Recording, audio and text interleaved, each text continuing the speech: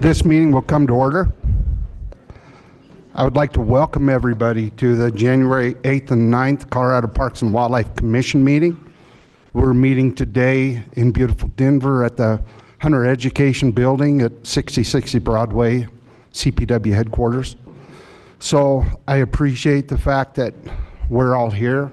We have a beautiful day to be here. Of course, we all know we have 2 very busy days of very important information.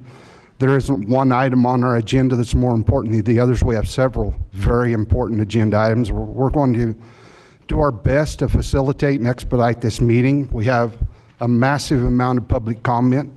We're going to do our best to make sure that that goes smoothly. Because of that, we are going to limit public comments to 2 minutes. We're going to be very strict on that 2-minute time limit. We had been fairly lenient that we'd allow somebody to finish a sentence after their 2 minutes had expired.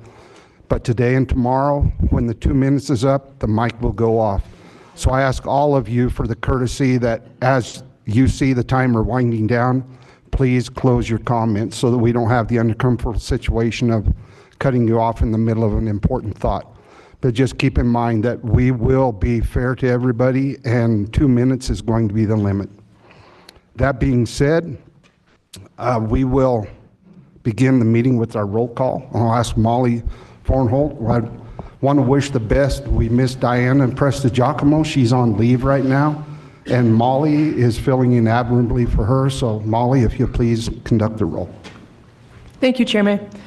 I would also just like to start this. Anytime we take a vote, I would really appreciate it if, just to clarify for everybody, to please turn on your mics before you say your vote. We just want to make it so that everybody in the public can hear. So we're going to be going a lot slower just to make sure that we capture everybody's vote. So please just make sure you turn on your mic before you say your vote. And then if for whatever reason we have technical difficulties, I'll repeat your vote just to make sure that it's clear for our public. So to begin, Bailey. Here. Beaulieu. Here. Haskett. Here. Jacober. Here. Murphy. Here. Otero. Here. Reading. Present. Robinson.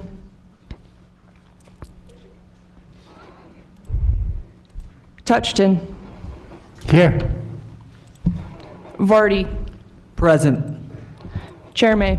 Present. Thank you. We have a quorum. Thank you, Molly.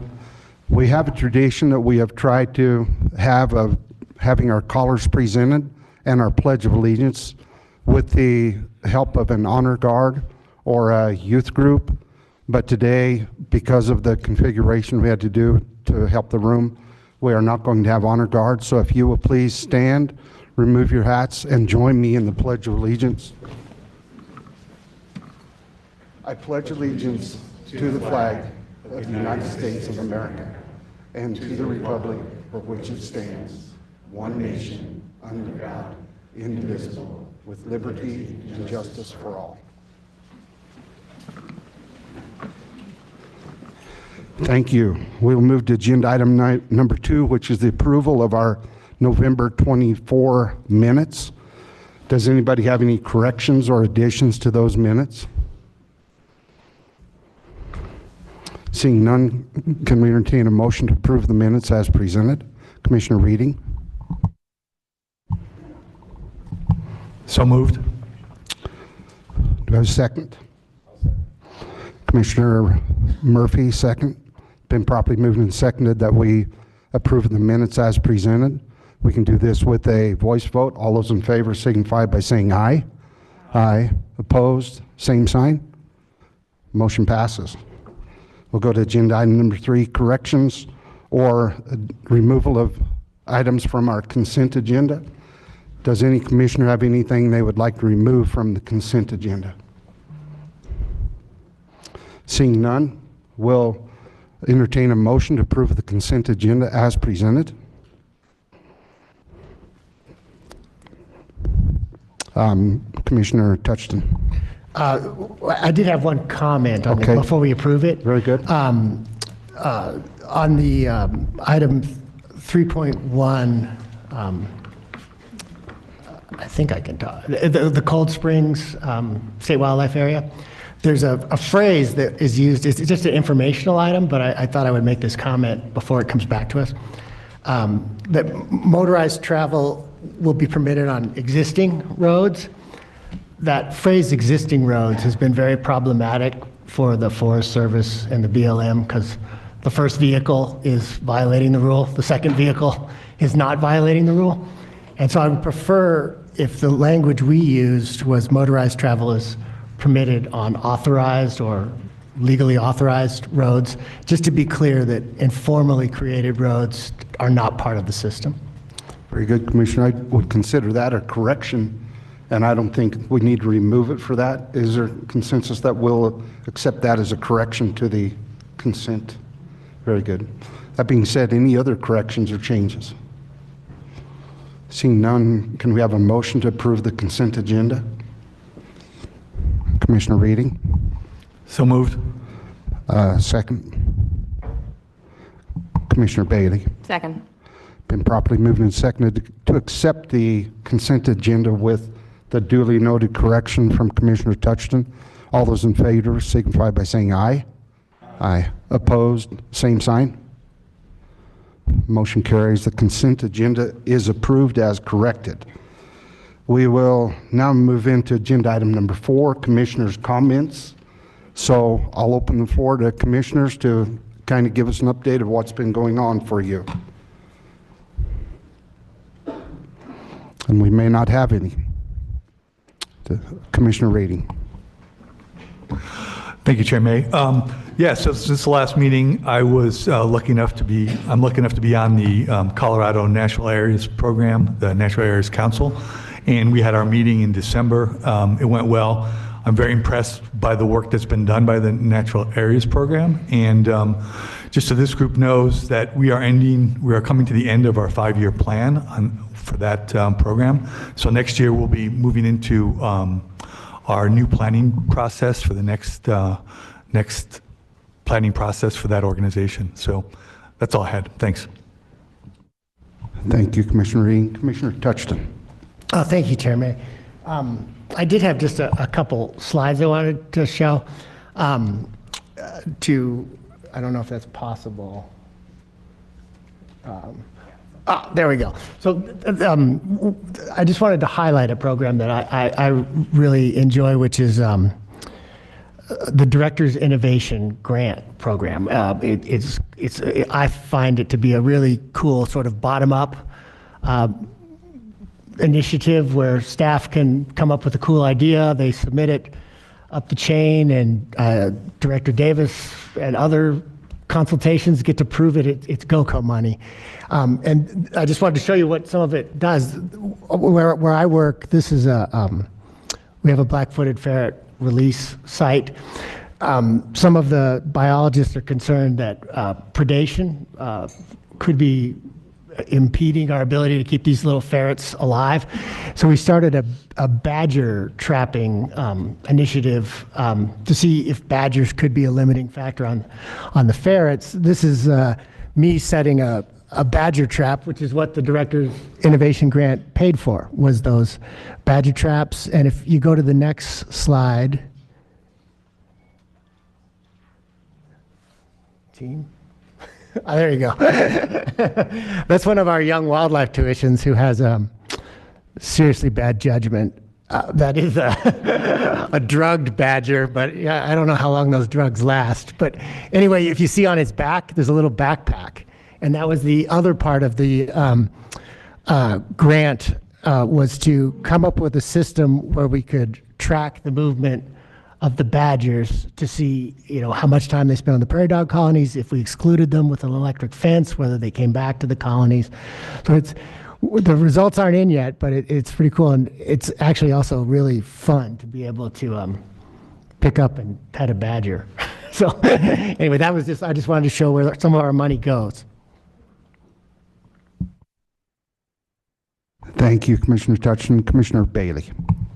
Thanks, Chair May. I just wanted to well, first, Happy New Year. Happy 2025, everyone. Happy to be embarking on another year of CPW efforts with you all. So as I think everyone knows, or many of you know, SB 26, as it's being referred to, was passed last year, which requires us as commissioners to have meetings with the public, open meetings, and engage with the public in maybe more meaningful ways. And so I just wanted to announce here that I'm going to sort of pilot an office hours approach. And so I will, on February 7th at 10 a.m., be on Zoom for folks to discuss things with me. We're not quite sure how it'll go, but soon we'll have Zoom information available, and then I'll ask folks if you have a specific topic that you think would be worthwhile to discuss in that setting, to email me at my state address. So look out for information on that, and I'll try to have some occasional office hours virtually, at least throughout the year. Thank you, Commissioner Bailey. Commissioner Haskett. Thank you, Chairman May. Good morning, everybody. Happy New Year. It's actually been busy, and it seems like December is usually quiet, but I've done a lot. Went to two different meetings, the GOCO meeting and then a Wildlife and Habitat Roundtable meeting. I watched was participating in a Zoom call from the Wildlife Society, which was incorporating drones into wildlife management, and it was very interesting. I attended the Working Circle conflict training meeting, spent the day there listening to their different techniques and what they have for non-lethal wolf training. And then I went to two different meetings, and I have some slides. This was the Rio Blanco County wolf meeting that was hosted by Rio Blanco County. It was a full house, at least 250 people there. And then I also went to the next slide.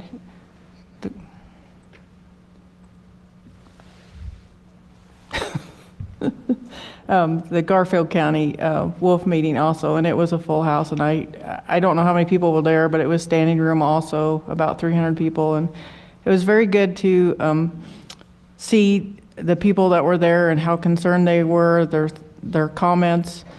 And it's not just agriculture producers, it's the citizens of those counties that are concerned also. So it was good to hear and be there. So that's all. Thank you.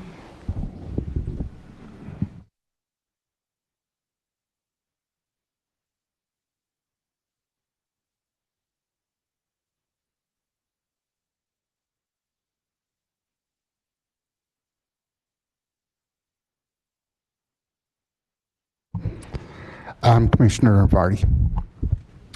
Thank you, Chair May. So since our last meeting, I got to attend the Winter WAFWA. I highly recommend WAFWA attendance to other commissioners who have not yet been. For those that haven't been, there's within each WAFWA, there's a chance for commissioners from all the different states to get together and talk about hot topics, learn about how commissions are operating in different states. And I was reminded that the Colorado Parks and Wildlife Commission is one of the largest and most diverse commissions in the Western region. And yet, even though we are of the largest and most diverse, we have a much higher track record of reaching consensus, of cordial meetings, and in general, I think we're doing a pretty good job. So, well done, everyone. In that commissioner meeting, we also talked about the hot topics that different states are facing, and the ones that were really rising to the surface were chronic wasting disease. We got to review some studies on what different states are exploring and doing, renewable energy and authority of siting, which I'm excited for our discussion on that tomorrow. We spoke about technology. Idaho in particular has a working group of 25 members looking at technology as it comes out and how that technology relates to fair chase. I think that's something that would be valuable for us in Colorado to replicate. We talked about dual classification of bison and how Utah is handling their bison populations and their partnerships with the regional tribes, which I think it will be interesting for us to explore as well.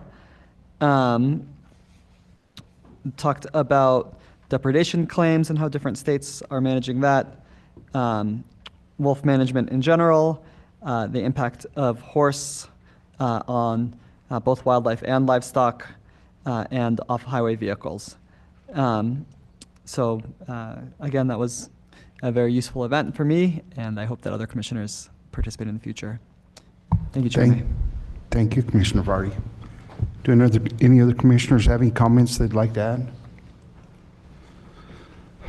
Seeing none, we'll move on. As far as comments from the chair, I will save that time to catch up in the meeting later today. So we'll move right into comments from Executive Director Dan Gibbs from the Department of Natural Resources. Director Gibbs. Great. Thank you so much, Mr. Chairman. Good to see all the commissioners. Good to see everyone here in the room, and I'm sure there's quite a few folks zooming in online as well. So great to have this great participation today in this meeting.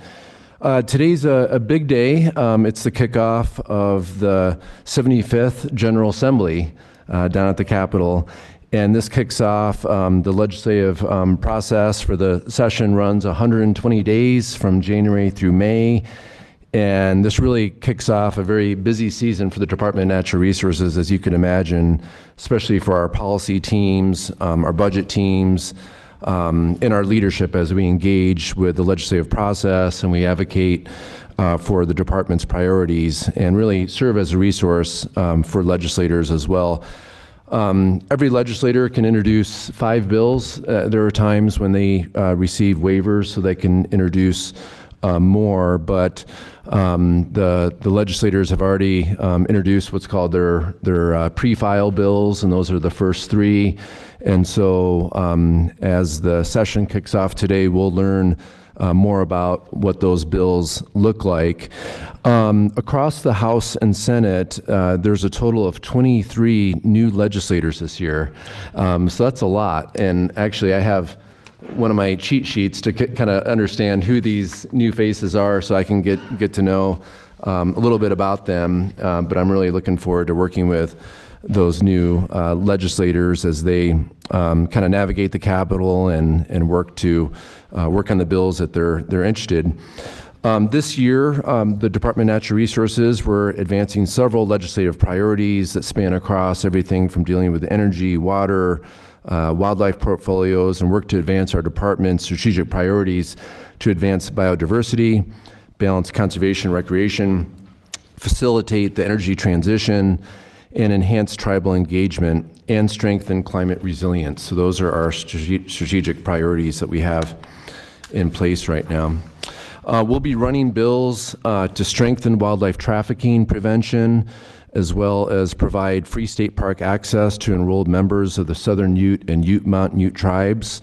Also working on bills to facilitate reclamation of abandoned mine waste piles, create a wildlife supply forecasting and mapping program within the Department of Water, the Water Conservation Board, improve the streamline regulation of carbon management and geothermal, implement process improvements within the Division of Water Resources. In addition to those bills, every year we also run our water projects bill, which is an annual bill, as well as the Species Conservation Trust Fund projects. So it's a pretty large portfolio of kind of legislative items that we're going to be focusing on this year. In addition to all those, I also want to highlight, as part of the governor's January 2nd budget letter, a legislative placeholder that was included regarding sports betting tax deduction changes for water projects. So this proposal moves forward the intent, which would generate additional revenue for the Water Plan Implementation Grant Program Fund by eliminating certain deductions from sports betting, given the passage of Proposition JJ. So really more to come on this, but we're really looking forward to working on those items. Also, our Director of Legislative Affairs, Daphne Gervais, she'll be working to advance all of our department-initiated legislation, coordinate with the DNR and engagement of other bills over the next few months. So I want to give a special thank you to Daphne, because it really kicks off a really busy season for her, to say the least. Also want to give a shout out, I don't know if she's in the room, but Sarah Hamming, CPW's legislative analyst, and you've all worked with her, but she also plays a really important role of working with Daphne. I know she's already set up and met with various different legislators as well. But thank you, Sarah, for all your important work. And as the legislative session gets started, we'll hear opening day speeches from the House and Senate leadership today about their key priorities that they're going to be working on. And then tomorrow, the governor will be addressing the Legislative Assembly in what's called the State of the State address. So that'll be going on tomorrow. Also, right around the corner, we're going to have our department SMART Act hearings. So for those that are not familiar with the SMART Act hearings, these are statutory requirements to keep legislators informed on the work of all departments. It's really a great opportunity to provide highlights of recent projects and accomplishments to legislators. So next week, we'll be presenting to the Joint Agriculture Committee, which combines members of the Senate Agriculture and Natural Resources Committee and the House Agriculture, Water, and Natural Resources Committee, and that will be on January 15th. And then later on the next day, we'll actually be meeting with members of the House Energy and Environment Committee and the Senate Transportation Energy Committee that will focus solely on the Energy and Carbon Management Commission. So we have, lucky us, we have 2 days of SMART Act hearings coming up. And we'll definitely keep all of you commissioners apprised of everything that's going on at the state capitol, but don't hesitate to reach out to Daphne or Sarah if you have any questions as the session gets underway. I know we've had some discussions on renewable energy here at the commission, and really looking forward to hearing from Will Tour tomorrow. He is the director of the Colorado Energy Office, and wanted to share with you that one of our department's strategic priorities is supporting the energy transition and facilitating the responsible development of renewable energy resources, and that's really central to our priority.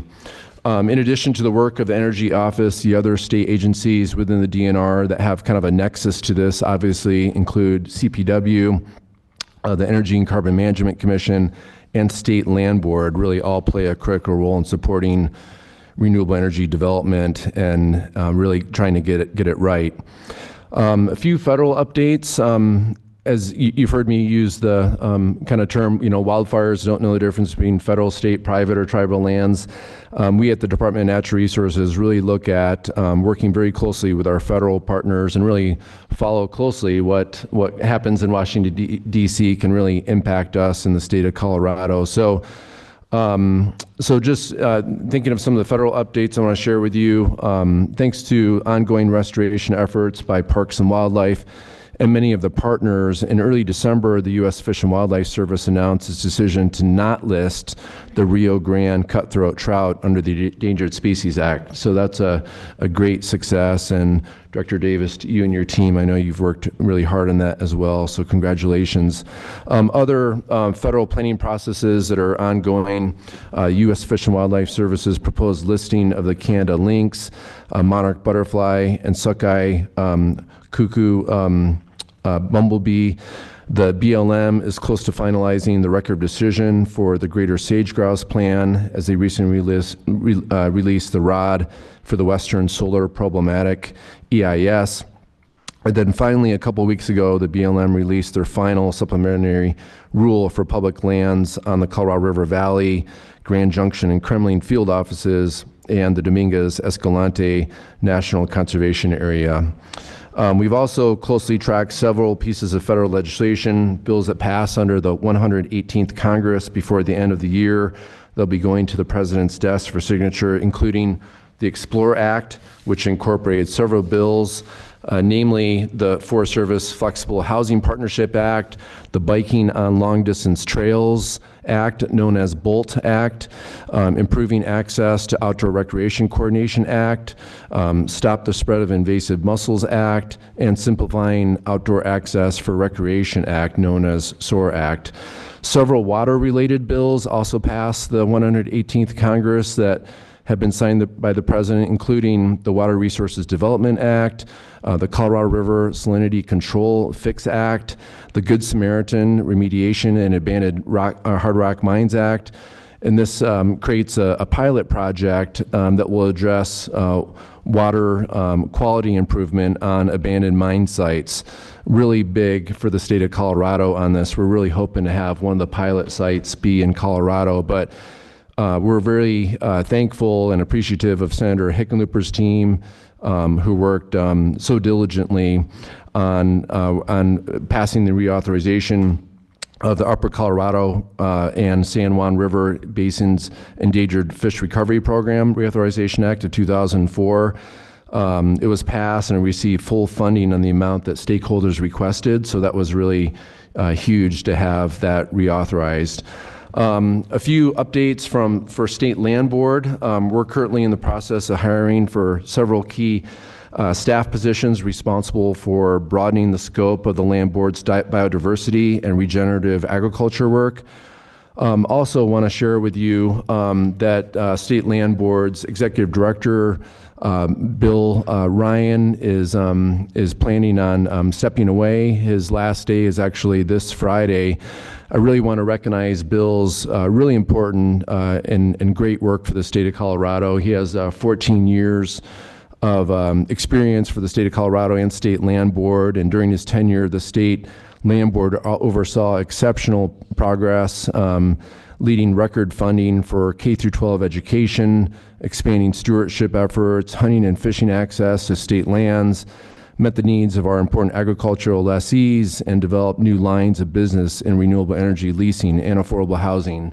So a big thank you for Bill.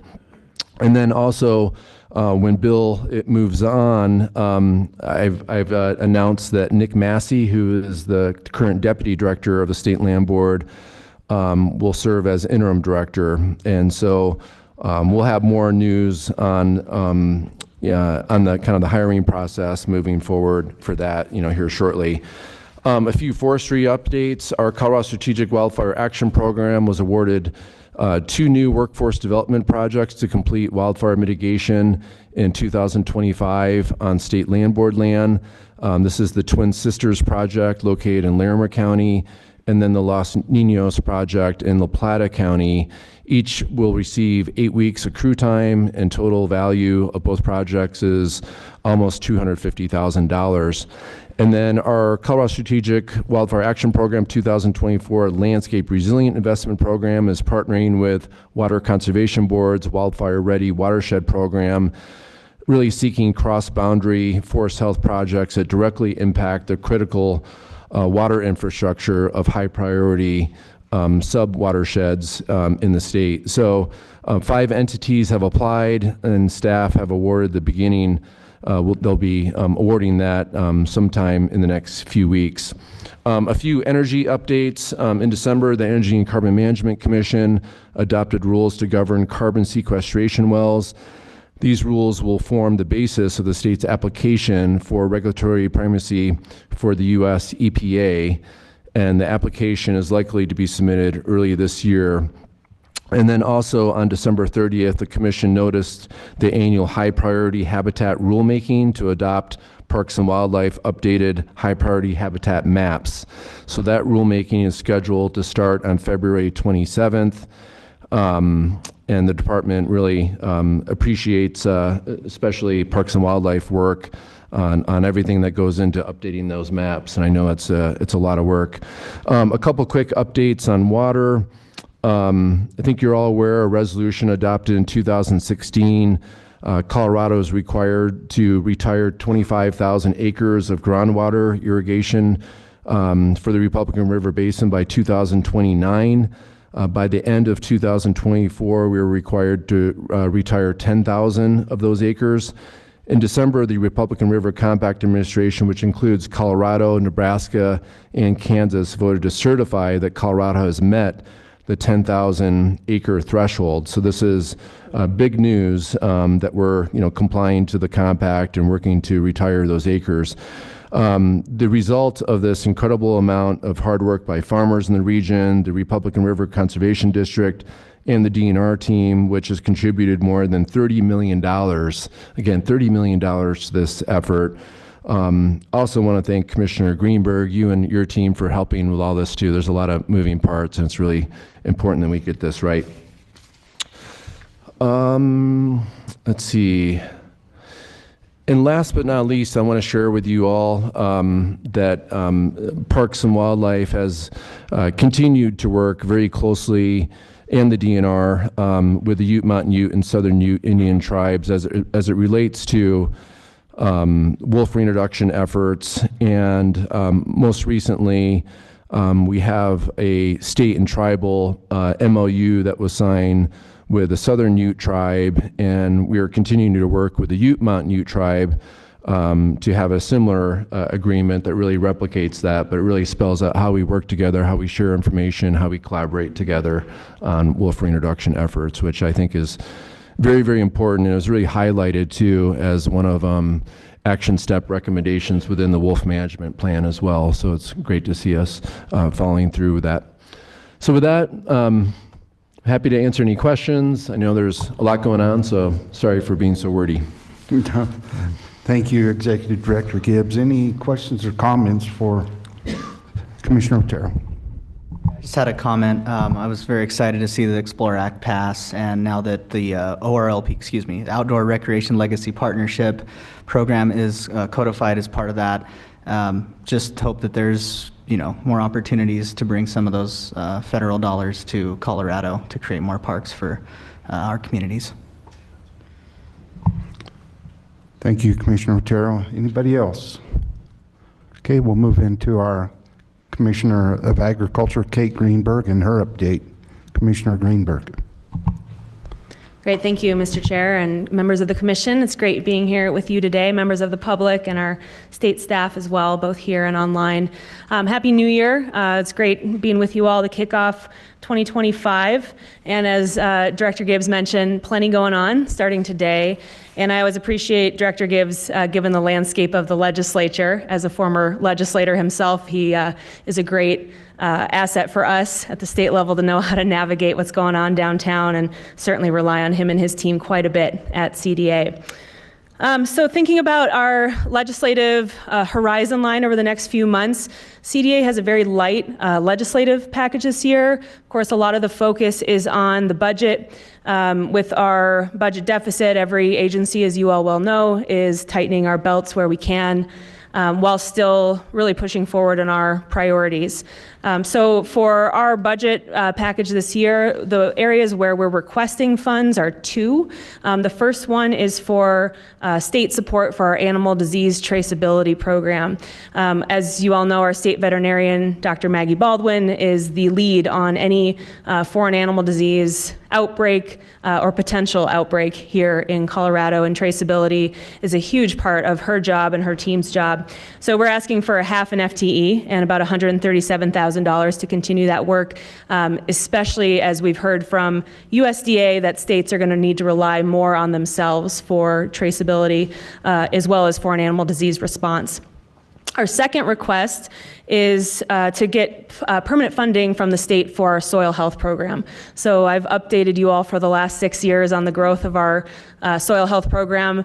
We have had one-time funding, both private grants, we actually launched the program through private funding, and then one-time funding from the state and federal grants. So this would be a request for about $300,000 and 2 FTE ongoing for that core operational work to keep the soil health program going and have some continuity through the ups and downs of grant cycles. When it comes to cuts, again, we've been working very closely with Joint Budget Committee, with Office of State Planning and Budget, to navigate how we tighten our belt at CDA without jeopardizing the core work that we do for ag across the state. So what you'll see for us at CDA, we're looking at some one-time transfers of general fund from our ag management cash fund. Actually, a transfer one time about $250K out of our disease livestock indemnity cash fund. Again, a lot of places where we rely on the USDA and federal money for indemnity almost entirely. For example, just with this high path outbreak, about $64 million in indemnity has come to Colorado producers through this for high path alone. So again, a lot of focus on disease outbreaks there. And then state fair, we have a strong cash fund down there, so we're just looking to transfer some of our general fund into cash fund, so some wonky budget stuff. But just so you know, we're looking closely at how we just help the state meet the needs that we have before us right now. At the federal level, as you've probably seen, the Farm Bill has been extended yet again, and so we'll be keeping a very close eye yet again on what this next Congress will do. But of course, it's a priority for us to have a farm bill in place and a permanent farm bill. There will be plenty of debate on that to come, and we look forward to being part of that. On the outreach front, coming back home to Colorado, I just want to give a shout out, as always, to our staff at CDA across the board. A few years ago, we added a community outreach director, Bethany Howell, to our team, and Bethany has really been working with folks across our department to have CDA show up in communities and not just be anchored in Broomfield. So we continue to get out in the field, show up at events, conferences. We've got a lot of our staff speaking at various conferences this season. So if you are able to get to Ag Forum or West Slope Food and Farm Forum, Farm Show in Greeley, CDA will be there alongside our ag community. And in addition, our regional assistant commissioners continue to do a fantastic job representing their communities with CDA and CDA in their communities. So Riley May down in Lamar was actually our keynote speaker at the Colorado Association of Conservation District annual meeting. Joe Stanko up in Routt County continues to do her amazing work across our communities. George Witten in Saguache has been all over the valley at water meetings, and Nick Purchase down in Pueblo County is doing a ton of work on the local and regional food system in southern Colorado. So really lucky to have them on board. When it comes to our kind of four main areas of focus, market expansion, farmer and rancher-led stewardship, supporting the next generation in animal health and welfare, and the fifth one I should mention being rural mental health, which I'll touch on in a minute. On the market side, we continue our work to expand both our local food system and our international work. On the local food system side, our community food access program is operating our new community food tax credit. So for the first time, CDA is now actually operating 2 tax credits.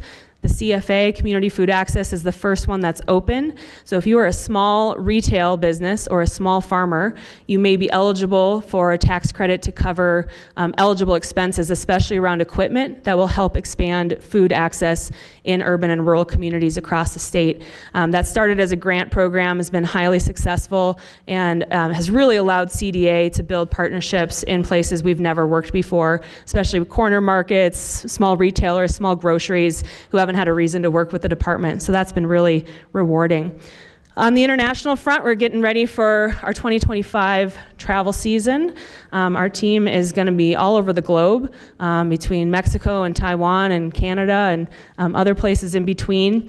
Last year, we sponsored 6 activities for ag businesses around the globe and helped our companies in Colorado generate over $11 million in business. So every time we take companies somewhere or bring buyers here to Colorado, we do not leave without sales for those Colorado ag companies. On the stewardship front, so I mentioned 2 tax credits. Our second tax credit is the Ag Stewardship Tax Credit. This was a bill that passed last legislative session. The big thing to note in terms of timing is that we're going to be starting the formal rulemaking process for this program within the next month or 2 is kind of our target. So our team is doing informal outreach right now. And this tax credit is going to be for eligible practices, which we're going to have to define through rule, that are in place on a farm or ranch in the tax year that the farmer or rancher is applying for that tax credit. So I think this is really, again, another extension of how do we make our soil health program last beyond grants. This is not just about soil health, but this is an extension and outgrowth of all the work that our producers across the state have done to build that program. And looking back on 2024, on the soil health program. We actually enrolled over 53,000 new acres in the Colorado Soil Health Program. And again, that's all voluntary, incentive-based. That's farmers and ranchers choosing to work with us to see what they can do on soil health. So we are really committed to continuing that work. I also want to give a shout out to our Ag Water Policy Advisor, Robert Cicada, who just completed his first year on the job with CDA. And we joke, because I've now given Robert, I think, 3 additional titles to his role. He's been my special envoy and senior advisor to Taiwan and South Korea. He's running our Rural Mental Health Advisory Committee, as he himself has experienced the challenges of farming under incredibly tense conditions. And he's just been a huge asset for CDA to be at the water table. So as Director Gibbs mentioned, everything that the state is focusing on around water, we now have somebody who can sit alongside our partners at DNR and be there representing ag on water. So very grateful for Robert. When it comes to supporting the next generation in ag, of course, a passion for, I think, most of us here and certainly at CDA. The big thing right now is our Ag Workforce Development Program is accepting intern applications. So this is the paid apprenticeship program that we operate. We pay up to $5,000 per intern per season. Most of that goes to the intern. The rest goes to overhead for the business. So we have received business applications. Now it's time for interns to put in their applications. So if you know young people who would like to be connected to a business in ag and maybe get their foot in the door, this is a great way to start. This is how I got started farming, happened into a paid internship, and that led me down the path to where I am today. So couldn't be a bigger believer in that. Last year, we supported 38 interns across the state through this program, and 86% of them said they will continue a career in agriculture. So we're excited to expand and continue that program. I mentioned rural mental health. This has been a priority of the department for many, many years, since before my time, and we're excited to continue it. Again, another program we rely on grant funding for, but now the legislature last year codified an advisory committee under CDA to work alongside the Behavioral Health Authority, which is really the centralized agency now on rural, all behavioral mental health. And our advisory committee met for the first time in December. We'll be meeting monthly, and very much looking forward to how they advise us to move forward supporting our rural and ag communities in tackling mental health. And the 2 things we're focused on, or have been, and will continue to be, gaining access to service for our agricultural communities for mental and behavioral health care, and destigmatizing asking and getting help. And we don't have to question how tough folks are in ag, but we can't let that get in the way of us being tough in support of ourselves and our families and our mental health. And that message we hope to continue to ring loud and clear across the state.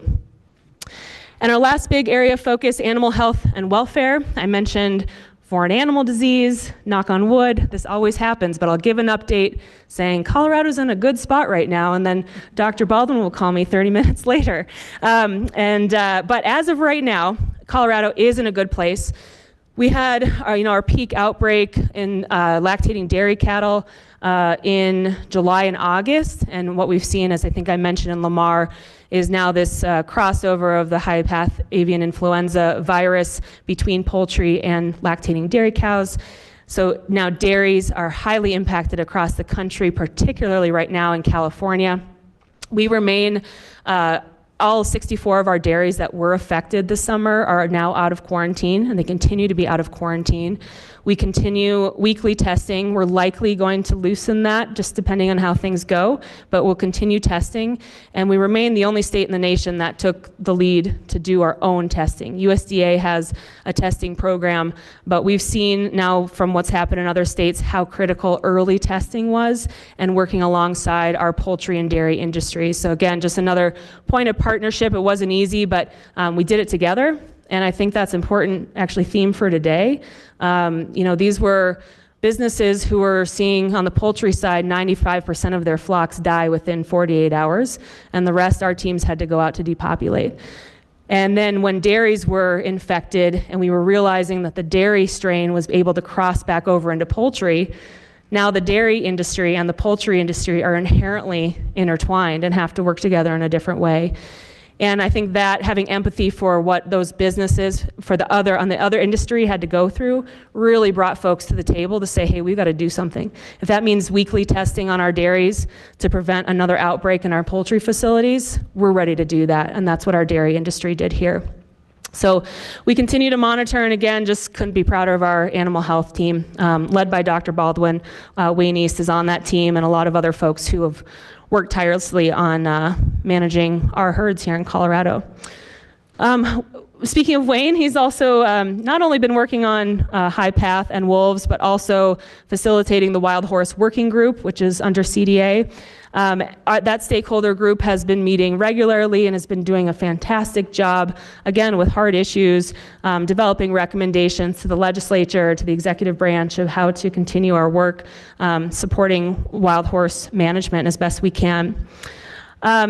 And then on wolves, of course, all afternoon is on wolves, but I just want to mention here, I'll have more comments later.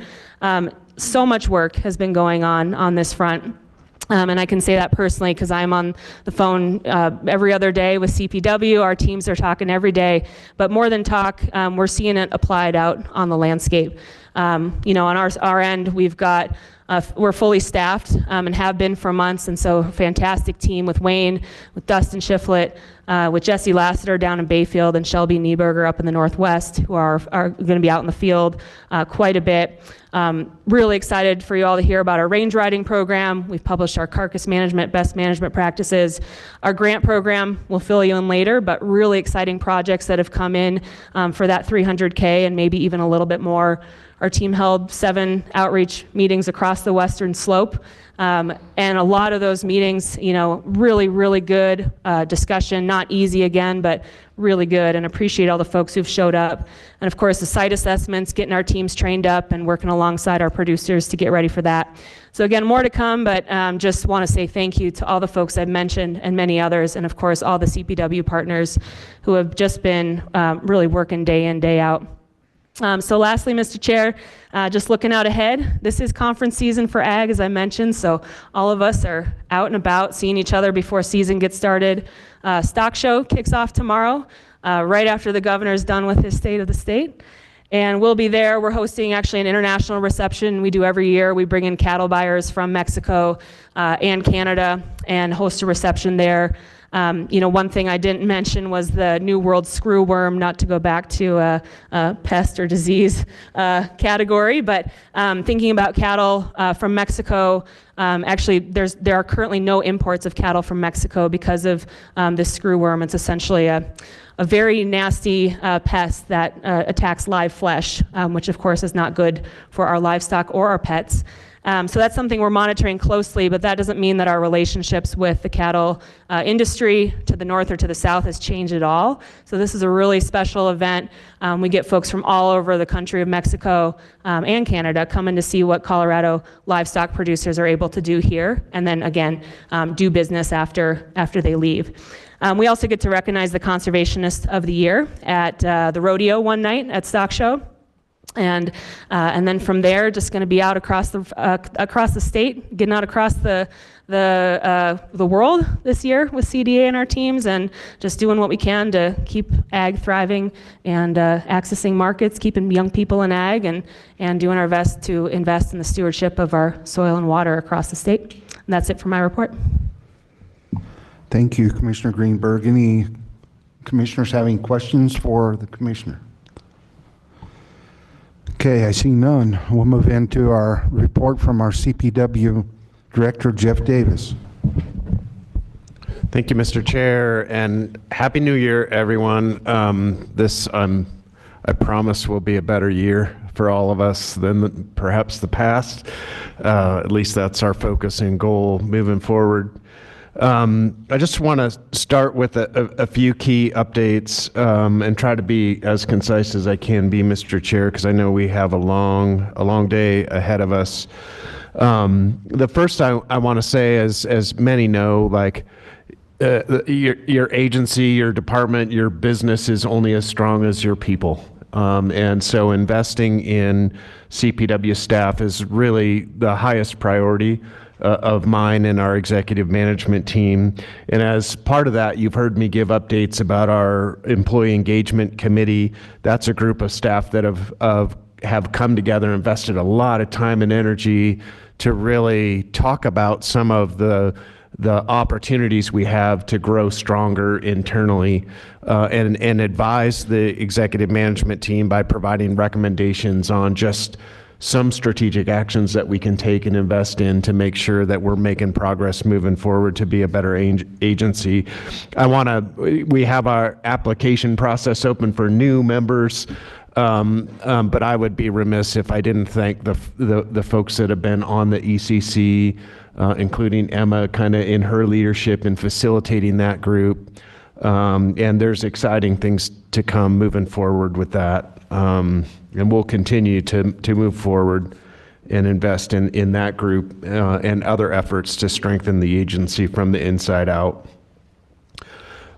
You've heard me mention the partners in the outdoor conference. The planning's well underway. That conference will take place April 22nd through the 24th at Cheyenne Mountain Resort in Colorado Springs. The theme is resilience, building strength and sustainability for the future of the outdoors.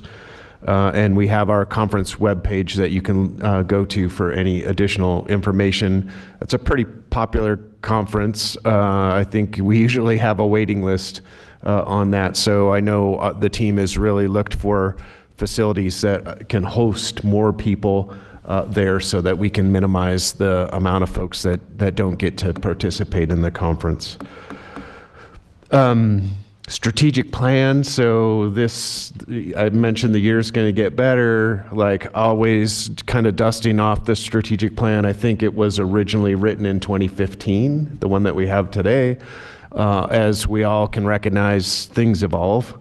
And it's a great opportunity to take a look at the strategic plan, really fully engage with the public and the commission to kind of create that new plan or updated plan moving forward to address those emerging needs, and again, continue to strengthen the agency, our connection with the public that we serve through public trust, and make sure we're setting the pathway forward for the people that come behind us to truly deliver or maximize the delivery of our mission to all the folks in Colorado and the visitors that we serve. So a few key things here. We hired Persono as the primary vendor and the equity project as a sub-vendor for us to help with the public engagement component. Let's see. So January through April, Persono will be working. We're kind of in we got them on board. Now, what are we really looking at? They've been doing a lot of research about the agency, the mission, the work that we do, the public that we serve. So they're putting those pieces together. And January through April, there'll be a lot of internal engagement with the executive management team, and even equally as important with our CPW staff, right? Like, these are the folks that are on the front lines. They know the work the best, and they can help us kind of craft how to truly maximize our synergy in delivering on the public's needs and expectations. And then March through August, there'll be, Persono will be leading some commissioner workshops. So there'll be a real good opportunity to engage with your ideas and what you hear from the public that you represent, and merge those in together to help the drafting. And then April through August, there'll be, Persono will be leading external engagement, and that's going to be really important to engage with not just the partners that we've had for a long time, but really, as I usually describe it, how do we connect with that missing middle, the public that is in the middle and doesn't necessarily prioritize or is able to prioritize or even attend some of the efforts and opportunities that we provide, again, in our public trust thinking. So that more to come on the strategic plan. I'm pretty excited about it, but I'm a little bit of a nerd about actually creating a strategic plan and tying your processes to that plan so that you're actually living it. It's not just a a thoughtful process that then sits on the shelf and you do business as usual. Talked a lot about the statewide comprehensive outdoor recreation plan, or SCORP. And so last month we published that. And for folks that don't really follow the SCORP, it's a 5-year action plan with 4 key priorities. That's access and opportunity, stewardship, land, water, and wildlife conservation, and financial sustainability. This year, the plan update included 479 land managers that participated in the survey to help inform the plan, and those represent local parks, open space, state and federal public lands.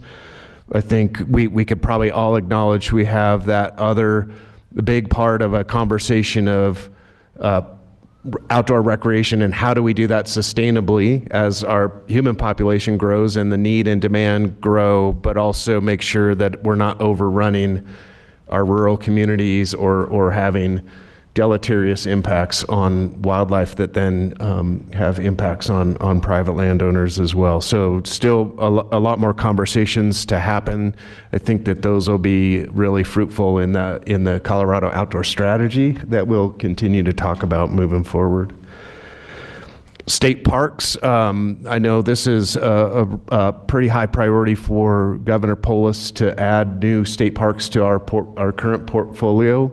I also want to say it's also a priority to continue to invest in our current quality state park system and make sure that, again, we're trying to grow the activities that our state parks and experiences that our state parks provide to all Coloradans. And I get a lot of emails from people that come to Colorado for our state park system. So continue to invest in those, but one new exciting development. I just wanted to let you know that I've sent a letter to Colorado BLM Director Doug Vilsack to acknowledge and respond to the BLM's interest in exploring a partnership with our agency and other partners to seek a cooperative management solution for North Sand Hills Special Recreation Area.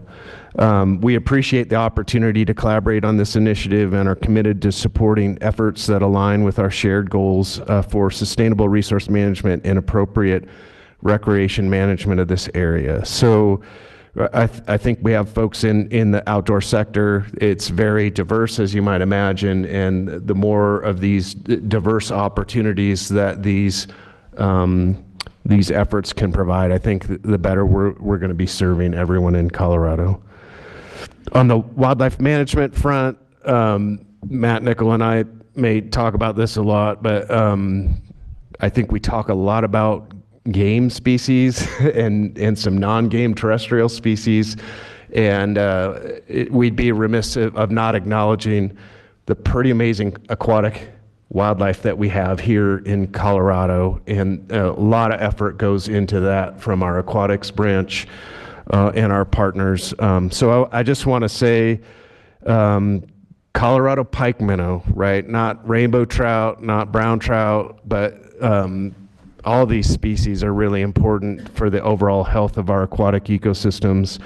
And part of our effort to protect and restore these species is really critical from a state listing perspective, but also efforts that we can do today can potentially prevent federal listings, which have their own consequences to us and others. But on October 30th, during the annual native fish surveys on the Colorado River, CPW aquatic biologists netted 3 Colorado pike minnow just west of Palisades. So pretty exciting day for the team, as Colorado pike minnow is one of the critically endangered native fish species in the Colorado River. The catch of 3 of these remarkable fish within just a few minutes is a significant achievement. And the last time this happened for our native fish team was in 2021 during the same type of survey. So we're making progress despite maybe some additional pressures that continue to grow. Certainly there's the CPW piece, but there's a lot of partners that are involved in that success, from the water folks and the private land managers, the public land managers. So kudos to all of us for continuing to make progress on that point. We'll have a lot of conversation about wolves, so I don't want to take up much time now, but as you know, on the agenda, CPW staff and CDA staff will be given a presentation on our efforts.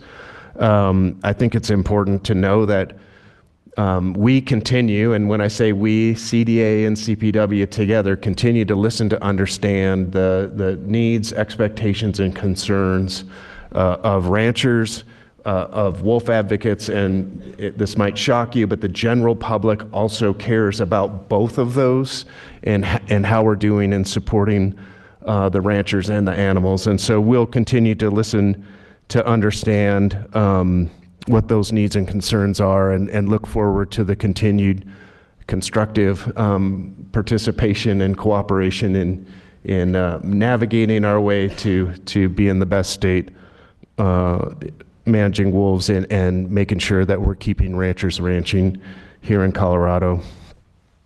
I do want to let you know one exciting thing. I hear about this a lot in meetings about Washington State's best management practices.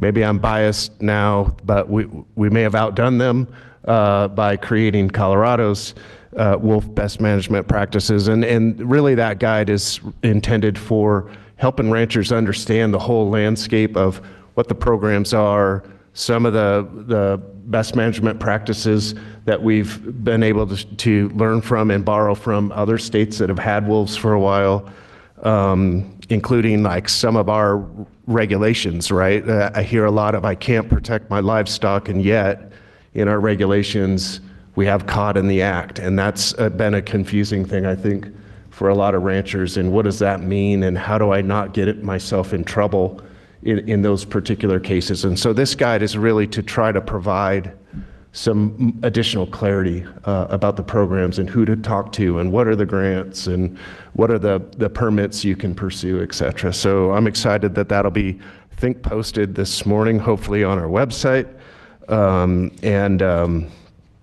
Hopefully our staff will be armed with those so that as we engage with ranchers and site assessment development or depredation investigations, that we'll have that handy to make sure that, again, we're trying to make this as easy as possible for the ranching community, recognizing how difficult this is and how emotional, quite frankly, I think for all of us it is.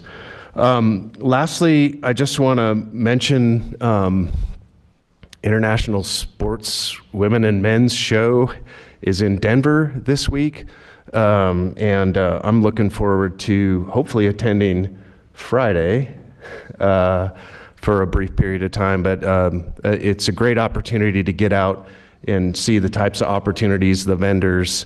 There's learning plenary sessions for that, and it's not probably lost on any of us how important hunting and fishing and outdoor recreation is to Colorado's economy, and keeping that economic diversity, especially in our rural communities, is going to be critically important moving forward to keep Colorado the special place that it is. So with that, Mr. Chair, I'll conclude unless there's any questions.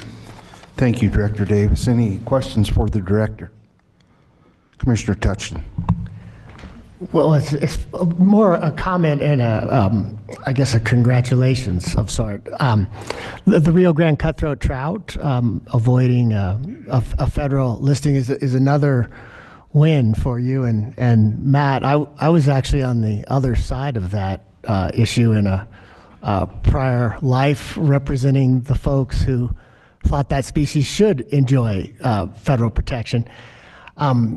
And this might be instructive for some of our conversations today. You know, my clients petitioned for federal listing. Oftentimes when you petition, you just want to create action. And so a petition can be successful by forcing action rather than reaching the ultimate result of federal listings. I think that in this case, that might be one of those examples where that petition spurred Colorado and, well, principally Colorado, and New Mexico into taking conservation actions that averted a federal listing. So anyway, it's I think an important milestone. Thank you, Commissioner Touchton. Anybody else have anything for the director? Seeing none, we'll move on to the agenda item number 9, which is our financial update.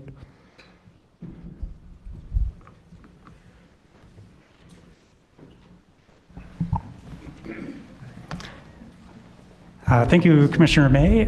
Commissioners and directors, my name is David Porter. I'm the Deputy Chief Financial Officer for Colorado Parks and Wildlife, and sitting in for Justin Rudder today for the financial update that he's prepared for you, that you'll find in your packets and also online. And I'll stick pretty close to the material here, but basically the main thing we want to talk about is some of the discussions that are going on in the legislature with regards to CPW's funding. And so the governor submitted the executive budget on November 1st, and since then, CPW and the EDO and DNR have been working with the Joint Budget Commission at the General Assembly. They reviewed our budget submission. The JBC was briefed on it, and then the director and both directors came in for a hearing and talked to the Joint Budget Commission about our proposals. And in that whole conversation, the state is kind of under an odd constraint this year where Tabor revenue is capped, and so there's an $800 million, the budget without any reductions would have exceeded revenues by $800 million, and so they're having to cut the budget. The governor proposed a set of cuts to make this happen, and as the Joint Budget Committee is reviewing these, some discussions came up, and they're kind of encapsulated in the memo that was sent to you in the 5 bullets. So CPW, as you know, by and large, is an enterprise agency. Our funds are not subject to Tabor. And so the great degree of our funding is not part of this discussion. However, there are 2 slivers, and one would be general fund that comes to CPW from the legislature. Included in that is WOLF funding, a small amount of funding for state parks for veterans access, and a little bit of there's a little bit more money for climate action as well. But the majority of it is the $2 million for WOLF funding. And to kind of think through the strategies that the Joint Budget Committee is considering, any cut to the funding that's given to us for example, the veterans, $125,000, they could use that money and use it to balance in other parts of the state's budget, and then require us to either stop doing the service that we're providing or find different ways to fund it. And so looking at that as a whole, I just kind of, the bullets that are listed in your packet, these are kind of the different proposals that we've heard of, just being chewed on. I would say there's some specific ideas, and then there's some that are just kind of suggested to us that were addressed in the JBC hearing. So reducing or eliminating the $2.1 million in general fund for Prop 114. The only, they've been discussing what would happen if we had reduced funding for wolves, reduce approximately $4 million in severance tax for aquatic nuisance species. So this is from the operating severance tax operating fund. And so what would happen to our ANS program if if it was reduced by as much as $4 million, refinancing severance tax trust transfers for the severance tax trust fund to general fund or enterprise cash funds, and refinancing $2.5 million of severance tax support for park operations in the parks cash fund. So these are existing severance tax and general fund moves in the long bill. Finally, temporarily reducing general fund resources to the wolf compensation and depredation fund. And so we've been receiving some questions on that, working with the General Assembly, trying to think of ways to creatively assist, but also not jeopardize our own funding and our own operations. And so that is the basics of the update for you. And if you have any questions. Commissioner Haskett. Thank you, Chairman May. Thank you for the presentation. Not to put you on the spot, but the last meeting I asked about some wolf dollars, and all of this is very concerning. And the first and the last things on here have to do with wolves. But I asked what the real cost of wolves was, and I'm wondering if anything came about with that, of what Actually, Kate has shared with me what CDA has been spending, but Fish and Wildlife and NRCS, the dollar amount's a lot higher than what we're spending, and I'm hoping somebody can find out that information for me. I do not have that information, but we'll work with Justin to get an answer. And I will say overall, the wolf funding is such a volatile and unknown territory for us that this is something that we're talking to the General Assembly about in terms of, I think the most recent example is December 31st, receiving all the depredation claims and not knowing what that meant to our budget. And so that last bullet about reducing the transfer to general fund, from general fund to the wolf compensation and depredation fund, what we knew about it in November was different than what we know about in January. So, Right. But I'll work with Justin for that question. Thank you. Thank you, Commissioner Haskett. Commissioner Touchton. Thank you, Chairman, and thank you, David. Well, first, I guess, two quick comments, and then I do have a specific question. In these conversations, it seems, well, my two comments go to what we might convey. There's the idea of a haircut versus a beheading. And it seems sometimes it would be better if everyone took a little haircut than rather some categories of funding were beheaded. And I would just, your thoughts on conveying that. The other that really leaps out at me is being penny wise and pound foolish. The aquatic nuisance species program, is the legislature aware of what the costs, if we screw that up, there's zeros added after these dollar figures if we actually have a zebra mussel problem, for instance. But my specific question is, the legislature cannot, or I'm asking, can they touch the wolf license plate revenue that was supposed to be collected and used for non-lethal stuff? Thank you, Commissioner. So I do want to address the penny wise, pound foolish. I do think haircuts is the way that everything has been presented going forward. The governor's budget includes a number of different small changes as well, and the proposals I've seen, for example, 10% reductions and things like that. As in terms of penny wise, pound foolish, that's definitely part of the conversation. I know that was brought up when we talked specifically about severance ANS and what it means to the infrastructure of the state if ANS is throughout the waterways. And then I actually lost it. And the legislature divert our license plate money? No. Okay. Any other questions for David? Okay, I think that puts us well ahead of our schedule. Probably the only time I'll be able to say it in the next 2 days. But we are ahead of schedule. We'll move now into, actually, we're scheduled for a break. I guess we'll go ahead and take the break now because our problem is we tried to schedule all of the wolf topics for after lunch. We scheduled lunch to break early, and I don't think we can really change that very well, so we'll go ahead and take a break now. The time is 9:13. We'll come back at 9:30.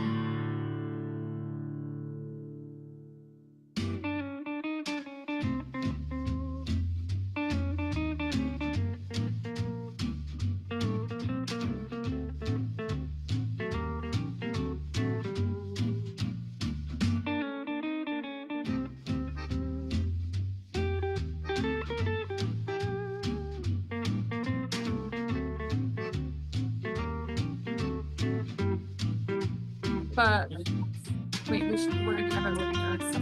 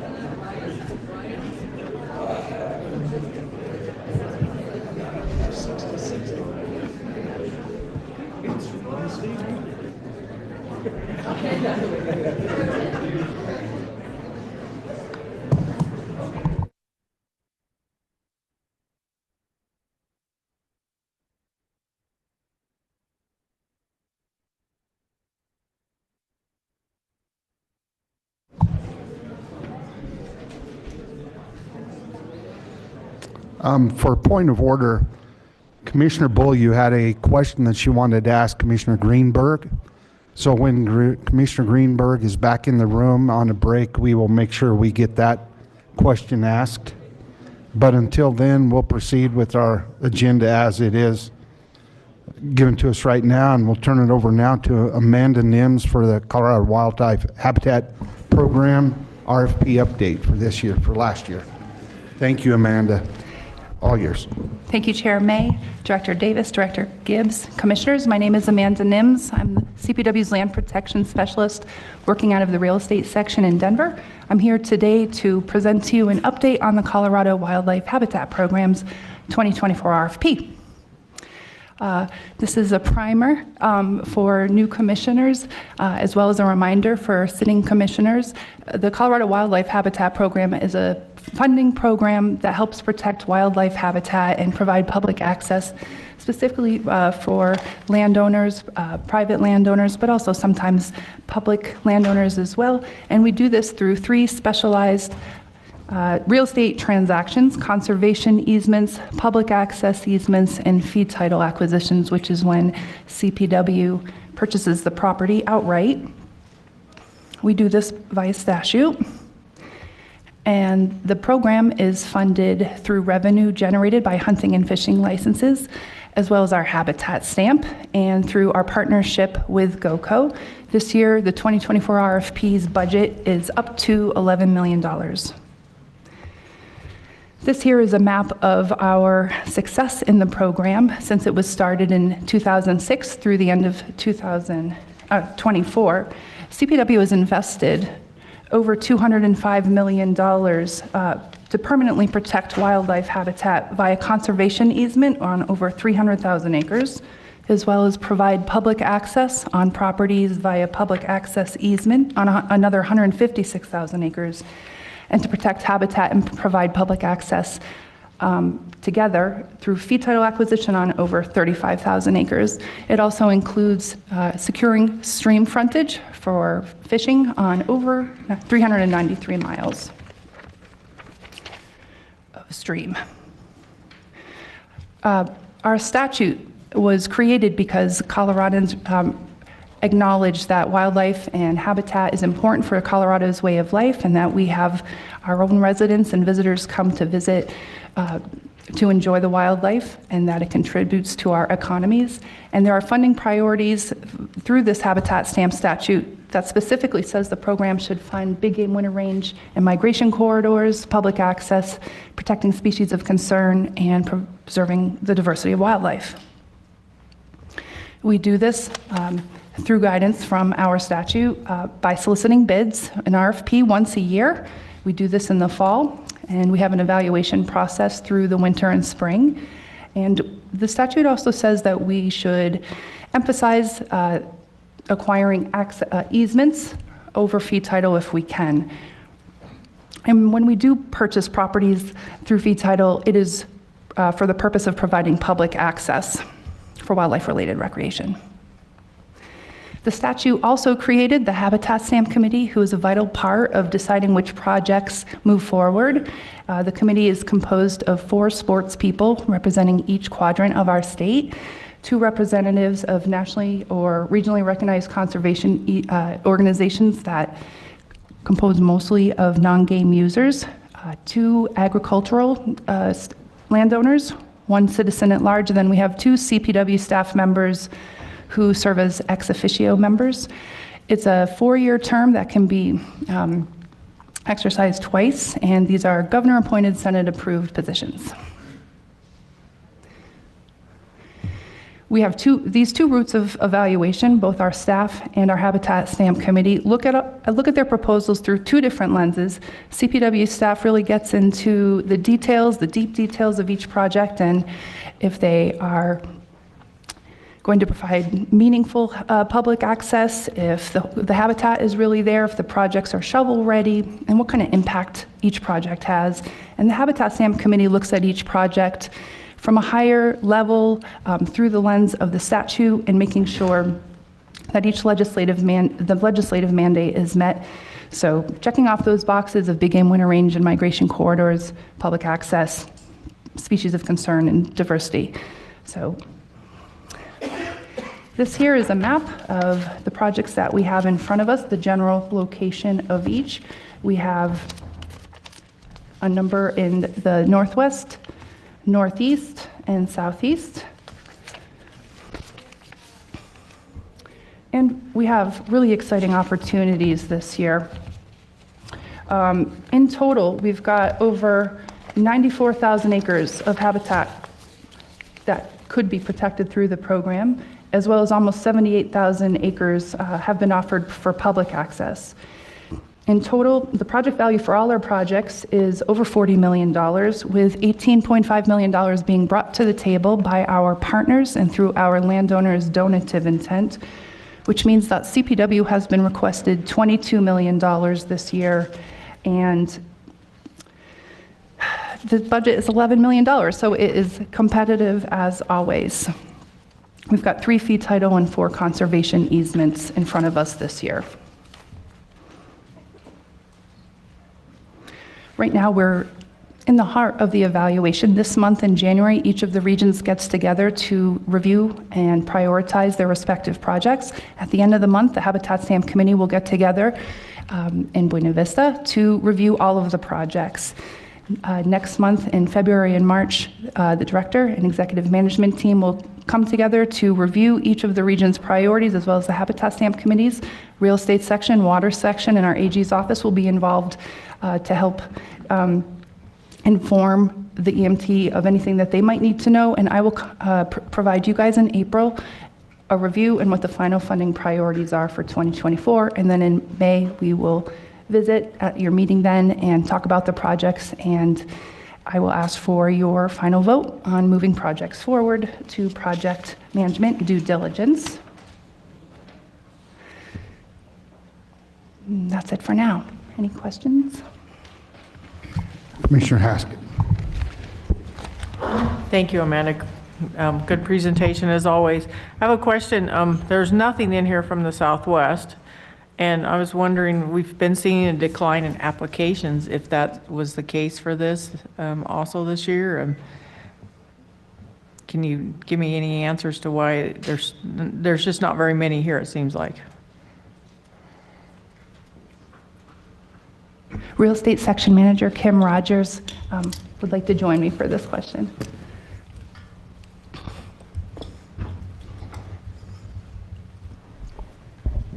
Good morning, Commissioners. I'm Kim Rogers. I'm the Real Estate Section Manager for Colorado Parks and Wildlife. I think I can't say why we didn't get any more applications this year or for any specific region. There is a trend towards fewer applications. We've talked about that before with the commission and the reasons. I don't think there's any new information to share in that regard. For those who may be new, I think to the commission, I think some of the high points are we only have $11 million, and this year we had a request that was exponentially more than that. And our partners who submit these applications, it costs probably $50,000 to $70,000 for them to start working with a landowner. And when they consistently aren't selected, and this is the feedback we've received from them, it's just hard for them to make that commitment year after year. They're nonprofits. Mm-hmm. So, pitch for a bigger budget so we could do more. But I think the important point is that we always get asked for more than we have to spend. And so we always receive quality applications. And so the program is doing what it was designed to do with the budget that it has. And I think we all should feel really good about that. We do in real estate. So thank you for your question. Yeah, that's good. I think it's an important program, and it's still good to see we're doing good things. It's just surprising that the number keeps going down, but it makes sense. And there are more people doing conservation easements now than there were before also, I think. So, thank you. Commissioner Touchton. Thank you, Chairman. And thanks, Amanda and Kim. You guys are like a little bright spot on our agenda today, because this is one of my favorite programs. I think it's really an important one. I completely, the budget and this demand or the need really to preserve habitat are not congruous right now. $11 million doesn't go as far as it used to. But my question is a little different. I think in your slides, Amanda, you gave us the statutory priorities. There was like a subset, I don't know if we still call them priorities, but areas of focus from, I think, the commission or staff. But one of them, if I recall right, was conserving lesser prairie chicken habitat. And Marie pointed out the southwest corner of the map. The southeast corner is also equally blank, in terms of where the lesser prairie chicken lives. So I'm wondering, are there any mechanisms that we could use to encourage? It is a priority that we would like to fund. So if they did submit an application, they would seem to have a few points on some of the others.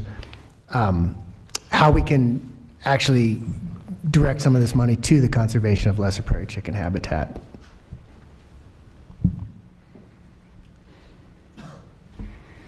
I think you're speaking about the funding preferences for 2024. Our priorities are based on statute, and our preferences are based on policy by our director EMT and you all. And yes, lesser prairie chicken habitat is one of the funding preferences for 2024.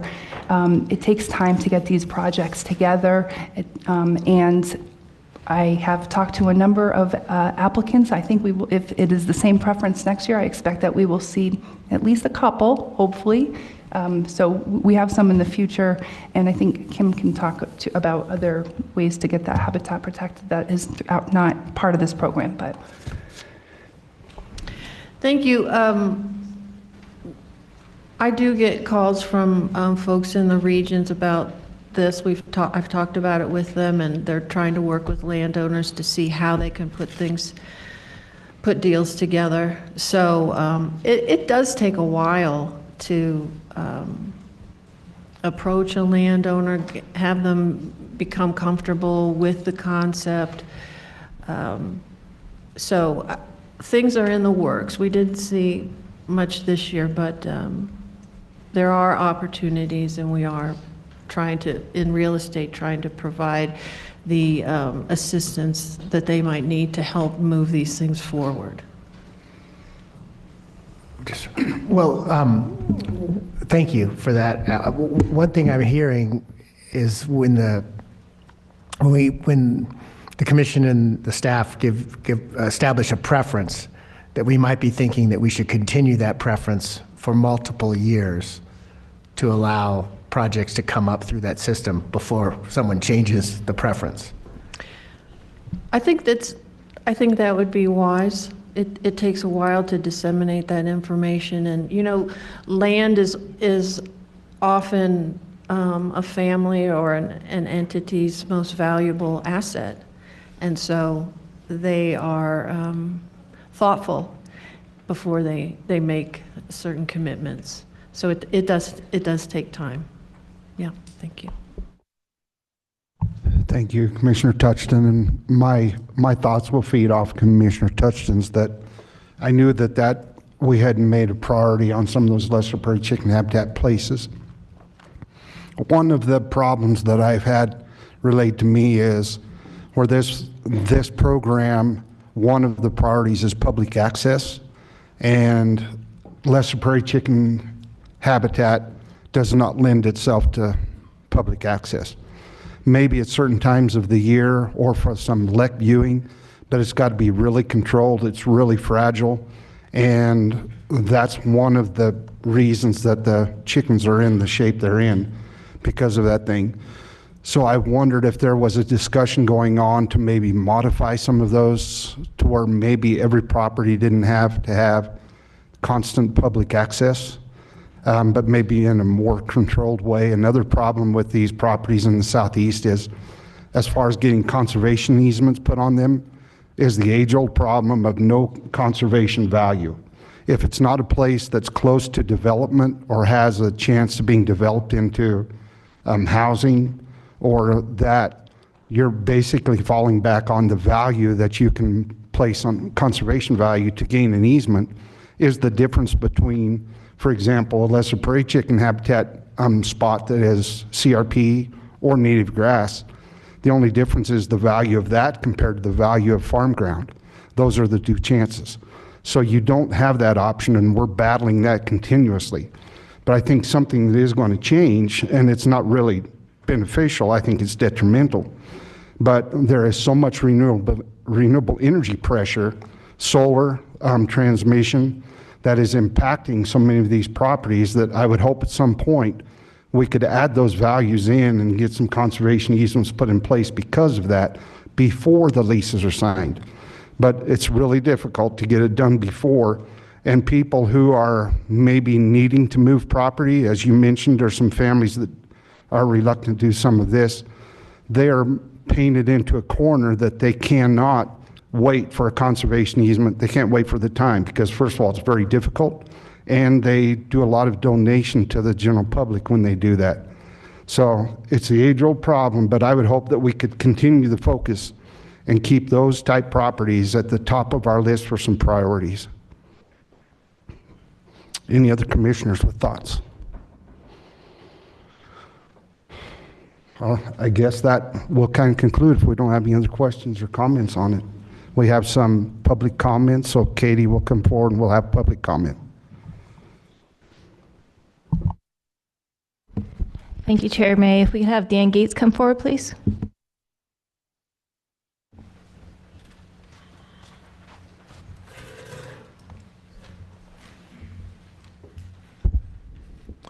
Thank you, Chair May. Thank you, Commissioners, Director Gibbs. My name is Dan Gates. I'm the Executive Director for the Coloradans for Responsible Wildlife Management. And as you know, I've presented to you on several occasions when I was chair of the Habitat Stamp Committee itself. And I just want to reiterate the fact that, and I think Director Gibbs might be able to help me out, but I think it came out of the interim committee with Bill H to reauthorize the Habitat Stamp Committee and the funds for that through this general legislature, the reauthorization. One of the things that we've observed, and I termed out of the committee in 2022, was the fact that the hurdles and the burdens that are created for those landowners, like Chair May had alluded to. But some of the things are trying to make sure that this is an even flowing, upright manner to be able to make sure that this stuff is established. Some of the things that I've been involved in over the 8 years that I was actually on the committee, where you saw people pull back and continued not to submit their applications for a variety of different reasons, family or otherwise, but a lot of it was just government burdensome. It just the hurdles that were created during that process. But if you look at the lack of participation or applicants this year compared to what we've had in the past, there was times in the past when we had 30 or 40 applicants. It's down so substantially, but because I think that there's actually been maybe a tainted opinion or a word of mouth that's been put together at some capacity for those landowners to actually think that they were doing something for the greater good. What I'd like to see is if there was something that could be handled either legislatively or through the commission to help establish a better conduit, a mechanism for communication and continuity to the landowner community.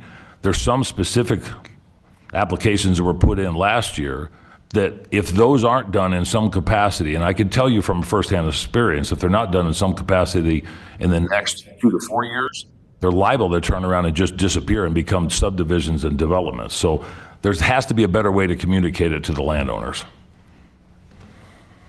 Dan, I have a couple comments and questions for you. I know you have the same priorities.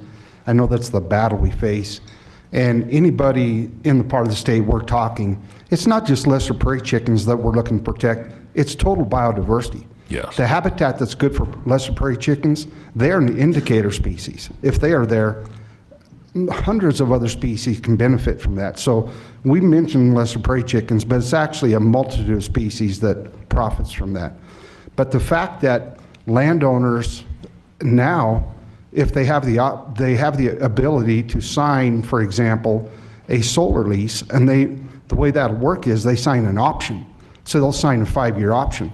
Well, that takes that property out of the hands of being able to do this, because that now has the option of having a development put on it. So if there's a way, as you stated, that we can get out in front of this and not make it so difficult for landowners to be able to get engaged, because it's much easier to sell a property. If somebody's doing this for financial gain, which is usually what is mentioned, it's so much easier to just list it with an agent and sell it, because that's a 6-month window that you can do that. If you try to do some of the things that we're talking about in this group, it's years, and you may never ever get it done, and you don't realize the financial benefit out of it. So all of us that are concerned about this and this program that has done so much good, as time change, I think that's the things you mentioned we have to start focusing on. Yes, sir. And if I could make one final comment, I mean, the money that Amanda mentioned as well is so insignificant in comparison to, if you have 70,000 acres, try to buy that for the money, or try to buy it or get a fee title acquisition or something in the amount of money that's available through the program. The problem we get into is money. And as to your point, Chair May, when people need the money to be able to continue that property in a management perspective, it's almost impossible for them to wait 2 to 3 to 4 or 5 years, especially when you're looking at a place that's maybe 30,000 acres, or maybe it's 20,000 acres or 10,000 acres. If it has to be done in incremental steps, it might take them 5 or 6 different processes to be able to go through just to get that same property in the same easement. Very good. Thanks, Dan. We're watching it disappear in real time. Yes. That's the danger. Thank you, sir. Thank you. Any other comments or questions for Dan? See none. Thank you, Dan. Thank you. Well, I think that's it, unless there's any other comment from the commission for Amanda or Kim. Seeing none, I would say thanks very much, ladies, for your good work. And I would like to go now. Commissioner Bull, you had a question that you wanted to address to Commissioner of Agriculture, Kate Greenberg, so I'll turn it over to you, Commissioner Bull. Thank you, Chair May, and I apologize for not asking this when you gave your update. I didn't know if there was an update because it just happened, but could you provide any information on the cage-free requirement that went into effect on January 1st? Yes, thank you, Commissioner Beaulieu. That was one of a few things that I did not update on just for time's sake, but happy to talk about it. So as you mentioned, January 1st of this year, so just last week, the full extent of Colorado's cage-free egg law went into effect. So essentially what that means, working backwards, in 2020, a bipartisan piece of legislation passed creating an on-ramp to fully cage-free status in Colorado for egg layers, for eggs, essentially, table eggs, by January 1 of 2025. Now, starting January 1 of 2023, the sort of on-ramp was space requirements for egg-laying hens. So for the last 2 years, anyone who produces eggs to be sold in Colorado, so that means our Colorado egg producers and egg producers across the country who sell into Colorado, have come into compliance with what we called the 144 rule, which was 12 by 12 inches of space per bird. What took effect last week was fully cage-free. So now all the eggs on the shelves should be cage-free, come from cage-free hens.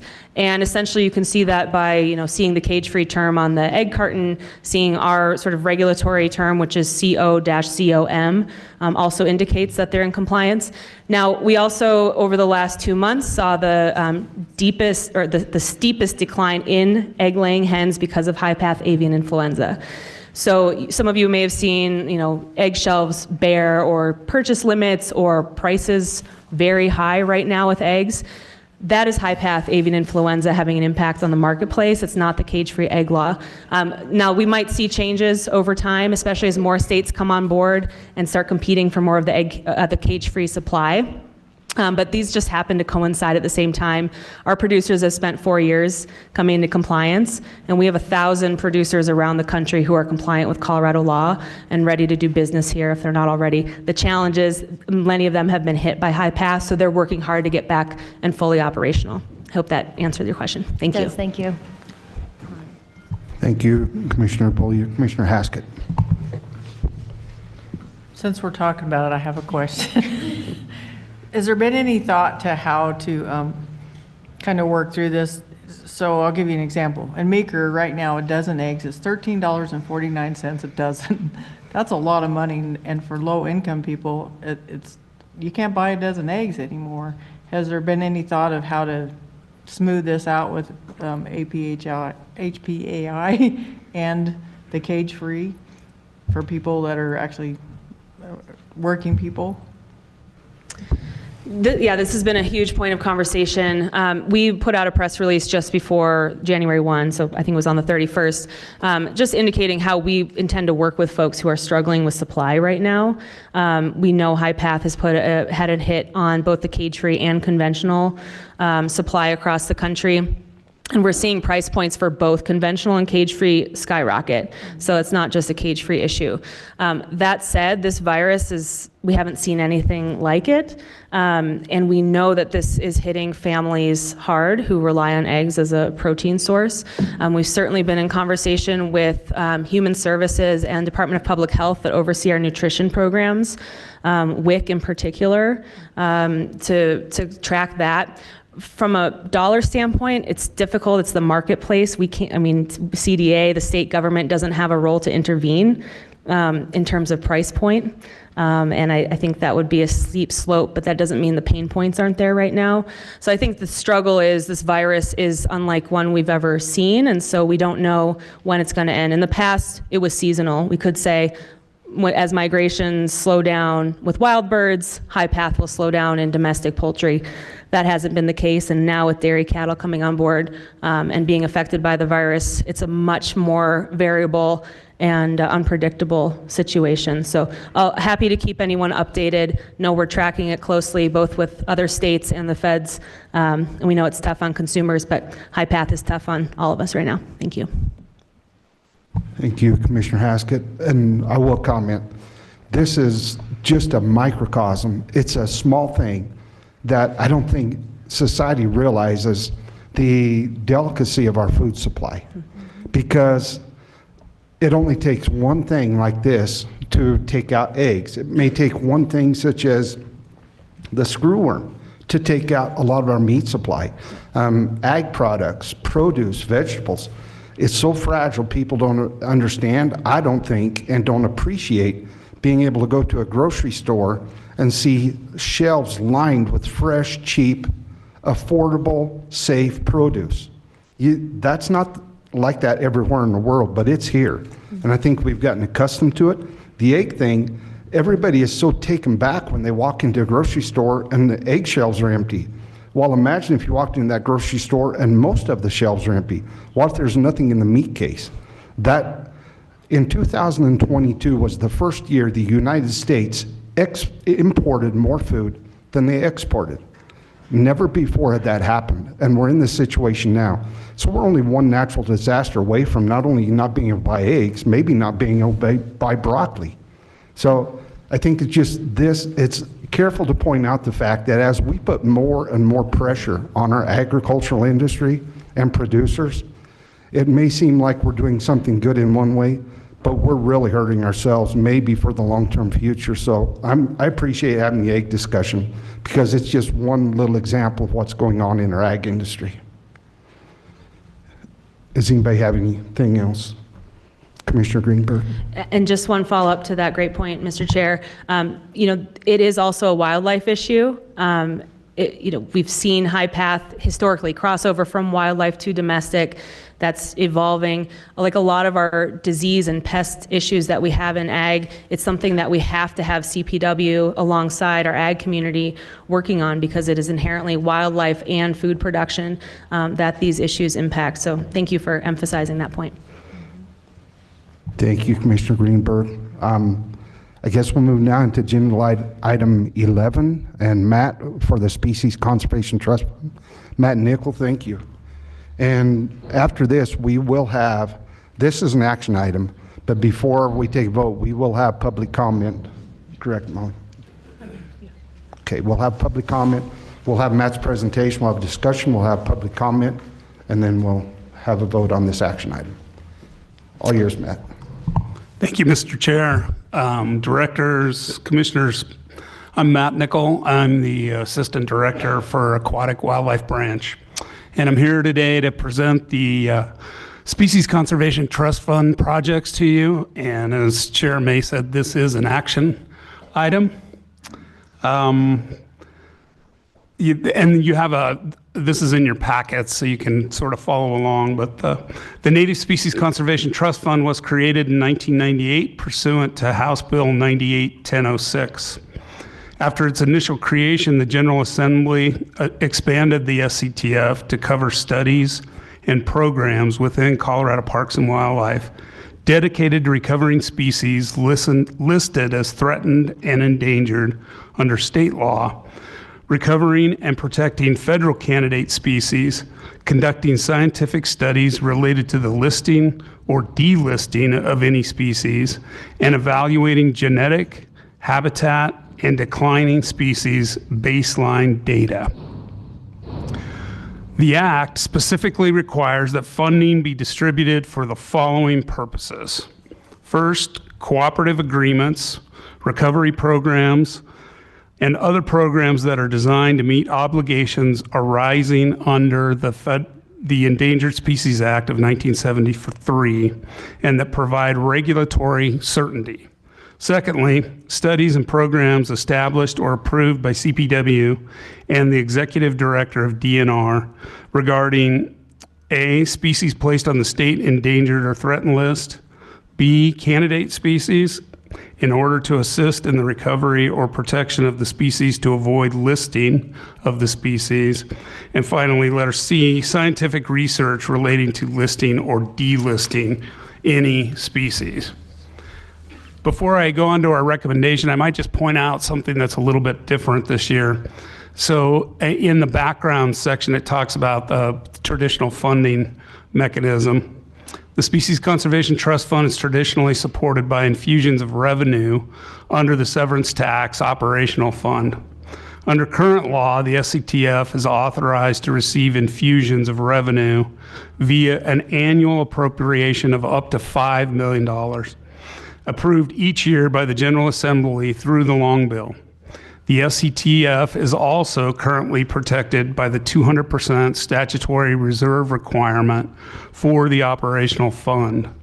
When the reserve is full, which it is currently, there is a sufficient balance in the operational fund to sustain programs through 2 full years without disruption in the event of a severe severance tax revenue downturn. Pursuant to Section 2433-111, annual legislation is still required to secure the required authorization of the Species Conservation Project eligibility list. However, fiscal year 25-26 outlook, so the fiscal year 24-25 long bill included an appropriation of $5 million from the operational fund to the SCTF effective July 1st, 2024. The revenue from this appropriation is now available in the SCTF and requires legislative authorization during the 2025 session for the Commission and Board approved priorities and projects that will begin in fiscal year 25-26. The Governor's fiscal year 25-26 budget requests changes the source of the revenue for 3 of DNR programs traditionally funded with severance tax, including the SCTF, to transfers from the general fund. This proposed change in revenue source for the SCTF does not change the requested appropriation amount, which remains at $5 million.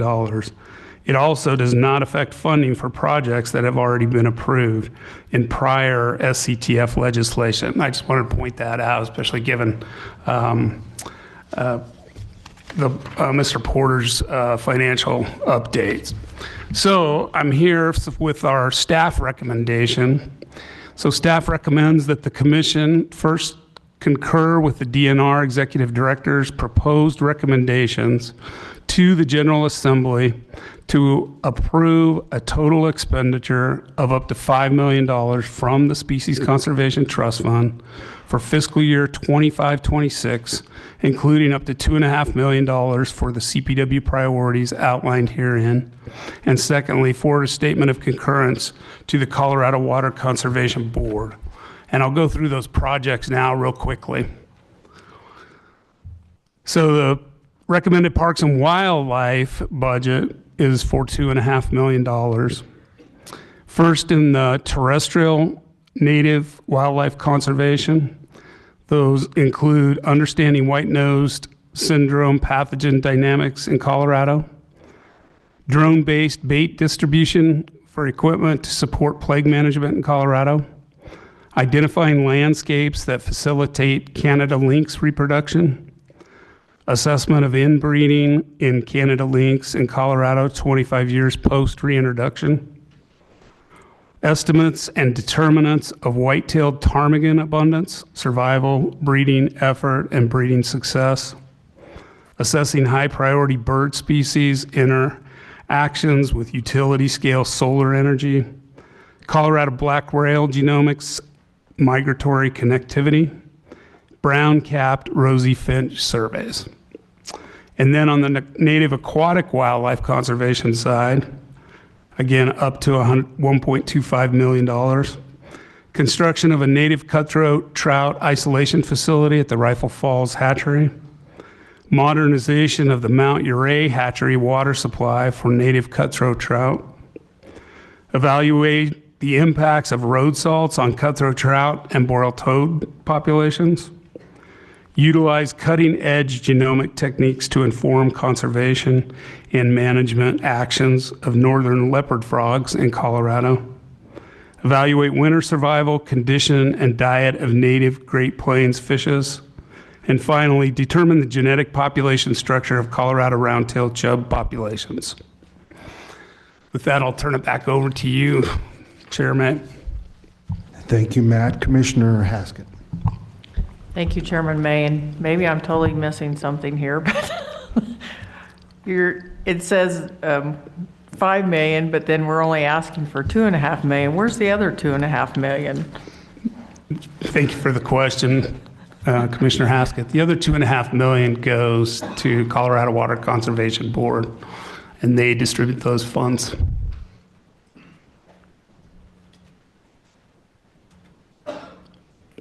Okay. You look like you have another question, Commissioner Haskett. No, it was just confusing. I asked Jay too, and we're both like, what's going on here? So it says that we're asking for the 5 million, so I don't know, that part of it's very confusing.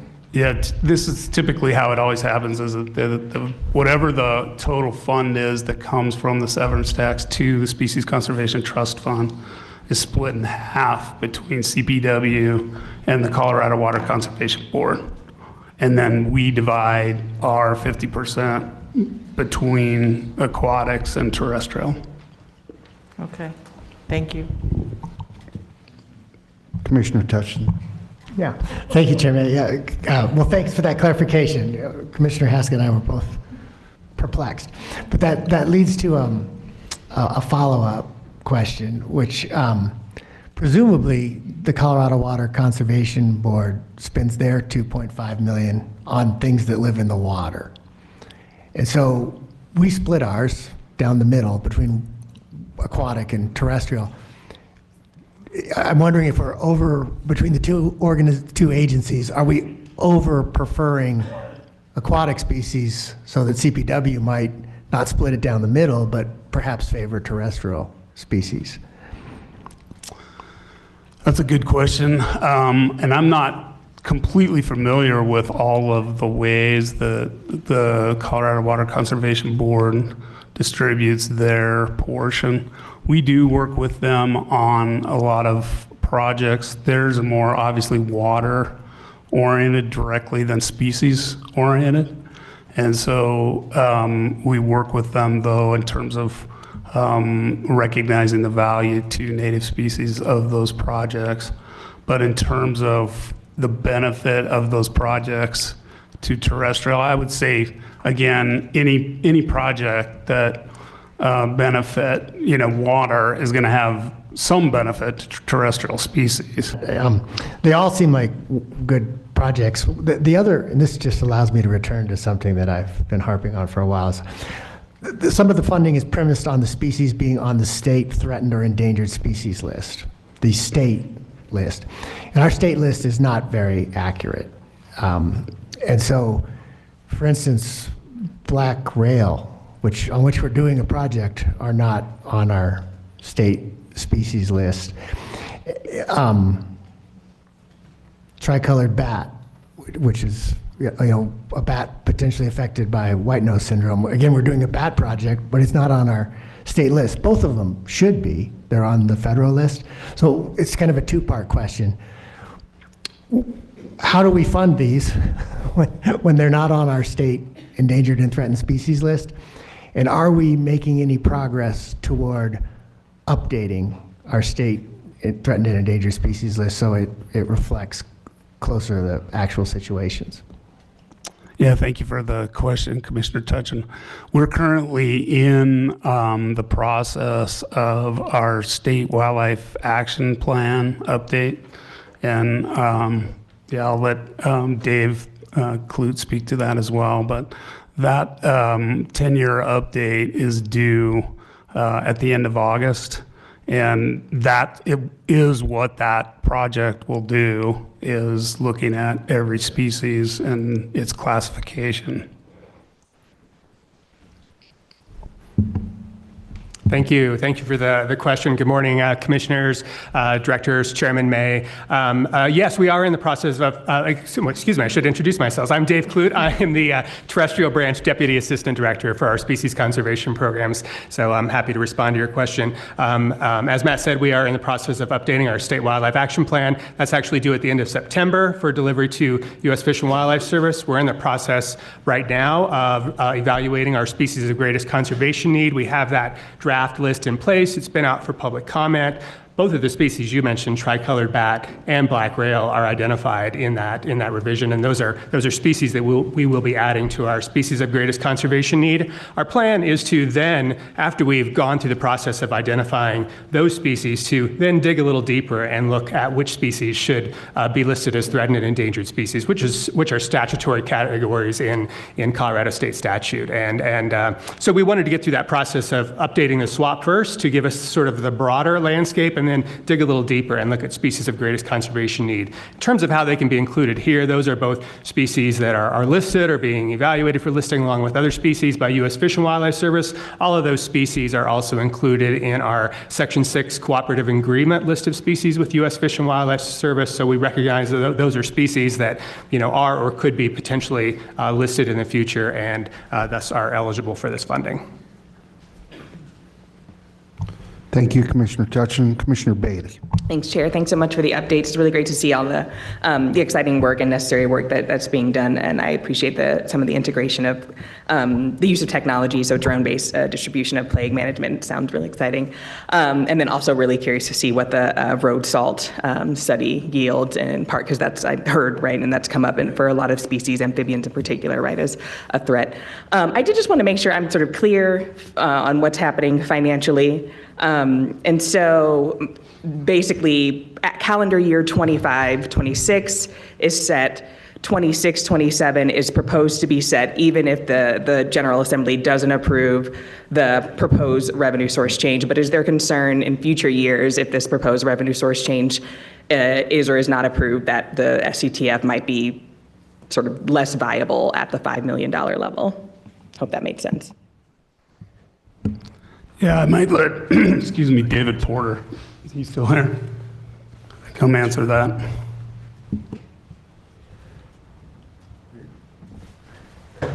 Hi, David Porter, Deputy Chief Financial Officer.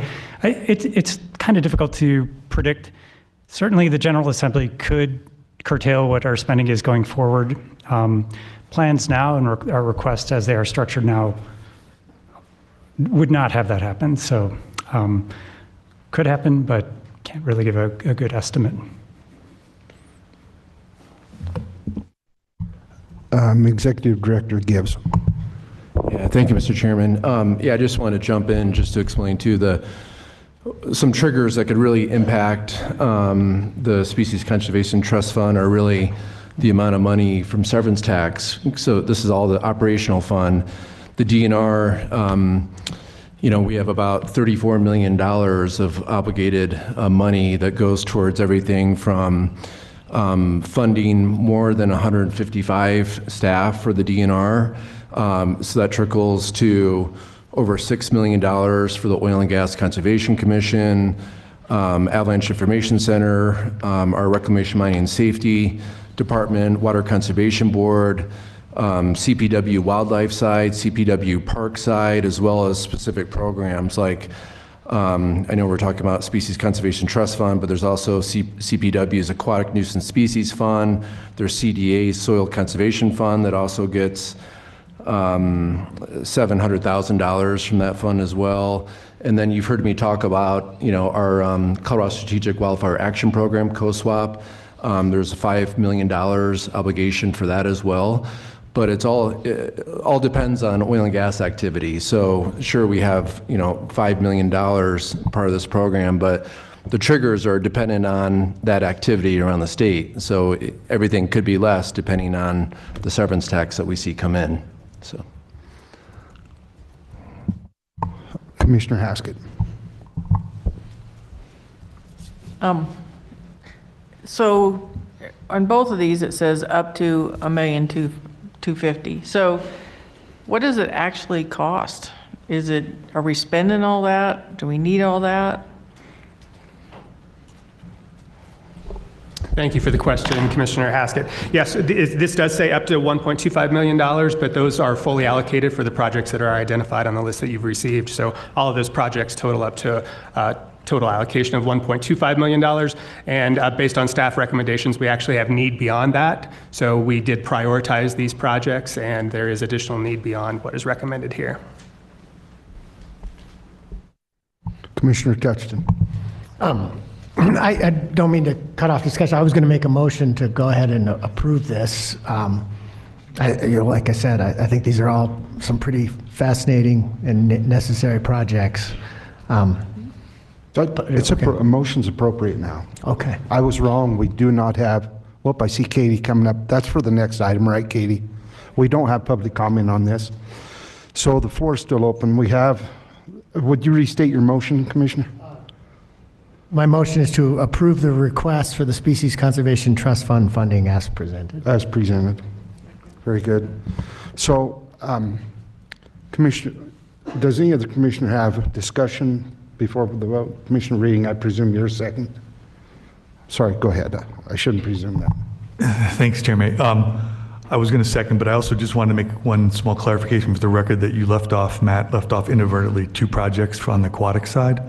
On the next page, the inventory and augmentation of native species population in western Colorado and improved habitat for native cutthroat trout. I just wanted to, for the record, include those. But I'll second that motion. Yes. Thank you, Commissioner Reading. I didn't turn my page. For the record, those last 2 are inventory and augment native species populations in western Colorado and improve habitat for native cutthroat trout. Thank you. Thank you, Commissioner Reading. And before we vote, one question I had, because you gentlemen are probably the ones that have the information on this. I think the Department of Energy just released a national interest electric transmission corridor conservation project, distribution project, and it's in southeastern Colorado. It's a leg that goes across, basically from New Mexico, across southeastern Colorado and comes basically to the north of our property. But I wondered if anybody was familiar with that. The Department of Energy is having a webinar January 15th that can be signed up to watch. I think that has real ramifications for the work that we are doing because I hadn't heard about it. I just am getting it and they've already got the map drawn out. So has CPW received any notice or will CPW be aware of that webinar? It's going across all of this habitat that we're talking about. Thanks, Chair May. I was not aware of it. I don't know if Southeast Regional Manager. My guess is that it hasn't been widely publicized.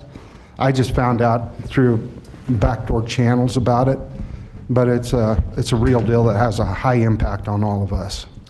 Yeah, I think we'll have Karen Volter, our Southeast Region Energy Liaison, kind of check into that, and I can circle back. Yeah, the Department of Energy website is where to be found. Okay, thank you, Regional Director.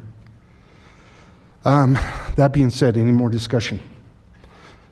We have a relevant motion and second on the floor to approve this presentation as it's presented to us. I think, Molly, we should probably have a roll call vote. And as a matter of clarity today, we always try to change our votes so that the first commissioner on our alphabetical list does not always have to vote first. So today we're going to go in reverse. We're going to start, I don't even know who the last one is, but we're going to go in reverse on our commissioners. So we will now conduct a roll call vote. Thank you, Chair May. Also, a quick reminder, please take the time to make sure your mic is turned on before you vote, just for the public. Vardy? Yes. Touchton? Yes. Robinson? Reading? Yes. Otero? Yes. Murphy? Yes. Jacober? Yes. Haskett? Yes. Beaulieu? Yes. Bailey? Yes. Chair May? Yes. All yes.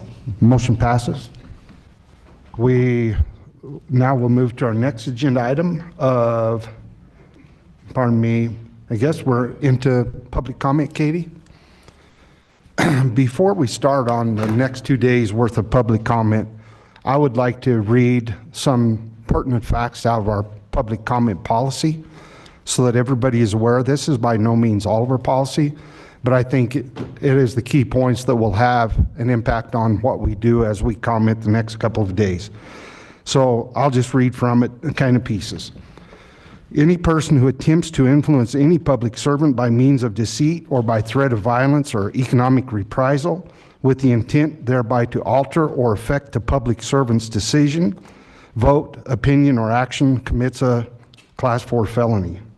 A person commits disrupting lawful assembly if intending to prevent or disrupt any lawful meeting, procession, or gathering, they significantly obstruct or interfere with the meeting, procession, or gathering by physical action, verbal utterance, or any other means. The Commission encourages members of the public to attend and actively participate in Commission meetings and share their viewpoints so that the Commission can make better informed policy decisions. Such participation also enables the public to become better acquainted with CPW's operations, programs, and mission. CPW recognizes the value of public comments on its public making decisions. To permit fair and orderly expression of public comments, the Commission, concerning CPW's mission at Commission meetings, while still allowing the Commission to conduct its business effectively, the Commission has established the following procedures for providing public comment. Commenters, regardless of whether they are making personal comments or speaking on behalf of an organization, are limited to 2 or 3 minutes. These limits may be modified at the discretion of the chair, especially for elected officials. Speakers may not relinquish or assign any portion of their allotted time to another speaker. Commissioners may, in their discretion and as facilitated by the chair, ask follow-up questions of speakers. Such questioning does not count towards the speaker's allotted time. And individuals who disrupt a commission meeting may be asked to leave in order to allow the commission to conduct its business in an orderly manner. Attempting to influence policy through threatening behavior or disrupting lawful assemblies are crimes. Public comments that are unfairly critical of CPW staff are disfavored.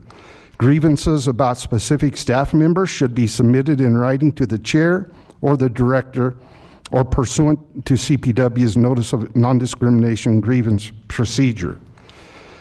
Speakers are expected to follow rules of common etiquette and decorum, including refraining from using fighting words, vulgar and/or obscene language, yelling, threatening others, using words or by other actions, making defamatory comments, or otherwise engaging in any activity that disrupts orderly meeting progress. Examples of disruptive conduct include, but are not limited to, exceeding the allotted time, taking over or interrupting others, and offering comment on matters unrelated to the Commission's programs, mission, or authority. And one other thing I might add is, as a public commenter comes forward, keep in mind that we are not here as a commission to answer your questions. We are here to hear your comments and gain information. So please refrain from feeling the need to ask the commission questions. With that being said, I wanted to read that as we go into the next 2 days to make this very clear to people how we are going to conduct our meeting. So Katie, I'll turn it over to you. Thank you. Thank you, Chair May. For the record, I'm Katie Lanter, Policy and Planning Supervisor for Colorado Parks and Wildlife. We're starting item 12, general public comment. Again, for public comment today, we're going to be moving pretty quickly, so I'd like to go ahead. We're going to do it slightly different than normal. I'd like to invite up Tyler Drum to sit here, Deborah Taylor to sit here, and after that will be Rainer Gerbach, who could sit in the open chair next to Mike there. When Tyler is done, Rainer, you move into Tyler's seat. I'll call out the next person who will be on deck, and we're just going to continue to try to move quickly. Tyler there, yep. Deborah there.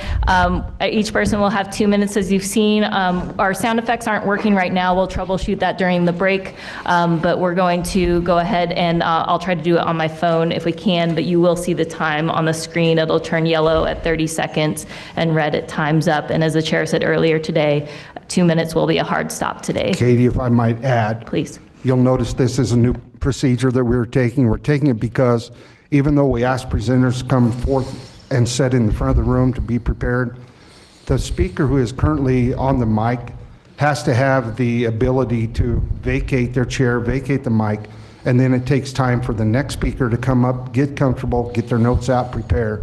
So what we think this will do will allow, by having open chairs, you can come up, be at a mic, you can prepare your notes, you can get comfortable. As soon as the speaker in front of you is finished, you can begin. So that's why we are changing this process. We appreciate everybody's help. All yours, Katie.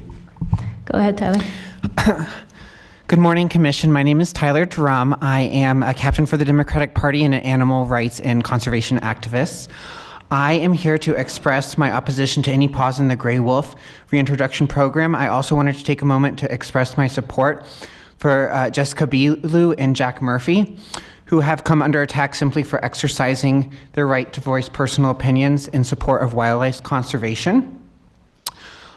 We've seen these ecological strategies with the reintroduction of wolves benefit firsthand at Yellowstone National Park, and I think it's revitalized the land, improved water quality, and increased biodiversity. There's no reason Colorado shouldn't continue these positive outcomes.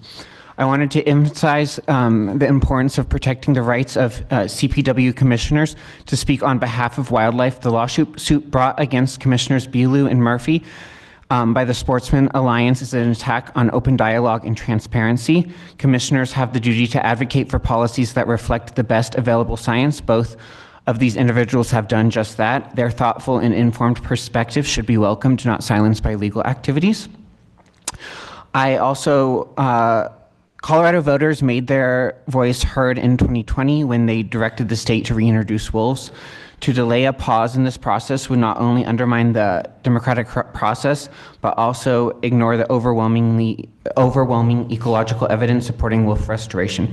Thank you for your time. Please let science and the will of Colorado guide your important work. Thank you. Thank you. Next, we'll have Deborah Taylor. So Rainer, if you could move into Tyler's seat, and Lenny Klingelsmith. Again, Mike, could you raise your hand? Lenny, sit next to Mike, please. Thank you.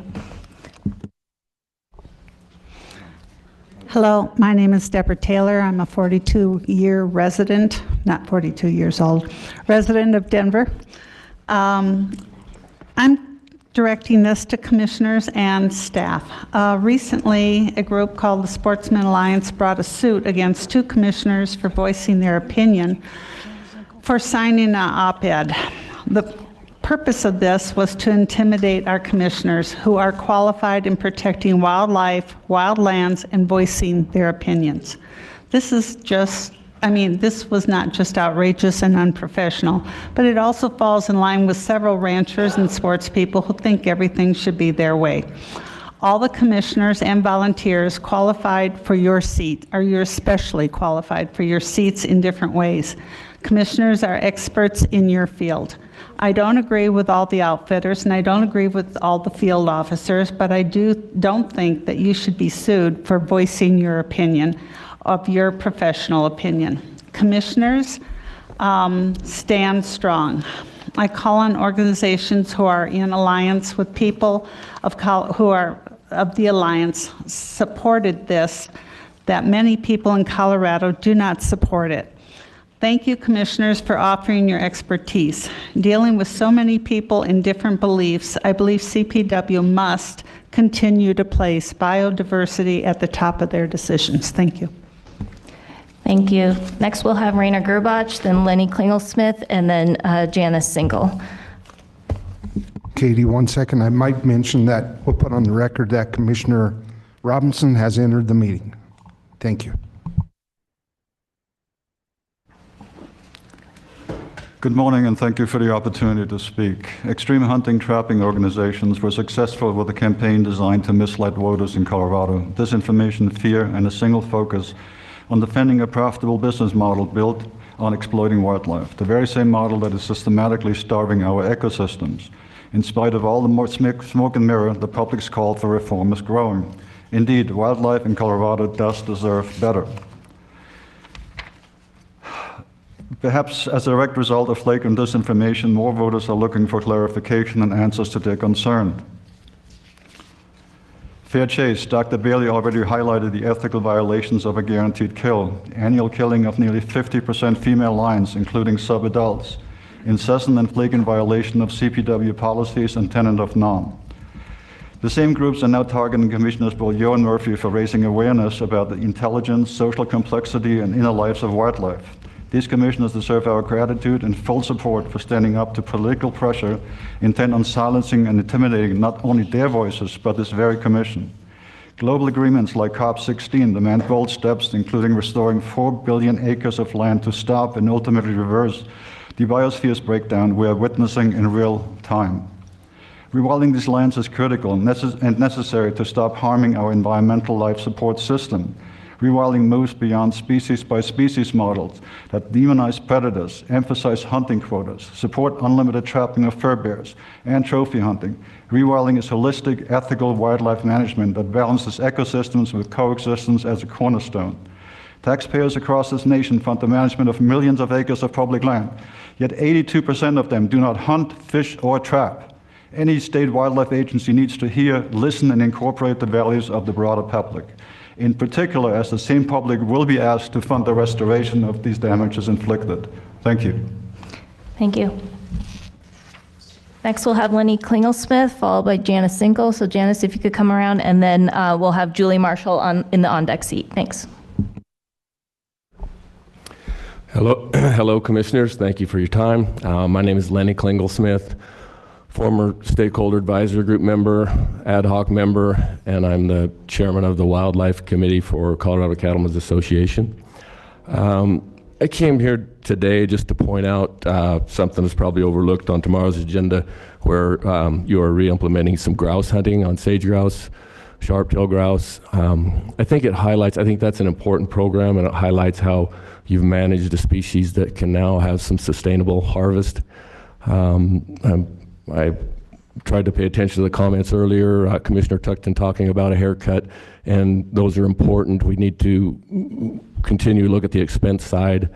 The financial update talking about the volatility of the general funds and how maybe they can't be relied on. I think it's important to bring to light that the policies of this committee are very important to not only trim the expenses, but manage to increase the revenue that's generated from our resources. It has wide sweeping effects, not only for the sustainability of this agency, but the rural communities, the economies, and I believe the conservation easement, the maintaining revenue value from open space and competing with the values that are there for solar farms, drilling, and residential development is a huge challenge.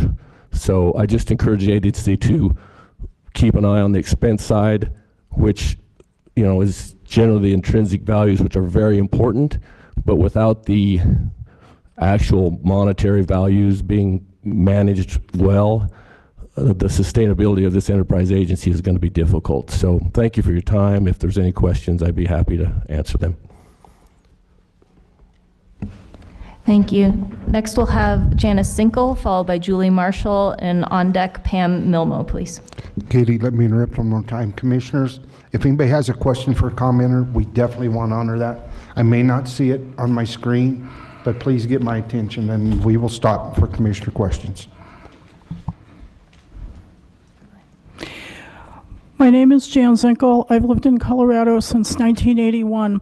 I want to bring up an issue which came up as part of Proposition 127, and that is what the Colorado Wildlife Commission should be the entity that manages or legalizes hunting types against mountain lions in Colorado.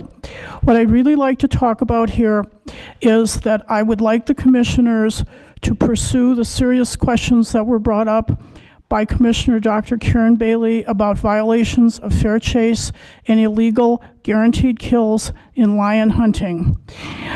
The commission should address this, not the really very small trophy hunting industry. I would also like the commissioners to address the 47% female lion kills last season when that blatantly violates Colorado Parks wildlife policy. I would like to know what the commission is doing to prevent so many females from being killed. Finally, I would like to know why the commissioners are not supporting their peers against the recent lawsuit, which is designed essentially to dull freedom of speech. This could open the door to more lawsuits not designed to resolve any real issues, but to silence anyone not expressing what the potential plaintiffs consider a correct opinion. Everyone on the panel should be supporting each other. Silence is tacit acceptance, and silence is not governing for the people of Colorado. Thank you. Thank you. Next, we'll have Julie Marshall. Do we have Pam Milmo? No, then we'll be, after Julie, we'll be, okay. Pam, go ahead, have a seat there, please. After that, then we'll be moving on to virtual public comment, starting with Michelle Lute. Go ahead, Julie. Thank you. Hello, Julie Marshall is my name. I'm a native Coloradan. I was born in Pueblo, and my family includes fourth-generation farmers in Rocky Ford. I am super proud to say that I once worked for the esteemed John Muma for the Division of Wildlife as a public information officer. We can all agree on so many things, the same core values, including that personal attacks, demonizing people who have different opinions, and demonizing wildlife is not acceptable. I have 4 very specific asks today, and I strongly encourage you to consider making a statement, each and every one of you. Please make a statement. You support your peers, your commissioners, even if you disagree with them, or maybe today you're in an argument, it doesn't matter. You are all equally esteemed trustees working together for wildlife. I'm talking about the lawsuit as well, that the attackers not only attacked some commissioners, but the entire commission, as it states in their press release. This is an affront to CPW, to commissioners, and to Colorado. This kind of lawsuit attacks our public servants for free speech only because of disagreeing with opinion. Fair and just and science-backed opinion. Tomorrow, another group could sue a different group of you, and that would be equally unjust and absurd and divisive with no common good or common purpose and harming us all. Secondly, please, I'll have to be fast, affirm publicly that the last meeting, serious concerns not to be ignored or dropped for the public trust raised by Dr. Bailey about possible violations of fair chase are being investigated and researched. The public expects commissioners and not the industry to address these issues that are their own set of policies, to show that you take them seriously when they are likely to be violated. And there are facts out there. We know a celebrity who admitted on radio that he was in fact not part of the lion hunt. We also see advertisements titled trophy hunts guaranteed. That's time. Thank you. Thank you so much.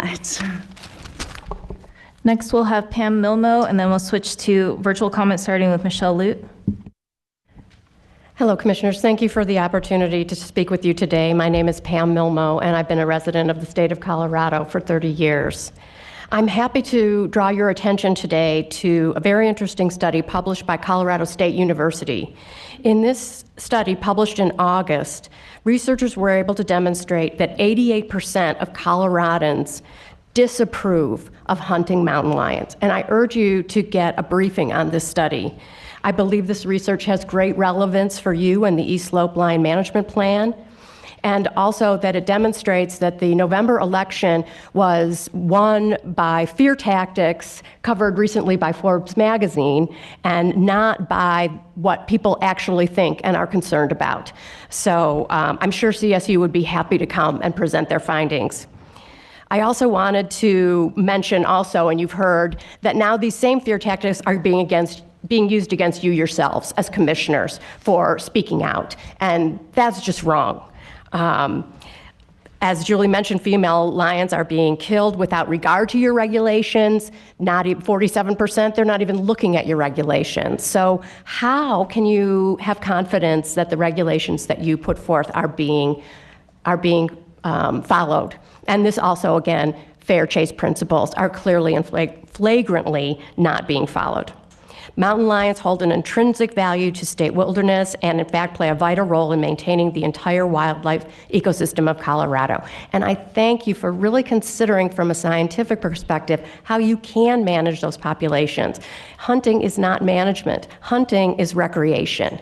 Management of the species would be to help them thrive and help them live in a way that nature intended them to live, not as a tool or a plaything for humans. Thank you very much.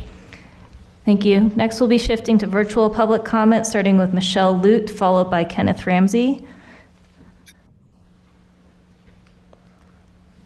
Michelle, do we have you there? I'm here. Thank you so much. I'm going to Would you like your camera on? No, that's okay. Thanks, though. Okay, go ahead. Good morning, Commissioners. I'm the Executive Director of Wildlife for All, speaking on behalf of our Colorado supporters to express strong support for the democratic function of the entire Commission, and in particular, Commissioners Beaulieu and Murphy in response to the baseless lawsuit brought against them. This lawsuit is not about legality, but instead a clear intimidation tactic aimed at silencing commissioners who stand up for ethical, ecosystem-based wildlife management. Public commissions exist to represent diverse perspectives, and attempts to use the courts to stifle those voices are a direct attack on democracy. Commissioners Beaulieu and Murphy acted without violating open meeting law and within their rights as individuals to sign on to an op-ed expressing views on Prop 127, a measure aligned with their public service roles to protect Colorado's wildlife. I urge this commission to stand united against these intimidation tactics. Supporting every commissioner is critical for maintaining democratic decision-making and ensuring wildlife management reflects the values of all Coloradans, not just a vocal minority advocating for trophy hunting. Rather than taking up more of your time later, I'd also like to briefly address Agenda Item 18 on cougar harvest limits and emphasize the need to reduce female harvest quotas, especially for subadult females, who are essential to maintaining a stable population over time. Over-harvesting these lions risks disrupting ecological balance and undermines public trust in wildlife management. Mountain lions are apex predators with critical roles in our ecosystems. Letting science and ethics guide this policy ensures their populations remain for generations to come. Thank you for all your hard work, your commitment to ethical science-based management, and for standing firm against political pressure to uphold the values of democracy and conservation that Coloradans overwhelmingly support. Thank you so much for your time today. Thank you. Next, we'll have Kenneth Ramsey, followed by Christine Versalino. Kenneth, are you there? Kenneth? You may need to hit accept on your end. There we go. You good to hear me? Yes. Would you like your video on? I think I do. All right. Again, you may need to hit accept on your end. Start video. There we go. Yep. There we go. Okay. Yep. Go ahead, Kenneth. Okay. Thank you. I'm Kenneth Ramsey here. Thank you, Colorado Parks and Wildlife Commissioners, for serving. I appreciate that. Thank you for your wolf petition denial recommendation. I've been a resident fisherman and hunter since 1955 in Colorado. Now we live in a time of big changes, big fast changes. To Commissioners Jessica and Jack, I say thank you for your courage and honesty. Your truth is an inspiration to all of us who care about Colorado wildlife. Protecting Colorado ecosystem is something we must do. Lies destroy wealth. Truth creates wealth. Intimidating or silencing CPW commissioners for speaking the truth is an evil attack on our democracy. Intimidating is not acceptable. In America, we defend democracy and we defend our greatest freedom, which is the search for truth. Wildlife management must serve all Colorado citizens. Supporting CPW Commissioners Jessica and Jack will allow better and eventually best outcomes for Colorado ecosystems, for Colorado wildlife, and for all residents of Colorado. Opposition to wolves is based on misinformation. Choosing one species over another is a failure. Hate is not hunting. Hate is not wildlife management. Restoring wolves restores balance to Colorado ecosystems. Without wolves, ecosystems available water and productivity decline. Restoring wolves is mandated by law. I urge denial of the petition and all other efforts to delay or end wolf reintroduction work. Exploitation has been a dominant theme in past wildlife management. Thank you for moving beyond simple exploitation. Restoring wolves is a long overdue rebalancing and protection of our ecosystems. But even with wolves, there is more work to be done. I support reasonable limits to take rules for fur bearers and elimination of all female mountain lion harvesting. Ecosystems provide maximum grass, water, food, and healthy wildlife when in balance with wolves, fur bearers, and mountain lions. Thank you. Thank you. Next, we'll have Christine Versalino, followed by Denise Carrillo. Christine, do we have you there? Christine? Unmute. Okay. Good afternoon, and thank you again, Commissioners, for this opportunity to briefly speak today. We are aware and saddened that Proposition 127 lost, but it made a tremendous impact by informing Coloradoans of trophy hunting and trapping, and which also raised legitimate concerns.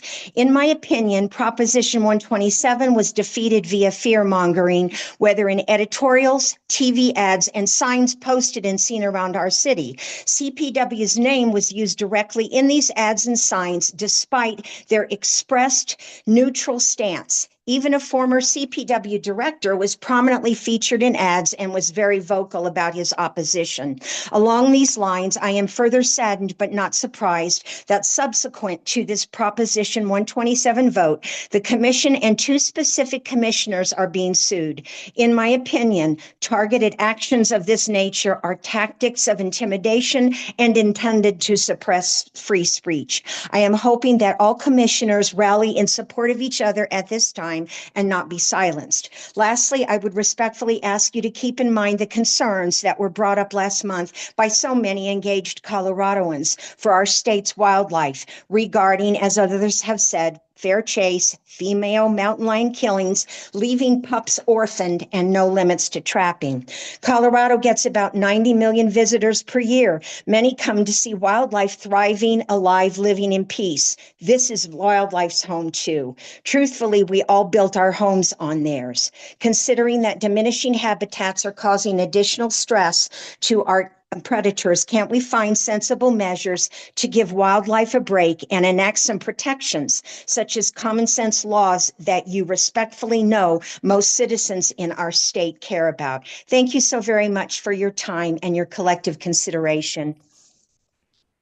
Thank you. Next, we'll have Denise Carrillo, followed by Ashley Waddle.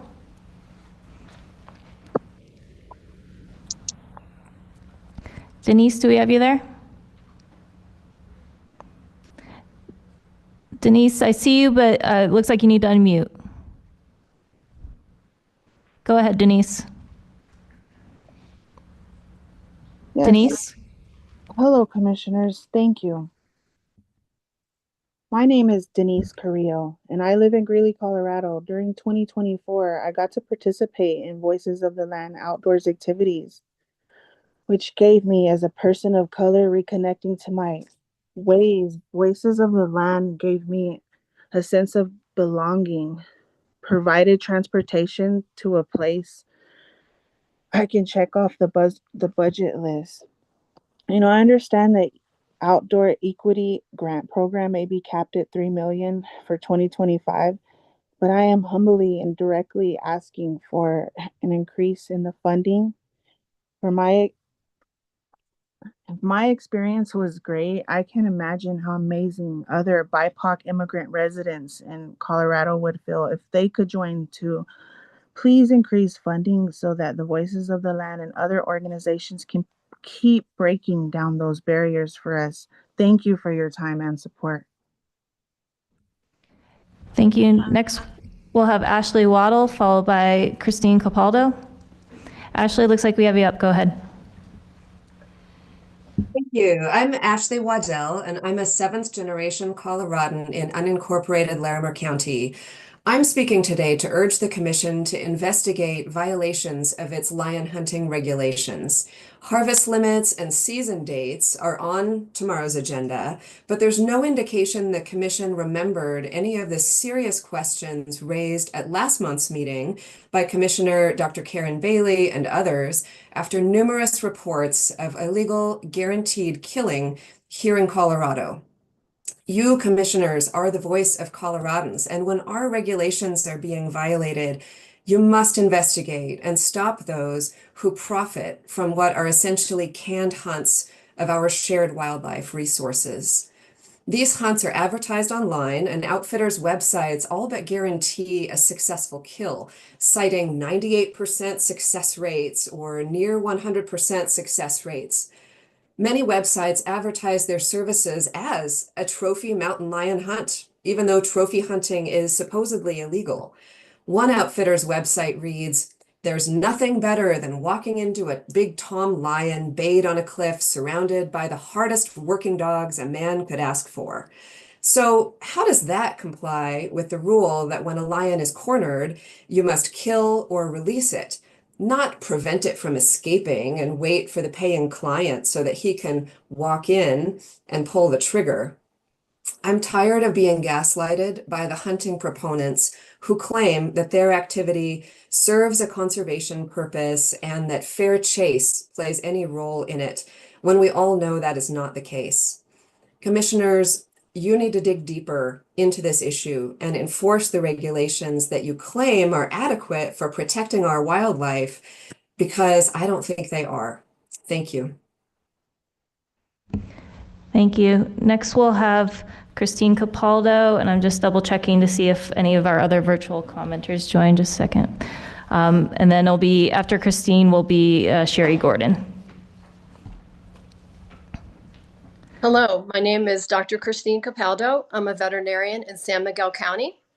In the meeting materials provided under Article 6, Mountain Lions, Section C, it says, quote, "No person shall kill a mountain lion accompanied by one or more kittens or kill a kitten," end quote.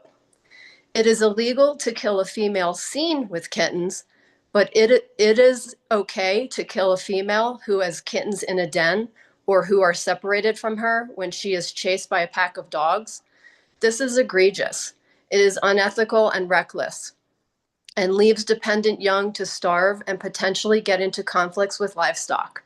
Female mountain lions spend over 80% of their lives caring for dependent young or pregnant. There will be orphans when females are killed. There is no possible way that a hunter can tell if a female has kittens. Kittens depend on their mothers for up to 2 years to learn how to hunt deer and elk. Leaving it up to hunters to not to kill females will not work because over 40% of lions killed for recreation are female. Hunters who pay guides $10,000 to kill a, quote, bucket list cat is not going to let a treed female go. Please take into account the extended parental care that mountain lions must provide for their young and disallow the killing of any female lion. Thank you all very much for your time and consideration today. Thank you. Next, we'll have Sherry Gordon, followed by Margaret Mayer. Sherry, it looks like you're on. Would you like your video on? Sherry, could you speak again, see if we hear you? I can see you and it looks like you're unmuted, but we can't hear you. Do you have something that you need to toggle on your end? Still can't hear you, Sherry. Do you have headphones plugged in or something like that? Sorry, still can't hear you, Sherry. Web team, if we could go ahead, Sherry, we'll try to come back, but let's move to Margaret Mayer, please.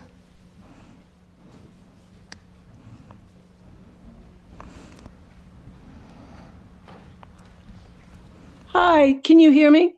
Yes, we can hear you, Margaret. Would you like your video on? No, that's fine. Okay, go ahead. All right, good morning. Thank you for allowing for public comments. It's very good, and all the comments so far have been very good. I'm conservation lead for the Southwest Colorado Sierra Club group. I'm also a volunteer steward for Haviland Natural Area for CPW, and have been a college instructor and field instructor for years, as well as working for National Park Service, etc. Anyway, I want to add some comments about mountain lions and bobcats. It was very important to hear about the fair chase argument, which is very important.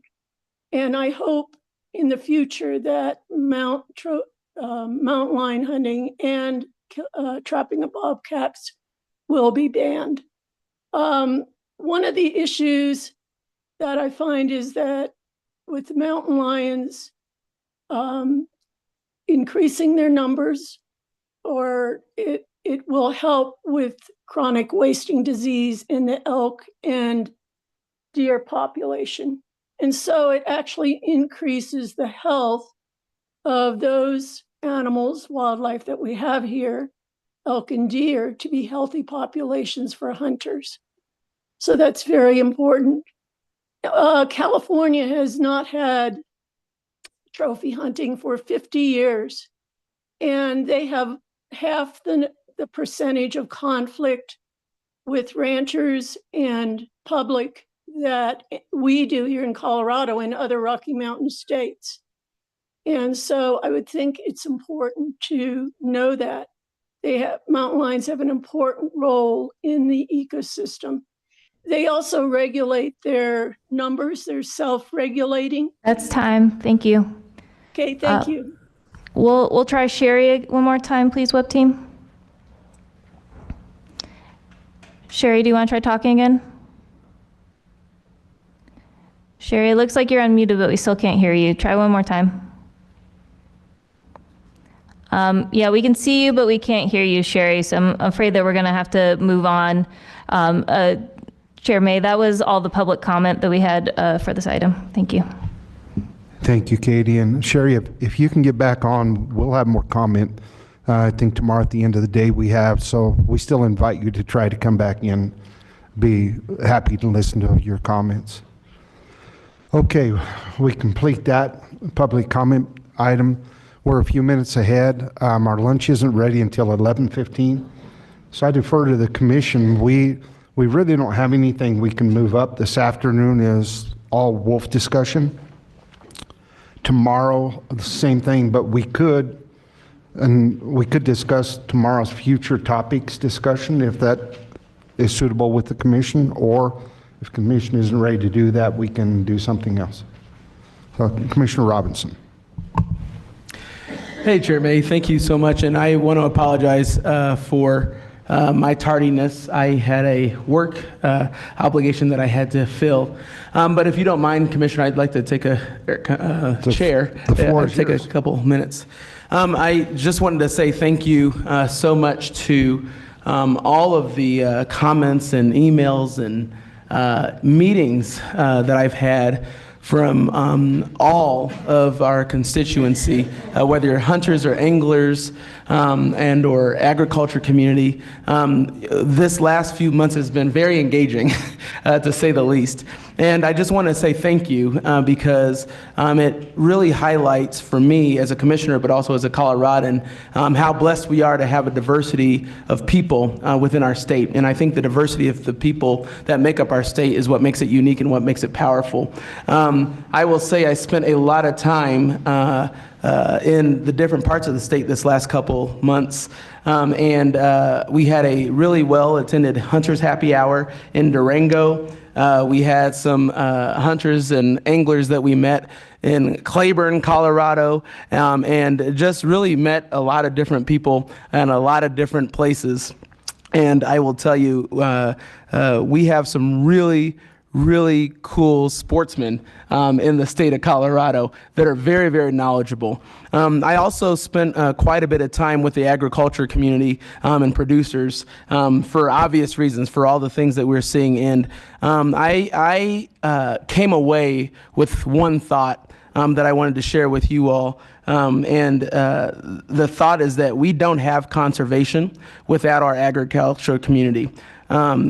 The biggest conservationists I've ever met were some of the agriculture and producers folks that I met this last couple weeks, and I can't tell you how much I appreciate their time and helping me understand not just what their opinions and thoughts are on wolves, of course, but also just what they do on an everyday basis and the things that they see. And I was really just taken back, and I was so taken back by some of it is that I took my father with me to a couple of those meetings, and that he could actually experience some of what I was experiencing, and to have a Vietnam vet who's been a city dweller his whole life kind of get an appreciation for where our food comes from. I can't tell you how much that meant, not just for me, but what it means to our state. And so I want to just say, aside from the issues of the day, I want to say thank you to our producers and thank you to our agriculture community, because without you, we don't have the economy, we don't have the food, the vegetables, the meat, and everything that we consume to be healthy Americans. And so I just wanted to say thank you, and thank you for your time, Chairman. Thank you, Commissioner Robinson. Appreciate your comments. I would welcome that we open the floor to the future topics discussion. We can still do it tomorrow if somebody's not prepared. But defer to you, commissioners, if somebody has something they wanted to talk about that the commission hasn't dealt with, and we can bring the topic up. If we receive a consensus that most of the commission is interested in that, the director and the division can take that as direction to maybe try to get that worked into a future meeting.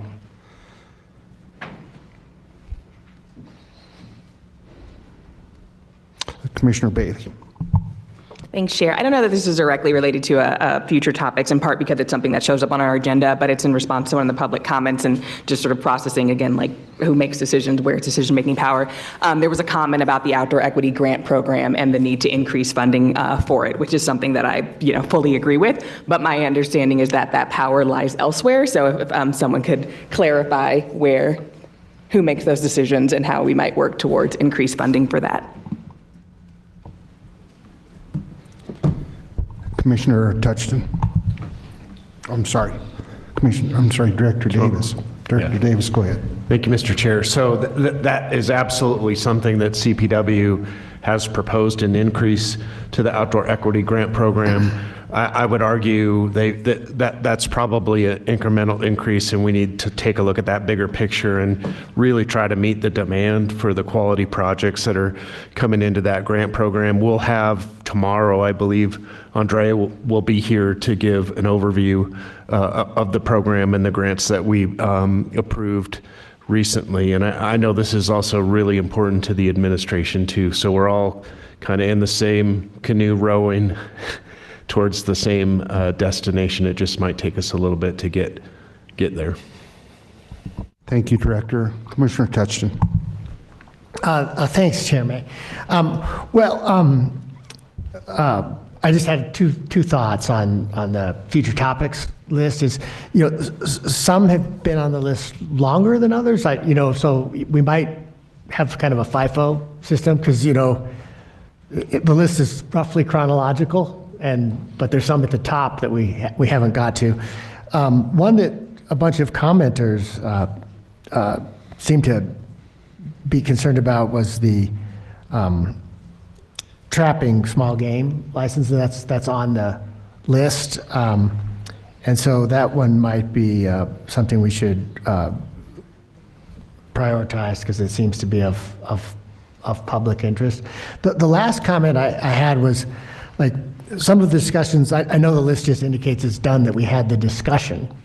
But like beaver, like that's the beginning of a very long endeavor. And so it might be something that's, it has requests for further update at PWC meetings, but for those sort of big items that I sense some public momentum or interest to keep the updates like on the list as well. So those were just my thoughts. I don't have anything to add. It's still a pretty impressive list. Very good. Thank you, Commissioner Touchton. Commissioner Robinson.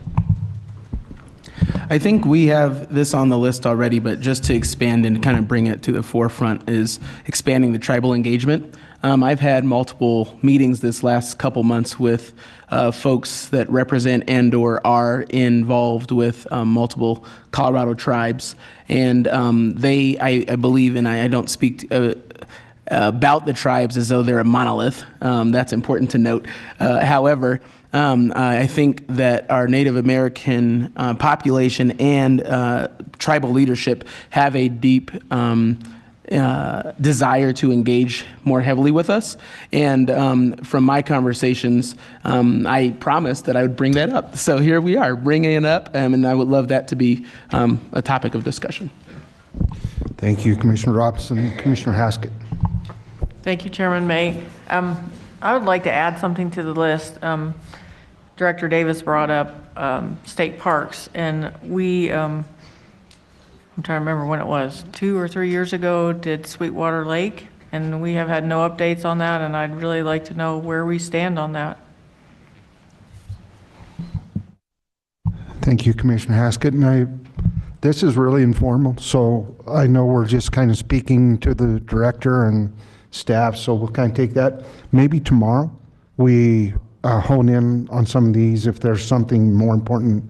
I think we're basically just filling our time and getting the commissioners important things out. So maybe, I know the purpose of this is to prevent staff from chasing every single thing that we talk about. We know that's not what we want, but to get the most important ones brought to the top. Does any other commissioner have anything to add or discuss? I would add one thing, and I mentioned it this morning, that Department of Energy's new push to create a corridor in southeastern Colorado. It's the first I've heard of it. It sounds to me like it's being really fast-tracked, and that's something I would like to at least include into this discussion. I'm sure we'll have more information as it happens, but I really don't want to be reactive. I want to be proactive to it, so that's something I would add. I see nothing else. We are going to break. I suggest we're scheduled to come back at 12:10. I would like to say let's come back at 12 o'clock and get our afternoon started sooner, if that's okay with Reed, is that okay with the presentation? So we're going to recess until 12 o'clock, in which time we'll take up the next agenda item. And I want to thank everybody for your cordial attitude this morning. I think the public presentation went well, worked well. I just want to thank everybody for making this as easy as possible. Thanks very much.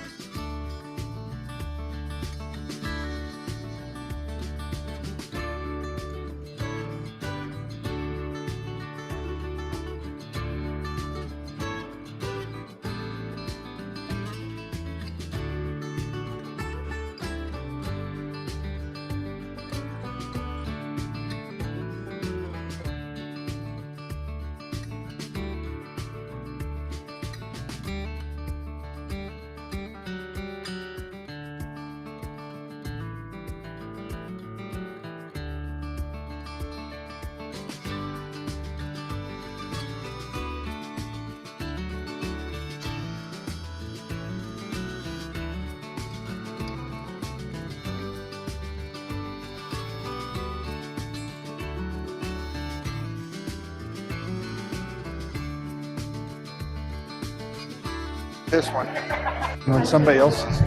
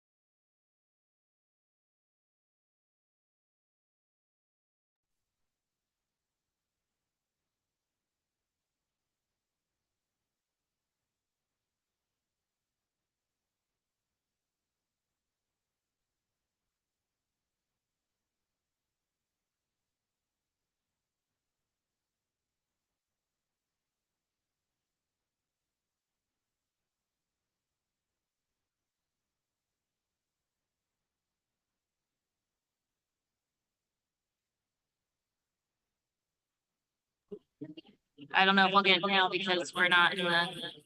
Burn another license, Just to test it, no, I don't think this is gonna tell us to get feedback unless You're getting if I'm, feedback close to that, but it might have been off the mic.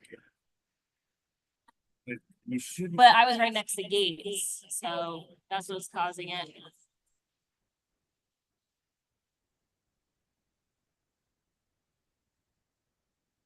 I mean, either way, even unmuted, it's not doing.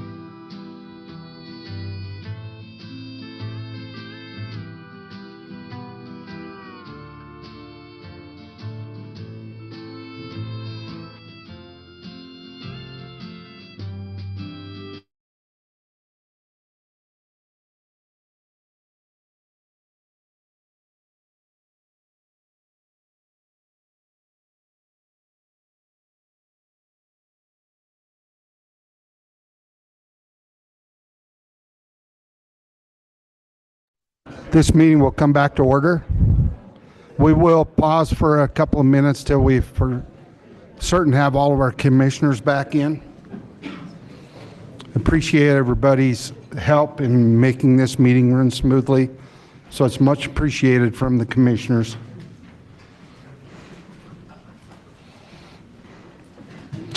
We are going to begin this afternoon's session.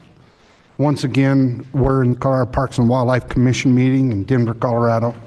We'll begin this afternoon's session with the Wolf Program update. We have Reed DeWalt, Eric Odell, Kerry Kammerer, Adam Baca, Max Morton, Garrett Watson, and Wayne East. So it's all yours. Thank you. Thank you, Mr. Chair. Good afternoon, commissioners, directors, members of the Director of Policy. It's a pleasure to be before you today to talk about our Wolf Program update. I have a team of very capable people with me today, and they'll introduce themselves just as we go through the presentation as well. So you'll see us rotating quite a bit up here as they all present. So we'll go ahead and get started with what our agenda will be this afternoon for this presentation. I believe we have about an hour and a half together for this presentation, and then we'll take questions at the end. So we'll start out with a brief status of the wolves in Colorado, kind of a one-year into restoration snapshot. We'll talk about the 2025 capture and release program and the preparations that we're doing for that. And then we'll spend the majority of the time talking about the CPW conflict minimization program expansion and really go into chronic depredation, site assessments, range riding, carcass management, conflict minimization effectiveness, depredation response, and communications. And then we'll end with questions for this panel. So we'll go ahead and get into the status of the wolves in Colorado 1 year into the restoration. And so these next slides are going to contain information that we've been sharing in the community meetings in counties with potential release sites. So this is familiar to some of you and maybe repetitive, but I think it's important just to mark where we are currently. So currently, under population and monitoring, we have 9 wolves in the wild that we're currently being monitored by CPW biologists, and that is 8 adult wolves and 1 pup.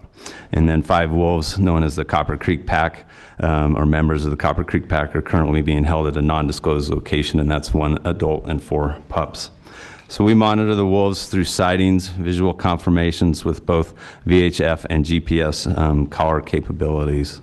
And then, as you know, we publish a monthly gray wolf activity map to our website on the 4th Wednesday of every month to inform the public of wolf movements by watershed and notable updates. And then CPW field staff inform local producers when wolves are spending time in an area and work to establish site assessments to identify and deploy deterrence measures. So this series of our monthly wolf activity map illustrates watersheds where wolves from the initial release have traveled over the first year of restoration. For a watershed to indicate wolf activity, at least 1 GPS point from the wolf collars was recorded within the watershed's boundary during that specific time period. Because a watershed indicates wolf activity, it does not mean that a wolf or wolves are present throughout the entire watershed or that they are currently in it. Currently, the collars are programmed to record a position every 4 hours, and then once 4 locations are recorded, the packet of 4 locations is transmitted via satellite to our CPW biologists. By looking at the data, CPW staff can learn where wolves have been, but they cannot tell where wolves are at a current point in time, nor can they predict where wolves will go. Individual wolves are known to travel large distances in a single day, making management and local landowner-producer communication challenging. So with that, additional wolves will create the environment for more efficient management of wolf livestock conflict. And we'll talk about that more as the presentation goes through. So with that being said, we'll talk about the 2025 capture and release preparation.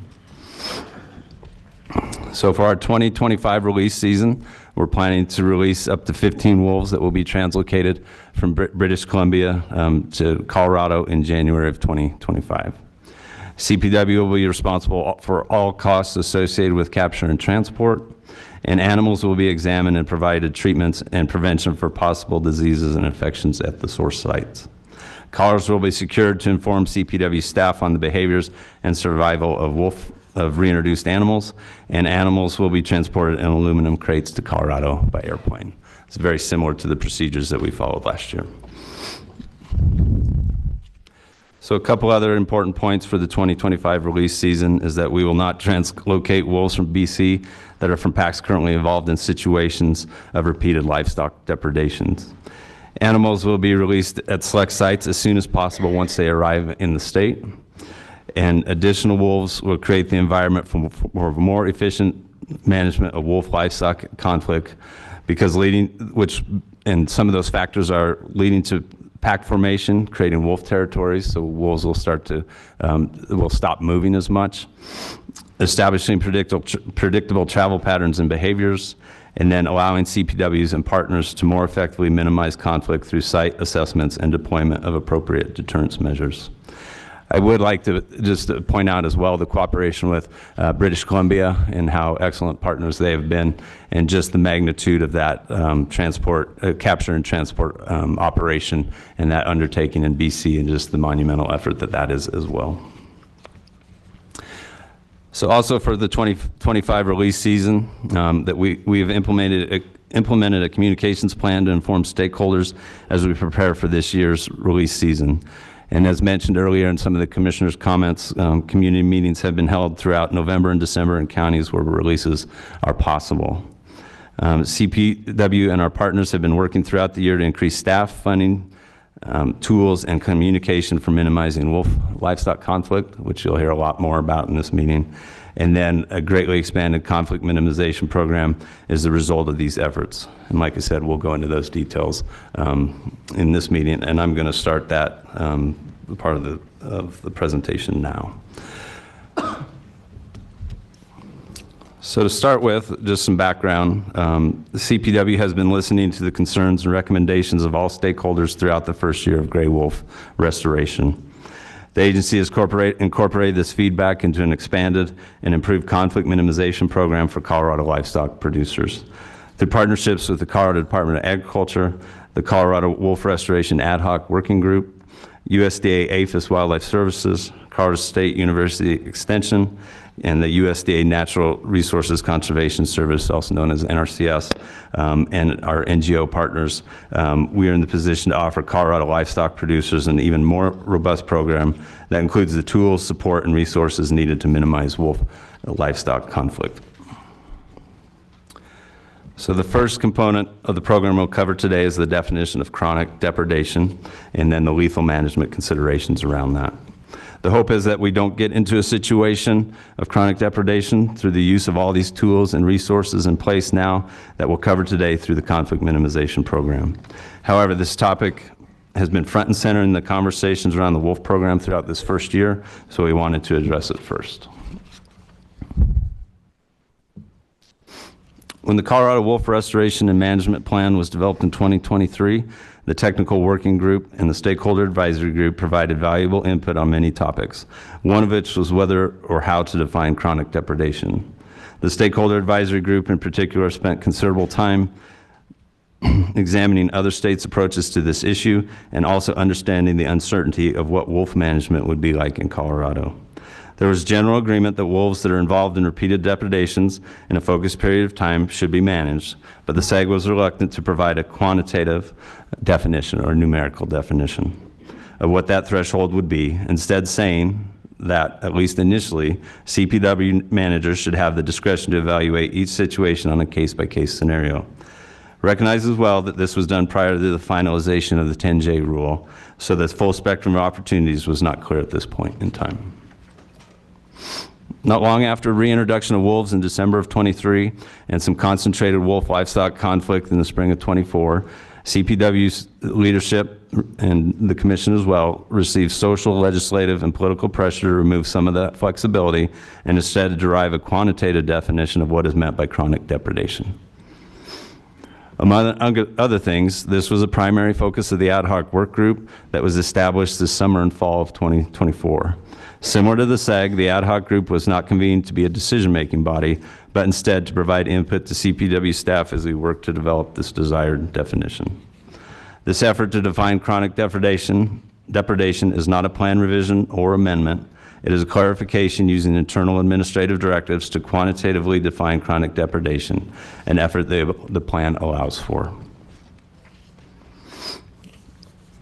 So just to step back for a moment, I think it's very important to understand that gray wolves in Colorado are federally listed species under the Endangered Species Act, and any form of take is prohibited.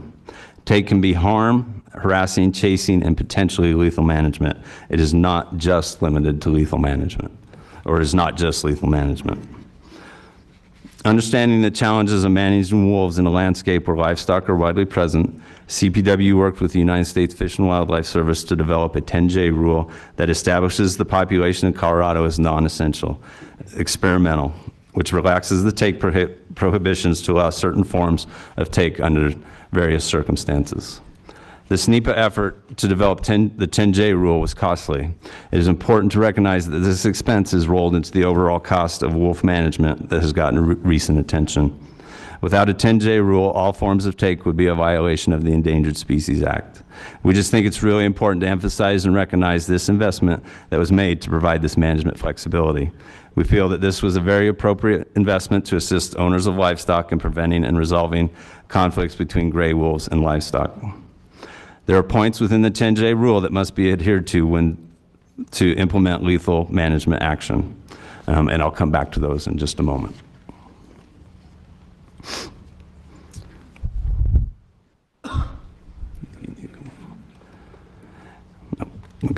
After conversations with the ad hoc group and extensive internal and legal review, these definitions will be used by CPW in determining if a scenario is deemed to be chronic. So chronic depredation means 3 or more depredation events caused by the same wolf or wolves within a 30-day period, provided there is clear and convincing evidence that at least one of the depredation events was caused by wolves. A depredation event means a 24-hour period in which the division determines by a preponderance of the evidence that a wolf or wolves caused physical trauma resulted in injury or death to a producer's livestock or working dogs. The division will find the preponderance of the evidence standard is met when the evidence shows a wolf or wolves more likely than not caused physical trauma resulting in injury or death to the producer's livestock or working dogs. Clear and convincing is a higher standard than the preponderance of evidence standard that is typically used for other game damage. Clear and convincing evidence leaves no room for serious doubt that a wolf or wolves caused physical trauma resulting in injury or death to livestock or working dogs. The other two events could meet either clear and convincing or preponderance of evidence standards. I do want to make sure that people know that either one of those will be compensated. Both of those standards, we will compensate for both of those. And we're specifically talking about the chronic definition when we talk about clear and convincing. So now with a definition of chronic depredation, it's important to outline these considerations that will be evaluated when determining the appropriate action. The 10J rule provides very clear factors that will be considered when determining if it is appropriate to carry out efforts that equate to take, in particular lethal management efforts. And so these are: 1, evidence of wounded livestock or working dogs, or remains of livestock or working dogs that show the injury or death was caused by wolves, or evidence that wolves were in the act of attacking livestock or working dogs. 2, the likelihood that additional wolf-caused losses or attacks may occur if no control action is taken. 3, evidence of unusual attractants or artificial or intentional feeding of wolves. And 4, evidence that animal husbandry practices recommended in approved allotment plans and annual operating plans were followed. Further, CPW regulations must be adhered to, and these factors mirror those the division, as a designated agent of the Fish and Wildlife Service, must consider under the 10J rule as just described. And so there must be documented repeated wolf-caused depredation. A variety of non-lethal conflict minimization tools must be used. There exists the likelihood that additional depredation will occur if action is not taken, and no attractants may be luring or baiting wolves to the location. So if, after considering these factors, the division concludes lethal removal is appropriate under the circumstances, the division or federal agents will lethally remove the depredating wolf or wolves. If state and federal agencies do not have the capacity to lethally remove the depredating wolf or wolves, the division may issue a chronic depredation permit if additional criteria are satisfied. The division will apply this standard on a case-by-case basis to determine whether lethal removal is appropriate under the circumstances. While the division may conclude lethal removal is appropriate in other circumstances, the division will conclude lethal removal is appropriate when it determines a livestock producer has experienced chronic depredation despite implementing all viable, reasonable, and effective non-lethal deterrence measures identified in a site assessment and removing any attractants that could lure wolves to the site. To explain that a little further, when the division determines that a livestock producer has experienced chronic depredation, despite implementing all viable, reasonable, and effective non-lethal deterrence measures identified in a site assessment and removing any attractants that could lure wolves to the site, the division will find wolf-related depredation is likely to continue if the wolves are not removed, and therefore the 4 factors listed in Parks and Wildlife Commission regulations weigh in favor of lethal removal. Upon making this finding, the division will conclude lethal removal is appropriate under the circumstances. The director, in coordination with the appropriate regional manager and wolf program staff, and after consultation with the U.S. Fish and Wildlife Service, will make that determination. So that concludes my remarks for now, but before I leave the table here and turn it over, I'd just really like to thank the ad hoc group for their assistance this summer and fall. The work that they've done has been tremendous, and the relationships they've built together have been so helpful. And just so a huge thank you. And then I also wanted to thank our Attorney Generals and the Attorney General's Office for their assistance in developing this definition. So now I will turn this presentation over to Adam Baca. Thank you. Chairman May, Commissioners, Executive Director Gibbs, Commissioner Greenberg, and Director Davis, thank you for the opportunity to speak today. My name is Adam Baca, and I've been in my current role as a statewide wolf conflict coordinator since June of 2022. Prior to that, in Montana, I worked as a conflict prevention specialist for grizzly bears and wolves, piloting what is now the nationwide Wildlife Services non-lethal initiative. Where site assessments were briefly mentioned in the previous section, I will now provide more information on what a wolf site assessment is, who conducts them, the process for getting them, and the product itself. It is important to emphasize that site assessments function as a collaboratively built plan for viable and effective tools and techniques to reduce wolf depredation risk or for effort deployment should depredation occur or depredation risk increase. Before diving in, I would like to specifically thank our producer partners that hosted the 35 interagency staff for a field scenario site assessment training that you will see pictured in this slide and the following ones.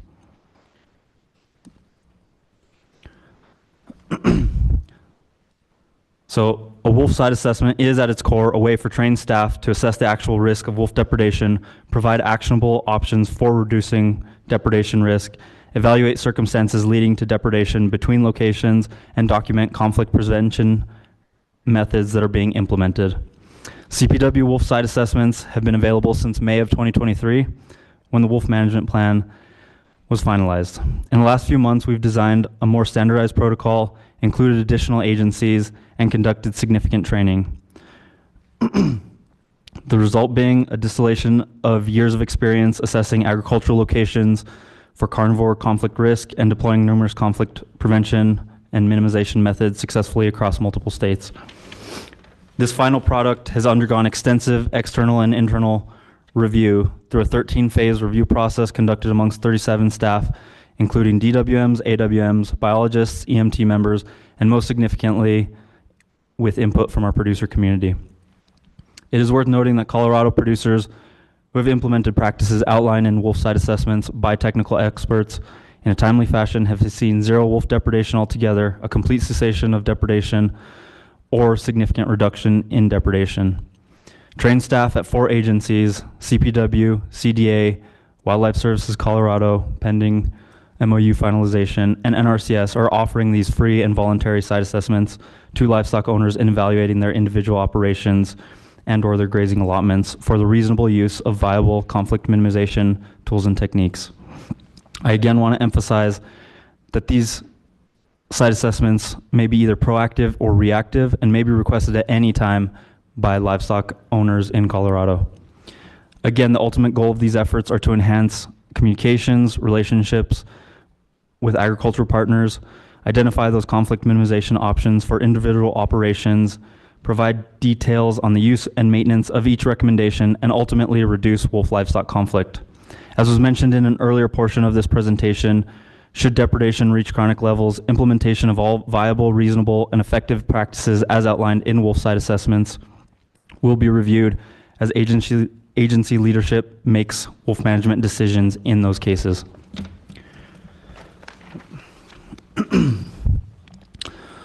So the process of getting a site assessment is fairly simple. We designed it this way purposefully.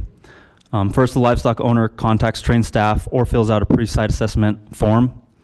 Trained staff then prioritize requests based on greatest need, which will be an ongoing assessment and prioritization. Staff then contact the interested livestock owner to set a date and time to conduct the on-site site assessment. The assessment is collaboratively completed and the livestock owner will receive a copy of the form. I do want to state that this only acts as a quote-unquote pre-game game plan in case depredation risk increases, and lays out viable proactive options and permitted high-effort options should the need arise.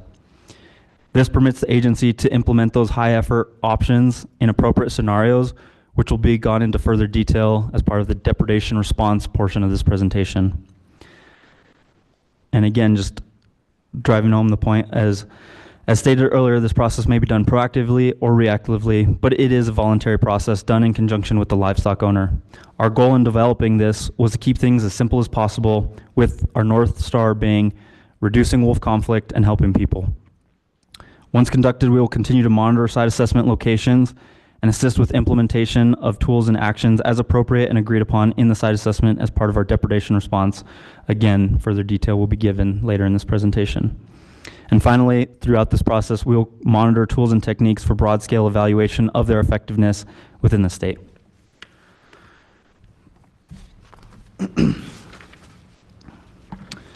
The previous slide mentioned the pre-site assessment questionnaire. This is, again, a voluntary first step that livestock owners can take before or in addition to directly requesting an in-person site assessment for follow-up. This pre-site assessment questionnaire will reduce the time in the field, and this QR code will take anyone directly to the questionnaire where, again, once completed, will prompt follow-up site assessment based on locations of highest priority. Areas will be prioritized based on where wolves are, wolf behavior, and recent depredation events.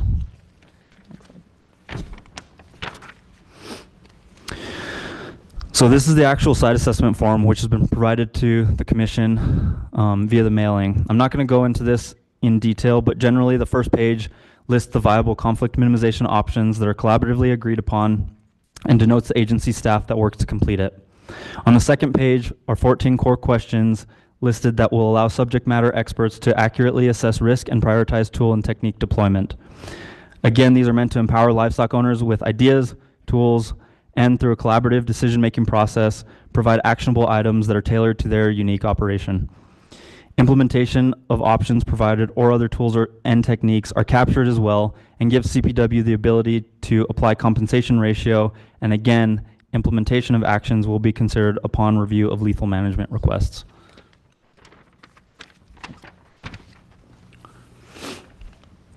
So with this revamped site assessment effort, we have also engaged in a significant rollout effort. Externally, we've been talking about the process since 2023, and more recently at each of the 9 joint outreach events, which some commissioners have attended themselves.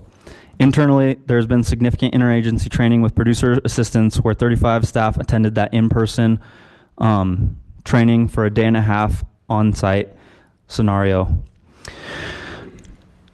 During this training, producer provided those in-field scenarios that have played out for staff to start going through, so they get the experience of what an actual site assessment process will be in 3 separate locations under 3 separate conditions, in addition to virtual scenarios being used for training. Those trained CPW, CDA, and USDA APHIS staff may complete and submit the wolf site assessment document, whereas the NRCS staff will complete their own version. Internal outreach has consisted of damage specialists conducting local training at area meetings across the West, with 5 virtual scenarios that have played out in Colorado specifically. It is also important to note that concurrently to the CPW or state version of site assessments being revised, we worked with federal NRCS partners to develop their site assessment, which may be substituted for a CPW site assessment as valid documentation of efforts being undertaken. The NRCS site assessment is a way for producers to access some of the $2.5 million that have been awarded to Colorado through a regional conservation partnership program, specifically geared towards reducing wolf conflict and helping producers with wolf conflict minimization. In closing, I want to emphasize that this process has already been successfully implemented in counties across the West Slope. I want to again make clear that this is a process that only works with producer collaboration. And finally, I want to again thank those producers that continue to work with us and advocate to their peers for this effort. Thank you for your time.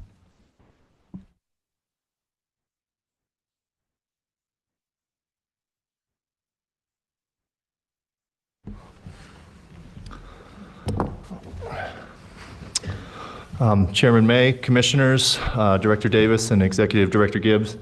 My name is Max Morton. I am the interim lead for the range riding program for CPW and wildlife damage specialist for the Southwest region. My name is Dustin Shiflett. I'm the non-lethal conflict reduction program manager for the Colorado Department of Agriculture. We're here today to present updates on the joint CDA-CPW range riding program. Range riding has been used to improve livestock husbandry and reduce conflict for hundreds of years. Typically, range riders would spend their time with livestock monitoring health, locating lost livestock, detecting and deterring predators, and moving livestock across the range. In the Old West, range riders were essential to any livestock operation.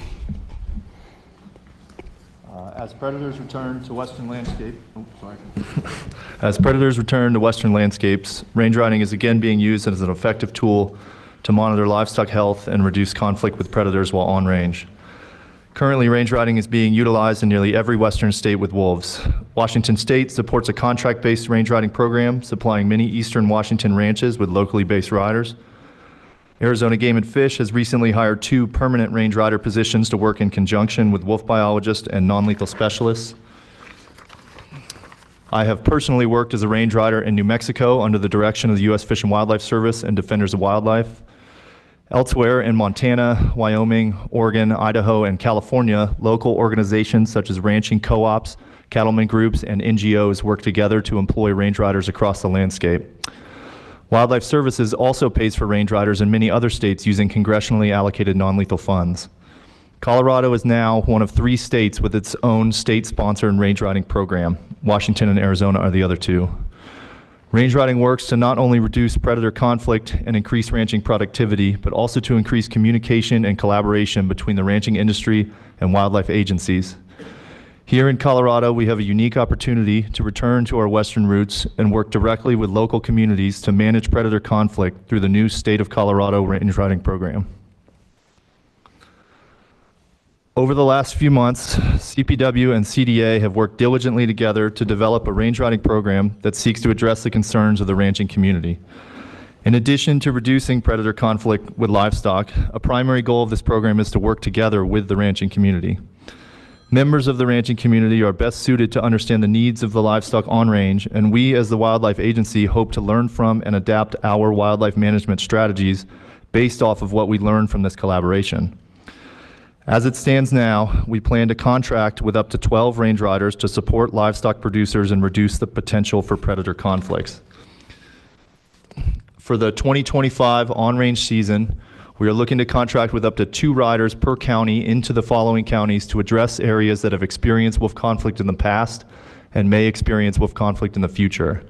These counties are Jackson, Grand, Routt, Eagle, Garfield, Pitkin, Summit, Rio Blanco, and Moffett. Although riders will be based in a primary county, riders will not be restricted to that county. Given how mobile the current wolf population is, we are asking riders to stay flexible in their deployments and adapt to conflict where and when it arises. As wolves localize and become more predictable, the range riding program will adapt.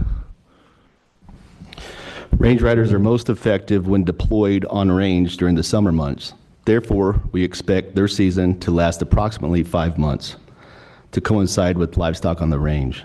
However, we plan to bring on 2 to 4 range riders by late February to assist with conflict that may arise during calving and lambing season. Contracted riders must provide their own equipment such as trucks, trailers, horses, and ATVs. Riders will also be required to track their movements using GPS-enabled mapping applications so that CPW and CDA can better understand conflict and deploy riders more effectively as both the range riding program and the wolf population grows. As mentioned before, while range riders serve to increase herd productivity and reduce the potential for predator conflict with livestock, the true benefit of this range riding program is the collaboration between the state and its producers.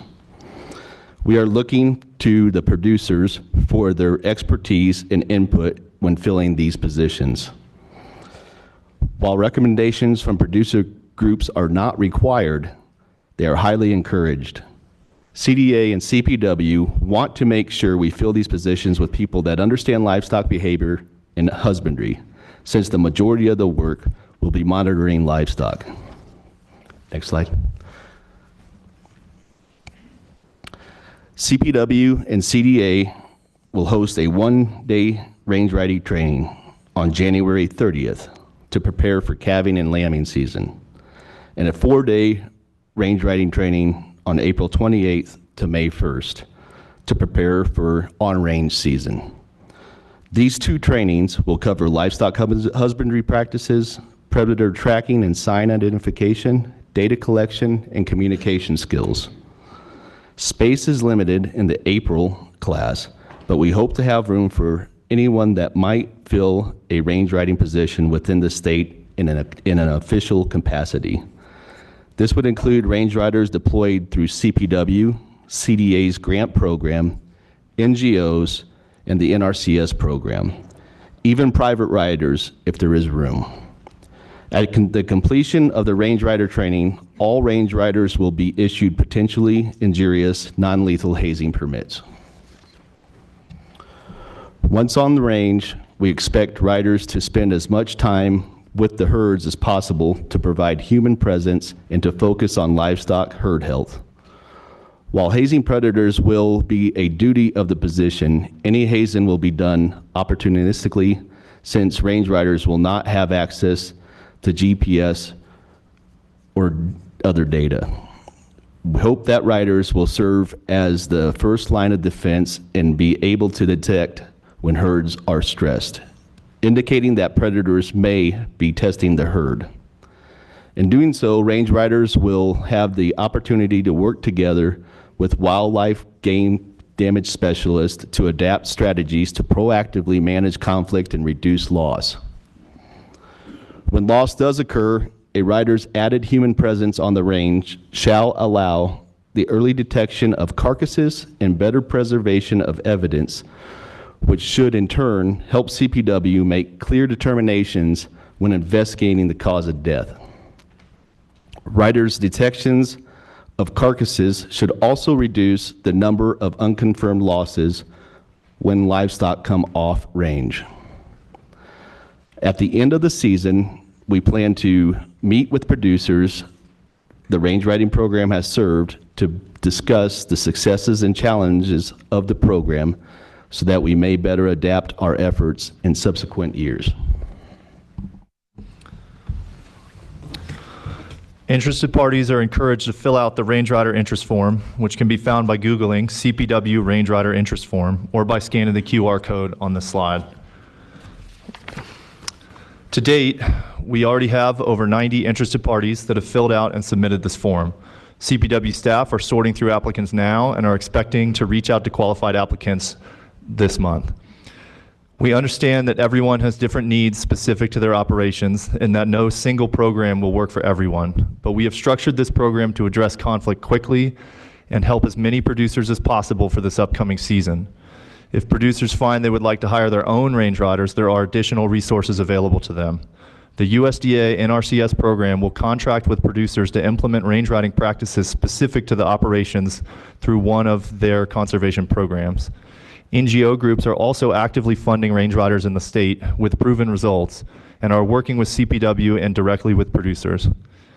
If producers are interested in these options, we encourage them to reach out to CPW or their local NRCS office. Thank you.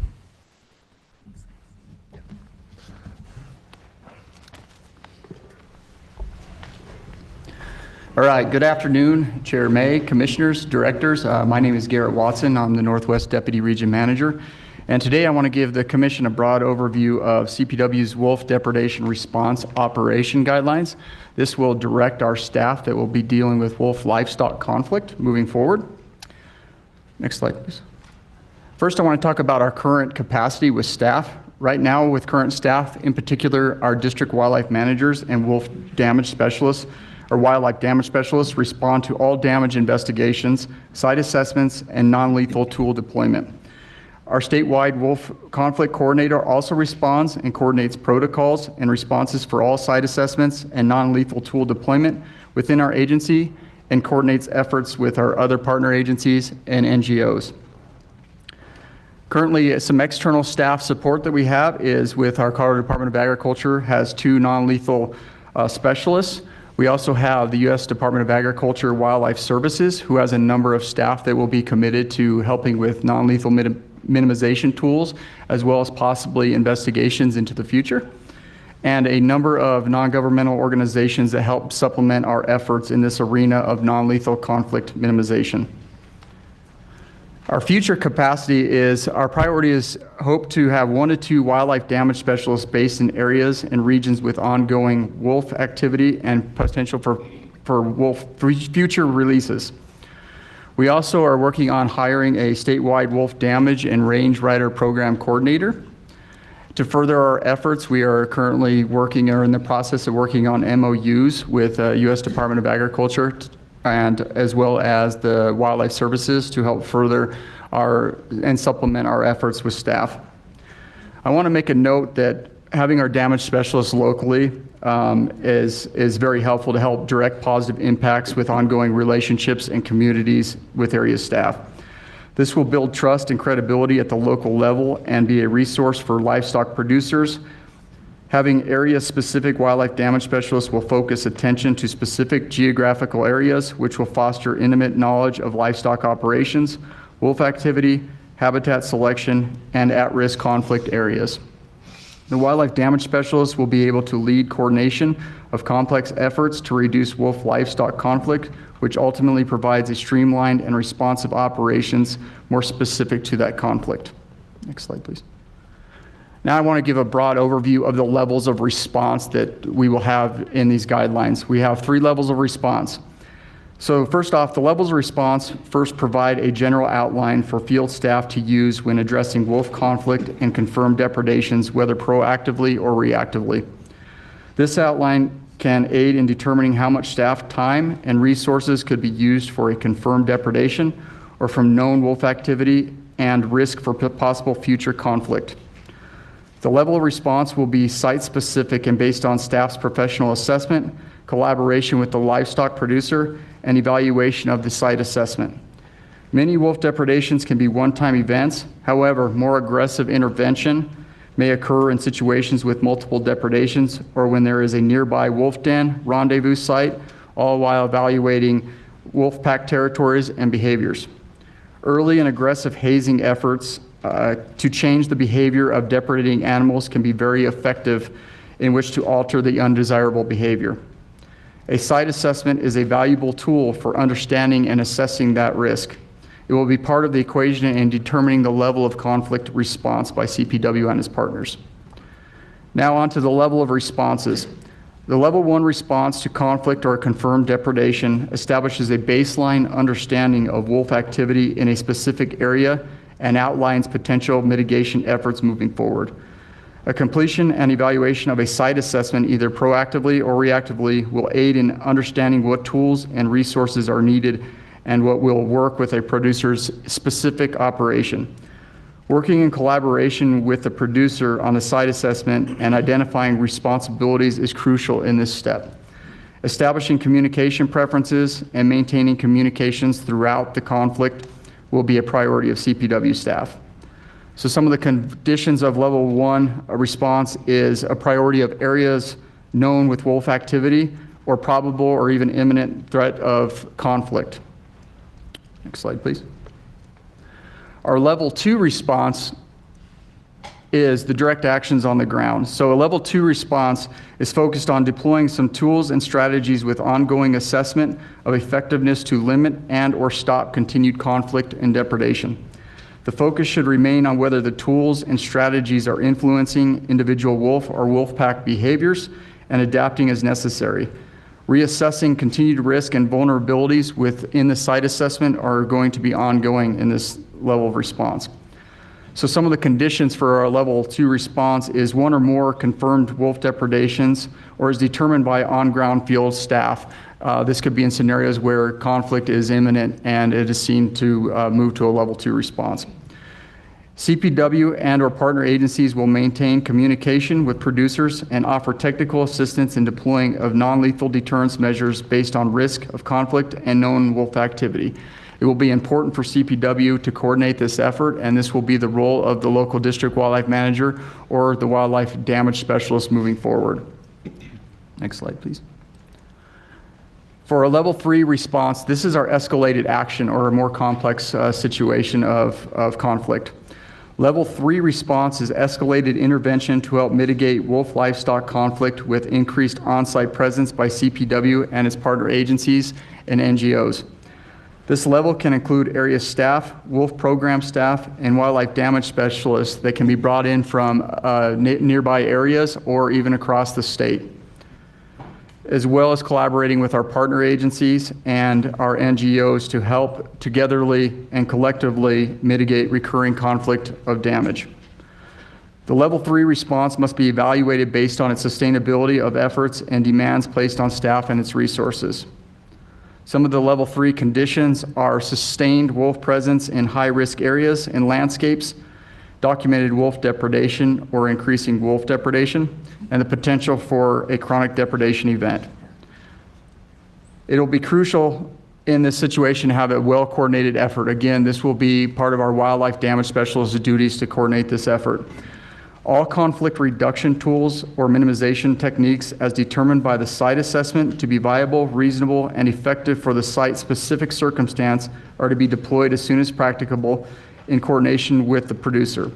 Focus should remain on whether conflict minimization techniques are influencing individual wolf or wolf pack behaviors and adapting escalated actions as necessary. This includes assessing aggressive hazing efforts in hopes of changing and behavior of depredating animals.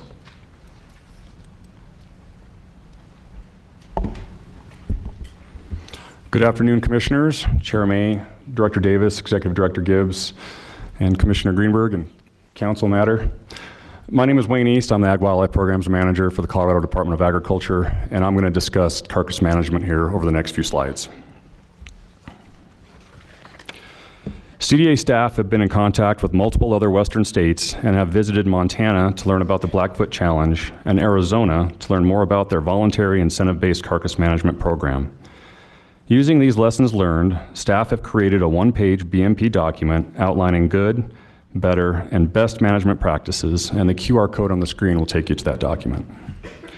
Good practices include temporarily moving livestock away from carcasses, consolidating carcasses instead of having them spread out and exposed, moving them away from livestock, and or moving livestock away from carcasses.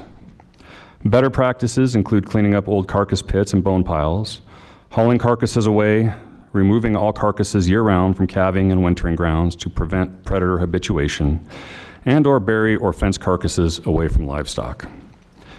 Best practices include removing carcasses and taking them to a landfill, remove old bone piles to prevent scavenger attraction, remove carcasses near calving grounds, water, and salt licks, and using range riders to locate and manage carcasses. It is important to note that there is more to carcass management than just carcass removal, as that is not always feasible. Carcass management is site-specific, and collaborating with producers on potential options is a case-by-case scenario. This will be just one of the conversations that take place during the site assessment process that Adam discussed earlier. Staff from CPW, CDA, Wildlife Services, and CSU Extension have held 9 public outreach events across the northwest part of the state where presentations have been made on multiple topics, including range riding and carcass management. So far, these events have been held in Walden, Craig, Steamboat Springs, Meeker, Kremling, Glenwood Springs, Gunnison, Gypsum, and Aspen, with a total of approximately 250 people attending these events. More outreach events will be held in early 2025. Lastly, through the state's grant program, 6 carcass management projects have been approved for funding. Grant recipients have been notified, and we are working through the state's procurement process. We plan to have purchase orders issued soon.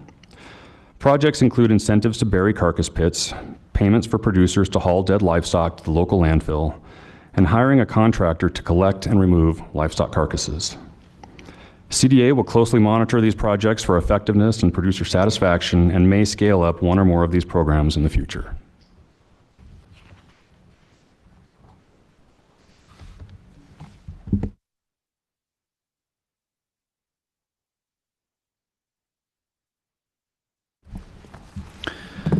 So going into the effectiveness of conflict minimization, we've mentioned the tools and tactics that have proven effective in other states.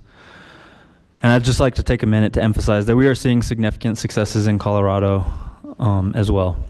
This collage of pictures demonstrates active conflict scenarios where range riding, night watch, flattery deployment, guard dog placement, carcass management, and night penning and wolf monitoring were successfully implemented on landscapes, most of these in Colorado. The petitioners requested that CPW test and evaluate alternative forms of non-lethal measures for keeping wolves from attacking livestock and working dogs to identify what measures work in field conditions and for how long these measures are effective.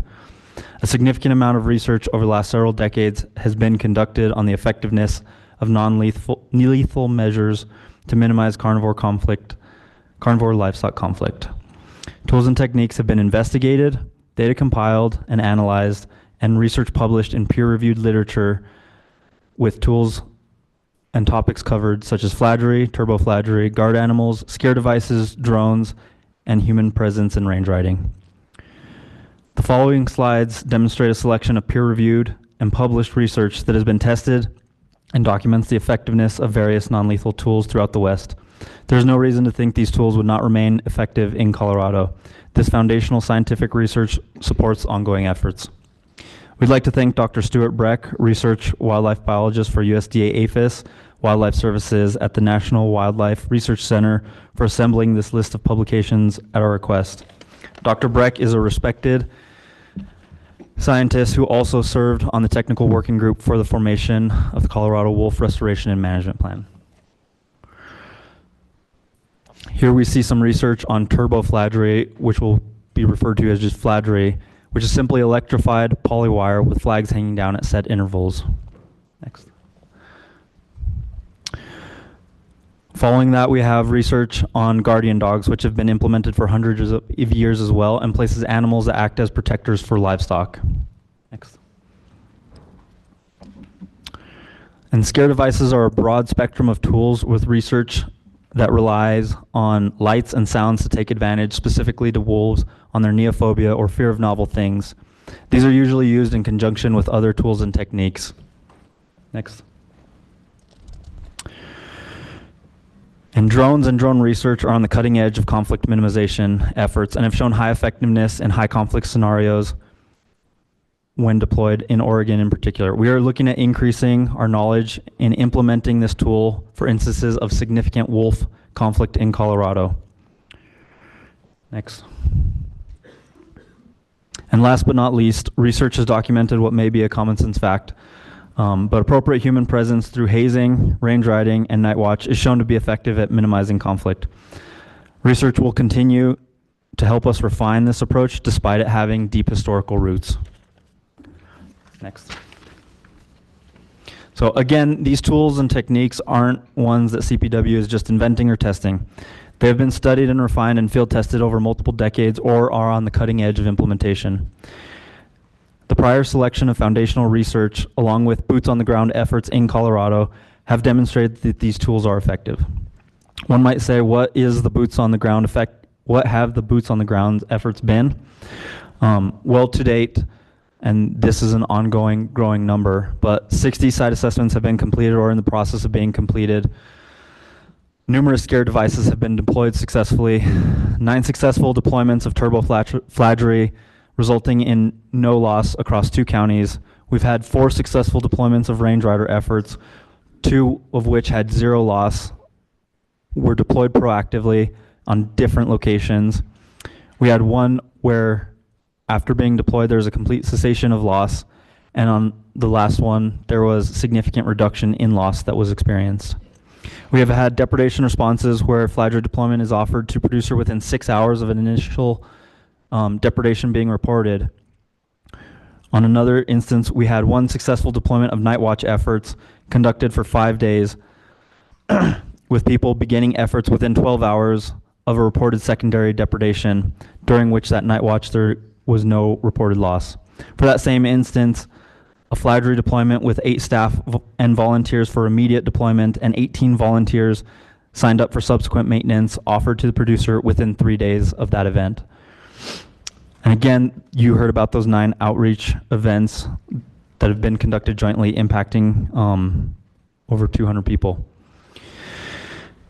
In addition to that, our partners have placed dozens of guard dogs throughout the state that are showing effectiveness, not just for wolf conflict, but other carnivore conflict as well. In summation, 4 agencies have worked together to establish conflict minimization resources for producers relating to carcass management, range riding, exclusionary resources, guard dog placement, and camera monitoring. The broad establishment of this collaborative and complementary conflict minimization resource program is one way that we are providing a suite of options to our producers for helping reduce conflict in the state of Colorado. Based on my personal experience with 151 carnivore conflict minimization projects conducted across Montana and Colorado, with 0 subsequent depredation for the effort period on the given area, it is worth noting producers that have implemented reasonable, viable, and effective conflict minimization practices in a timely fashion have seen 0 depredation altogether, complete cessation of depredation, or significant reduction in depredation. While we can acknowledge that no one tool will work for everyone, everywhere, all of the time, there have been significant successes documented across the West as well as here at home in Colorado with these tools and techniques that are being provided.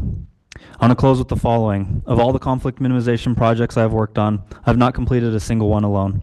They have succeeded only because of the producers that partner hand in hand with technical experts to collaboratively implement reasonable options in a timely fashion. Finally, I want to especially thank those key producers and agricultural organizations online and in the audience that continue to work with us in an effort to successfully collaborate on conflict minimization in Colorado.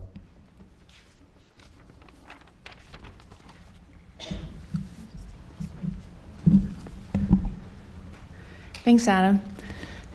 Good afternoon, Commission. My name is Kelly Kammer. I'm the Assistant Director of Information and Education here at Colorado Parks and Wildlife. And I'm going to wrap up our presentation today talking to you about some of the statewide and local communications efforts and activities throughout the whole first year of wolf restoration in Colorado. So we'll start with our statewide communications team. Our statewide communications team has been listening and learning this first year with a major focus on expanding and improving communications activities related to the wolf restoration program.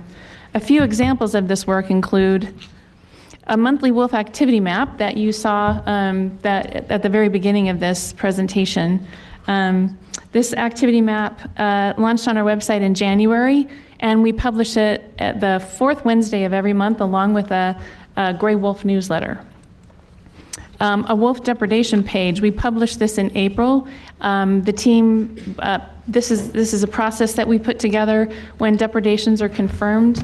We make sure that we get that information on this depredation page as quickly as we can. I only do that when we have confirmation from the regional manager. We do it as quickly as we possibly can. Our new CBW website launched in August, and with that new website launch, the Gray Wolf website and component and portion of the website was greatly expanded, much easier to use, and we are constantly putting more and more information out there for the public. Out there, what we have right now is the timeline and history of wolf restoration program itself, the process for citizens to report wolf sightings to our biologists and area staff, information for the public about living with wolves, including wolf behavior and biological information, and how CPW manages wolves, including a downloadable version of the Wolf Restoration and Management Plan, how wolves impact other wildlife, how we manage depredations, and then as of today also the Wolf Livestock Conflict Minimization Program Guide that you all have now is also on that page. Finally, our monthly Gray Wolf Reintroduction external newsletter provides detailed information related to wolf activity, notable updates on the animals in the state, and summarizes all gray wolf-focused updates for that month. We now have roughly 7,000 subscribers to that newsletter, which has doubled.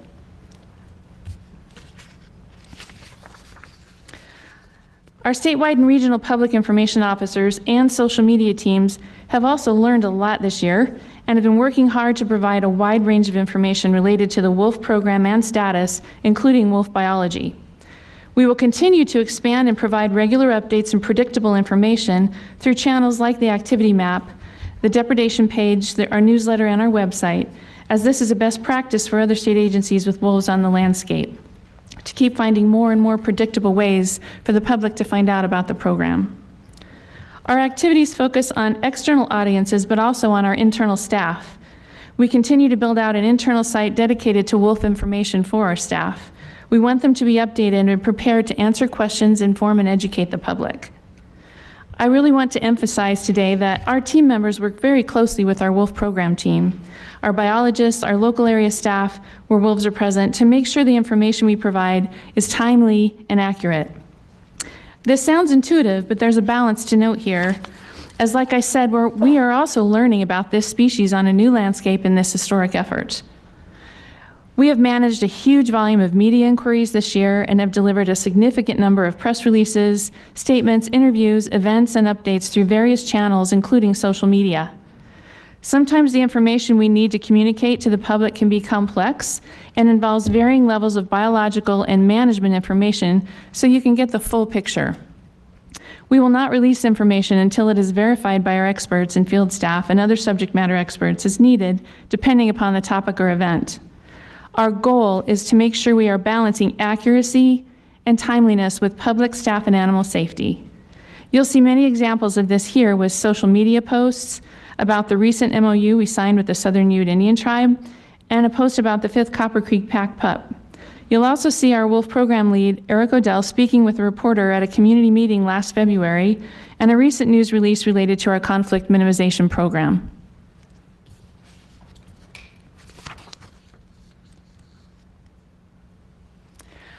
Locally, let's talk about local communications activities. Our Northwest Region staff have been meeting with local elected officials and the public throughout the entire first year of wolf restoration.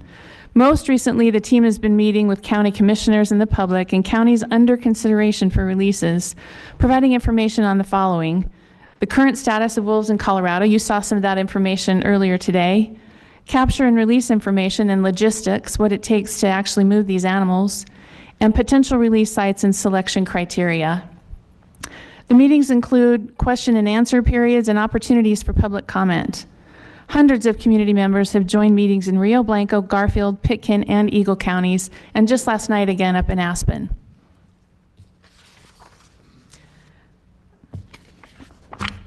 I just want to thank our statewide and regional communications team members, our technology team members here today that work so hard with our policy and planning team to live stream these events, make sure the public has the opportunity to engage. Our education team internally is developing curriculum for our schools and working with educators to make sure that students understand this program and wolf biology. The hard work and dedication to informing the public has been happening for all aspects of the wolf program, and the vast amount of information and communications needed to support everything we do at CPW, all of the other species as well. It's been a very eventful first year of wolf restoration in this state, and our team Our communications team is always ready to go, ready to learn, and ready to support each other. I feel very privileged to work with them every day. I'd also like to thank the members of the public who've taken the time to attend these meetings and workshops and provide feedback, ask questions, and make recommendations to us. Now I think Reed. Oh, you're Reed. Snuck up on you. So as we conclude this long presentation today and all the information we covered, I just want to give a couple thank yous as well. This team you've seen before you, and a lot that you don't, have spent hundreds of hours getting to where we are today. And their dedication and commitment to this is beyond outstanding. And so I just want to thank all of them. I especially want to highlight the work of Brian Dreher, our Assistant Director for the Terrestrial Branch. He's unable to be in this meeting today as he's attending the National Conservation Leadership Institute, which is just an honor in itself as well. So just a huge thank you to Brian and his team. And then just also all the people, as Kelly has mentioned, that have given us input throughout this year, attended the meetings, asked the hard questions. Just a huge appreciation to them. And then also to you as commissioners for walking alongside this journey with us. So throughout this year, we've been listening, and we've done a lot of listening to all the concerns and recommendations of all the stakeholders throughout this year. Along with our partners, we've incorporated the feedback into the expanded and improved conflict minimization program that we just covered. So in closing, I just want folks again to hear that we take our responsibility and our partnership with the livestock producers and the habitat their lands provide for our important wildlife species and their communities. We take that very seriously, as was said multiple times throughout this meeting. We also take our responsibility to Colorado's wildlife very seriously as well. And so we are confident we will successfully restore a healthy, sustainable population of gray wolves in Colorado as mandated by the law, while avoiding and minimizing impacts to our critical ranching industry and rural communities. So with that, we'll close this presentation and open it up for questions. Thank you very much, Reed. I think you answered a lot of questions, gave all of us a lot of clarity. And I would like to start this discussion off by stating the fact that Colorado Parks and Wildlife's team of biologists, scientists, and executive management is without doubt the best there is. Any member of that team would be welcome on any other wildlife agency there is. And we actually have an entire team of them. Whenever I began this and started researching what we were going to be doing years ago, as I studied wolf biology and a lot of the things that happened, I repeatedly came to the cited references and studies and found the name Eric Odell. Eric Odell was cited by researchers across the country for work that had been done in the Mexican wolf recovery. So what I'd like to start off by saying is, we are very fortunate. We have people that we can rely on that have given us guidance, have put this together, and has made it very possible for us to get to the point we are today. I just wanted to start the discussion with that, and now I'll turn it over to commissioners. Commissioner Touchton. Thank you, Chair May, and thank you guys. It wouldn't be a Wildlife Commission meeting without Reed sitting there telling us about wolves for a couple hours. But we always knew there was a whole team behind Reed, and I'm glad he's sharing the table today. You guys have done an incredible amount of work, and we see it, we see the results of it, and we really appreciate it. I know sometimes that statement gets lost when we start having discussions and whatnot, so I wanted to say thanks first off. I got myself down to 3 questions. It might be easy to do them one at a time. Okay.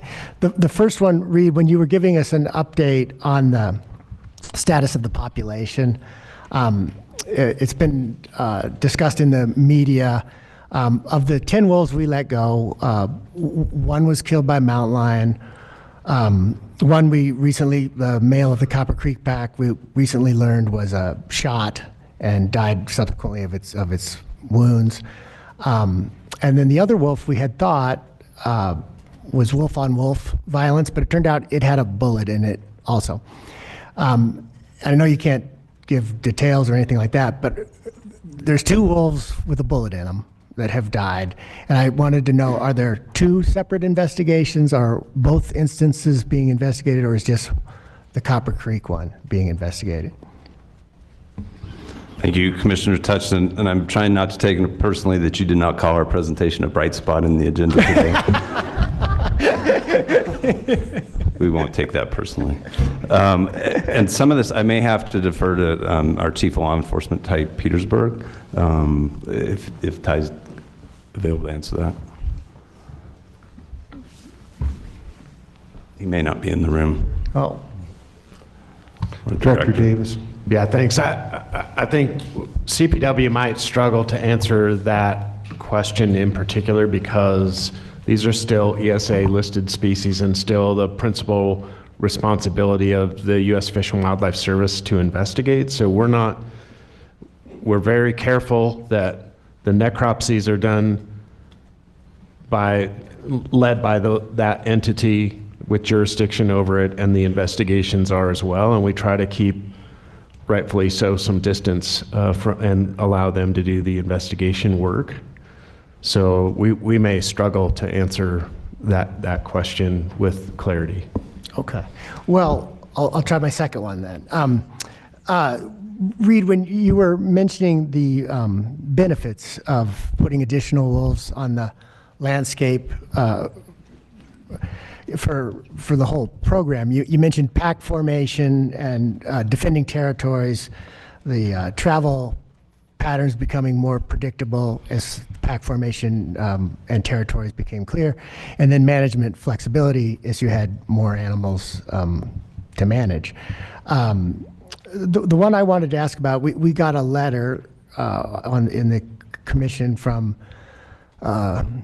Johanna Lambert and Barry Noon, CU and CSU professors, saying an additional reason to introduce more wolves is because when founding a population, it's very important to get a diverse genetic makeup. And so I wondered if, how are we doing to make sure that our founders of this population are not going to give us an inbreeding scenario down the road? Because it seems a little tight right now with only one breeding pair that's out there. Yes, thank you, Commissioner. And we do have Eric Odell online virtually. I don't know if Eric is able to be pulled up. There he is. Thank you. Eric, can you handle that question? Sure. Thank you. Good morning or good afternoon, Commissioners, Chair May, and Directors. Just for the record, I'm Eric Odell, Wolf Conservation Program Manager with Colorado Parks and Wildlife. Thank you, Commissioner May, for the kind remarks earlier. Commissioner Tushin, good question. We're always concerned, especially with small populations, on genetic issues. And so you're right that the 10 animals that we brought from Oregon last year represent one part of the population. So looking for other animals from various sources is an important aspect to establishing that population. Many of the other species that you are aware of that we are engaged in recovery programs, whether it's black-footed ferrets or Mexican wolves, those that started from very small populations are very challenged. And so it adds another layer of complexity to some of those recovery objectives. So yes, looking for wolves from various sources is an important aspect so that we get genetic representation to establish that population from the beginning. All right, last one. I'll give someone else a chance. On the definition of chronic depredation, Reed, I get it that it's 3 strikes, 30 days. I'm simplifying it for myself. 3 strikes, 30 days. One's clear and convincing evidence, and the other 2 could be preponderance of evidence. And right now, it's probably pretty straightforward because there's only 9 wolves, and you've got a radio collar on them.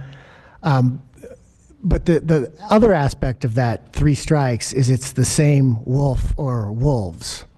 And eventually that's going to get harder to determine when not everyone has a radio collar or there's more wolves on the landscape. What will be the standard of proof to determine if the 3 strikes are all attributable to the same wolf or wolf? Will that be clear and convincing evidence or preponderance? Because that seems to be a pinch point that I didn't find what the standard of proof was, that it's the same animal or group that's doing it.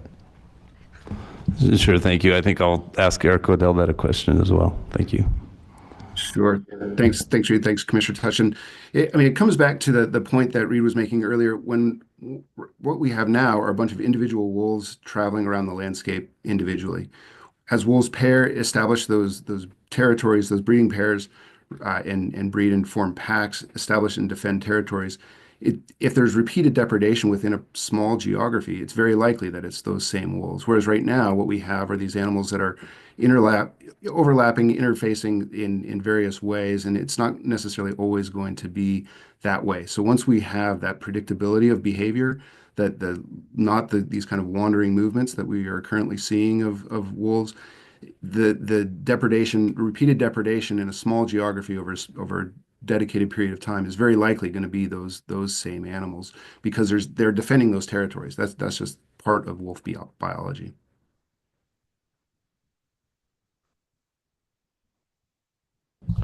Good for you, Commissioner Tushin. Or was there somebody else? Well, have you had your questions answered? Yeah. Reed, did you have something else to add? Okay. Commissioner Haskett. Thank you, Chairman May. And I have quite a few questions, actually. So I kind of wrote questions as each of you talked. Reed, I'll start with you.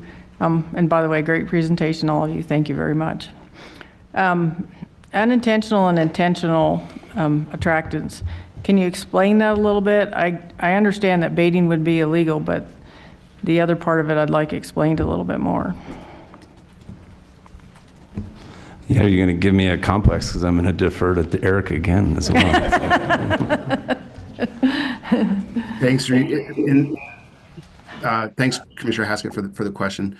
The framing and the wording that we use in our regulations specific to that for chronic depredation mirrors what is used in the Fish and Wildlife Service definition. And so there is not a specific definition of what that is, but it's intended to be to the discretion so that there is, obvious ways to say that something is intentionally done to attract wolves in for not a beneficial purpose, right? To try to create a problem.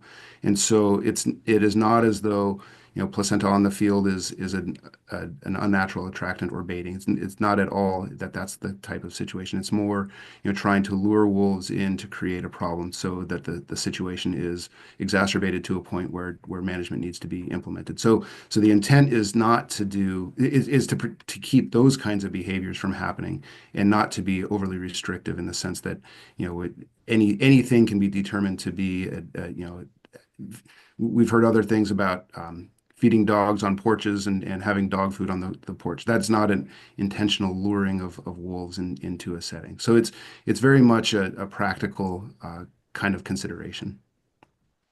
Do we have a definition of attractants? Commissioner Haskett, if you'd allow me to add on to your question, that was number one on my question, so I appreciate you asking it. But Eric, I have the same question. The term unintentional attractant, everything on a livestock producer's operation is an unintentional attractant. And I don't know how we're going to define that term, because I know many producers are concerned that their heifer calving pasture, that a cow that leaves a calving scene without what most cows do, cleaning it up, those will be considered intentional attractants. And I think it's important that we define that term to the point that we don't have that confusion. Commissioner Haskett, it's your floor now, but I just wanted to add that while you were on that topic. That's okay. Chairman May, can I add to that as well? In other times when we talk about attractants with wildlife, and this is common in the waterfowl world or other bird hunting practices, it's similar. We talk about common agricultural practices, and what you described, I think, are common agricultural practices. Those are not attractants. And this, to me, is where the site assessment becomes critical, because that's when we meet with the producer one-on-one and say, hey, these may be things in your operation that just attract the wolves. Let's prevent that attractant with deterrence or whatever methods we can through the site assessment. So I think that's critical to this conversation. Exactly. And Reed, I appreciate it. I think that's all I was looking for, is that we have clarity on that, so it's producers are not worrying that they are going to be accused of unintentional attractants. So I just think that we verbalize that as important, Commissioner Haskett, thank you for allowing me to go. Okay. So on site assessments, I know we've started doing them. I thought that the form was just finished, but I have a question of what kind of acreage is covered on that? Thank you, Commissioner Haskett, for the question. Those site assessments can be conducted on, as small as a 10-acre parcel, and we've done it on as large as multiple on-range allotments covering tens of thousands of acres. So it varies in size, and it's the tools that are impacted by that acreage size. Okay.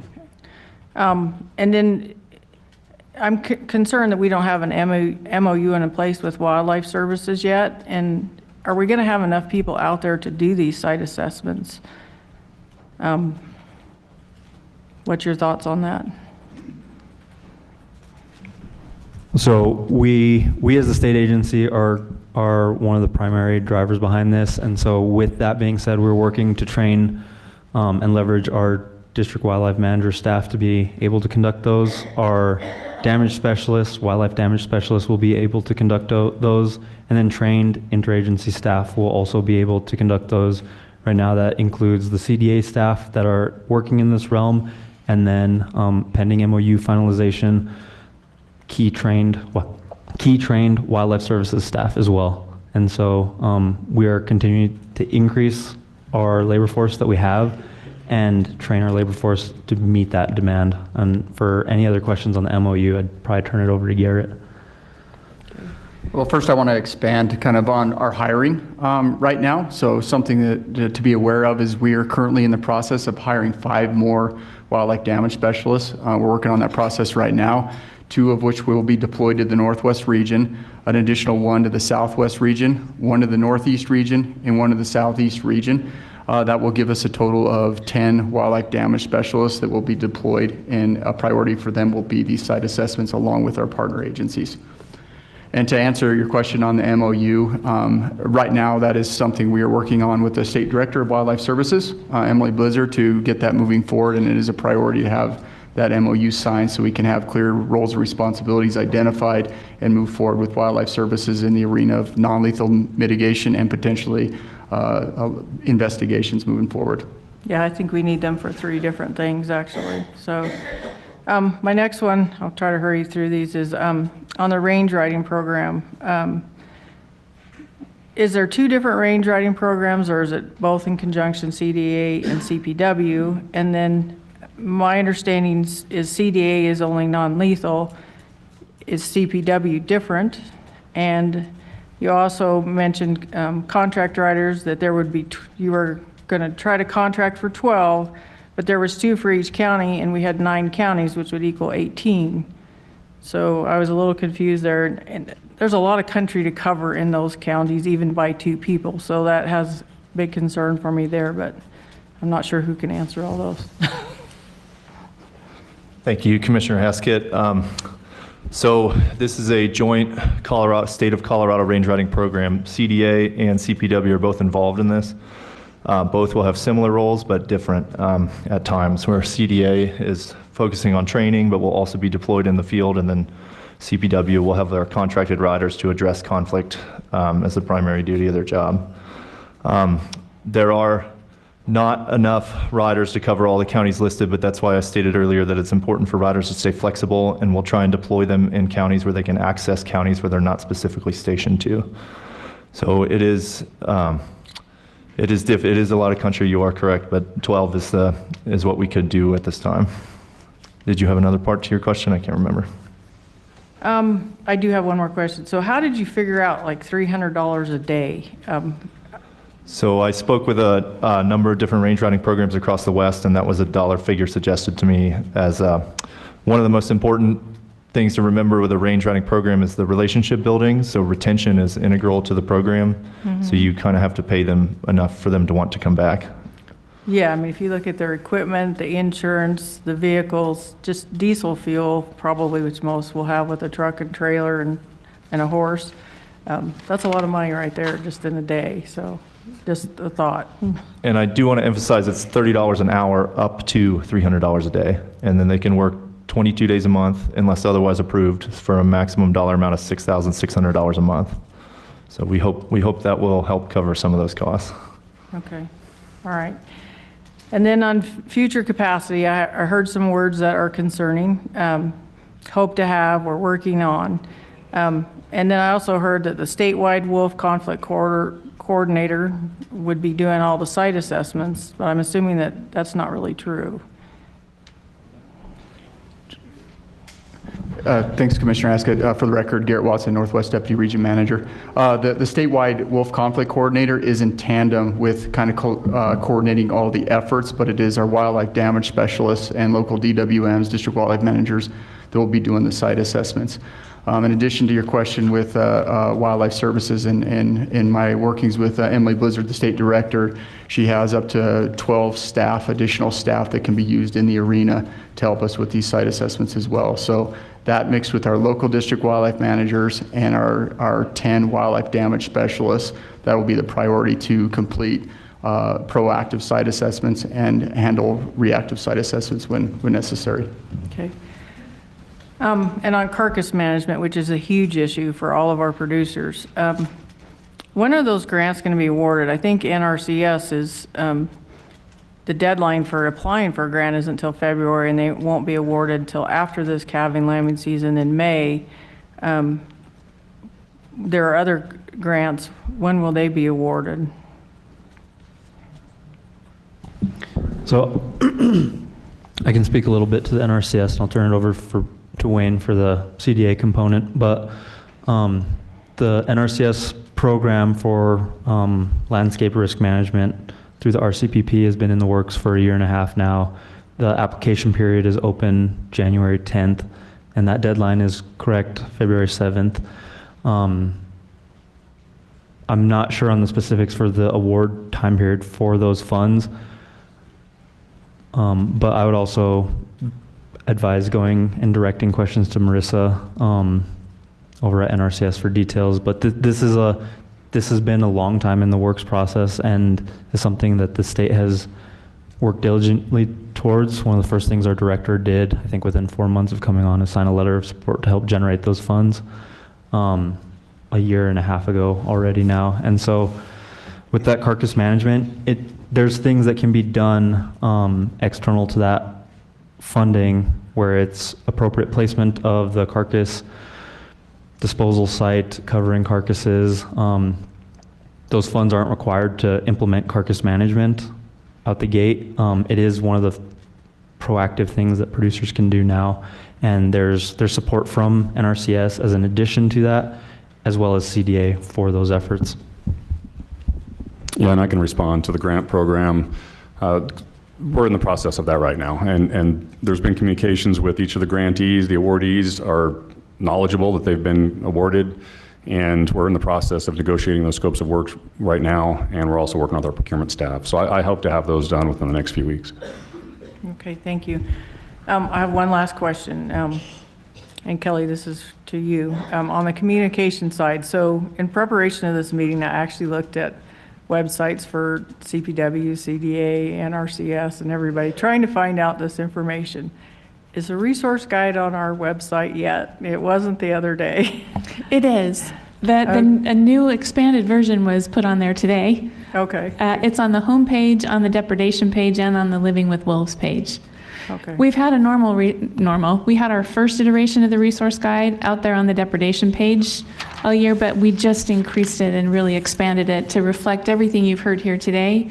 And it includes contact information, funding sources, description of the tools, all the permit information, a whole slew of information out there. We heard over and over again, a quick reference guide would be really helpful for producers, and that's what we launched today.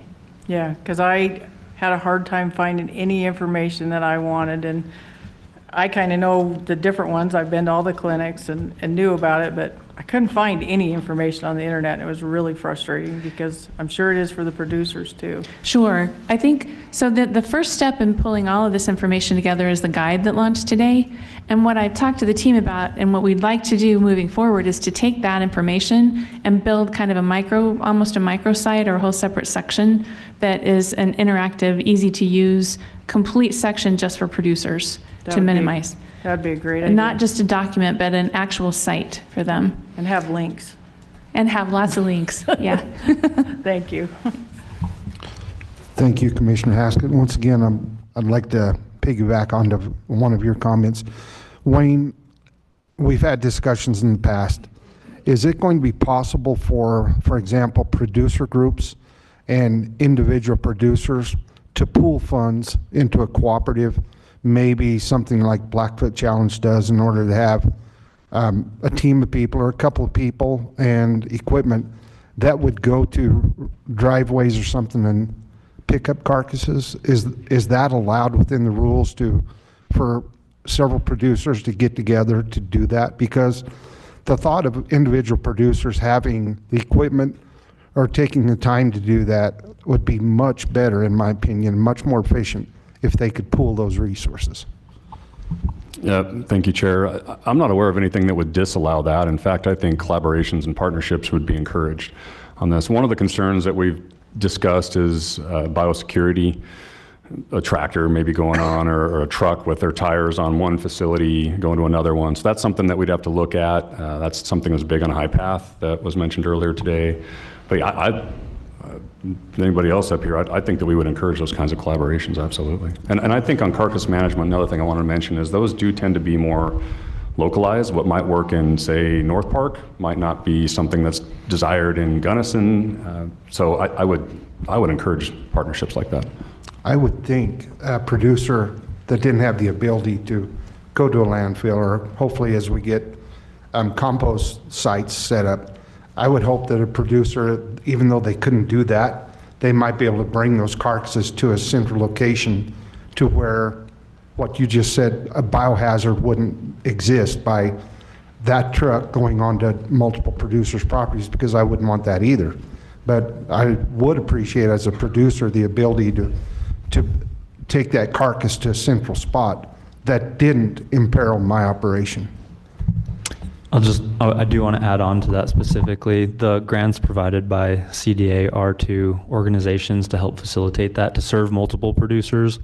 And then through the NRCS grant program, there is a way to do it such that it's not a single producer or managing, applying, overseeing. It's allocation of payment to a third party is the gist, and that third party can be the discretion of the applicants.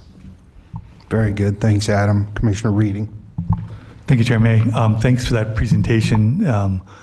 I was very impressed, but at this point I shouldn't be by all the work you guys have done. It's really amazing. I have one comment and one kind of clarifying question. And my comment has to do, I thought you were going to answer it with Commissioner Touchton's comment, but another benefit of getting more wolves on the ground is that, as many of you know, I spent a lot of my career looking at and doing reintroductions, and they succeed far more readily if you get a lot of animals on the ground faster. And so that's a huge benefit. If we want to get this program to a success, and I think we do, I think the sooner we do, the better for everyone involved. We need to get those animals on the ground. So that's just a comment I think you'd probably agree with. My question is to you, Reed, on the chronic depredation point. So you talk about if it's a chronically depredating wolf, it has to be lethally removed, and I'm just wondering, does it have to just be removed, or does it have to be lethally removed? Thank you, Commissioner Reading. In our administrative directive, it says if it meets the criteria of the 3 and 30, that it will be removed lethally. Not necessarily lethally removed? No, lethally removed. It will be lethally removed? Yes. Okay, thank you. Thank you, Commissioner Reading. Commissioner Bailey. Thanks, Chair May, and thanks so much for all the work and effort. Just want to echo those sentiments that a lot is being done to be responsive to the various concerns that have been raised, and it's good to see. Yeah, so a couple of different questions. I was curious about the sort of idealized, recognizing that things happen, life happens, realities on the ground can be challenging. What is the sort of ideal kind of response time or timeframes for the various level 1, 2, 3 response teams? What can folks expect in terms of, having a challenge and then someone being in the field, sort of in an ideal world? Thanks, Commissioner Bailey. For the record, Garrett Watson, Northwest Deputy Region Manager. In our response guidelines, it's 24 to 48 hours. I want the commission to know and understand for over 90 years, CPW has responded to game damage events with our district wildlife managers, and oftentimes it's much quicker than that. A lot of our times we're dealing with hours when the call comes in. So the guidelines are 24 to 48 hours when practical, barring unforeseen circumstances, but our response times are quick. Great. Thanks so much for highlighting that sort of past record of response for CPW that will continue. It was raised in a conversation I had with an agricultural producer recently that they had a site assessment, and essentially at the end of that, really the only tool that was recommended for their particular operation was range riding. But the language in the permitting and the lethal removal specifies the use of a variety of tools, and so I think they sort of had some concerns about if there might be conflicts between what the site assessment explicitly says makes sense, which could just be the one tool, versus using a variety of tools. So any thoughts on kind of how to balance that? Yeah, thank you, Commissioner Bailey. What it says in our administrative directive is 3 things: viable, reasonable, and effective non-lethal deterrence measures. It doesn't state a number of them, and it says that those will be identified in the site assessment, as well as removing all attractants that could lure wolves to the site. So if it's one and it's agreed to in the site assessment, that would be the preferred tool to be used. Thank you. And then trying to figure out how much space to take up for something that really just might be. So I think I was a little bit, I think, to Commissioner Touchin's first question, I think I've got an understanding of the preponderance of evidence versus clear and convincing, and even talked to my lawyer friends to make sure I understood it. I guess I just wanted to get a better sense of the rationale for 2 out of 3 there. And then, maybe I'll just leave it there. Yeah, thank you again, Commissioner Bailey. So when we were in discussions with the ad hoc group through that process, we started to talk about one of them being a confirmed depredation, and so really the idea that we know wolves were responsible for the damage, and that was that confirmed. We use that language for the preponderance of evidence, so we were looking for a little bit higher standard for that. So it's just a higher standard that there's proof that one of the depredations was, there's little room for doubt that that was by a wolf. We've heard comments that this makes it so that you have to have an eyewitness account of the depredation. That is not what we're talking about. We're just talking that there's little room for doubt that wolves are involved in that. And then the others, the preponderance of evidence standard is more a probable. And so and this is in line with some surrounding states as well, that we do need one that says, yeah, this was confirmed. And we're talking about lethal control here. We're not talking about payment of claims. So just a little bit higher standard that, yeah, wolves are involved in this situation. And I don't know if Eric has other things to add to that or not, or if I covered that okay. No, thanks, Reed. You did a good job with that. Good, Commissioner. Commissioner Robinson. Hi, thank you. I echo my fellow commissioners in their sentiments on a great presentation and a lot of work done. Thank you. I want to stay with what Commissioner Bailey was talking about with clear and convincing evidence. I think one of the, and by the way, I do have a few questions, so bear with me here. The clear and convincing evidence piece for me, I've put myself in hearing that you say leaves room for little doubt. I put myself in the shoes of one of your new employees who is charged with investigating this, or one of your wildlife managers who's charged with investigating this, and can understand and feel the complexity of thought and fear that they're going to make the wrong decision.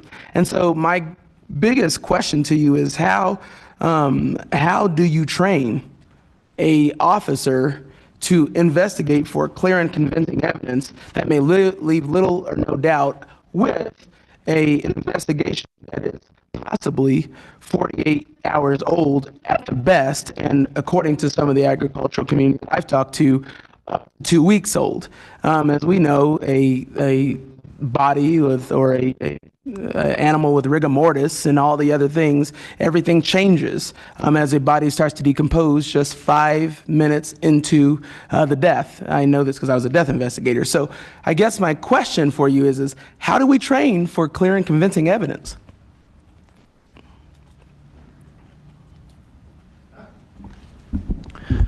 Thank you for that question. With carnivore depredation, attack pattern and characteristics, there's pretty clear indicators of what caused that animal. There's going to be factors due to the environment that cause deterioration that can make that more difficult, but that's where our staff, I mean, you heard Garrett Watson talk about how long we've been investigating these claims. There's an incredible pool of knowledge that even the new DWMs can lean on and ask and say, hey, you know, I'm seeing this, I have questions.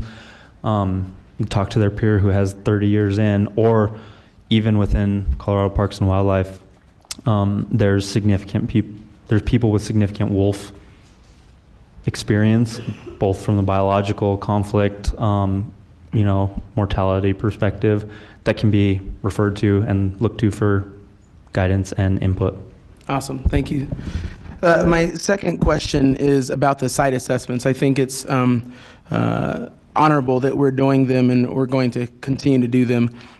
We talked about timelines for site assessments. Some of the agriculture community and producers I've talked to said that they've been in, and I did not verify this for the public, just FYI, but they said they've been in the queue for 2 months for a site assessment, but yet have not been reached out to schedule that site assessment. Talk to me about timelines, when we're going to get site assessments done, and what is that queue right now? So I don't know what the active queue number is off the top of my head. That's something I can look into and get back to you on. But we are prioritizing areas of highest need based on where wolves are, the depredation, what the wolf behavior in that area looks like. And so those are going to be ongoing. And I know this is one thing I'm going to kind of sing praises of our producer partners, because we've seen a significant uptick since our 9 outreach events in people engaging in site assessment. And so we are prioritizing those individuals, and the way that process worked, as I mentioned earlier, is you get on our queue, you get reached out to, we figure out a date that works well for you as a producer, let's say, and then we're kind of working around your schedule on that component. And so we recognize the collaborative nature of those, and we're trying to work with producers as much as possible. But there is a significant volume thanks to increased producer engagement, and so we are going to prioritize those of areas of highest need. Excellent, thank you, sir. Commissioner Robinson, could I hold for a second? Director Davis wanted to comment. Director. Sorry to interrupt. I wondered, Garrett, if you wouldn't mind adding to what Adam said on the previous question about the investigation pieces. I know you put together and led a trip around the Northwest, or Idaho, Oregon in particular recently, to make sure that our folks are getting exposed to the other states' experts that are investigating wolf depredations as well. So I didn't know if you had something additional to add. Thank you, Director Davis. You beat me to it. I did want to expand on that, Commissioner Robinson. I appreciate the question. Garrett Watson, Northwest Deputy Region Manager. First off, I appreciate the thoughtfulness of the challenge that our officers and our wildlife damage specialists face in this arena. I do want to tell you that our district wildlife managers are also Colorado wildlife officers, and so they work on a lot of complex investigations related to obviously poaching, et cetera, and the bar for probable cause and for moving forward to go to court in a case is much higher burden of proof there, beyond a reasonable doubt. And so it's not new to our wildlife officers to have to understand and work through investigations and looking at the evidence on the ground to get to the next tiers. There are challenges with it, obviously decomposition, et cetera, bear that, but that comes with a lot of of exposure to it. And like Director Davis alluded to, we've been sending staff to Idaho, to Oregon, and we'll continue to send our staff to work with people that have been in this arena for longer than us to start to look at all the characteristics and really start to hone the experience that we have, along with the experiences within our agency that many of us have looked at dozens, if not hundreds, of dead carcasses caused by bears, mountain lions, bobcats, natural mortality. So collectively, we are working, and there is a lot of knowledge base surrounded by that to get us on that right track. If that helps answer that. Very well answered. Thank you. And I think I want to say how impressed I am by every single investigator and wildlife manager and law enforcement officer that's in this agency. I would be remiss if I didn't say I hope that we can train all of our law enforcement officers to do this work and not have to depend on a specialty position to do this work. Because number one, I think that will allow for a bigger breadth of response. And I also think it becomes part of our everyday. I know it's part of your everyday already, but I do think that having to depend on specialization and someone who is already overly taxed, and I would say someone, but the few people that are already overly taxed, I know our wildlife managers and our investigators that we already have can do this. And that's my personal bias. So I leave it into the hands of the managers to decide those things. But I just think I take your comments very serious. Keeping on with that investigation conversation, I would be remiss if I didn't say one thing that's been surprising to me, and I've had conversations with staff and the director about this prior to, but I want to bring this up here, in that when we investigate things, we look at, of course, the preponderance of evidence, and we look at all the evidence as it is presented. But one of the biggest pieces of evidence that we can easily see if it's a depredation is the collars, right? Today, at least. And I find it a little bit hard to look at a producer, an agriculture member of our community in the face and say that we can't provide you that data. Yes, we give watershed. However, I think that there is a lot of benefit to also providing the collar data, whether it's staggered out or whether it's current. And the reason I say that is it takes a lot of guesswork out of the data. I want you all to talk a little bit about that, because I know there's a lot of intricacies and complexities to it.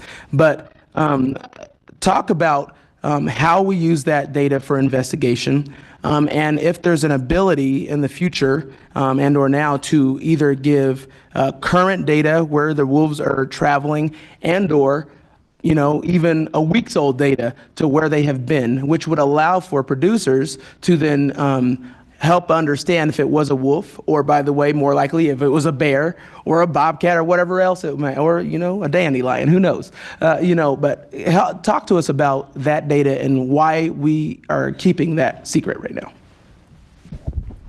Yeah, thanks for that. I think there's a lot of people up here that could answer that. I think I'll start with Eric Odell, and then maybe pass that around to a few others. Yeah, thanks, Commissioner, for the question.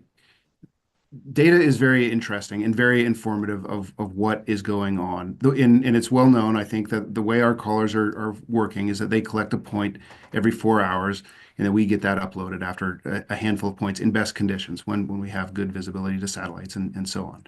So it's not as though we know precise moment by moment locations of where animals are. So when you look retroactively, when you look at where animals have been and you look at where depredations have been, it can be informative, but we don't want to get into the habit of using caller data to confirm depredation. And there's a lot of reasons for that. Right now, we're in a position where we've got the vast majority of our population collared, and so we can tell you, we know fairly well the areas that animals are. As that population grows, our goal of what our plan states is that we will keep 2 collars on. We'll aim to keep 2 collars on in each pack. And so, 20% of the pack or so may be collared. And some of those collars, we may make some decisions to collar those with with much more durable collars, VHF collars that don't provide that uploadable kind of a data, the way the GPS collars work. So there's a variety of different technologies that we use, and for good reason too. That the VHF only collars are much more durable, and so we can use those for longer term monitoring of the packs. So if we have a population that is not entirely collared, the utility of using collars solely as a supplement to depredation investigations becomes problematic, because you don't know where all the animals are all the time. It's not as though that pack is always together, always cohesive in the same way throughout the year. Seasonally, there's difference in the way wolves use the landscape. So there's a variety of reasons. Some of the technical reasons, some of the biological reasons that it's not desirable to do that. The data are sensitive, and again, this is a federally listed species. Sharing data that are 7 or 8 weeks old or something like that is far less interesting. At that point in time, the animals are far gone, typically from those areas, and so how do you communicate that information to producers, to the public, and so on? And it's also apparent with the investigation that the news of the one wolf that was shot by a bullet, that's a concern too, right? So we have to protect the wolf population. That's part of our duty as well. So we do have those data. The GPS data are available. They're available to field staff, and those data are used and communicated not as data, but more as information. So a way that's all compiled in a more refined way than the watersheds. The watersheds the watershed maps are informative on a broad scale, very broad scale, as to where wolves are and where they've moved. And so that's what we feel comfortable with sharing, that in the last 30 days, this is what we know is the distribution of the animals in the state. And so the data themselves are available and to our field staff, and our field staff can use that information and talk with producers, and they do that openly and freely, not showing maps, but just saying, hey, there are wolves localizing, there are wolves in this area, and now is a good time to think about implementing some of these non-lethals or doing some other kind of practice to try to avoid or minimize different kinds of livestock, wolf livestock conflict. And so it's not as though those data are not being used. In fact, they are. And with the intention of being protective of the animals and protective of the information of the data themselves, that's a very workable. We found that to be a workable approach with how that information and data are shared.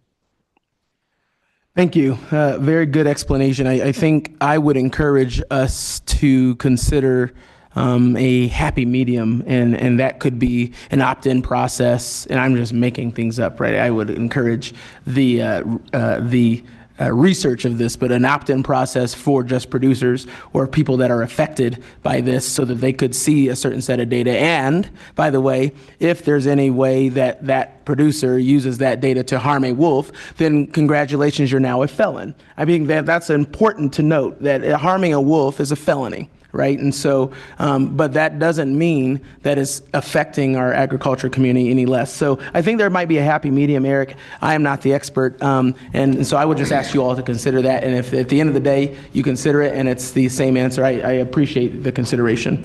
The last thing I have, go ahead, Eric. Sorry. Yeah, sorry, just to respond to that. Other states have tried that, an opt-in process. Oregon has tried that, and they've stopped doing it because because as that population grows, you set that expectation that if you're opted in, you will know where wolves are. But as the population grows and the uncolored population grows, the value of that information is less and less valuable, because there's less certainty that you're actually knowing where animals are. So it's been said to us several times, why don't you do what Oregon does? Oregon used to do that, and they've decided it does not work, and so they've stopped doing that. Thanks, Eric. The last question I have, Chair, is this. It's about site assessments. And one thing that I witnessed personally when I was visiting some of our producers is not just hearing about some of the tools that you all are using, which are awesome new tools that they can use to scare away the wolves, but more importantly, I saw the activity and the interesting behavior of the cattle. And that by itself gave me pause. I personally witnessed how cattle were on a very large range, on a multi-thousand acre ranch, all herded into one small corner by a fence. Some of the cattle were being cut because of how they were being herded, how they were self-herding into a corner by the fence. And I heard over and over as I talked to, I've talked to so many of our producers, and I hear over and over that not only has it affected their lives, but the mindset and the behavior of the cattle has changed. And not only is the behavior of the cattle changing to where it is affecting how they herd and how they're able to deal with the cattle as producers, but it's also affecting their conception rates. And what does conception rates affect? That affects the bottom line. And what does the bottom line affect? If you can pay your taxes. So it's an entire conundrum that I wonder if through these site assessments, do we give any tools for how do we deal with changing cattle behavior? How do we deal with the mental health of the rancher? And, because we're asking them to go out at night. Talk to me about those pieces of the site assessment if they exist. Thank you, Commissioner Robinson. So my personal stance is we are a wildlife agency. We're not experts in agricultural operation.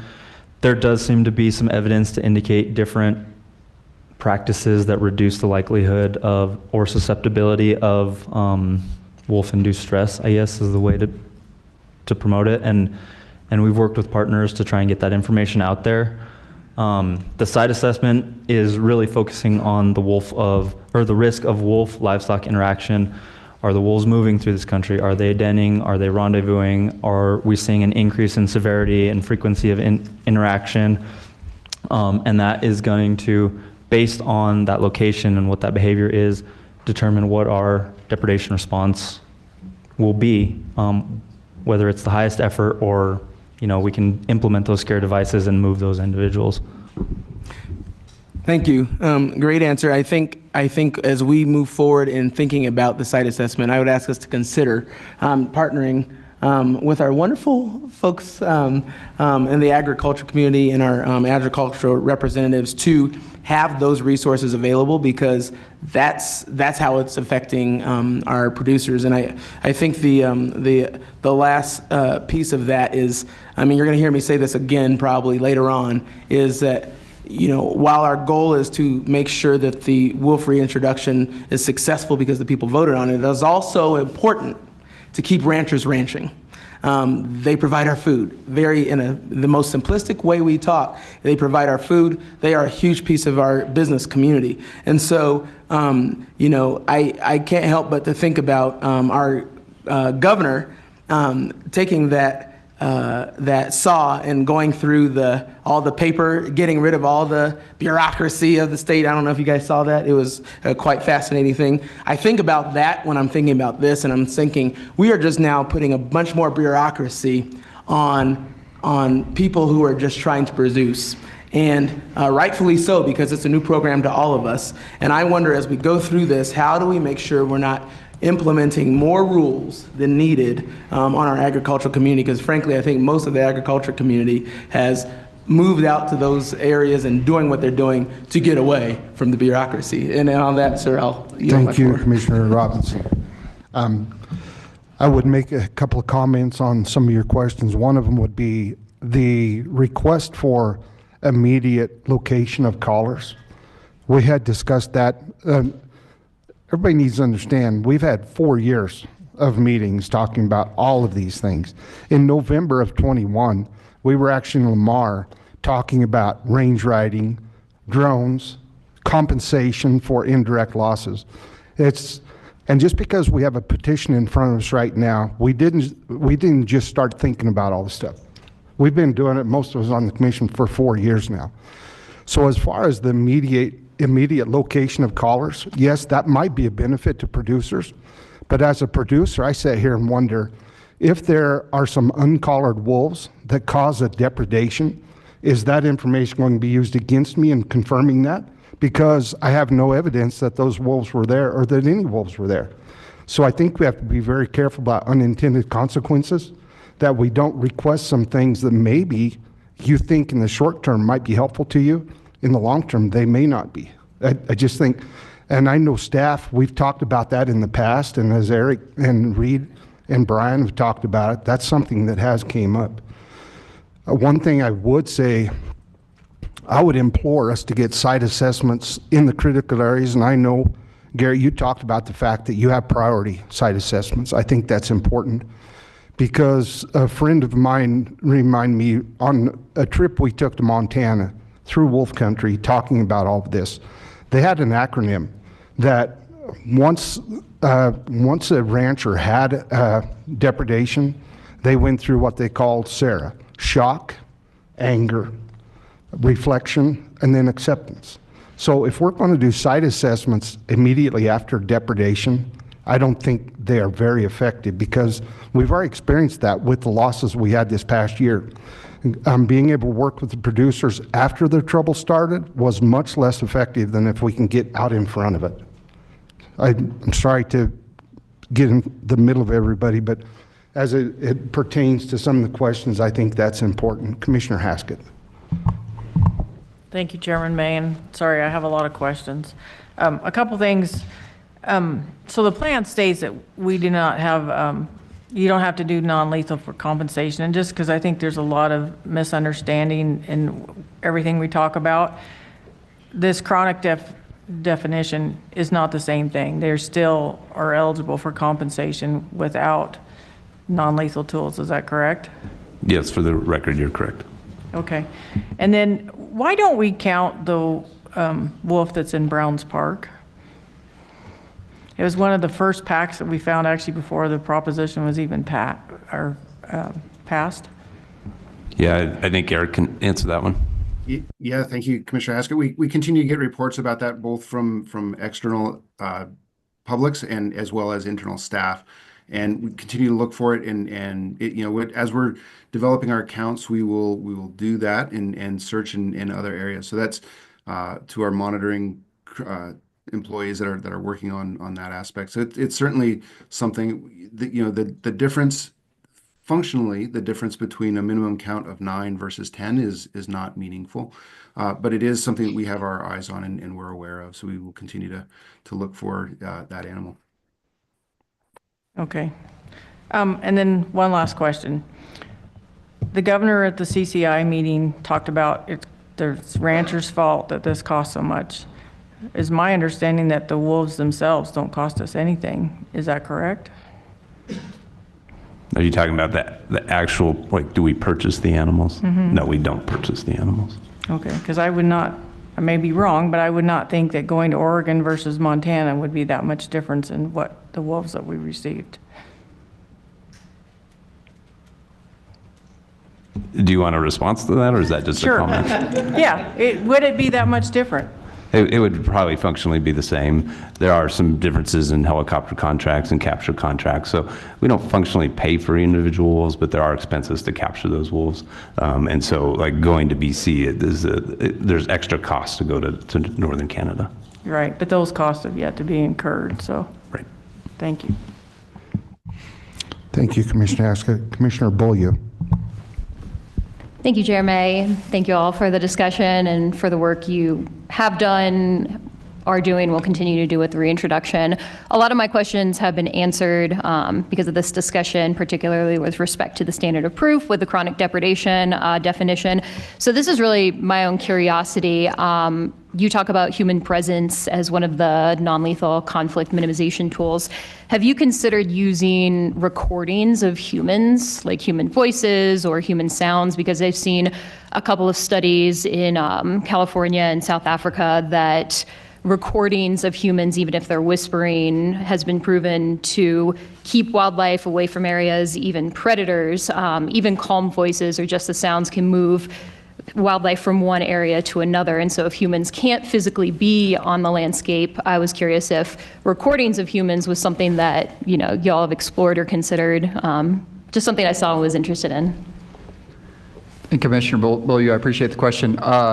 Yes, short answer is yes. And honestly, one of the things that we were learning in Oregon was with the drone program that they have, and they do use human voices in their hazing efforts with drones. And so we're trying to apply what would work there, the types of voices, how loud they got to be, et cetera, to kind of implement that effort into our portfolio. Thank you. I would add to that as well, Garrett. Garrett's absolutely right.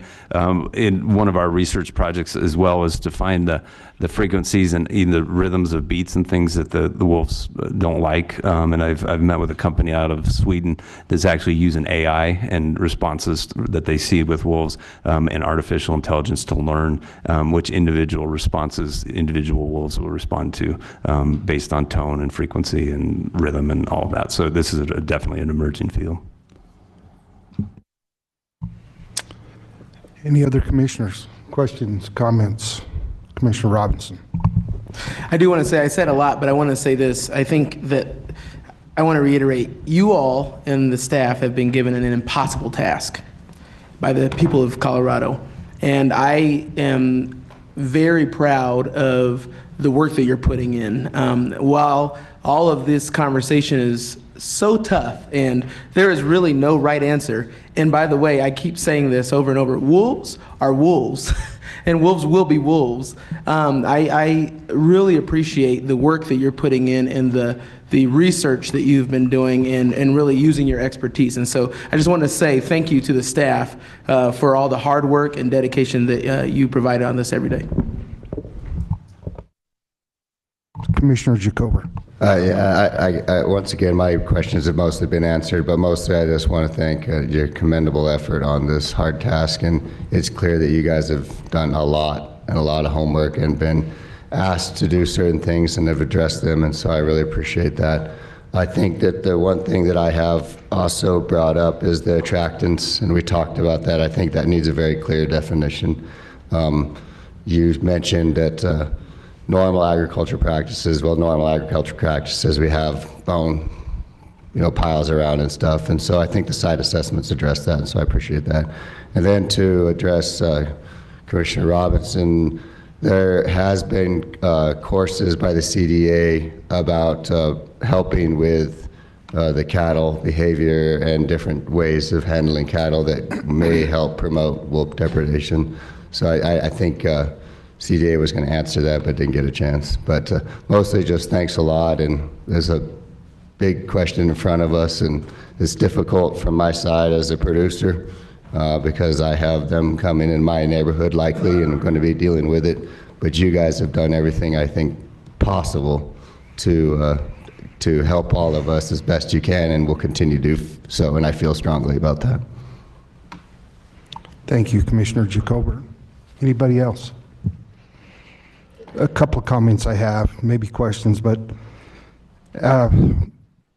to Commissioner Murphy's concerns about district wildlife manager having this, either he or she, in this responsibility for investigation.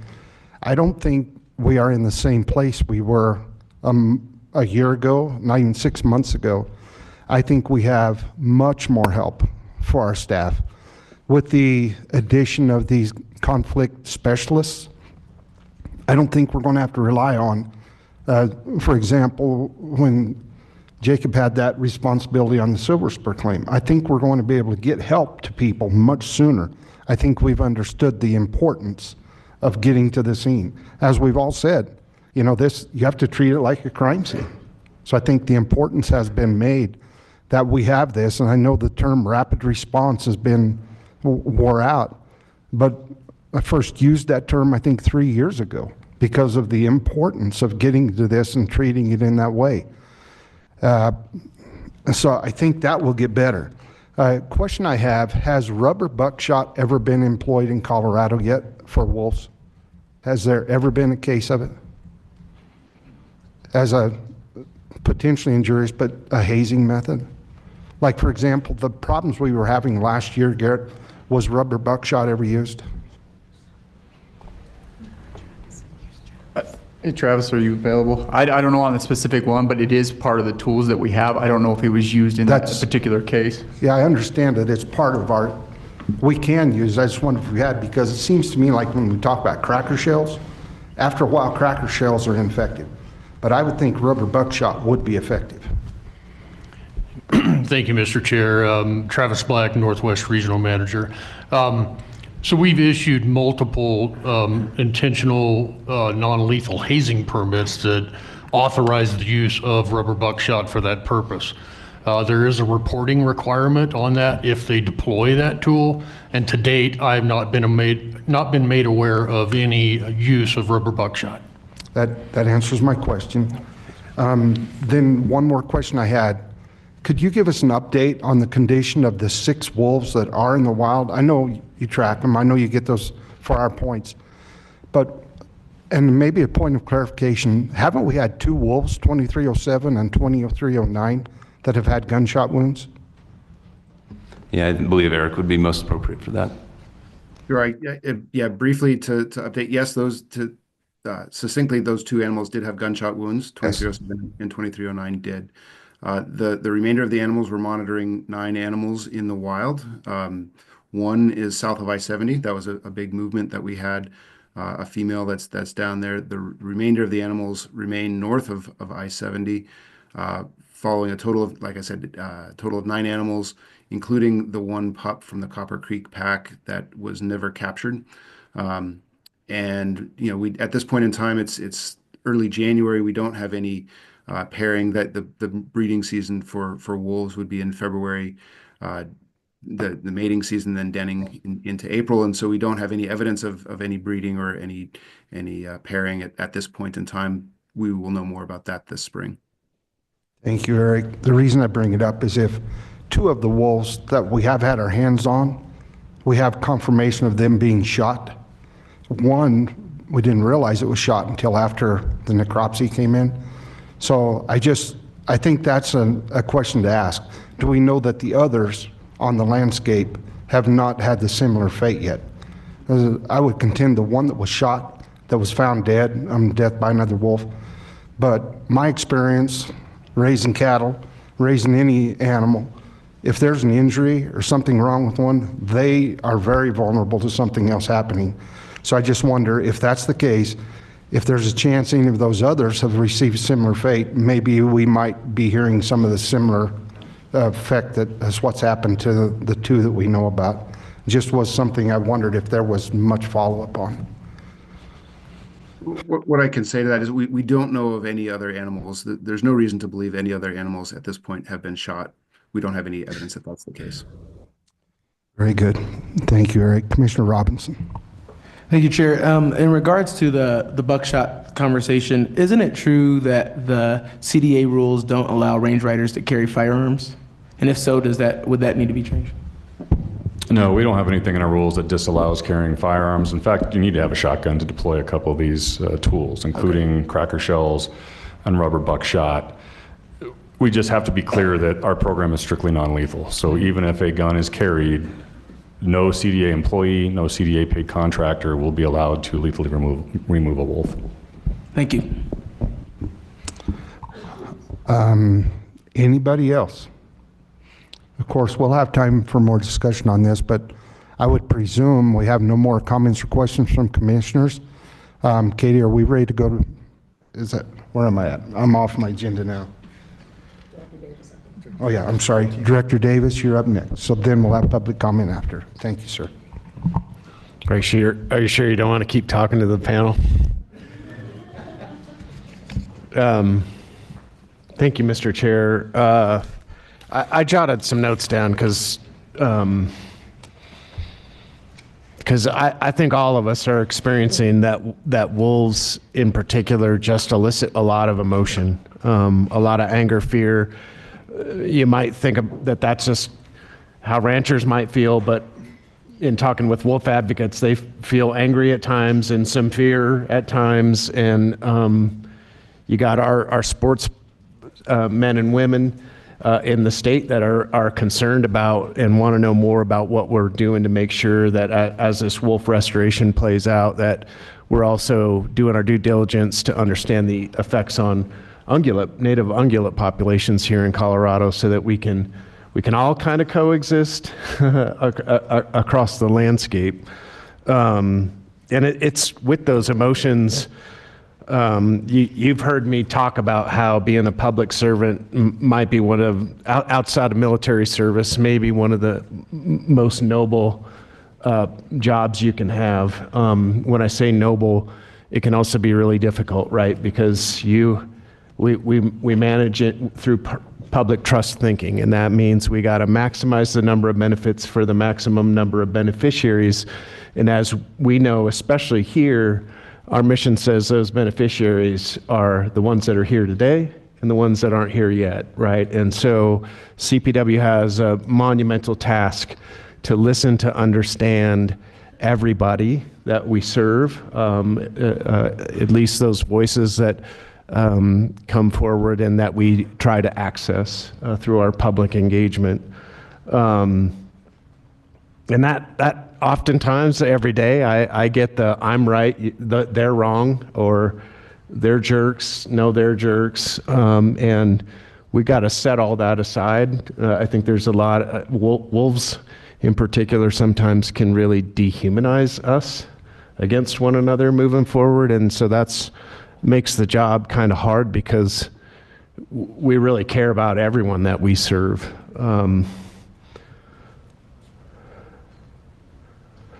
So you've heard that the panel, by the way, did a great job. You've heard that we've, since the last release, I would argue, and you've heard me say this publicly, like we've been listening to understand and working, right? I think there's a tremendous benefit of the petition in that it kind of gives you a finish line, right? Like get the work done. I'm hoping that you all see from this presentation, and there's still work that we are doing that wasn't even part of the presentation and is separate and aside from the conditions that were captured in the petition. So we've done a lot of work. I want y'all to know, like, we're not just making this stuff up, right? Like we're not the only state in the West that has wolves. In fact, we're way behind a lot of other Western states that have been through this, coming through it successfully. I'll put in air quotes because it depends on your perspective about what success looks like and what failure looks like. But we've been really talking a lot, working a lot with other Western states that have wolves, have these types of programs. The questions are, what's working for you and why? What have you tried that didn't work and why? And making sure that we were borrowing all of the best ideas and things that were working in the development of the responses that you were just presented. So I think it's important to, it's not lost on me that our rural economies, when we talk about it, it's not just ranchers, it's also landowners, it's also rural economies in this. And that's when I also think about the research we're doing on ungulate populations and how the presence of wolves and other carnivores might affect or shift distributions, et cetera. And those rural economies and I'm not an economist, so I should probably just shut up, but the thing I worry about is that they're becoming overly simplified. And when I say that to you, we have a lot of ranchers and or large landowners that really heavily depend on healthy ungulate populations because they might supplement some of their annual income with outfitting, guiding, providing access to the general public for other activities. And so this one is complex. You've heard me say time and time again, and I think we have some commissioners that have expressed this and or demonstrated very effectively, like the value of our rural communities, these ranchers, how they ranch on the landscape, the large landowners, they deliver a lot of conservation benefit that they don't, in my opinion, always get the due credit for. And the value that the rest of us that are not them benefit or receive benefits from. So this is a really tough spot that we find ourselves in. At the same time, these animals are pretty magnificent. And when you do it right, and when we will be successful, Commissioner Robinson, I wrote down that CPW does not believe in the impossible because we have a long history of working with our urban, suburban, and rural landowners and communities. We're part of them. And so we have to be successful in this. And successful is a sustainable wolf population, and we need to keep our ranchers ranching. They're absolutely critical. Our mission will not be possible without our ranchers. And so I know there was a lot of sensitivity around the division's denial letter, right? And we can get hooked on those words, but in my mind, I'm hoping that some people, when emotions can come down a little bit, can see we're not denying the conditions. We're not denying the concerns. Our denial, our recommendation to you all for denial is based on addressing those conditions. And did the Blackfoot Challenge get created overnight? I talked to them, guess what? No, right? And so we're doing our due diligence to put really what we understand to be effective programs in place to address those conditions and more. And we're already talking about different technologies, ear tag, GPS with mortality signal technologies, right? That the more I think we can continue to partner and cooperate in a constructive way with the public, including the ranchers who are directly impacted, but also from the wolf advocates. And I'll tell you, when I hear from the general public, two questions are asked. How are the wolves? And how are you doing supporting the ranchers? They care about both. That is what the law says success looks like. And I'm confident in CPW. We got the best of the best. You heard that from Chair May in this agency. And they care a lot about the animals, and they care a hell of a lot about the people. So we will be successful. So I hope with all of this, is there a heck of a lot more work to do together? Absolutely.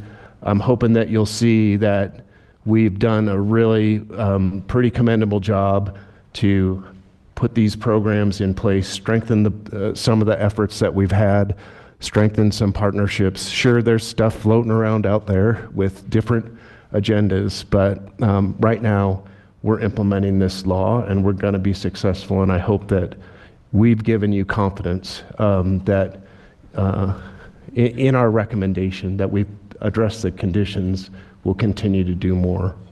Thank you. Thank you, Director Davis. Well, I think we will save our discussion now. We have 169 public commenters. Almost. Katie, what do we have? I think we're about 75. I thought we had over 100 on virtual. No, I got about 27 logged in virtually right now and about 50 signed up here in the room. Okay. Well, it needs to say we have hours in front of us. So Still a lot. We'll proceed from there, and you can turn it over to you, Katie. Thank you, Chair May. I'm Katie Lancer, Policy and Planning Supervisor. For some of you who weren't here earlier, just want to reemphasize that we're going to be moving quickly through this, so we're doing a hard stop at 2 minutes of time. I'd also like to ask that as I call people up first, so actually I'll just go ahead and do that. If Commissioner Merritt Linke could please come up and sit here, who will be followed by Darlene Kobobel. And then right here behind me, these front seats are the on-deck seats. Mike's going to help direct you there. The next one after that will be Kelly Murphy. So please, after the first person concludes, the on-deck person, please come up to the main table. Commissioner Linke, if you'd please sit there, Darlene there. And then we'll just keep trying to have people circulate so I can move as quickly as possible between people.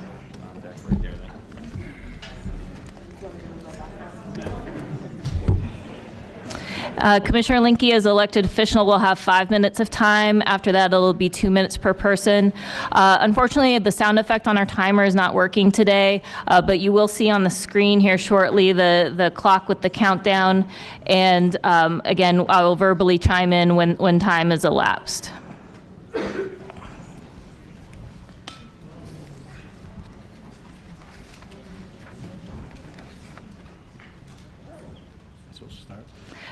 Yes, please go ahead.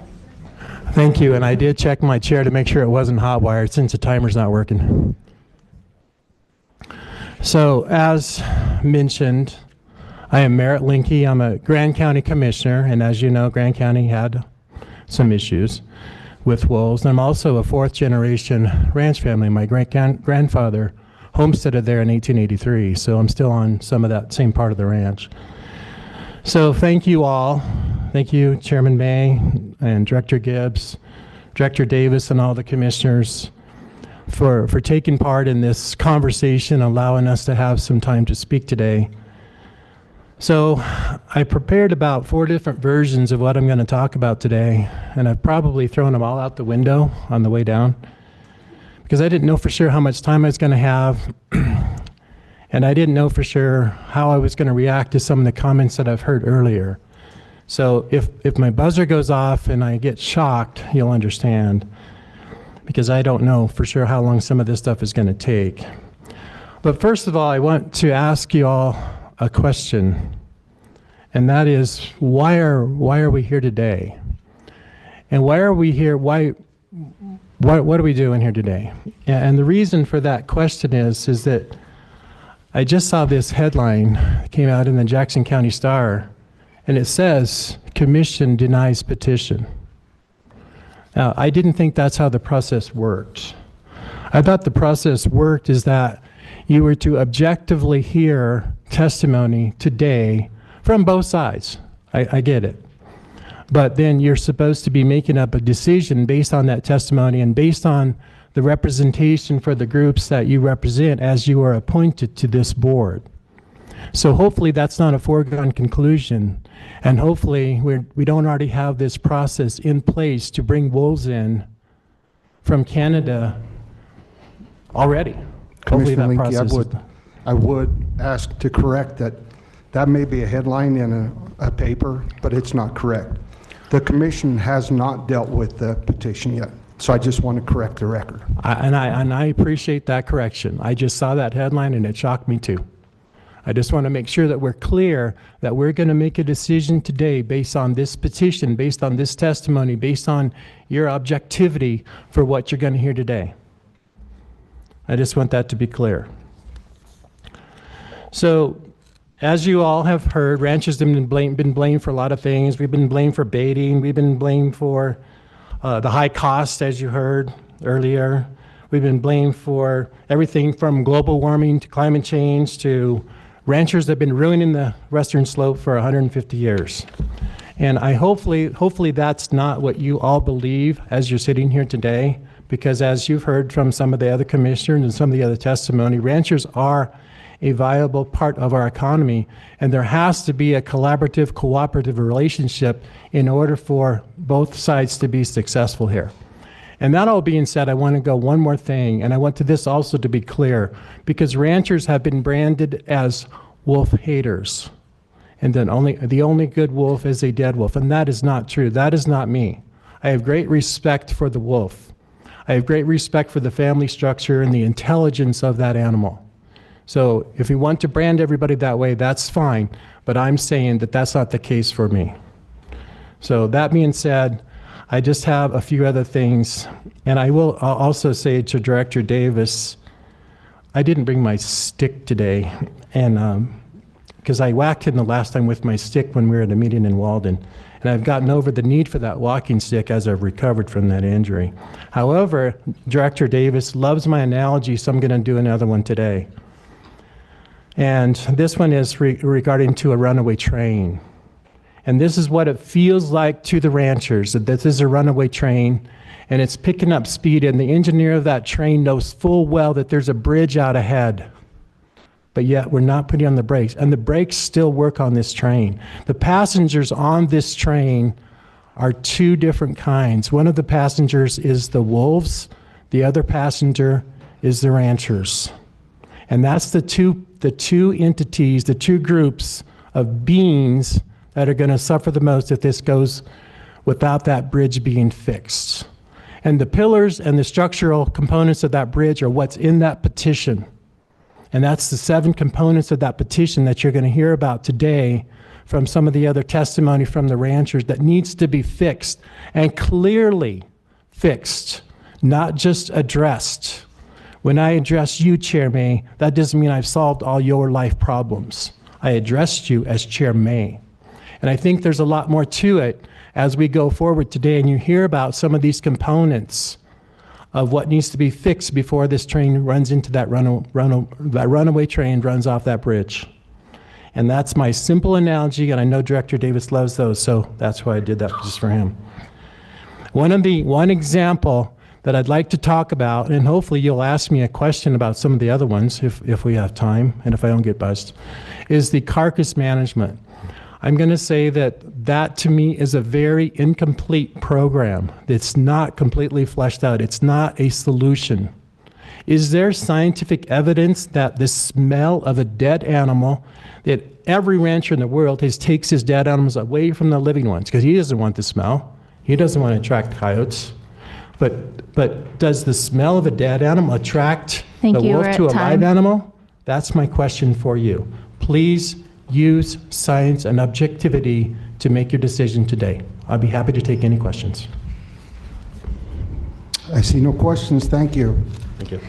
So next up, we'll have Darlene Kogelbell. If Kelly could please come to the on-deck seat, and then, or come to my left, and then Ileana Salazar in the on-deck. Thank you. All right. Well, I wish I had more than 2 minutes. And I would just want to thank everyone. And CPW, I think you did an awesome job of explaining all the work that you did. In June 2021, CPW created a team to provide recommendations. We were trying to reach across the aisle. Unfortunately, I question that. Let's look at that and the modifications to support ranchers. We have the Colorado General Fund, a compensation plan for livestock losses, a 10J that basically allows flexibility to manage wolves. We all know what the word manage means. Artificial light to aid for killing wolves was granted. CPW has been sued, multiple lawsuits to stop the reintroduction, a finalized chronic depredation definition to lethally kill wolves, and now they're trying to delay the release of wolves and overturn Prop 114. Granted, not all ranchers want to be involved, so let's reach across the aisle.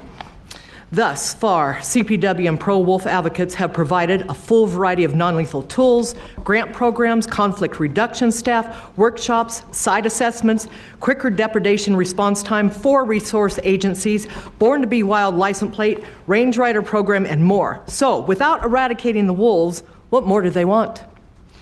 We blame the wolf for many things, yet what we don't talk about, like the recent article, the investigation on the Western Slope, the article cites that 41 calves probably died from lightning, not wolves. 23 other vanished.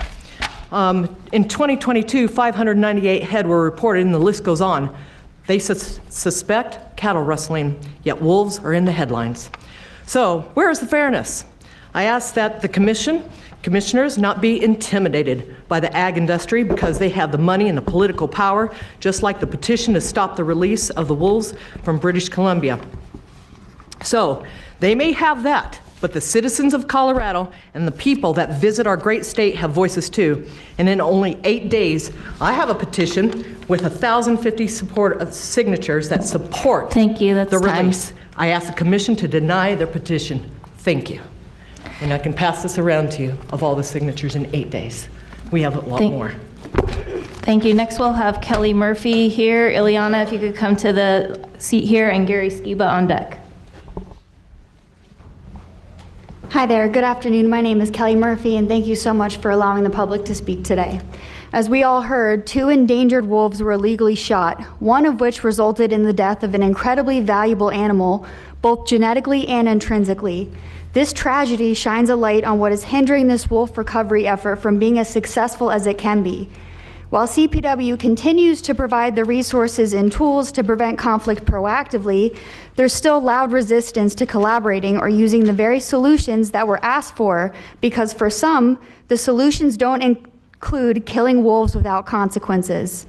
With only 9 wolves currently on our landscape and threats of ongoing poaching, we are far from meeting a sustainable wolf population. So I think we need to address that there is a coordinated effort to undermine and sabotage wolf recovery in our state. Defenders of Wildlife paid $1.15 million in compensation across 3 states over 2 decades, from 1987 to 2008. And yet today, 3 Colorado ranchers are claiming almost half of that in a single year based on 12 or fewer wolves in the entire state. This excessive claim, combined with the petition to halt further wolf reintroductions and the plan to overturn Prop 114 entirely, demonstrates a strategy to bankrupt and obstruct the program from being what it can be. If any of these measures to prevent additional wolves succeeds, meeting our recovery objectives will become impossible. A vocal minority's opposition is drowning out the majority of Coloradans who supported wolf reintroduction. I want to make it clear that this is not what all of us want. You have put in an exceptional amount of effort into revising and improving this plan just so wolves can be tolerated on the landscape where they belong. And that's really sad, because it will never be enough for those insistent on painting this as a failure. We need to focus on the other part of the picture, getting wolves restored and helping them thrive, because that is what the voters intended. Thank you so much. Thank you. Next, we'll have Ileana Salazar, followed by Gary Skiba and Ellen Kessler on deck, please. Good afternoon. My name is Ileana Salazar. I have been a Colorado resident pretty much my entire life. However, my family is actually from northern Russia, so animal respect is a huge thing that has been taught in my entire family. Now, Colorado is home to approximately 5.9 million people, over 900 different animal species, and over 3,000 different plants, which creates an exceptionally diverse ecosystem. Though none of this would be possible if we ignored the science provided to us by our biologists or support from the public. And it's clear that that is what is occurring at this moment. Colorado Nature Action recently conducted a survey in regards to how the overall general public just feels about the reintroduction and concluded there was an increase in support since 2020, which proves that the public supports what CPW and our biologists are doing. But in order to keep building within our community, we cannot ignore these facts and silence those around us that support coexistence with fear-mongering. I'm an employee at the Colorado Wolf and Wildlife Center, and the biggest concerns we have is not how can we stop this reintroduction. It's what measures can we take to protect our property, which in general is easy enough to answer, because we have those non-lethal hazing methods that other states don't actually offer. CPW has numerous programs to support that. But how many times have people denied that help, and how many of those people have gotten compensated even with denying those measures? When properly utilized, this does open up an entire market for predator-friendly beef, and in some states has actually resulted in premium product and in turn more profit. But these same ranchers are also asking about their safety, and it's not in regards to the wolves. They're asking how to talk with their neighbors about ways they can discuss coexisting because they are being met with intimidation over understanding.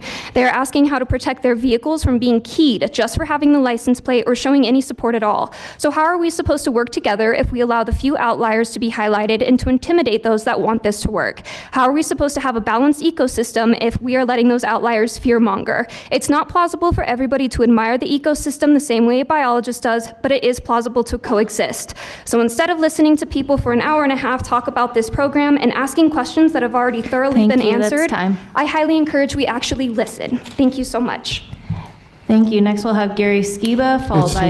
It seems, Katie, the temperature in the room is getting pretty high emotionally, and I would just ask everybody to please bring it down. We cannot have a productive dialogue if we're just yelling at each other and accusing. The commission is here to hear your comments to make this important decision. So I would ask you to please contain yourselves, keep decorum and dignity, and give us the information that you think is important for us to have. We're not here to bash the other side.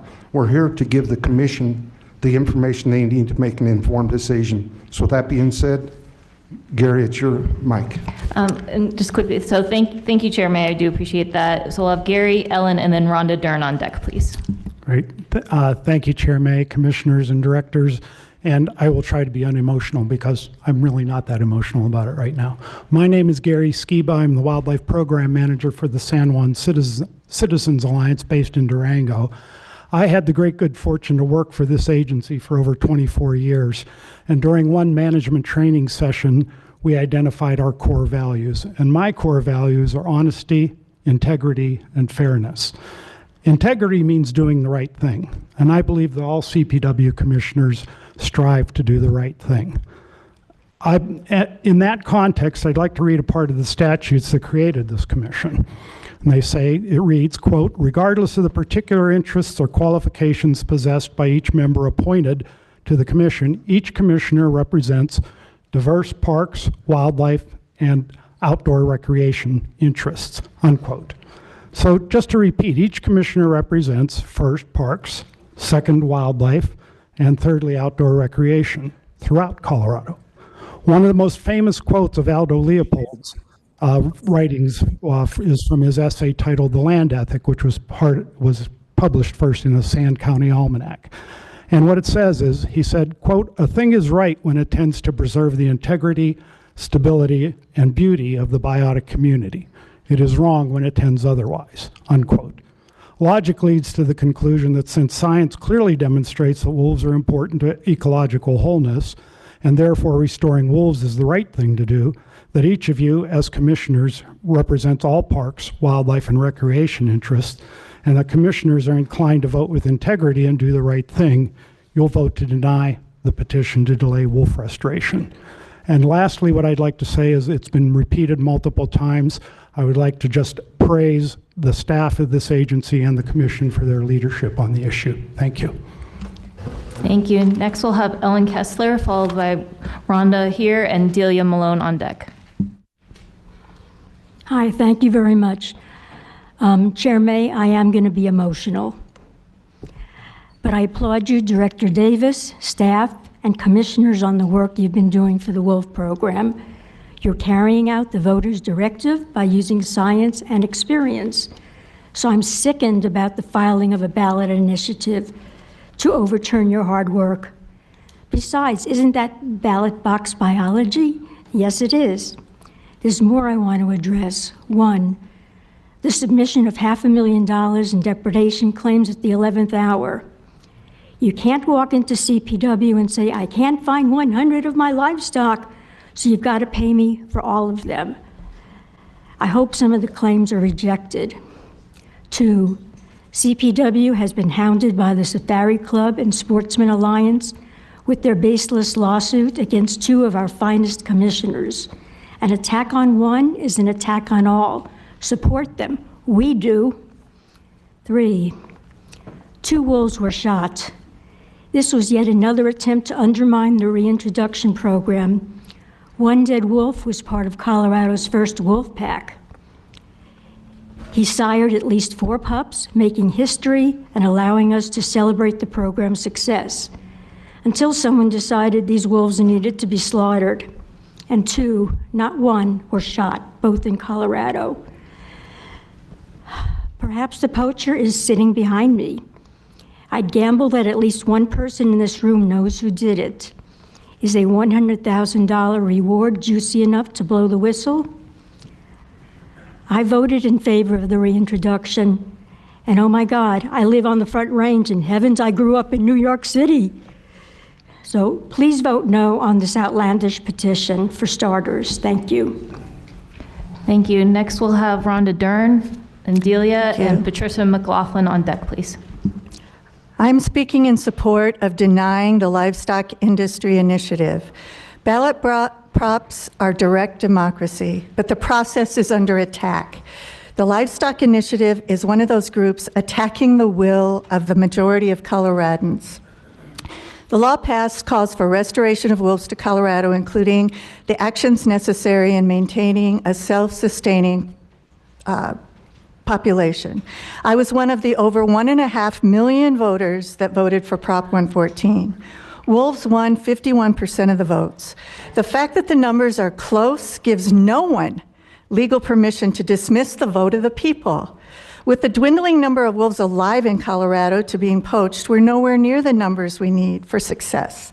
The flood of money spent to decrease social tolerance of wolves and spread fear by hate groups is outrageous, and it's alive. The decrease in populations of apex carnivores like wolves is responsible for the biodiversity crisis that affects all Coloradans. The cost of the crisis to the ecosystem and spread of diseases like chronic wasting disease will be in the millions. Those who delay reintroduction need to be held legally accountable. The amount of money available to ranchers is insane, considering we have 9 wolves. I support wolves and cattle. Wolves have intrinsic value, are native, sentient, social, experience joy, grief, anxiety, and love their families. Cows, too, are sentient. They show emotions, including love, fear, and sadness. Wolves are one of the least reasons cows die. Cows die from the weather, domestic dogs, illnesses, rustling, when left to fend for themselves because coexistence strategies were neglected by ranchers, and of course in slaughterhouses. There's no science to back up the claims that cows lose weight and produce less due to wolves. None. Wolves and cattle deserve better from humans. Thank you, that's time. Thank you. Next we'll have Delia Malone, then Patricia McLaughlin, and David Hand on deck. There we go. Good afternoon, Commissioners and Director Davis. I'm Delia Malone. I'm blessed to live on Colorado's West Slope in Redstone, and I'm blessed to be the Wildlife Chair for Colorado Sierra Club, representing 93,000 members across Colorado. What are wolves good for? Wolves may be Colorado's best defense against chronic wasting disease. They enhance biological diversity, and their restoration is one small step we can take to reverse the catastrophic loss of biodiversity that humans are causing. These benefits will bring Colorado a good return on our investment in wolf reintroduction, but only if we have a sustainable wolf livestock restoration program, which requires both more wolves and that ranchers embrace non-lethal coexistence methods. CPW has successfully begun the restoration of gray wolves and has addressed ranchers' concerns with solutions, including site assessments, range riders, program for carcass removal, free guardian dogs. They've developed a definition for chronic depredation, and ranchers have the most generous compensation program in the country. Pausing wolf reintroduction for any length of time will not only undermine CPW's work, but may relegate our currently too small to be sustainable wolf population of 9 to oblivion, unable to fulfill their role in restoring natural balance to Colorado's public wildlands. CPW's successful wolf restoration was dealt a blow with the illegal killing of one of Colorado's first reintroduced wolves, 2309. But with CPW's leadership, we can make right the terrible ecological and ethical wrong of the extermination of wolves from Colorado and honor the majority of Coloradans who support wolf reintroduction. Colorado Sierra Club respectfully asks that the Commission deny the petition. Thank you. Thank you. Next we'll have Patricia McLaughlin, David here, and Andrew Curry on deck. Chairman May and members of the Commission, my name is Patricia McLaughlin. I currently live in Littleton, Colorado, following 20 years of that I lived in Summit County, where I happily coexisted with a variety of apex predators. I am here to ask that you deny the petition to halt reintroduction of gray wolves into Colorado. I'm sensitive to the pain experienced by ranchers when there is depredation, which is why I actively worked on the passing of the wolf license plate legislation. The $600,000 from sales of the license plate will help to offset the cost to ranchers when they implement non-lethal coexistence strategies. These funds are just getting deployed. Give it time to succeed. I spent many hours following comments during the 2-year period of public meetings hosted by CPW aimed at reaching a plan for management of wolves. And I listened to speakers pro and anti reintroduction, and I heard recommendations from SAG and TWIG. I'm impressed by the process and the outcome of that process in reaching a sound management plan. Reintroduced wolves have been on the ground for just less than a year. It's not time to throw out the plan. It's time to enforce the plan. Scientists have shown that wolves play a role in a healthy ecosystem and get us closer to a sustainable biodiversity. For all the reasons outlined by Director Davis in a letter to deny the petitions, and for those expressed in a letter from the Colorado Nature Leagues, I respectfully ask that you deny the petition. We can coexist with wolves here in Colorado. We have successfully coexisted with other apex predators. Thank you. Thank you. Next is David Hand, Andrew here, and Rose Prey on deck, please. Commissioners, Director Davis, thanks for letting me talk. My name is David Hand. I'm from Fountain, Colorado. This petition to push for a delay It's just another attempt by the anti-wolf lobbyists to stop Prop 114 and undermine democracy. The commission is responsible for upholding this law. Frivolous legal challenges like the lawsuit filed in 2023 was dismissed as baseless, but exemplifies the ongoing attempt to derail this state law. The 7 conditions raised in the petition have already been met by CPW. Chronic depredation has been defined. CPW has provided non-lethal tools such as flattery, foxlights, cracker shells, range riders, and carcass management. They have a rapid response team about to be in place. CDA has already developed best practices for carcass management. For months, CPW has been communicating and consulting with local communities. Collared wolves are being monitored, and ranchers are told when wolves are in the area. Funding for the range riding and carcass management is in place and set up to get the programs initially started. The legal arguments advanced in the petition are without merit as well. The commission is not required to grant this petition as is put forward. To put this into perspective, the sky is not falling. Wolves are far from the primary threat to Colorado's livestock industry. Close to 200 wolves were recently reported stolen in Meeker. More wolves on the ground mean more stable packs, establishing territories. This will help decrease conflicts with livestock. The wolves from Canada should also not likely to have any history of preying on livestock. The Canadian superwolf myth has been debunked by nearly every wolf biologist in North America. Top wolf biologist Dr. Dave Meach has stated that predators like wolves select for disease-compromised cervids and should prove useful in fighting CWD. All in all, we need to start promoting coexistence and. Thank you. That's time.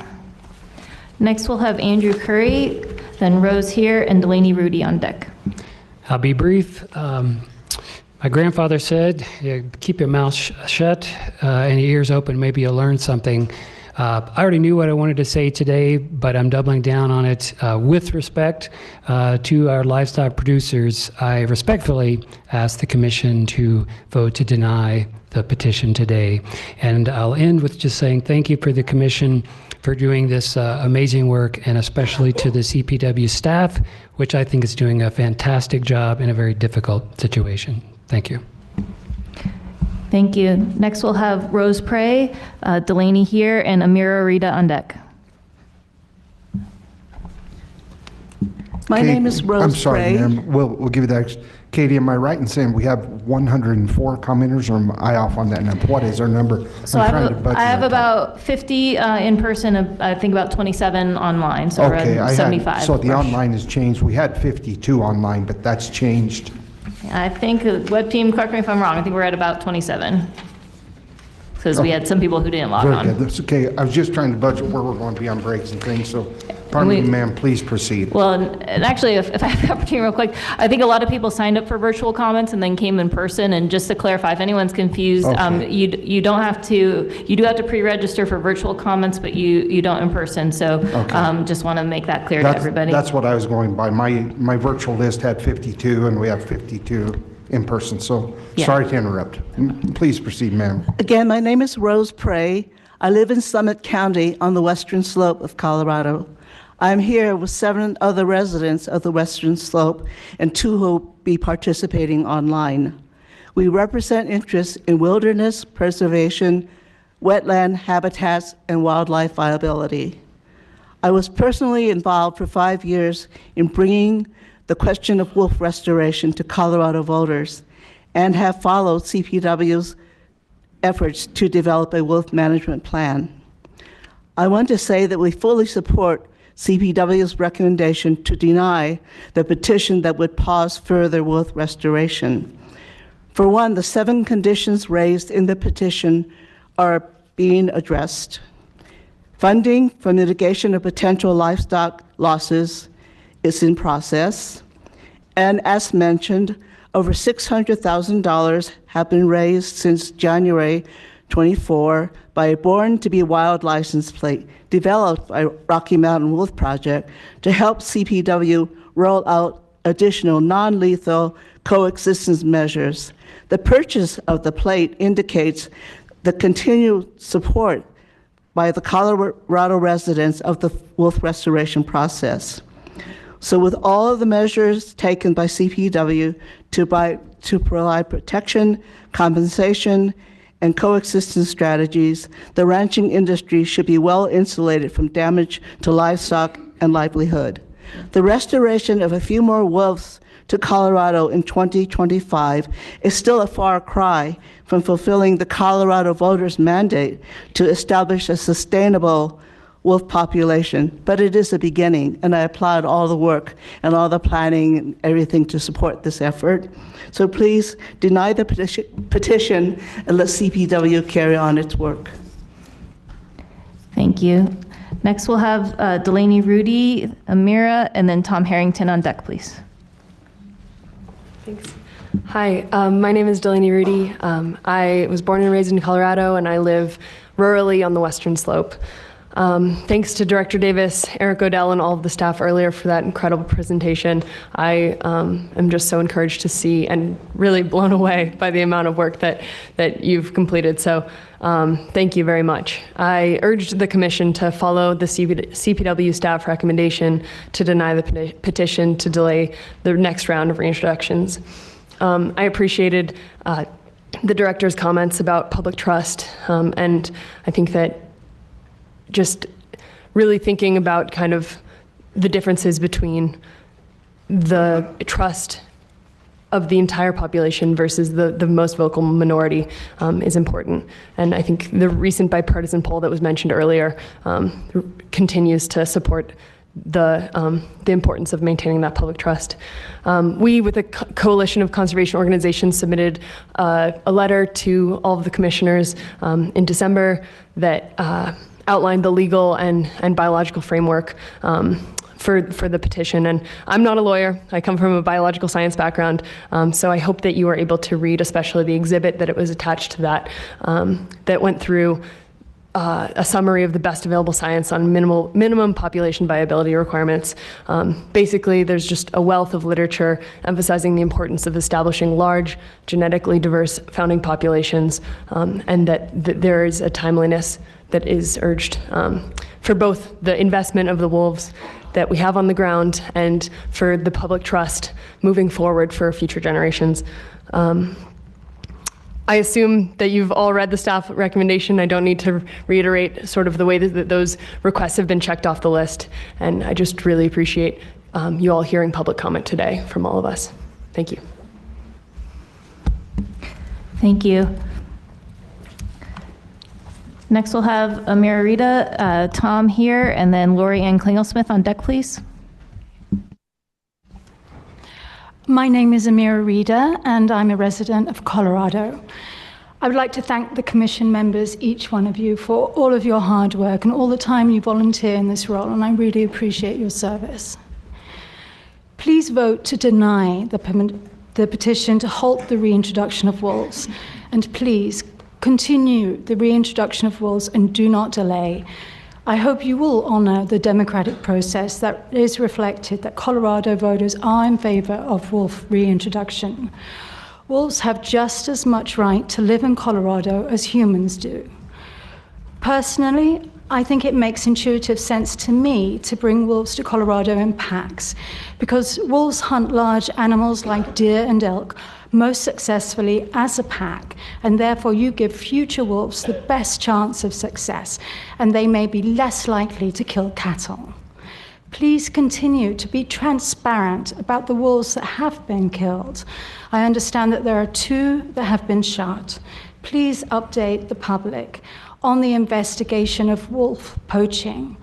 Laws and rules without enforcement are totally ineffective. Thank you. Thank you. Next, we'll have Tom Harrington, followed by Lori Ann, and then Katie Schneider on deck, please. Chair May, directors and commissioners. Chair May, directors and commissioners. One more time. One more time. Yeah, we may need a new microphone there, Tom. I can talk loud. Okay. Chair May, directors and commissioners. My name is Tom Harrington. I ranch in the Roaring Fork Valley through Eagle, Garfield, and Pitkin counties. I'm also the president of Colorado Cattlemen's Association, representing ranchers all across our state. I want to focus my comments today on the recent release of the Internal Administrative Directive defining chronic depredation. Many details of this process seem to have happened unusually or without the transparency that the director himself stated would be part of the process. Until today, the commissioners had not discussed nor had the opportunity to vote on this petition. As I understood from past years, the way this commission functioned was to have a broad representation of stakeholders as members who would discuss and help set policy for the wildlife in Colorado. I believe the system functions now from the top down, being directed from the governor and his administration, instead of as it did in the past, with issues brought from district and area wildlife managers to the commission for discussion, research, and eventual policy to best serve the wildlife and the residents of Colorado. The description of 3 depredation events in 30 days from a wolf or a pack qualifying for evaluation of lethal removal would be problematic for that producer who might have a major event in one night and then be told it wasn't a qualifier to lethally remove those wolves that severely impacted his livelihood. The qualifier in considering lethal removal being considered after a variety of non-lethal deterrents were implemented is a vague description of what we were told in our site assessments. With the discussion earlier today about attractants, we as producers need that written description in the definition that routine ag practices are not considered attractants, such as you're feeding dogs outside, after birth, or a new baby calf. I spoke with some of the ag producer members in the ad hoc committee. They were disappointed in how the process proceeded.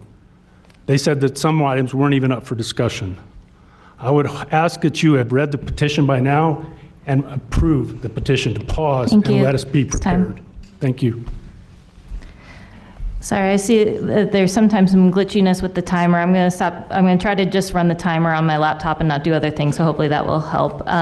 Next, we have Lorianne Klingelsmith, Katie here, and James Pribble on deck, please. Okay, I had a bunch of notes prepared, but after listening this morning, I decided I just wanted to speak a little more candidly. Okay, thank you. Let me start with that. Thank you all for listening to me. I'm Lorianne Klingelsmith. I'm a 3rd-generation rancher on the Western Slope. I think I want to start with the point that Director Davis started this meeting with, that he said that an organization is really only as strong as the people that comprise it. And despite all of you here being individuals with your own respective views, in my opinion, I think you're sitting here today and tomorrow as a commission that represents Coloradans together. And we talk a lot about democracy the beginning of today, and I believe you guys are put in place to orchestrate and oversee that democracy is carried out correctly, from the people to the staff to the governor. And you have done a great job of conducting that democratic process from the ballot initiative that was put into state statute in 2020. However, the will of the people may have changed over that year of reflection of reintroduction. And 63 of 64 counties within our state have petitioned to have a hearing about pausing this process. And I think 98% of the counties within a state is a large enough percentage to consider that the will of the people now. And I think that needs considered to at least hear. I kind of compared this to CPW staff has laid out a beautiful blueprint of what we need to do with the years coming forward, but we actually need to build the house. And we have it framed, we have it ready, but the people there need the time for the house to be built. I think maybe producers are painted out a little more evil than we really are, but really we just love what we do. Secondly, I would like to thank personally Commissioner Robinson for the sentiment about our stewardship and conservation. Thank you. That's time. Thank you. Next, we'll have Katie Schneider, then James here, and Alexis Schwartz on deck, please. Thank you, Chair May and members of the Commission. My name is Katie Schneider, the Colorado Wolf Representative for Defenders of Wildlife, and I live in Berthoud, Colorado. I want to start by expressing how impressed we are by the recent expansion of CPW's conflict minimization program. CPW and partner agencies have gone above and beyond this year to offer ranching communities a comprehensive suite of resources, and as a result, Colorado now has one of the most extensive state wolf programs in the nation. A pause would only disrupt that progress and set us back years in our shared goal to restore wolves to Colorado. This is why we fully support Director Davis's recommendation to deny this petition to delay the reintroduction. From a biological standpoint, we need more wolves, not fewer, to ensure the long-term success of this program. The death of 3 wolves from Oregon, while tragic, do not represent failure or justify pausing the reintroduction. While similar natural mortality rates were seen in the first years of the wolf recovery in Yellowstone, at least 1 wolf in Colorado has been poached, and it's unacceptable to reward those who seek to harm wolves by using illegal mortalities as an excuse to suspend the program. This only underscores the need for more wolves to ensure genetic diversity and help the population overcome these early hurdles. 4 of the 7 remaining reintroduced wolves are from the same pack, and of those relatives is the only remaining male from Oregon. The wolves CPW worked to secure from British Columbia are vital, and any delay now would impact CPW's ability to establish a healthy long-term population. The Commission only recently completed a 2.5-year process to develop the Wolf Restoration and Management Plan, which included extensive input from a wide range of people, including ranchers and wolf advocates. Delaying the program now would not only undermine that effort and in the investment made this year, but it would also be fiscally and biologically irresponsible. I urge you to reject the petition and continue moving forward for the benefit of both wolves and the communities that share the landscape with them. Thank you. Thank you. Next we'll have James Pribble, then we'll have Alexis and Allie Henderson on deck, please. Good afternoon, Chairman May, Commissioners. My name is James Pribble. I live in Louisville and Summit County. I'm here today as chair of Colorado Nature Action, a coalition of over 200,000 Coloradans represented by various NGOs. We are dedicated to the promotion and protection of threatened and endangered species. Recently, just yesterday, our C3 affiliate, Colorado Nature League, along with Colorado Nature Action, released a bipartisan poll, which I wish to report to you. It was also sent to you by email. Notably, the will of the people has not changed. In fact, it has grown in its intensity. First of all, I'm going to give you this data point, and you can see the further detail. When asked about the continuation of wolf reintroduction in Colorado, whether it's a good idea or a bad idea, a very general question based on people's perception, the number is 55% saying good idea, 45% bad idea. Much stronger than the original vote of 51% 4 years ago. Secondly, when asked, can a vibrant wolf population, a viable wolf population, be an asset to Colorado without hurting agriculture, the number grows by a point, 56-44. Most importantly, one that should brings great pride to me, having served on this commission, sat in your chairs for 9 years as a member of the Colorado State Parks Board and the Colorado Parks and Wildlife Commission after the merger. You'll love this number. Excuse me. Colorado Parks and Wildlife is viewed highly favorable. 4 out of 5 respondents, 85%, have a very favorable view of CPW. And by a margin of 56% say CPW is capable of managing the continued reintroduction with a great deal of confidence. Thank you, that's time. Thank you. Thank you all. Next we'll have Allie Henderson. If I could then have Matt Collins come up to the table and Liz Holland on deck, please. Good afternoon, Chair May and Commissioners. My name is Allie Henderson. I'm the Southern Rockies Director for the Center for Biological Diversity. On behalf of our members, I ask the Commission to adopt Director Davis's recommendation to deny the rulemaking petition. As you read in this recommendation and the staff's presentations today, the enumerated conditions of the petition have been met and are on track for full deployment. As discussed in great detail in our written comments, denying the petition is also consistent with the science, the facts, and the law. The law requires restoring a self-sustaining population, and the science is clear. There is no room for delay, especially now when we have so few wolves on the ground. Population size and genetic diversity strongly influence population viability. Without more wolves, Colorado's nascent population will remain susceptible to, among other things, genetic drift, population bottlenecks, and allele effects due to the difficulty in finding mates. Additional releases on an annual basis are essential to fulfilling CPW's legal mandate. CPW has also identified that any delay in restoration, even a pause for a single year, would put us back to square one as a considerable cost that will only have to be duplicated as CPW continues to work to meet the mandates of the state statute. This is because additional wolf mortalities would occur within the preliminary source before those wolves have had the opportunity to breed and pair and contribute to the restoration of the population. CPW, CDA, and others have been working tirelessly to make this program a success, and we acknowledge the producers that are coming to the table and taking advantage of all the resources that are being provided to make this successful for everyone. This is not an impossible task. We just need to continue to be working together and upholding the law and restoring the wolves as the law requires. Thank you. Thank you. Next, we'll have Matt Collins. You can stay there, Matt, if you want. And then Liz here and Heather Valley on deck, please. Chairman May and Commissioners, my name is Matt Collins, and I'm the Working Wild Challenge Manager with Western Landowners Alliance, and I live in Salida, Colorado. WLA is a West-wide, landowner-led, nonpartisan organization with a mission to support whole and healthy landscapes and the economic viability of working lands that, as we've heard today, provide so much: food, fiber, habitat for wildlife, and vibrance of rural communities. Thank you, Commissioners, for hearing and considering the petition to delay wolf reintroduction. While we as an organization do not weigh in on petitions, we are supportive of due process and the ability for land stewards and other partners to share their perspectives and needs. As an organization, we will continue our work to support landowners managing conflicts in Colorado and around the West.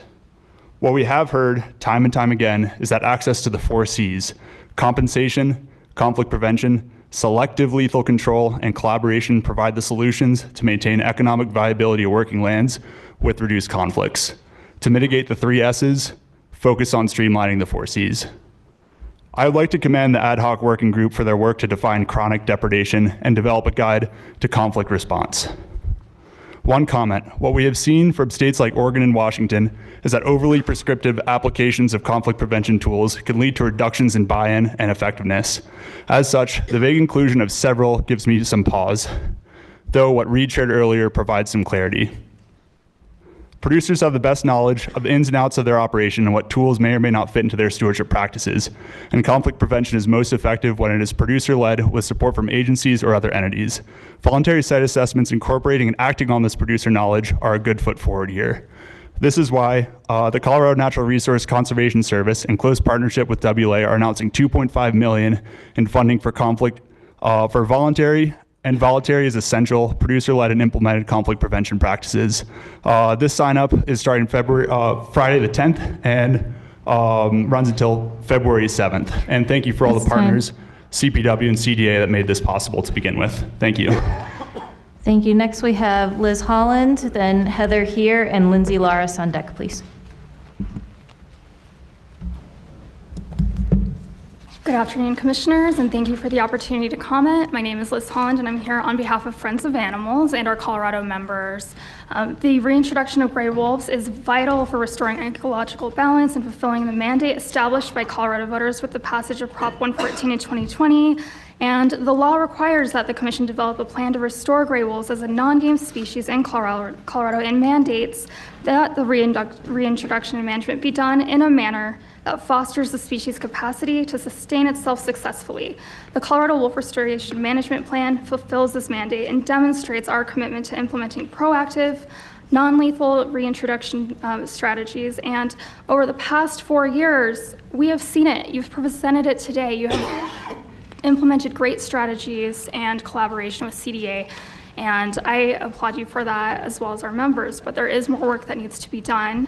And I will spare you some of the more detailed notes I had prepared today after seeing your great presentation on this effort.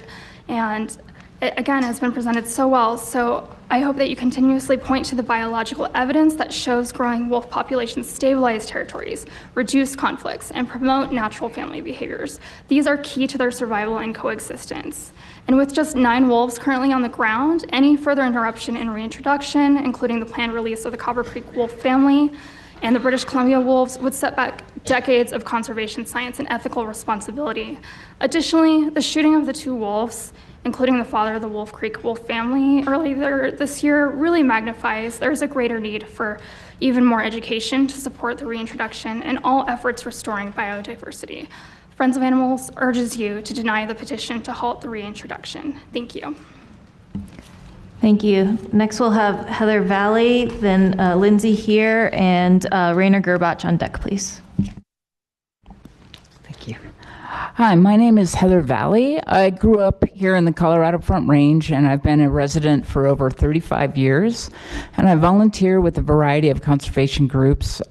First off, I want to thank CPW and all the commissioners. I appreciate the work that you guys are doing. I know it's not easy.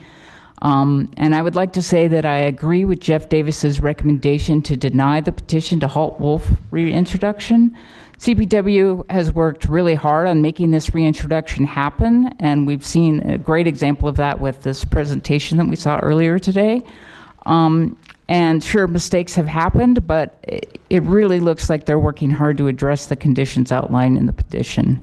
I respect the reluctance of the ranchers that they are harboring and having the wolves back on the landscape. I also know that the folks that are the most impacted by it are the ones that voted the most strongly against it. So efforts to build trust and help them implement non-lethal mitigation methods and work towards stabilizing the wolf population to reduce depredation should really continue and improve, and it looks like CPW is working really hard to do that. So I strongly believe we need to honor the voters' decision on Prop 114 and all of the hard work CPW has done. My fear is that the petition is merely a stall tactic while groups work on gaining momentum on the wolf reintroduction repeal that has been proposed for the 2026 ballot. As CPW continues to make good on the 7 requirements outlined in the petition, which I feel are all reasonable, the wolf reintroduction should continue. Thank you. Thank you. Next, we'll have Lindsay Laris, Rainer here, and Deborah Taylor on deck, please. Good afternoon, Chair May, members of the Commission. My name is Lindsay Laris, and I'm the Conservation Director for Wild Earth Guardians, as well as a resident of Jefferson County. Wild Earth Guardians has been monitoring and engaging in the effort to restore wolves to Colorado since the passage of Proposition 114. Our staff members and supporters have followed the stakeholder advisory group and the technical working group around the state, sat through lengthy commission meetings, visited working branches, and weighed in at every opportunity. We do this not only because we believe wolves deserve Colorado and Colorado deserves wolves, but also because the process that has led us to this point has been thorough and filled with opportunities for input. The time, resources, and oxygen that has been put into wolf reintroductions is dwarfed by what has been spent helping livestock owners prepare for wolves, coexist with wolves, and get compensated for losses. Colorado is the most generous compensation program in the West.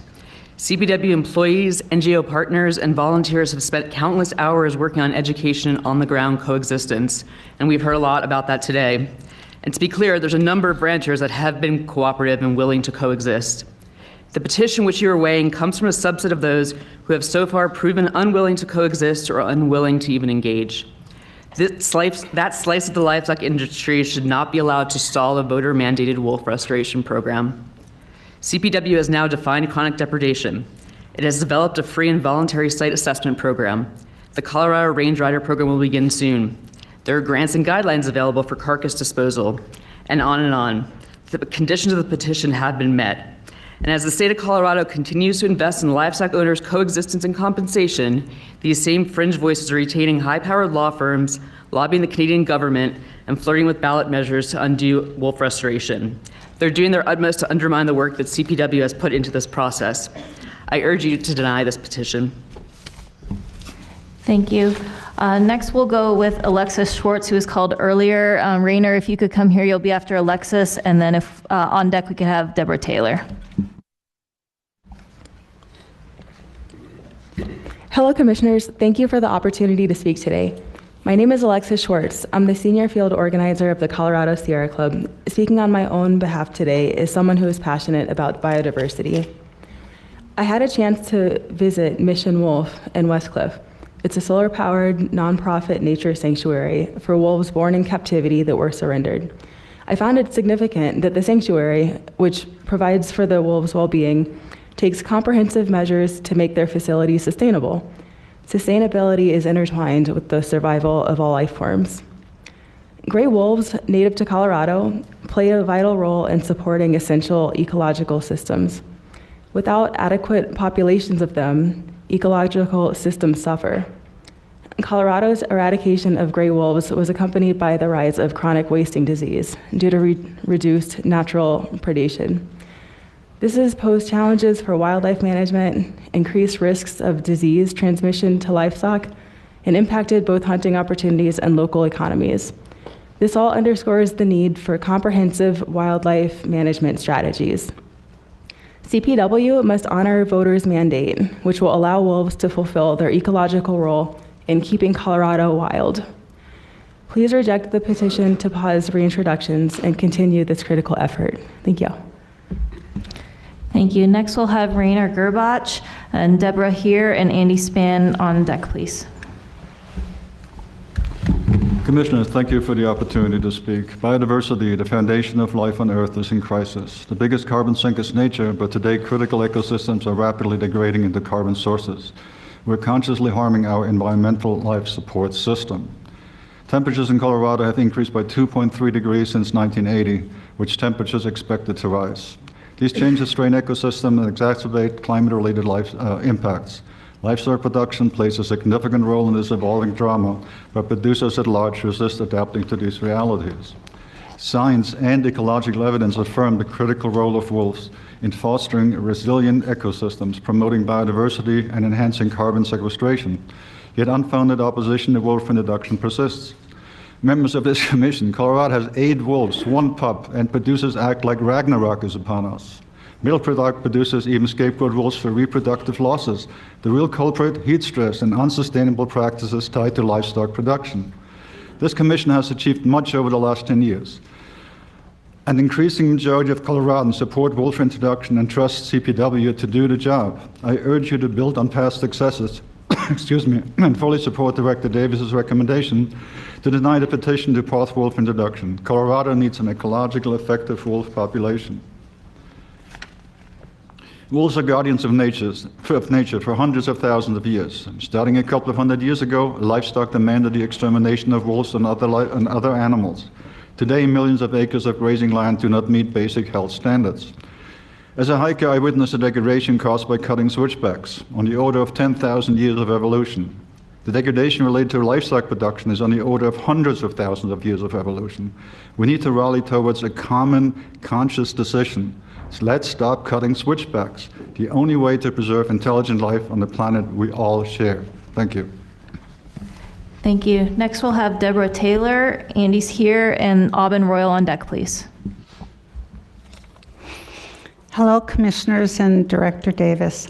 Degrees in ecology, biology, wildlife management, a field most CPW staff and commissioners hold, provides a foundation in managing wildlife populations and their habitats, addressing modern conservation challenges.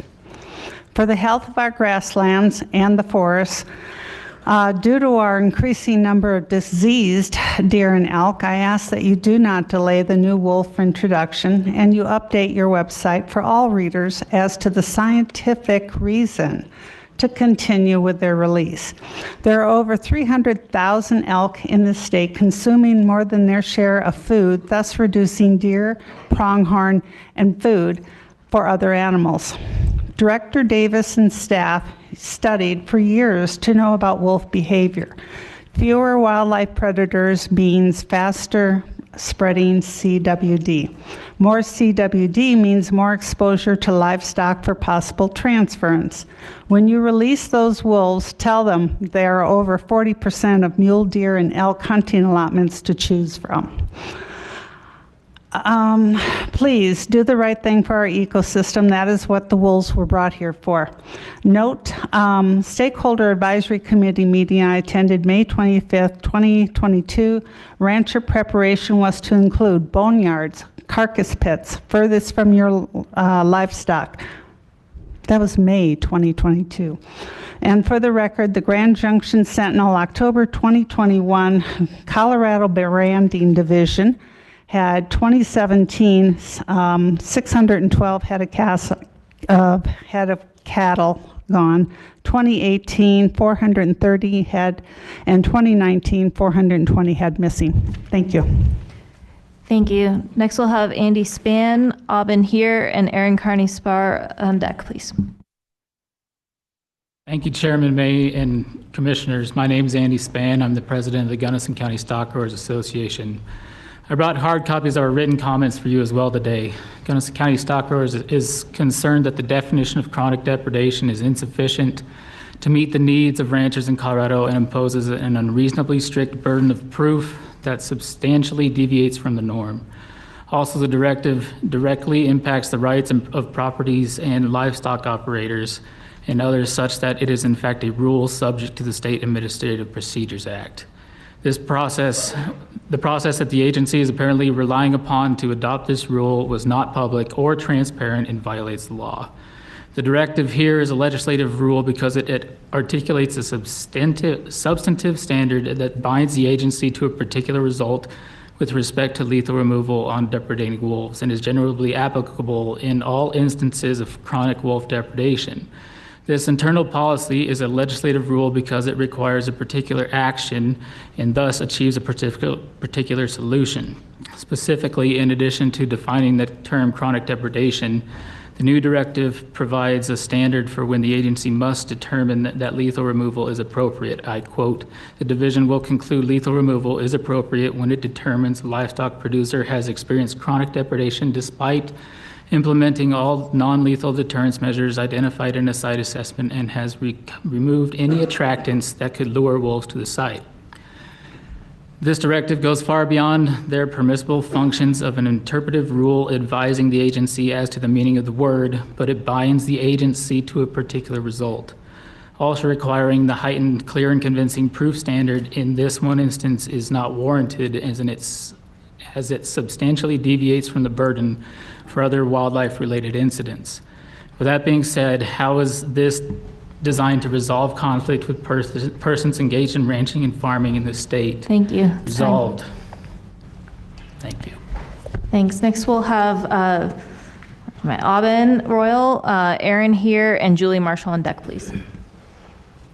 Good afternoon, Commissioners. My name is Aubin Royal. I'm the Colorado State Director for the Humane Society of the United States. And hi to the new Commissioners, Commissioner Jacober and Murphy Robinson. Our organization, working as part of a coalition, sent a letter to this commission on December 18th opposing the petition. Our coalition members include Earth Justice, Center for Biological Diversity, Wild Earth Guardians, Western Watersheds Project, Rocky Mountain Wolf Project, and the Western Environmental Law Center. We agree with the staff's recommendation and appreciate Director Davis's public statements and leadership on the matter. This has been a challenging year. 2 wolves have been shot in Grand County. I hope CPW staff are able to hold their heads high in the face of this demoralizing resistance and retaliation. Please reject the petition. Thank you. Thank you. Next, we'll have Aaron Carney-Spor, then Julie here, and Pam Milmo on deck, please. Good afternoon, Chairman May, Commissioners, and Director Davis. My name is Aaron Carney-Spor, Executive Vice President of the Colorado Cattlemen's Association. I am here today as a representative of a petitioner organization requesting delay in placing additional wolves on the ground. This request is rooted in a critical reality. We are not adequately prepared to ensure the success of this initiative, and rushing forward without proper preparation puts the program, livestock producers, and rural communities at significant risk. I want to specifically address the issue of site assessments. To date, CPW has not provided a definite count of completed assessments. Based on conservative estimates, only 10 to 15% of states' ranching operations have received assessments. For this program to succeed, we need to at least 85 to 90% of operations to be assessed. Additionally, I want to emphasize that the non-lethal measures recommended in site assessments are state-funded and state-implemented, and the burden of financing and implementing non-lethal measures should not fall on producers. Moreover, we must agree that if non-lethal measures are thoroughly implemented and depredations persist, lethal control will be utilized as the final recourse. Producers who cooperate and exhaust all reasonable options agreed upon in site assessments deserve assurance that this mechanism is in place and will be implemented when necessary. Producers and communities need time to adapt assessments, implement recommended measures, and establish clear lines of communications and protocols. These steps must happen proactively before additional wolves are placed on the ground, not when depredations occur. Rushing this process risks failure at multiple levels. I urge the Commission to prioritize readiness, preparation, and transparent processes before proceeding with any further wolf introductions, and ask the Commission to grant the petition. Thank you. Next, we'll have Julie Marshall, then Pam Milmo here, and Pam Bradley on deck, please. Okay, thank you. Julie Marshall, excuse me, I'm representing Center for Humane Economy today. The good gentleman who spoke earlier from Grand County, I just wanted to edit his train analogy a little bit. On the train is weather, extreme weather, disease, viruses, diarrhea, infectious disease, the price of hay, development, and more extreme weather. The wolf never even made the train. In fact, the wolf is still stuck on the platform. I also wanted to edit his statements about there's no hatred of predators. 20% of the wolves who have been restored have been shot. And then I would like to call out that hundreds of people, it's really disturbing that hundreds of people at a Garfield County presentation that had CPW staff there erupted in applause when one man made a point to say that in Wyoming, wolves can be run over by snowmobiles and shot. And there was silence. Nobody addressed that. That is hatred of wildlife. That is persecution of wildlife. And the reference to the man was Cody Roberts, a mountain lion hunter, infamous for running over a female young wolf with a snowmobile before taping her mouth shut and torturing her while in pain, then shooting her in a bar. It would have been nice if somebody in that room had stood up and said, we have zero tolerance for hatred of our wildlife. Decades ago on this commission, there was a very strong, famous rancher who was asked by staff, what loss are you willing to accept from predators? His answer was none. This petition is equally uncompromising. It just is in a much less honest way. Lastly, and I have 27 seconds, I would just really like to hear in this room that our commission, and I respect you, I would love to hear some respect for wildlife and that we have zero tolerance for hatred for our wildlife, and that includes wolves. Thank you. Thank you. Next, we'll have Pam Milmo, followed by Pam Bradley here, and Tim Richard on deck, please. Thank you, Commissioners. It's been a long day. I appreciate your time and attention. My name is Pam Milmo. I'm a 30-year Colorado resident and 27 years in the noble profession of public service. So I understand a little bit of what the staff has been going through and how it can feel just right when both sides are angry at you. You've done a good job. It's not a great marker, but it does kind of sometimes feel that way, doesn't it? Yes. So regarding the petition, many of you on this commission and the CPW staff have worked really hard to put a lot of pieces in place over the last 4 years to make the wolf recovery a success. Improved conflict minimization tools, training, staff specialists, resources, grants are walking out the door by the end of the week, I think we heard. These are excellent examples of wildlife management, practices for helping people live in harmony with wildlife. I hope that we'll soon be having a similar conversation about how to manage mountain lion and bobcat populations as well. Like mountain lions and bobcats, wolves are ecologically valuable and essential to restoring biodiversity and improving elk and deer herd health by stemming the spread of disease. Finally, as has been discussed, 2 of the 10 wolves have been shot. Clearly, more wolves are necessary to ensure the biodiversity and success of the recovery that you've been working so hard to achieve. Thank you. Thank you. Next, we'll have Pam Bradley, Tim here, and Mark Searles on deck, please. Thank you so much for letting me speak today. This is a treat to see all of you. you know, you were just names, and now you've got faces. I am Pam Bradley. My husband Jim and I live in Summit County for 15 years. As you may know, about 80% of the land in the county is federal public land. We hike on this land year-round and enjoy seeing all manner of wildlife and are looking forward to seeing wolves there. We are strong supporters of wolf reintroduction to Colorado, voted yes on that issue in 2020, along with many of our neighbors in the county. It was approved by 54% of Summit County residents at that time, probably more now. I ask that you deny the petition to halt wolf reintroduction, and that's what we're discussing today, since the overarching goal of wolf restoration is to achieve a self-sustaining wolf population within the state. Forcing the division to halt its reintroduction efforts indefinitely, as the petition seeks to do, would frustrate the ability to establish a self-sustaining wolf population, while likely perpetuating the relatively high conflict rate experienced by some ranchers over the past year. Once wolves form breeding pairs and packs are established, they will establish more predictable territories and will hunt as a group instead of as individuals, and therefore may be expected to successfully prey upon elk and deer more consistently rather than livestock. And I think that you will recognize that terminology from your letter, sir, that you sent out. Thank you very much. Thank you. Next, we'll have Tim Richard, Mark here, and David Tausig on deck, please. All right. Good afternoon. My name is Tim Richard, president of the Middle Park Stock Growers Association. We know how important it is to have an active range rider. During the 2024 calving season, our range rider hazed wolves 23 days out of 126 days. Without range riders, we would have had a significant more dead livestock.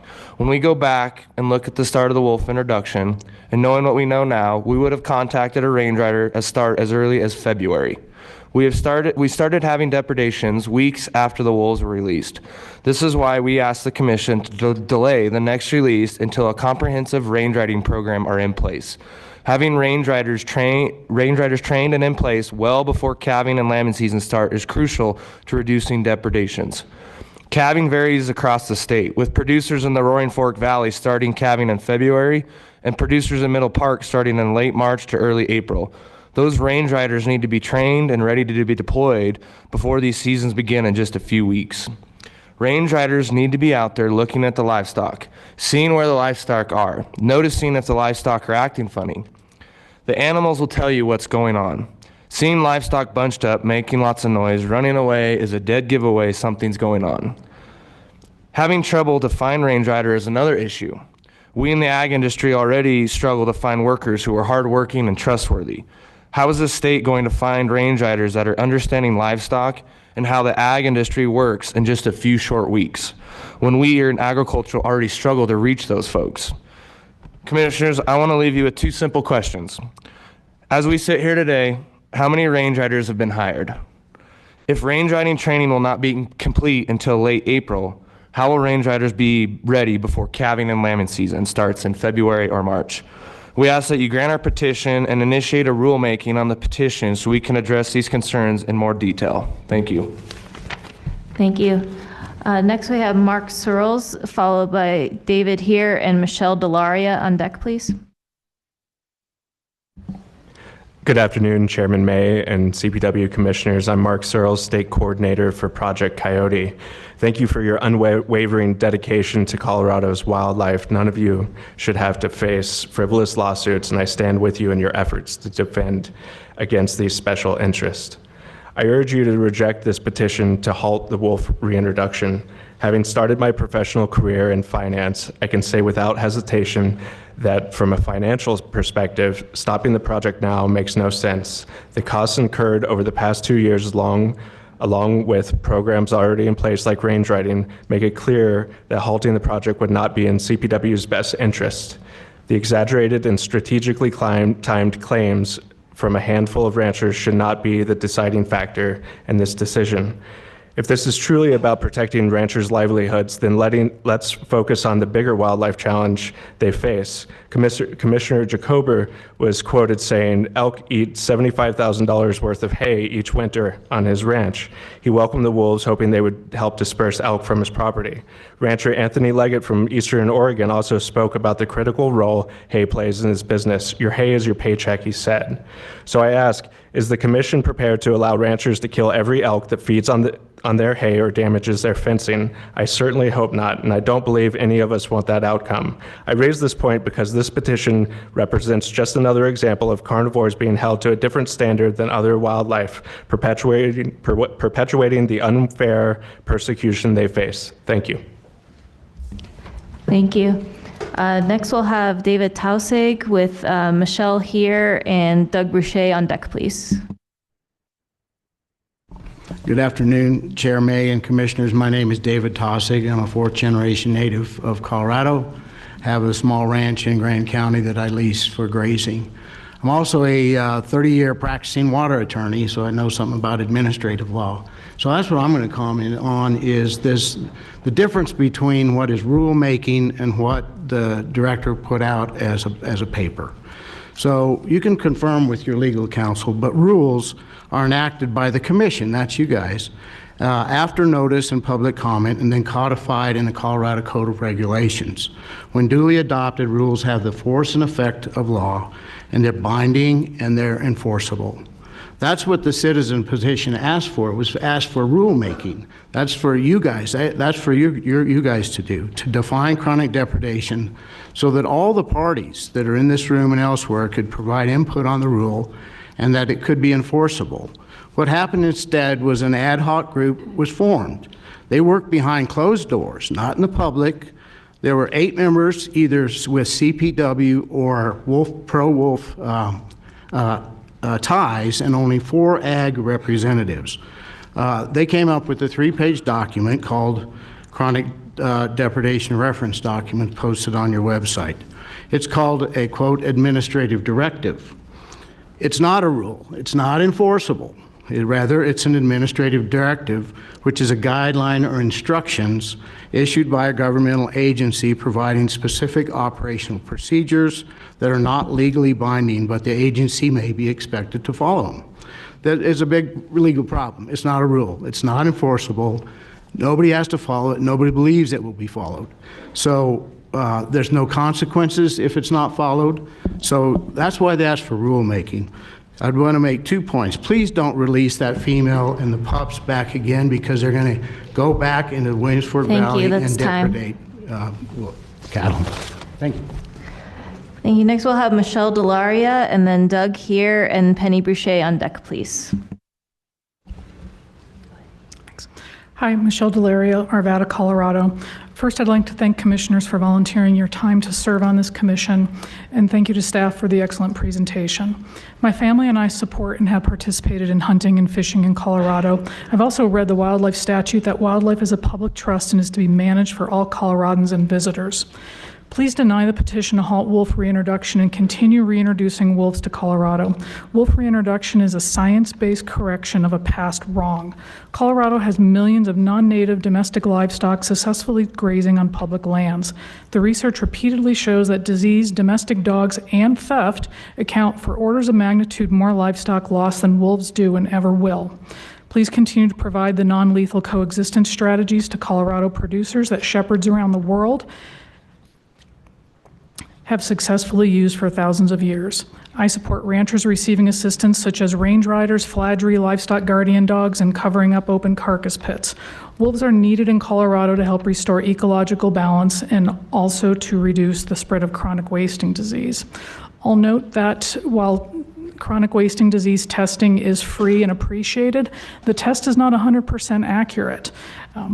So please continue to use current wildlife science and continue to reintroduce wolves and deny this petition. Thank you. Thank you. Next, we'll have Doug Boucher with Penny here and Lucy Boucher on deck, please. Thank you, Chairman May and Commissioners. Doug, I'm sorry to interrupt you. Katie, I presume, how close are we to the in-person end? It looks like we've got roughly 10 in person left. With permission of the commission, I would say I would like to go to the end of in-person, then we'll take a break before we go to virtual. Suitable with everybody? Okay. Sounds good. Sorry, Deb. Thank Sorry you. about that. No, thank you, Chairman May and Commissioners. I'm Doug Boucher. I'm a fifth-generation rancher in Colorado. And as you know, there are over $580,000 in claims outstanding.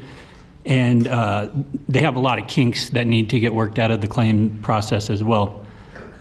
We know and appreciate the diligent work that is currently ongoing, but at this moment, we are in the exact same situation that we were in back in April of 2024. Wolf claims have been submitted, but there is no timeline for these claims to be fulfilled. Producers affected by wolves are seeing record low conception rates and historically low weaning weights. One producer is missing a record number of calves and sheep. These claims took an immense amount of work and time to compile all the data. CPW has been provided with all the accompanying paperwork proving numbers of animals, weights, and pregnancy rates. Our historical practice at my place is we send our heifers down to Grand Junction to grow them in the wintertime. And so my heifers were not present when we had the wolf depredation event back in April. They were in Grand Junction. And then we run these heifers separately on low birth weight bulls. So they were not with our cow herd where the wolves were. So I do not believe that my heifers were ever in contact with any wolves, but I know my cows were, and I know that they were up because we run on the west side of Copper Creek subdivision. The main herd of cows that we had a 90.5% conception rate. My heifers had a 98% conception rate. So we know that the wolves had an effect, a negative effect on the big cow herd. When weaned, our calves were average 29.9 pounds lighter than normal. And I believe that it is vital for a public hearing to be held so that stakeholders can get on the same page and work the kinks out of this program, because there's still a bunch of them. Thank you. And Doug, I do have a question. You referenced the claims that have been submitted. Have you gotten any indication that you will have trouble collecting those claims? Because as a commission, I presume those will be in front of the commission at some point if there's any dispute. And I know we have a protocol to follow, so I just want to know if you've been led to believe that you'll have difficulty in collecting those. So that process was, like I was talking about, some of the kinks. With my replacement heifers, I don't have any sales receipts for them because I didn't sell them. I sent them to Grand Junction, but they're still 30 pounds light. Now I'm paying to put that 30 pounds back on them down there. So I have a meeting with our local AWM and DWM, I believe, next Monday. But this whole process has been very difficult. I've probably spent 4 or 5 days with my local DWM to get this claim, make sure that he's on board with everything that we're doing. And I'm sure there's going to be questions that come up. I respect that. The reason I ask is because I referenced earlier in November of 21 in our commission meeting in Lamar, and Commissioner Duke Phillips, who actually was a big proponent of some of these multipliers and the compensation losses. So what I want to know, I'm fairly certain we have a strict protocol in place that we will follow, and we are directed by statute to pay for losses. So I just wanted to know if you've been led to believe anything other than that. So anybody who's shocked by the claims, in my opinion, shouldn't be shocked, because that's the cost of raising animals. It's the cost. It's how you provide the living for your family. So whenever I hear criticism of these exorbitant claims, please, that's the real world. That's livestock production, and that's what we all face. So the petitions, the Prop 114 was passed with the language that said those losses would be paid. So I just wanted to clear that up with this. I open the floor to any other commissioners on any speaker, but I needed to say that. Thank you, Deb. Thank you. Next, we'll have Penny Boucher with Lucy here and Greg Peterson on deck, please. Hi, my name is Penny Boucher. I am a rancher in Grand County in the Kremling area. I am here today to ask you to approve the petition that was filed on September 27th, 2024. My family homesteaded on the Blue River in Summit County and then moved to the Kremling area after that. I was born and raised in Kremling, and I have been there my whole life. I believe that God made me to be a rancher and to live that life. And in Proverbs 27:23, the Bible tells us to be sure you know the condition of your flock and give careful attention to your herds. And today I heard that I have to let these wolves attack my herd of cattle 3 times before I can really do anything about it. And I'm asking you to understand the frustration that we feel. Ranchers are the first and best and true conservationists on this planet. We love the land and we would like to keep it as God made it so long ago. We have open space for wildlife, and we do not want to see houses built all over it, which has happened so much in this state in the last 20, 30 years. I love animals, all animals, and I cherish life. This is not about money. It is about leaving a future for my children that they might continue to do what I have done. I believe agriculture is under an attack globally, nationally, and especially locally from our governor, Jared Polis. Since becoming governor, he has had a meat out day. He has publicly blamed ranchers for the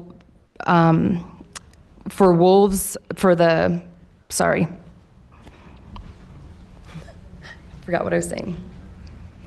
Thank you, that's time. Next we have Lucy Boucher, and then Greg here, and Kathleen Curry on deck, please. Oh, sorry, okay. Hi, my name is Lucy Boucher. To begin, I would like to thank Chairman May and all the commissioners for hearing everyone out today. I have lived in Kremling and been a part of the ranching community my entire life. Throughout the past months, I have watched as these animals have changed my community and just my everyday life. Just to begin, the already struggling deer and elk population, which was scarce, I feel I have watched dwindle continuously. I remember growing up seeing hundreds of elk out in our meadows in the winter, and now I maybe see 20 head hidden within the ridges. I have watched hunting businesses slowly die as they take on less and less hunters because of the lack of game. How can the introduction of these wolves improve this scarcity at the current moment, under these current conditions? In turn, the wolves have resorted to killing and eating livestock because they have no choice, and these animals are, in fact, easier prey. I have firsthand seen the ruthlessness of these wolves through countless occasions. Over the summer, I was helping our neighbor when the wolves attacked his sheep.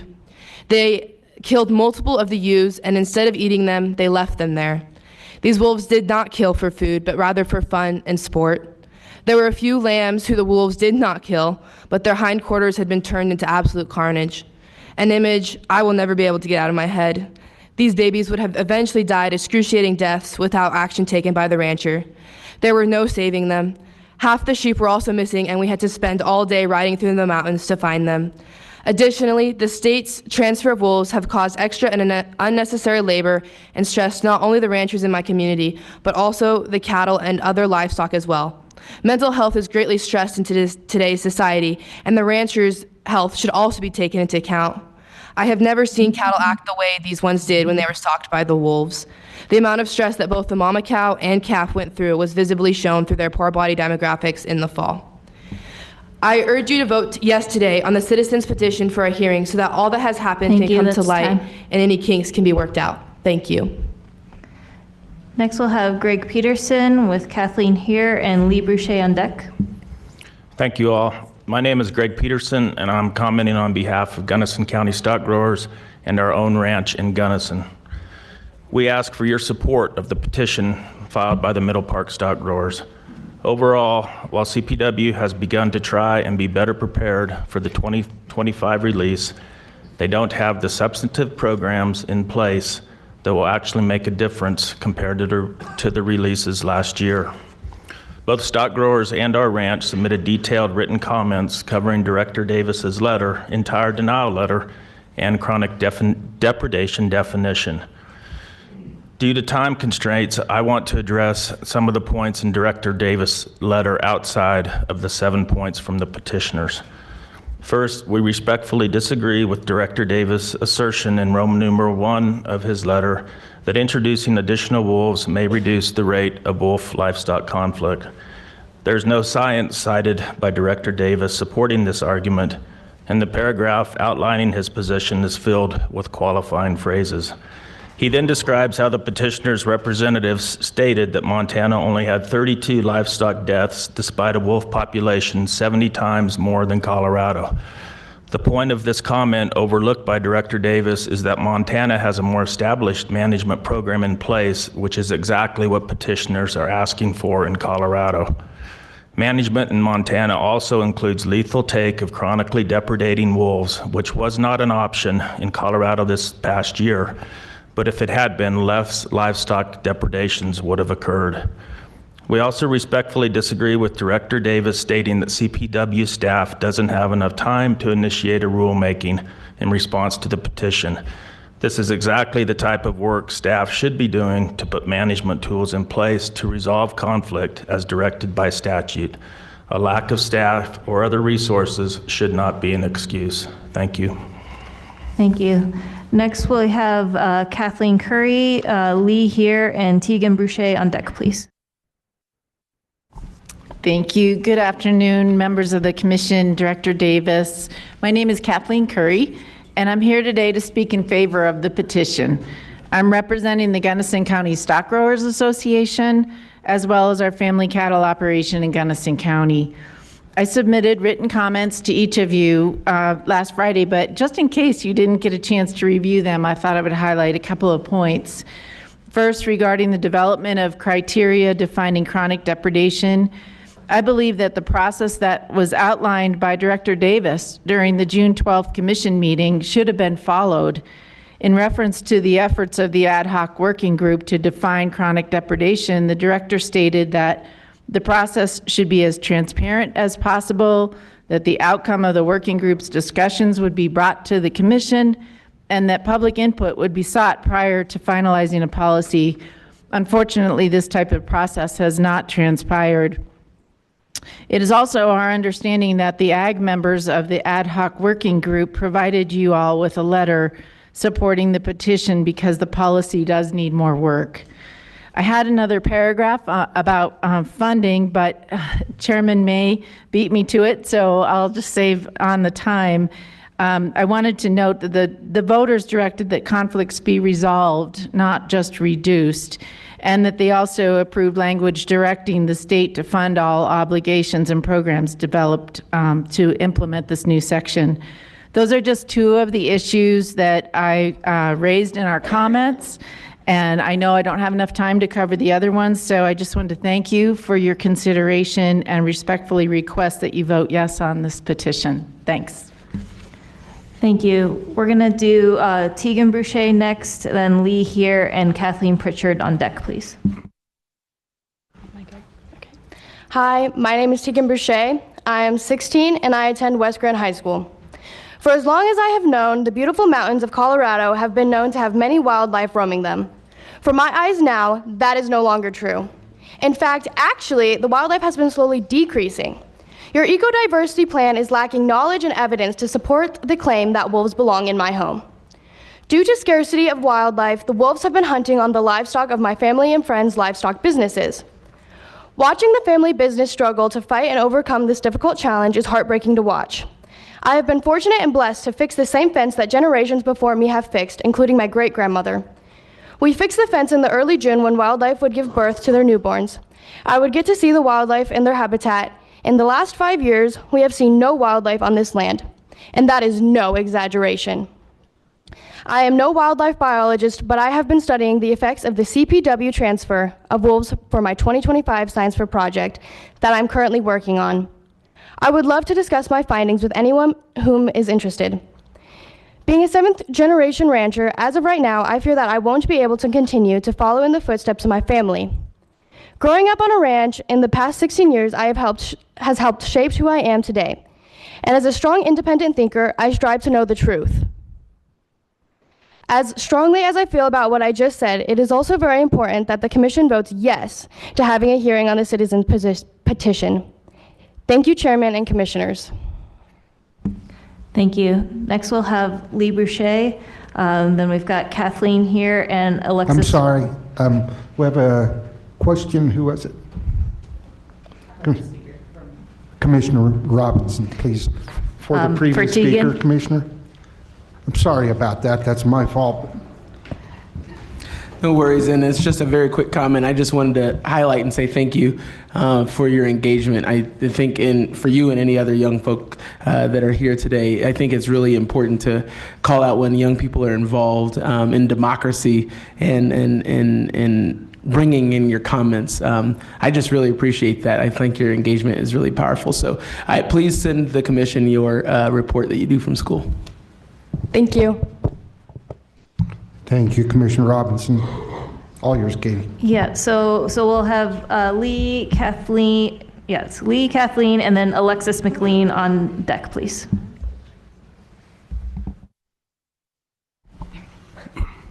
Good afternoon, Chairman May and Commissioners.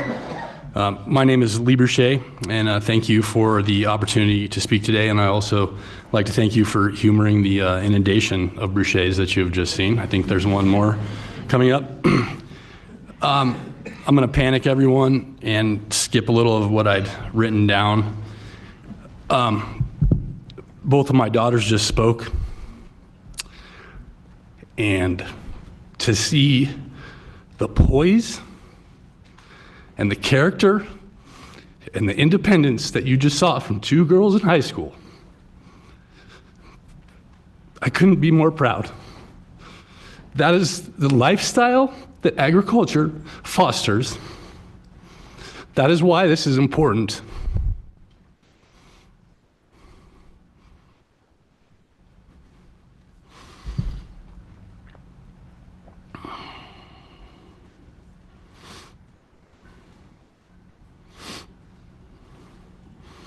It's very difficult to hear folks accusing ranchers of being poachers and villains. I appreciate the reminder, though, that there are many who are ignorant of the plight of those of us actually living with these wolves.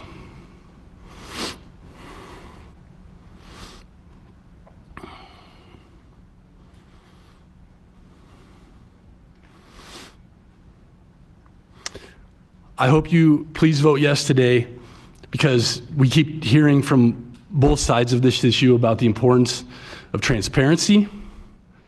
And that transparency is just conversation. That's what American government is about.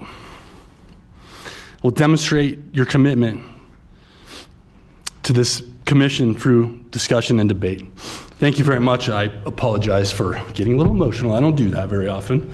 Thank you. Next, we'll have Kathleen Pritchard, then Alexis and Michael Tobin on deck, please. Thank you, Commission. My name is Kathleen Pritchard. I'm an attorney at Wellborn Sullivan, a law firm here in Denver.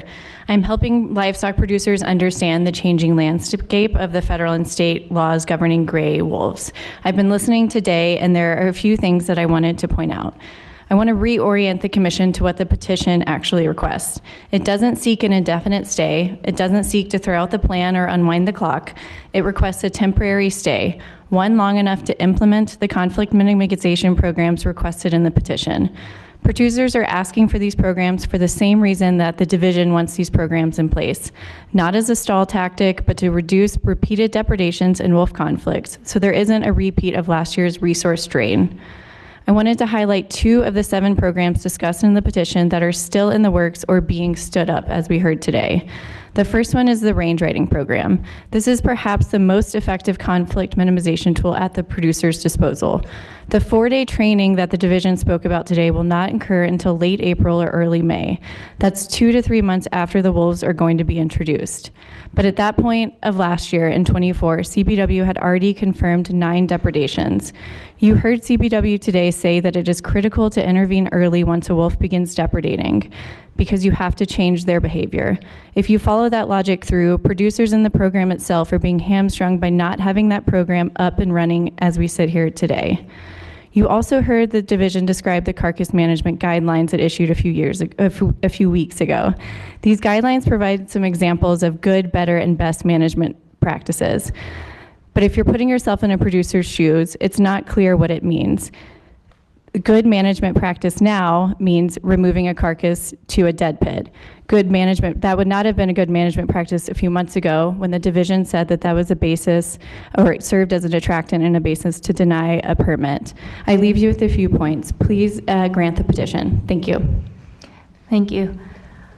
Next, we'll have Alexis McLean. I'm not seeing Michael Tobin, so let's have Oh, okay. Michael, please here. And after that, we'll have Jenny Burby on deck.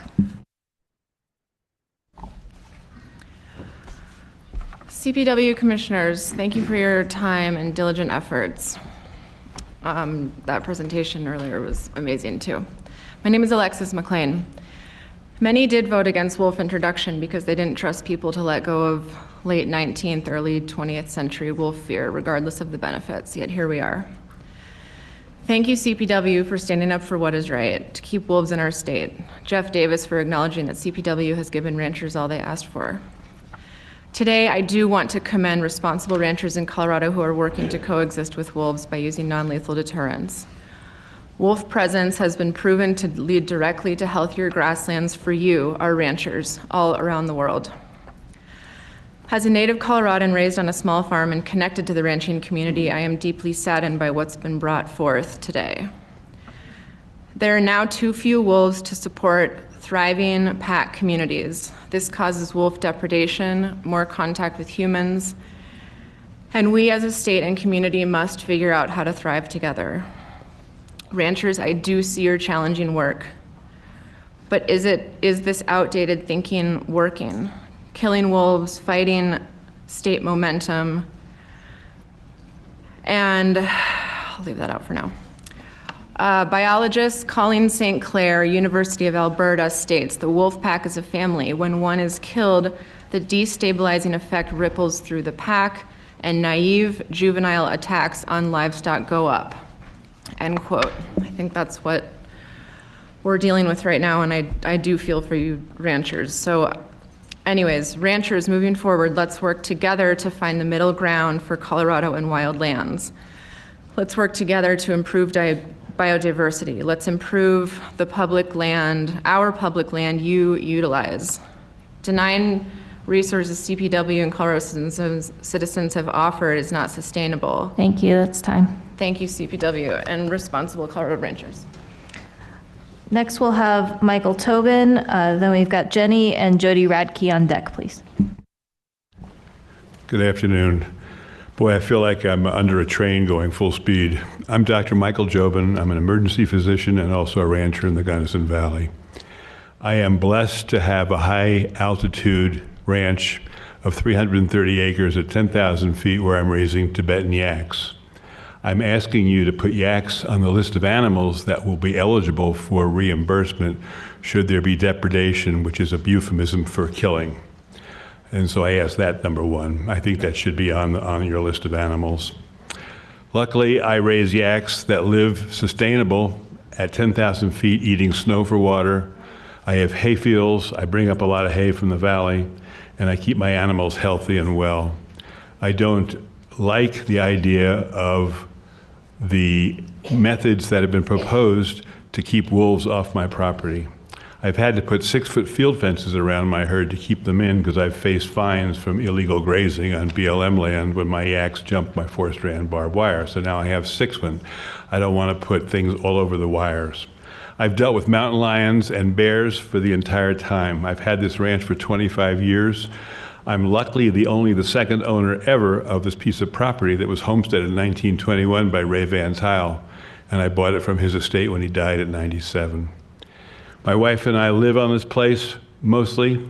I also have a home here in Denver. We heat with wood, cook with wood, we're off the grid, and I treasure my animals. I treasure wildlife. I've taken my nurses and medical students up there to hunt deer with me as I'm a landowner and I get landowner tags. And so I really feel a responsible landowner, and I just want the commission to know that the wolf introduction was voted on by the public by a narrow margin, mainly from some front range voters, and we need to reassess the true validity of that vote. Anyway, I ask your indulgence in putting yak back on your list. Thank you. Thank you. That's time. Next, we'll have Jenny Burby and then Jody Radke, and I believe that's it for blue slips, but there was a large volume. If anyone feels like they were omitted inadvertently, please let me know. Hello, commissioners and directors and chair. My name is Jenny Burby. I'm from Breen, Colorado. As most of you know, I did sit on the stakeholder group. As most of you know, I'm a belligerent note taker. If you listen to today, we did not hear once from the people in support of this pause, not stop, but pause. They never asked it to stop.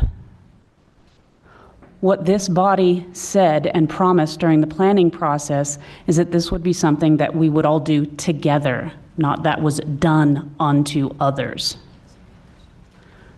But the 1% of, well, less than 1% of the people in the state of Colorado produce a product for consumption. I'm not even going to venture to guess what the math is for the people that have been affected today. It's minute.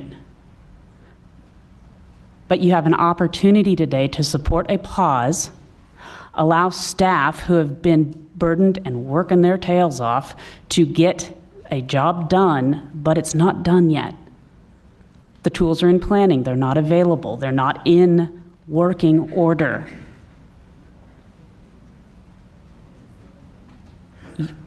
Provide some empathy. I think the sad part is, and I didn't do this during the SAG process, but when people caught me crying in the hall because I was afraid for my livelihood and I was fighting for my job, there were people that laughed and told me pretty soon it would be over and I could go to Tahiti. These families, these girls, they have a dream about what their future is.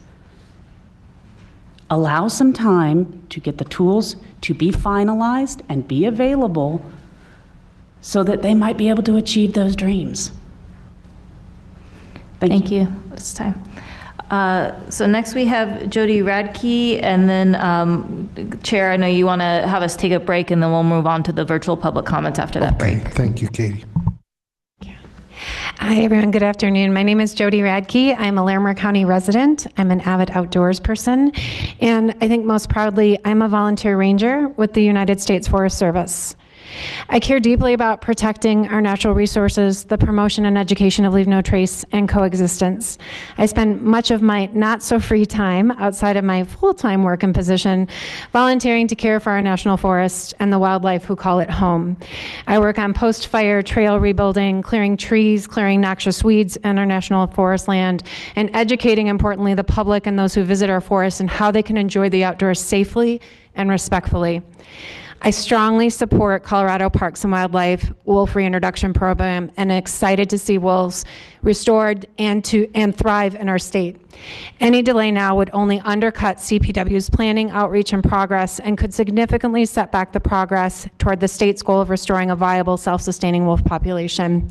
As a Larimer County and Colorado resident, I voted in support of the reintroduction of wolves, knowing our state can work in partnership to coexist with this apex predator safely, smartly, and intelligently and intentionally. This is not a puzzle that we as Colorado cannot solve, rather one that requires our stakeholders working together towards a common shared goal and purpose, which I know we can do. I urge you to deny the petition, follow the unanimously approved wolf management plan, move forward with the first phase of the reintroduction plan. With continued patience and collaboration, I know that wolves, people, and livestock, we can all share this landscape together, and the tourists who visit can also safely do so. There are many examples of this success across our country. Colorado is not the first.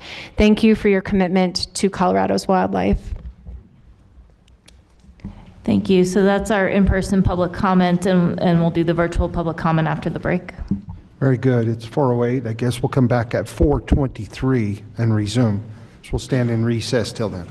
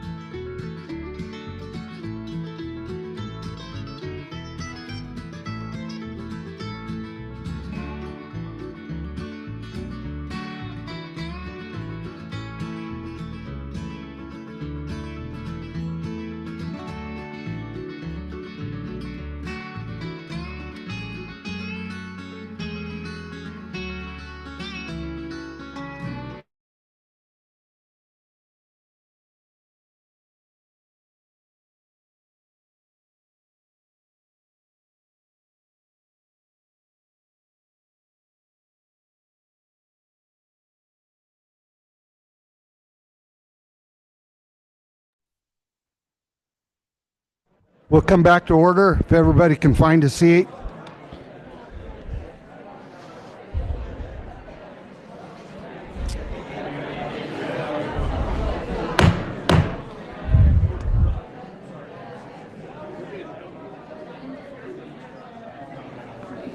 Hey.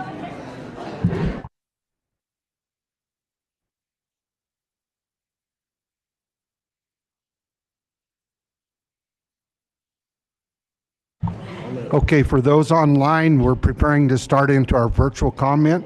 So, Katie, I'll turn it over to you to begin our virtual comment. Thank you, Chair May. We do have one elected official that we're starting with, so if we could bring up Commissioner Jennifer O'Hearn first. As an elected official, Commissioner will have 5 minutes. After that, we'll be switching back to 2 minutes each. Commissioner, I can see you. Looks like you might be muted. I don't know if, there we go. Are you ready for me? We're ready. Please go ahead whenever you're ready. Good afternoon, and thank you, Chair, Commission, and Director Davis for allowing Rio Blanco the opportunity to speak with you today.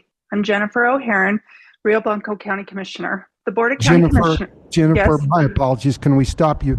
We really need to get the room quiet because the commissioners cannot hear your comment. So if everybody could please be seated so we can hear the public comment. Thank you very much, and sorry for interrupting you. Please go ahead. And I realized I forgot to call the person who'll be after Commissioner O'Hearn is Suzanne Stone. So yeah, thank you. Hand it back over to you, Commissioner. Perfect, thank you. No problem. The Board of County Commissioners of Rio Blanco express our strong support for a temporary pause in gray wolf reintroduction efforts. We thank CPW for its thoughtful decision to remove Rio Blanco County from the recent list of potential wolf release sites for 2025. This decision reflects CPW's recognition of our county's unique challenges and its commitment to balance and be effective for the wildlife management across Colorado. It is essential to continue this measured approach by temporarily pausing further reintroduction efforts across the designated areas of Colorado. According to Proposition 114, and I quote, "Take the steps necessary to begin reintroductions of gray wolves by December 31st, 2023. Nowhere in the proposition does it state how many wolves needed to be put on the ground, and CPW did make sure this part of 114 was accomplished.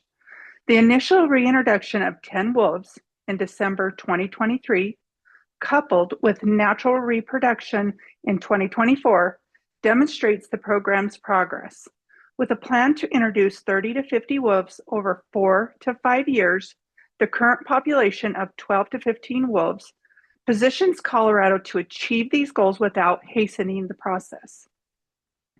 Adding more wolves in 2025, despite unresolved challenges, would be premature. Delaying subsequent introductions until 2027 or 2028 would ensure the program reaches its target population of at least 40 wolves while addressing critical issues along the way. While CPW has suggested that breeding pairs in established packs reduce livestock conflicts compared to single wolves, recent evidence indicates otherwise. For example, over the past year, a male wolf from a breeding pair was responsible for repeated livestock deprivations until his removal. Relying on speculative terms such as may when discussing potential benefits does not adequately address the on-the-ground realities faced by impacted communities, wildlife, and ranchers. Montana's approach, which includes robust management on depredating wolves, has significantly reduced livestock losses. Adopting similar strategies in Colorado goals of balancing wildlife restoration with rural economic stability. Rio Blanco County's Land and Natural Resource Plan and Policies, our LNRP, prioritizes protecting local customs, culture, and socioeconomic stability, alongside sustainable resource use. Premature wolf introductions risk compounding conflicts with agricultural operations and stressing recovering wildlife populations. The LNRP emphasizes collaborative, data-driven approaches that respect local stakeholders and maintain ecological balance with a pause, which a pause would support. A temporary pause in wolf reintroduction efforts could or would allow CPW to 1, refine management practices to mitigate livestock conflicts, 2, enhance public engagement and strengthen stakeholder trust, and 3, ensure staff have the resources and support needed for program success. This approach would uphold the goals of Proposition 114 while establishing a balanced framework that integrates ecological, social, and economic priorities, respecting the vital role of Colorado's rural and agricultural communities. We urge the Commission to support approving the petition. Political pressure should not take precedence over sound science, broad stakeholder input, and effective resource management. A pause would prioritize the well-being of wolves, affected communities, CPW staff, and the state as a whole. We respectfully urge the Commission and CPW to continue its thoughtful and calculated actions as exemplified in its recent decision regarding Rio Blanco County to ensure a sustainable and balanced path forward for Colorado's wolf reintroduction program. I appreciate your attention to these concerns and look forward to further collaboration. Thank you for your time and being willing to serve on this commission. Thank you. Next, we'll have Suzanne Stone, followed by Bonnie Brown Eddy. Suzanne, would you like your video on? Oh, there we go. Thanks. It wasn't going to go on, but thank you for that. Chair May, Commissioners, Director Davis, I'm the director of the International Wildlife Coexistence Network and the founder of the Wood River Wolf Project, now in its 18th consecutive year here in Idaho. Over the last 3 decades of wolf restoration in the West, I've been on the front lines in Idaho, Montana, Wyoming, Oregon, Washington, and California, and witnessed closely the conflicts unfold in those early phases of each state. I asked that the Commission move forward and deny the petition to delay the recovery of wolves in Colorado. It would be tragic to come this far and jeopardize the wolf restoration program by unnecessary delay, which may allow time to stop it entirely. No other state, including Montana, has been better prepared with non-lethal measures at this point, at this population level, than Colorado is. Waiting makes no sense, as there will always be challenges. I am concerned by the chronic wolf depredation definition. No other state, including Idaho, has had such a low bar for lethal control at this low population level. Washington only developed a definition of chronic conflict when there were well over 100 wolves in the state. And assessing the impact on the wolf population was a core part, and still is today, of Washington's definition of chronic depredation.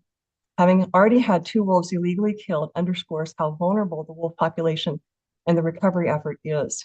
Adhering strictly to the current definition could threaten or undo the recovery of wolves in Colorado.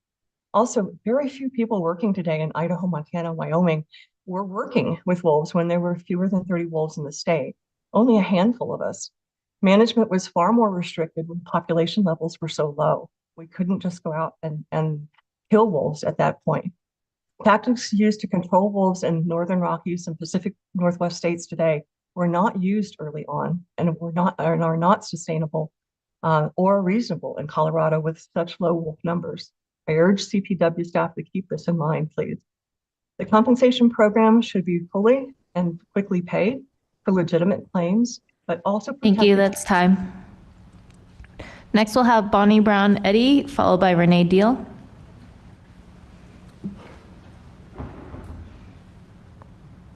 Okay, Katie, I'm ready. Would you like your camera on, Bonnie? No, I don't have one. Okay, go ahead. Great. I'm Bonnie Eddy from Delta. I'm the Executive Director for the Colorado Wool Growers Association.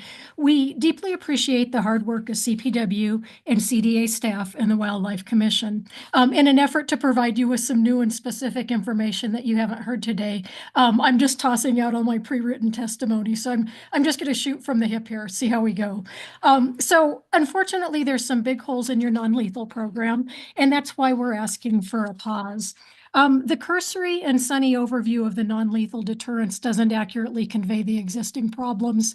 The livestock protection dogs are getting a lot of attention right now, and that's something that I'm very, very familiar with my 25 years work with the wool growers. So one of the problems with the non-lethal program is there's basically no acknowledgement that if there's a confrontation between guardian dogs and wolves, that typically the dogs are killed. We effectively use guardian dogs to deter bears, lions, and coyotes, but they're no match for wolves. I attended the Western Landowners Alliance Range Rider program that was recently held in Arizona. And one of the ranchers told me that he has more cows killed by wolves that stand and fight to protect their calves than cows that quit the bunch and break and run from the herd.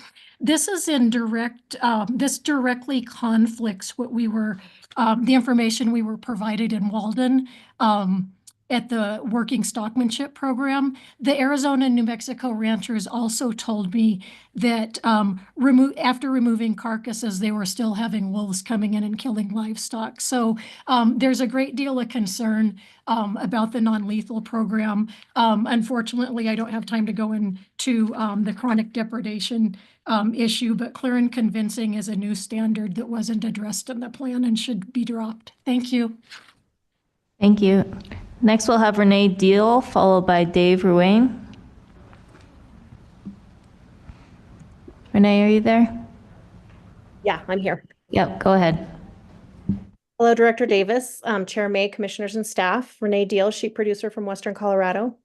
I certainly appreciate all the work from staff and thank the commissioners for their thoughtful questions. But I need to emphasize that although it's a great start, these programs are yet to be fully funded, implemented, or proven.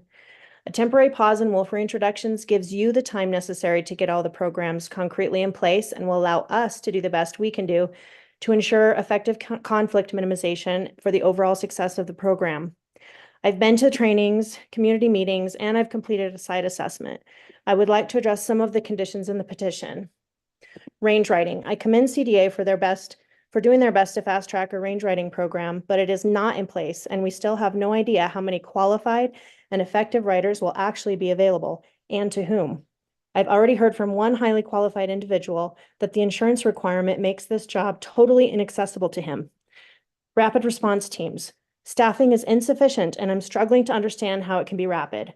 For example, I don't currently have a DWM in my area, and my game damage specialist has a 3-hour drive to my ranch with another 3 to 4 hours on horseback to my permit. And he has indicated to me that he does not currently have access to a horse. Site assessments. I've completed a site assessment, and it's very clear that the program needs additional time. Because this is so new, we were not able to be on site in my most vulnerable area because my permit is currently under snow. And again, CPW staff does not have access to horses. The definition of chronic. The new standard of clear and convincing is unreasonable, confusing, and contrary to current standards already in statute. And the 24-hour definition of a depredation event is arbitrary and perplexing. I could easily have 3 events in that time period for multiple animals per event, and it would still only be considered one event. Carcass removal. A 1-page flyer of recommendations is hardly a program, and I'm told additional grant funding from CDA is likely not available for 2025. Please vote yes to support the citizen. Thank you, that's time. Rulemaking. Thank you. Next, we'll have Dave Ruane, followed by Josh Wambolt.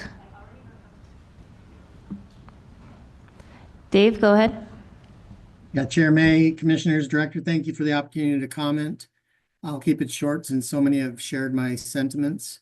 I'm a lifelong hunter, fisherman, outdoorsman, just love being outdoors. And however, unlike many of that participate in this activity, I appreciate all wildlife, great and small, game and non-game.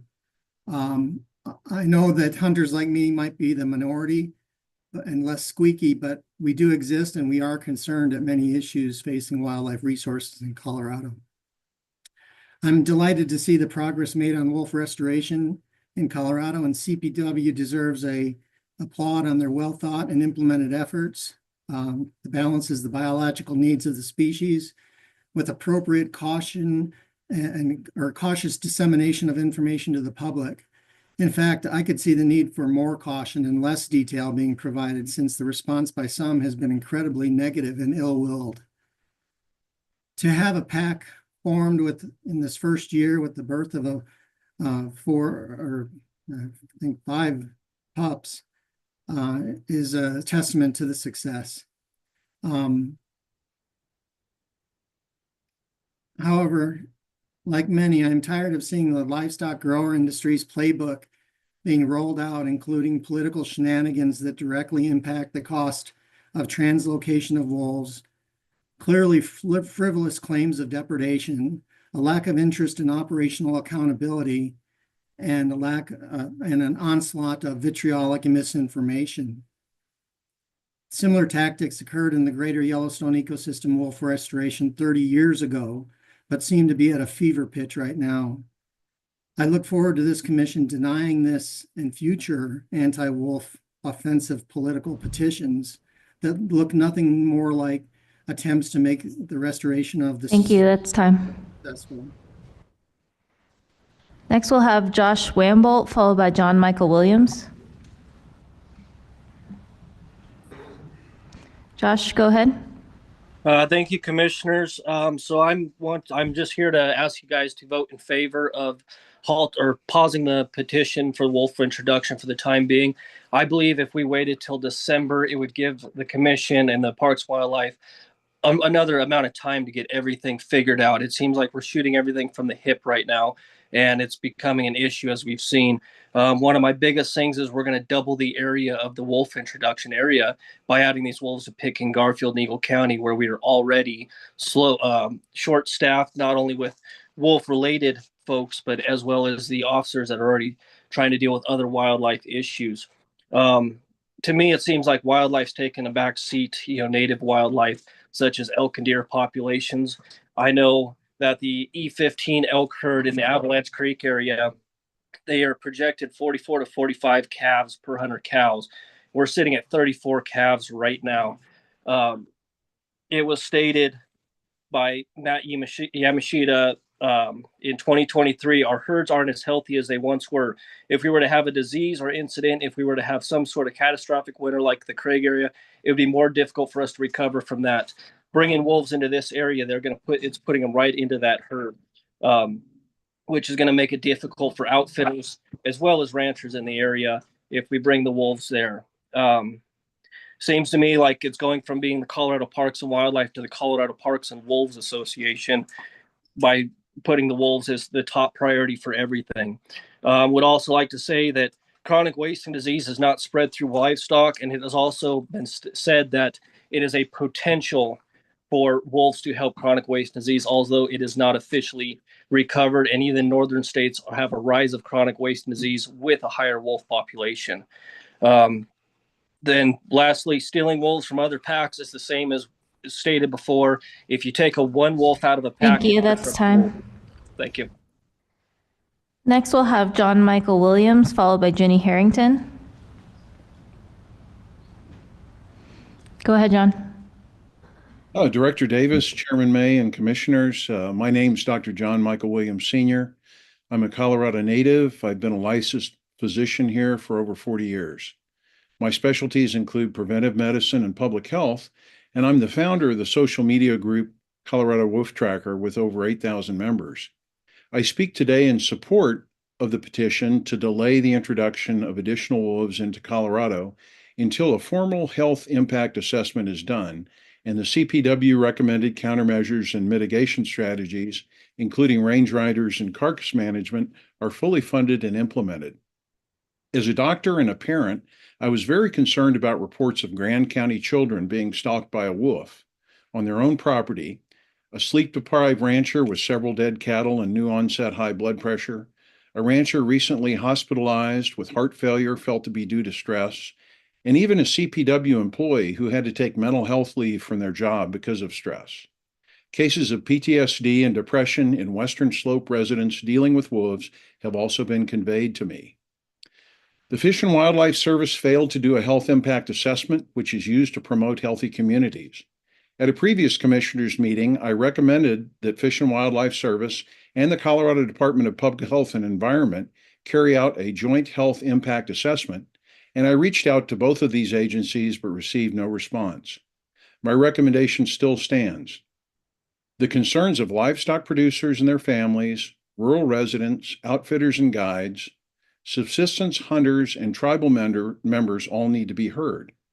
The health impact assessment should be completed with action items identified and resolved before any additional wolves are considered for introduction. Thank you. Thank you. Next, we'll have Ginny Harrington, followed by Matthew Burgess. Hi, Ginny, go ahead. I'm Ginny Harrington, Holy Cross Cattlemen's Association membership chairman, 5th generation to Colorado.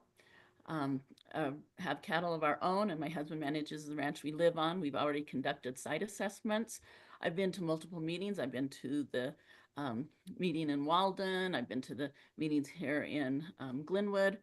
I have also planned meetings for the last 3 years. I've had meetings as my position of the Holy Cross Cattlemen's membership chairman. So we have been participating. It just hurts me when folks say that ranchers have not been participating in these efforts and trying to figure out what will work, because we don't want dead livestock. And we do care for the wildlife. We are the stewards of the land, and we provide the wildlife habitats and corridors that make it possible for the wildlife to exist in Colorado as we have more recreational pressures. In fact, looking at what Director Davis mentioned today about SCORP, he said that these outdoor recreational pressures, that they're analyzing them, he stated, so that they don't have deleterious impacts on wildlife and private lands. And the same thing is in the plan, as no land or resource use changes. I'm very concerned that we see ranch lands being developed and gobbled up more and more, and not being able to pass those on to future generations who can provide those great ecosystem services. So we need to consider the pause to get these things in place. I've been to these workshops. They've done a great job. CPW staff is working hard to be able to pull things together, but they're not fully baked and they're not done. And we need to consider that that is the case, and we need to be able to have these young people like spoke today to be able to carry on and to have these ranches into future generations, so that all of us in the communities in Colorado, the wildlife and the wolves alike, can have the best scenario that they can, because this has been very difficult for so many. So we appreciate your listening to me and all the things that CPW has been working on. Thank you. Thank you. Next, we'll have Matthew Burgess, followed by Lindsay Collins. Hello, please, I would like the camera off. Sure, go ahead, Matt. I'd like to start with some simple statistics to put things in proper perspective.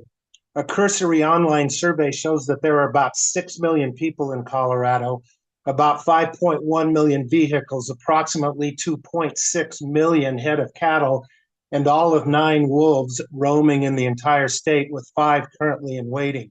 And yet, if you listen to some, not all, in the ranching community, you might think that there was a wolf invasion on a scale of biblical locusts. As we know, ranchers can be generously compensated up to $15,000 per animal depredation. Wouldn't it be nice if every business in Colorado could run to the state for compensation when they incur a business loss? I'm a Colorado native, and when I was a kid, Colorado ranchers took pride in their independent, take care of yourself lifestyle, popularly characterized at the time by the Marlboro Man. Now, a few are literally crying wolf and running to the government for remedy of a problem that barely exists. With that said, I thank CPW for recommending upholding the law and the will of Colorado voters requiring wolf reintroduction. Science shows that wolves are essential for restoring balance to ecosystems.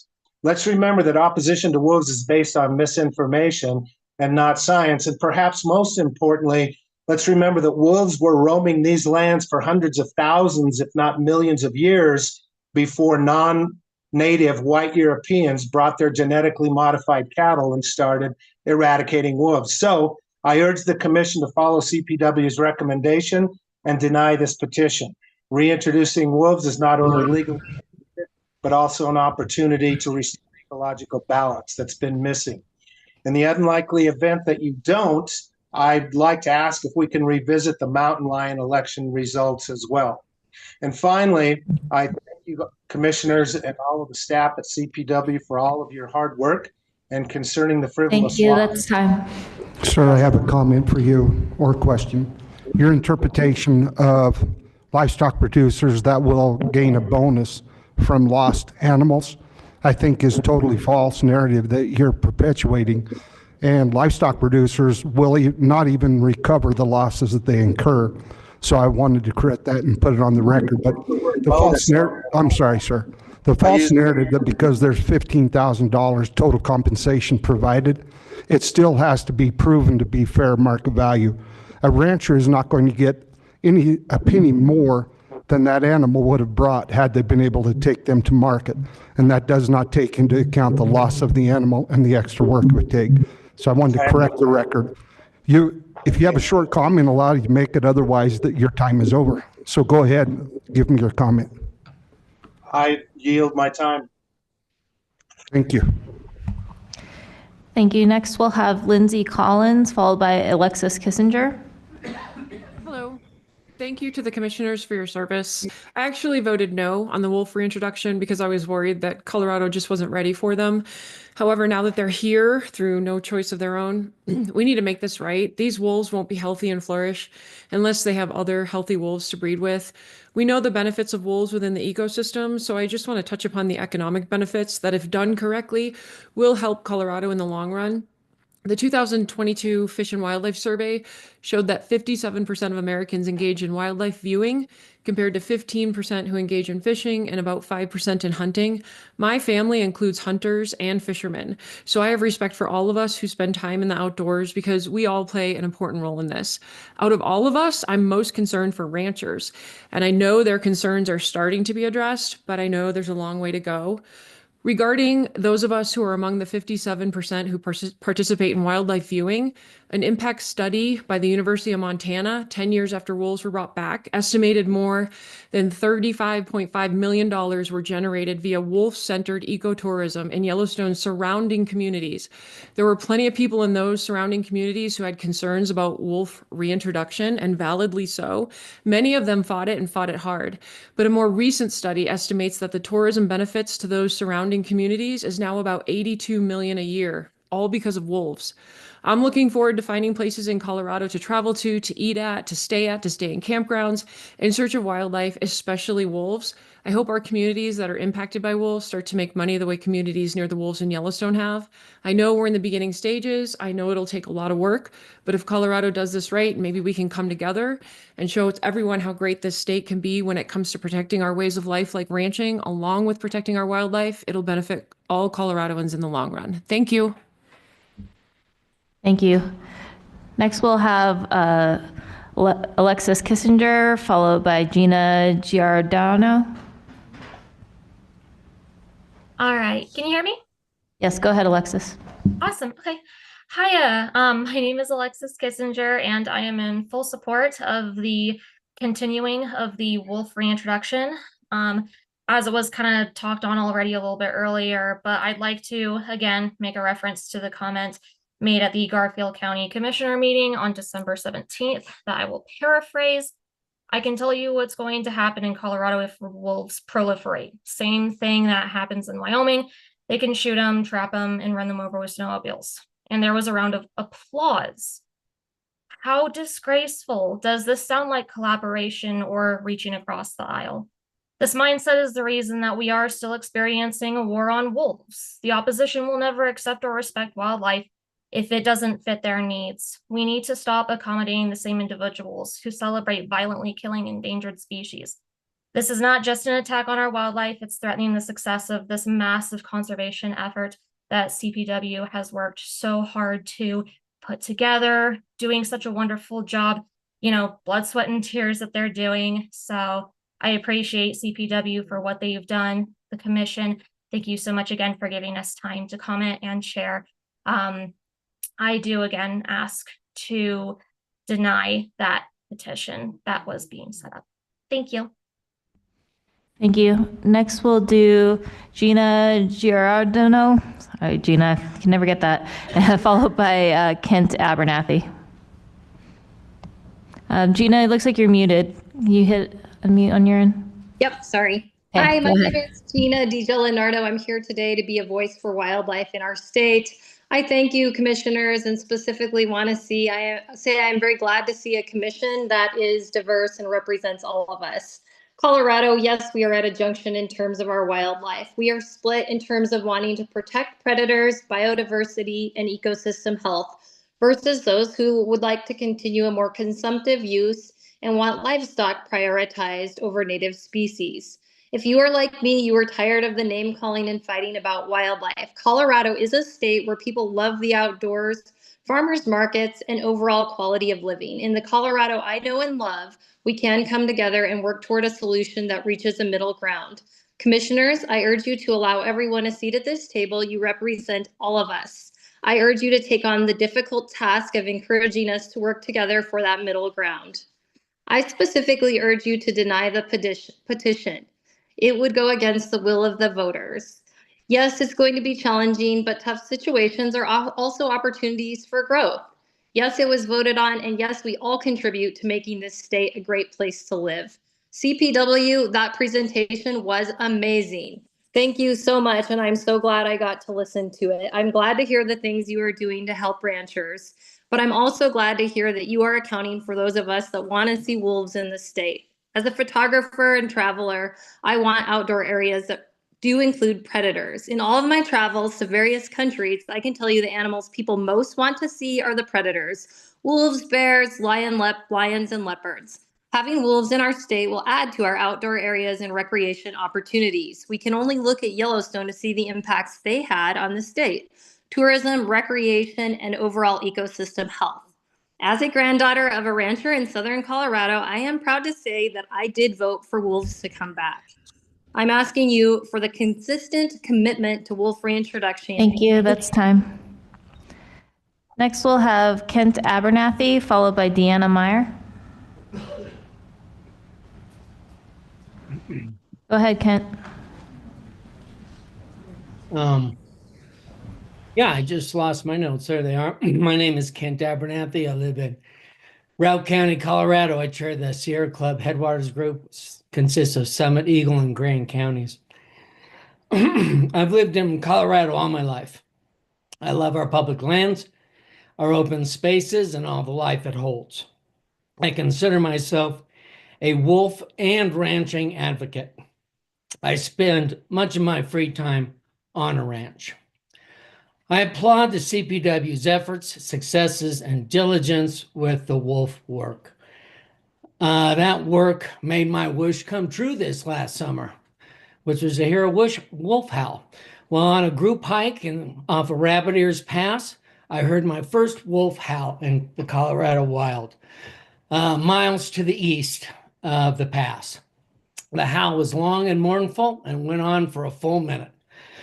One other person in the party, a former CPW employee, heard it as well.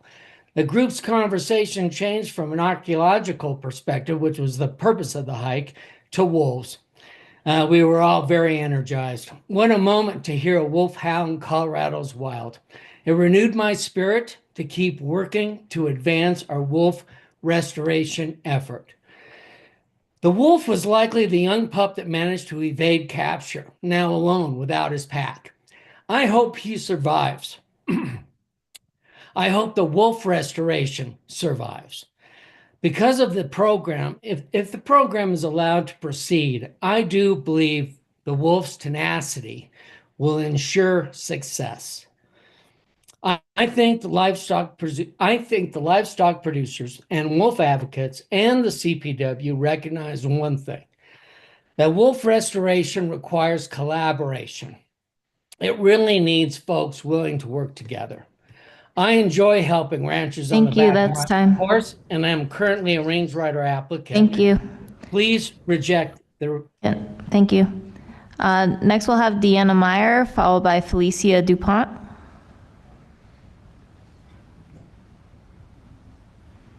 Hi, can you hear me? Yes, go ahead. My name is Deanna Meyer, and I own a small organic farm in Douglas County.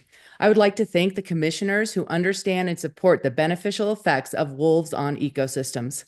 I've been following the propaganda heightened by the media in support of a few vocal ranchers and hunters about the supposed detrimental effects of wolves. I expect CPW to follow the law and to prioritize healthy ecosystems over the hatred for wolves.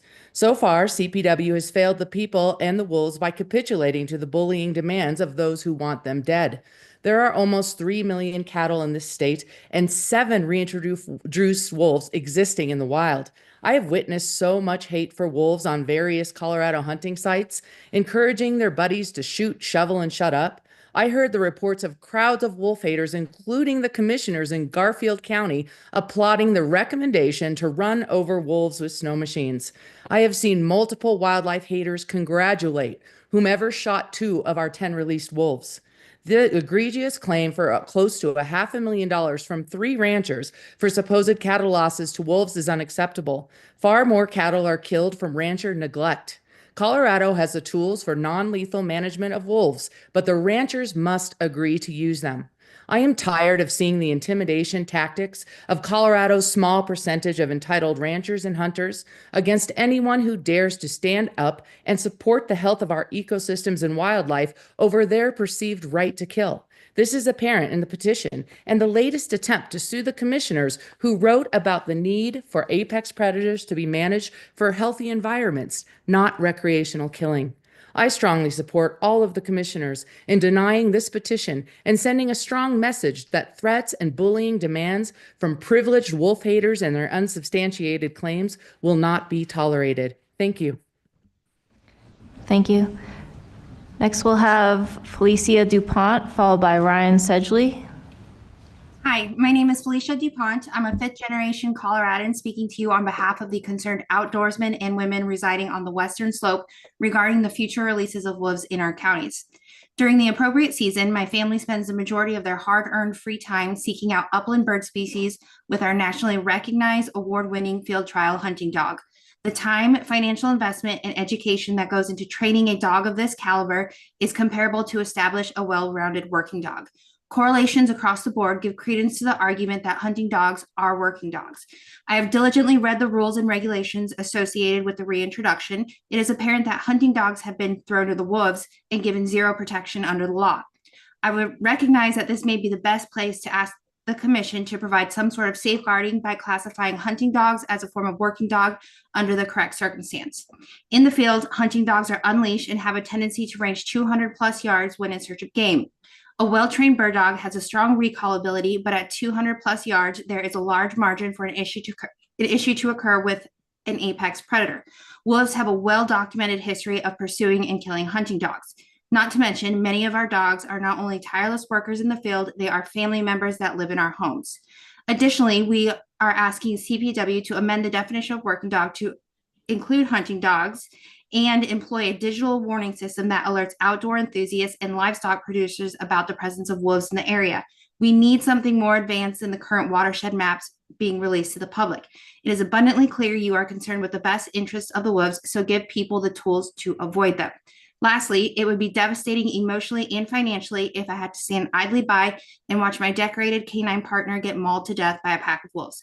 The rules clearly possess an extreme disparity when comparing wolves to other apex predators like bears and mountain lions in regards to protection. The commission should address these inequalities and protect our hunting dogs by classifying them as working dogs. Thank you. Thank you. Next, we'll have Ryan Sedgley, followed by Valerie Hunter-Goss. Go ahead, Ryan. Good afternoon, commissioners. My name is Ryan Sedgley. I'm the Southern Rockies representative for the Endangered Species Coalition.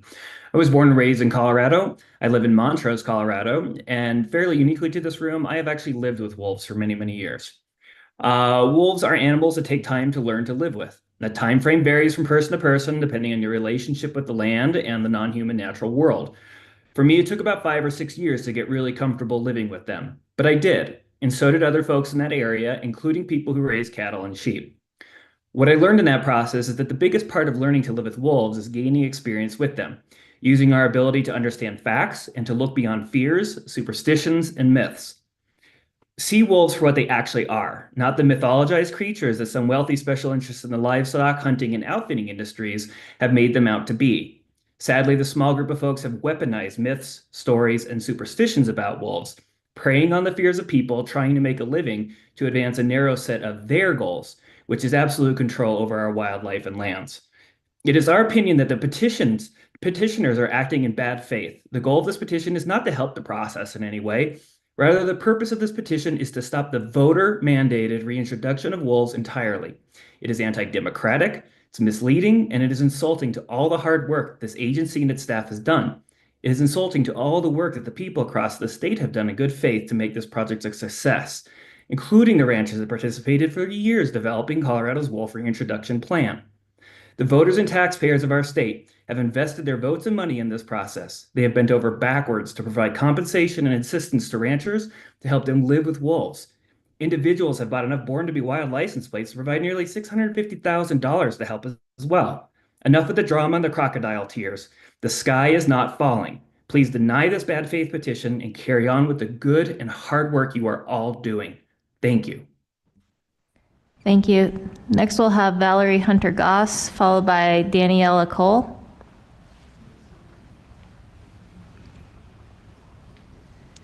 Valerie, do we have you there? Yes. Go ahead. Thank you, commissioners and staff, for your hard work and service to this agency. My name is Valerie Hunter-Goss. I reside in Fort Collins. Wolves represent a connection to the wild heritage of our state. To me, their return is about ecological value, conservation, and about correcting the mistakes of the past. There are challenges, especially for the opposition, that don't want wolves here. The opposition calls us deranged, animal extremists. However, we, the deranged animal extremists, believe coexistence is possible. Non-lethal measures like better fencing, guard animals, and range riders have proven effective in reducing conflicts in other regions. We can find solutions that respect both livelihoods and wildlife. Public lands are a shared resource that belong to all of us. For centuries, these lands have been home to wildlife.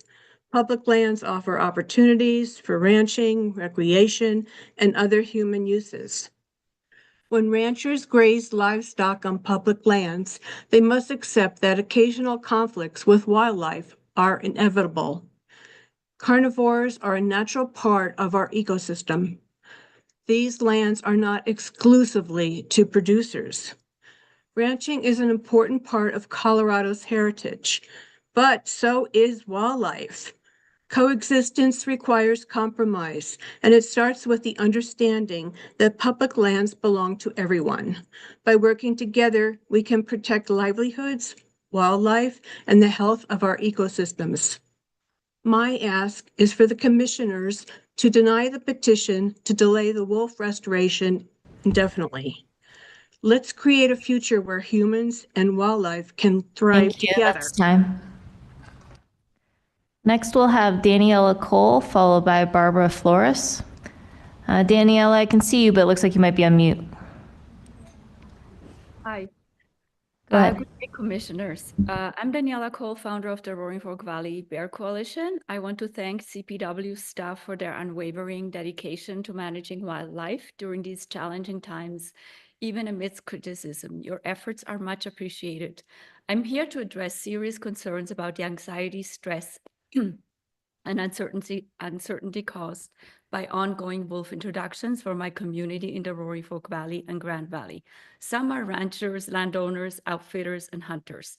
Livestock production is challenging, and adding an extra apex predator to the landscape only compounds these hardships. Our ranching and agricultural communities have valid concerns, like our Native Americans, about livestock depredation, disrupted livelihoods, which should not be dismissed. Labeling these hardworking families as complainers is unfair and disrespectful, especially given the deep roots as the backbone of our state. Their voices must be heard and addressed meaningfully, just as the Native American ones, not appeased with Band-Aid solutions, especially when wolves are released into their backyards. If you genuinely care about wolves, why allow this chaos? Why disrupt their intricate pack dynamics and forcibly remove them from their established home ranges? Relocating wolves often destabilizes packs already under stress. Does this toll on the animals not matter to you? If you love and respect wolves, why not let them thrive where they already exist? I urge you to approve the petition to pause and take a break. Finally, I urge reconsidering ballot box biology, which prioritizes voter whim over science. Wildlife management should rest solely with CPW's biologists and experts, not urban voters. Thank you. Thank you. Next, we'll have Barbara Flores, followed by Raymond Toney.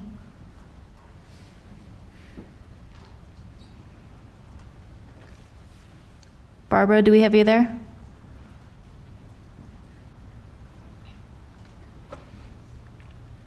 Barbara, you may need to hit accept on your end.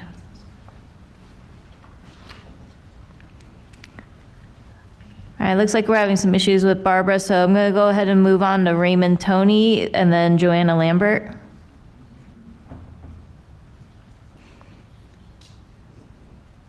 Raymond, go ahead. You hear me? Yes, please go ahead. Raymond Toney. I'm a retired lawyer and the director of the Colorado Wolf Information Project, and I live in La Plata County, Colorado. I want to thank Director Davis and his staff for recommending to the commission that it deny the pending wolf petition. The commission is very fortunate to have the benefit of such an outstanding analysis. I strongly encourage you to unanimously accept Director Davis's recommendation and deny the petition. Trust Director Davis and CPW staff on this. They are doing an outstanding job.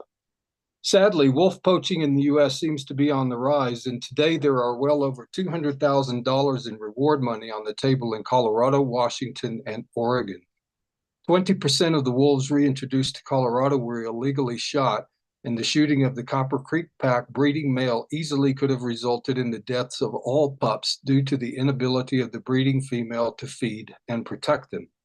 The illegal killing of 20% of our reintroduced population is evidence to me, and perhaps others, that CPW needs to increase the number of wolves that will translocate each year.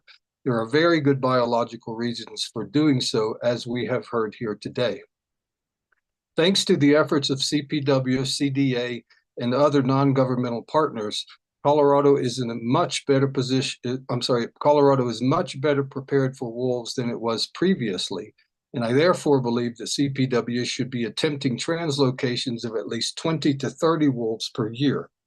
The pace of 10 to 15 translocations per year now appears to be insufficient to guarantee the establishment of a genetically healthy, self-sustaining wolf population. The illegal shooting of 2 of our wolves reflects a tragic breakdown in respect for the law, and I ask that anyone with knowledge of the wolf shootings in Colorado contact law enforcement. Be a patriot, do the right thing, and get compensated for it. Thank you. Thank you. Next, we'll have Joanna Lambert, followed by Scott Hudson. Can you hear me? Yes, please go ahead. Hi, thank you. My name is Joanna Lambert. I am a professor at the University of Colorado Boulder, and I am calling in from Yellowstone National Park, where I do research on wolf and coyote biology. I am speaking today regarding the petition to pause wolf reintroductions. Quite simply, halting reintroductions will likely result in yet another extinction event in our state. Currently, Colorado has only 9 wolves in the wild. Decades of peer-reviewed science have demonstrated that such small populations are highly vulnerable to extinction due to unpredictable events such as disease and wildfire, low genetic diversity, and limited reproductive opportunities. I am deeply compassionate to the stressors placed upon those who are living in rural landscapes with wolves, but it is critical that we also keep the big picture in mind, the long game of life on Earth. We are living amidst an unprecedented biodiversity extinction crisis. We will lose 1 million species in the next 20 years if we do not take radical action. Today, humans and their livestock account for 94% of mammal biomass globally, and wildlife only 6%. Predators like wolves have experienced the most significant declines. Before European colonizers, there were 2 million wolves in North America and some 350,000 west of the Mississippi. Today, only 9 remain in Colorado. Continuing with reintroductions will facilitate recovery of Colorado's critically endangered wolves and position CPW to be in concordance with the Colorado Endangered Species Conservation Act, thereby allowing our great state to take radical action against the global extinction crisis. Thank you. Thank you. Next, we'll have Scott Hudson, followed by Oliver Starr. Go ahead, Scott. My name is Scott Hudson, and I'm a longtime resident of Colorado. Thank you for the opportunity to comment today, and thank you for this transparent process. I strongly support Colorado Park and Wildlife's science-based and thoughtful approach to restoring gray wolves, and I urge you today to deny the citizen petition for rulemaking for the following reasons. First, the citizen petition adds requirements that are not in the statute to introduce wolves. This is contrary to the plain language of the statute, which sets specific requirements for introduction.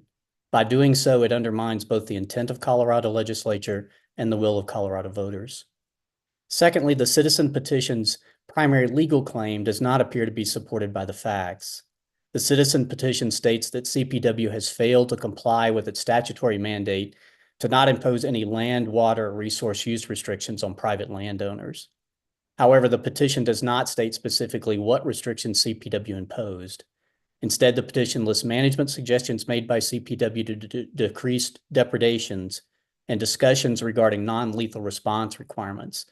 These recommendations and suggestions appear to be part of the necessary collaborative requirement imposed by the statute on CPW to engage with livestock owners on depredations instead of constituting restrictions. As such, they are not violations of the statute, but instead requirements of it. And then finally, the citizen petition lists 7 new regulatory requirements that CPW should include in the program. However, the petition does not provide any scientific or other basis for these recommendations. This is in contrast to current CPW regulations, which were developed based on the best science available and a painstaking review of lessons learned from other states. I ask you to deny the petition and thank you for your consideration. Thank you. Next, we'll have Oliver Starr, followed by Catherine Webster. Go ahead, Oliver. Good afternoon, Commissioners. My name is Oliver Starr. I'm a Colorado native and the Executive Director of the Tahoe Wolf Center. I'm here today to urge you to uphold Proposition 114 and reject the petition to delay further wolf reintroductions. Originally, I'd intended to speak to the number of livestock on the landscape, 2.6 million, and the paltry percentage of wolf-related losses documented so far, less than a fraction of a percent. I had planned to mention that 1/3 of Colorado's elk and deer herds are threatened by the expansion of chronic wasting disease, which evidence shows can be curbed by opportunistic predators like wolves. And finally, that larger wolf populations form stable family groups that defend territories and are typically more effective at hunting their natural prey, reducing risk to producers, and simplifying management. However, in light of the recent revelation, not 1, but 2 of the reintroduced wolves have been unlawfully poached, I believe it's critical to address the elephant in the room. Colorado's voters chose wolves, yet a small, organized, and vocal minority, including those behind the petition under consideration, are actively working to subvert the will of the people and the success of the project. In various groups, including on Facebook, such as the group Dr. Williams administers, numerous people, including some likely here today, are advocating for continued extra legal actions to remove wolves. Their recalcitrance to work with CPW and their willingness to take the law into their hands discredits their overblown complaints, documents their character, and should be further reason for the Commission to reject this petition, investigate these killings, and prosecute the responsible parties to the fullest extent of the law. Thank you. Thank you. Next, we'll have Catherine Webster, followed by Katharina Apt.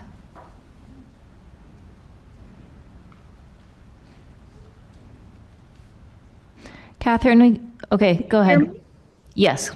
Oh, um, Colorado Parks and Wildlife has gone above and beyond, exceeding all expectations and meeting their responsibilities for following the wolf management plan. There's the 10J, the $15,000, workshops, non-lethal tools, range riders consultation, partnerships, and even the shocking removal of the Copper Creek Pack. Why are these resources not enough? Because for these ranchers or those ranchers still clinging to outdated attitudes, failure, not cooperation, not coexistence is their agenda. Wolves have been illegally shot and baited. No amount of science, facts, money, resources, or time will change these attitudes. Incentives or penalties should be considered for those producers who refuse to work for success. It is time for ranchers to meet their responsibilities for their own private ranching business. Yes, change is hard, but every business has losses, whether by thieves, hail, wind, fire, disease, or wolves. The business owner plans, budgets for losses, buys insurance to cover those losses, and takes these losses off their taxes and goes on to survive. Why should the ranching business be any different? Colorado should welcome the BC wolves necessary for sustainability and genetic diversity. Wolf threats are exaggerated. USDA data proves that wolves pose a minuscule threat to livestock. Remember the many hours spent by the stakeholder advisory, the technical working groups, and all the scientific professionals that developed the WMP. Their voices and expertise will be for nothing if you support this ill-intended petition. When we know better, we do better. Thank you. That's time. Next, we'll have Katharina Apt, followed by Bambi Forbes.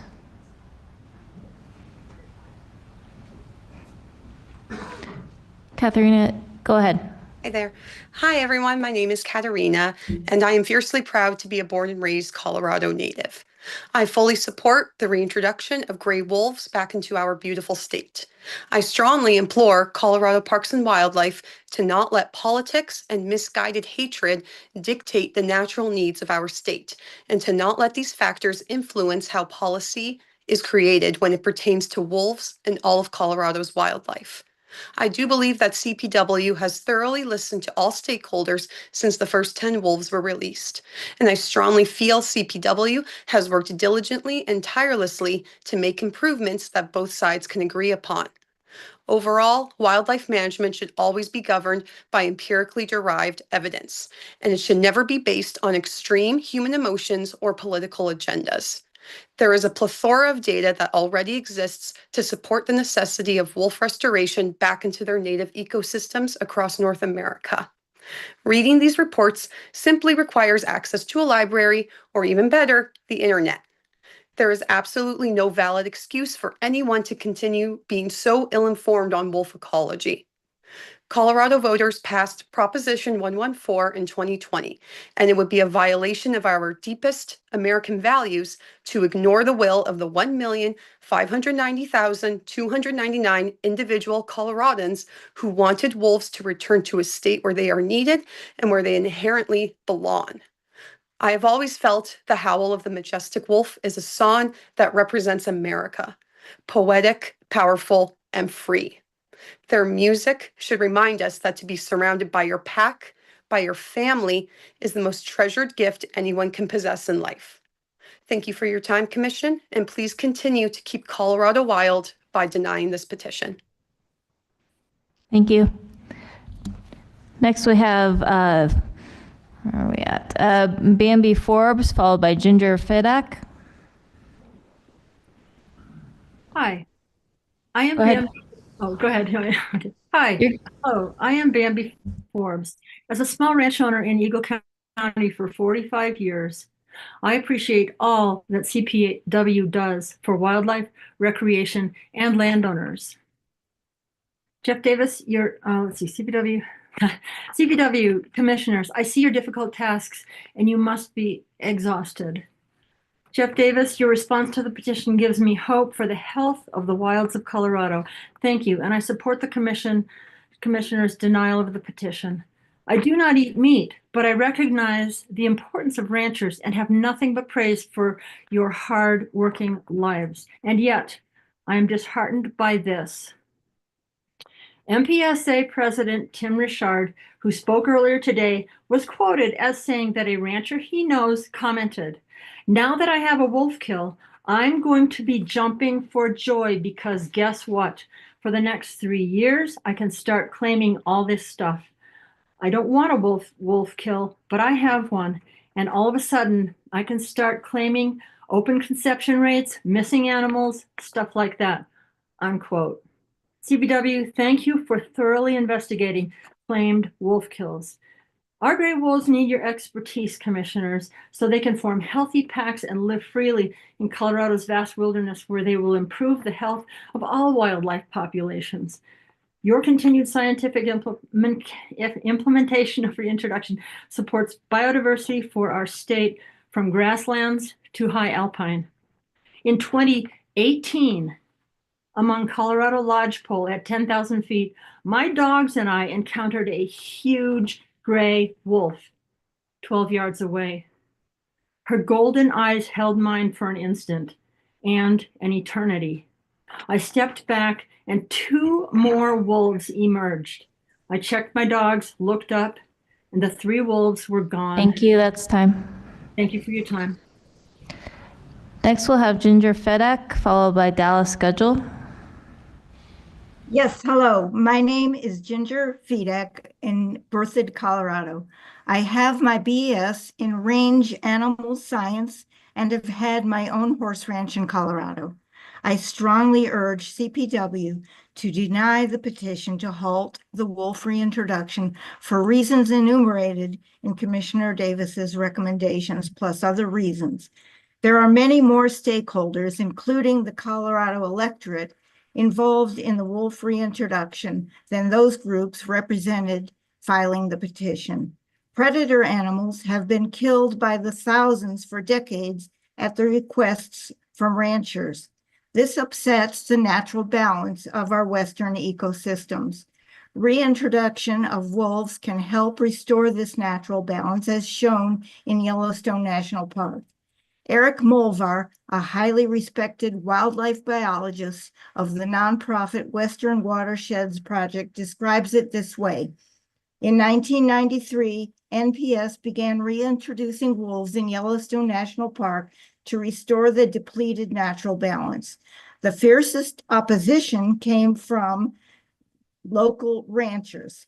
These same livestock industry folks have been trying to discredit the success of this wolf reintroduction ever since, even though the science has shown an amazing ecological recovery in the area. A common argument is that Prop 114 was passed due to urban areas of the state that have no knowledge of rural agriculture and livestock production. This patronizing argument does not take into account the amount of time urban voters take to study both sides of an issue. The people of Colorado want our state to lead the way for restoring healthy ecosystems in the West. In conclusion, please follow the science. Thank you. Looks like Dallas Gudgel dropped off, so next we're actually going to have Paul Bruchet, or Brian Paul Bruchet, and then Paul Mowry.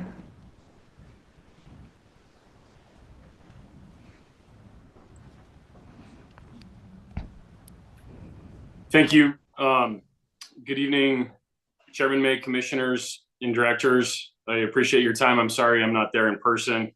My name is Paul Bruchet. I'm the 5th generation of my family to farm and ranch in Colorado. And especially this evening, I am very proud to say that Lucy and Tegan Bruchet in front of me are my darling nieces. And I would like to point out that while there have been many comments this afternoon and this evening on this topic. There are very few people that, from my perspective, have had to live with wolves on the ground, and those two young ladies have. And so I hope when they spoke their heart to you, their words are heard. I also want to inform you that I am a board member on the Colorado Water Conservation Board. And I say that because I'm very familiar with what it feels like to sit in your seat, to be on a board or a commission representing a state agency and making hard decisions. The thing that has slightly confused me today at the direction of the comment period associated with the petition is that the first step of the petition is really about hosting a hearing. This isn't the beginning step of the petition is not for you guys to be making a rulemaking this afternoon, this evening. It's about hosting a hearing. And that, to me, the folks that have gotten up and spoke to you, that have lived with wolves on the ground, those that are in the livestock business, that are fearful potentially of their future, there's this thing where I feel like somewhere between the commission, the agency, the ad hoc working group, livestock producers, wolf advocates, the general population, public, there's not a lot of cohesiveness about all of us being on the same page about where things really sit. There are fears and concerns, there are doubts. You all are the decision makers, certainly, but I feel that in decision-making Thank process. you. That's time. Next, we'll have Paul Mowry, followed by Michael Pardo.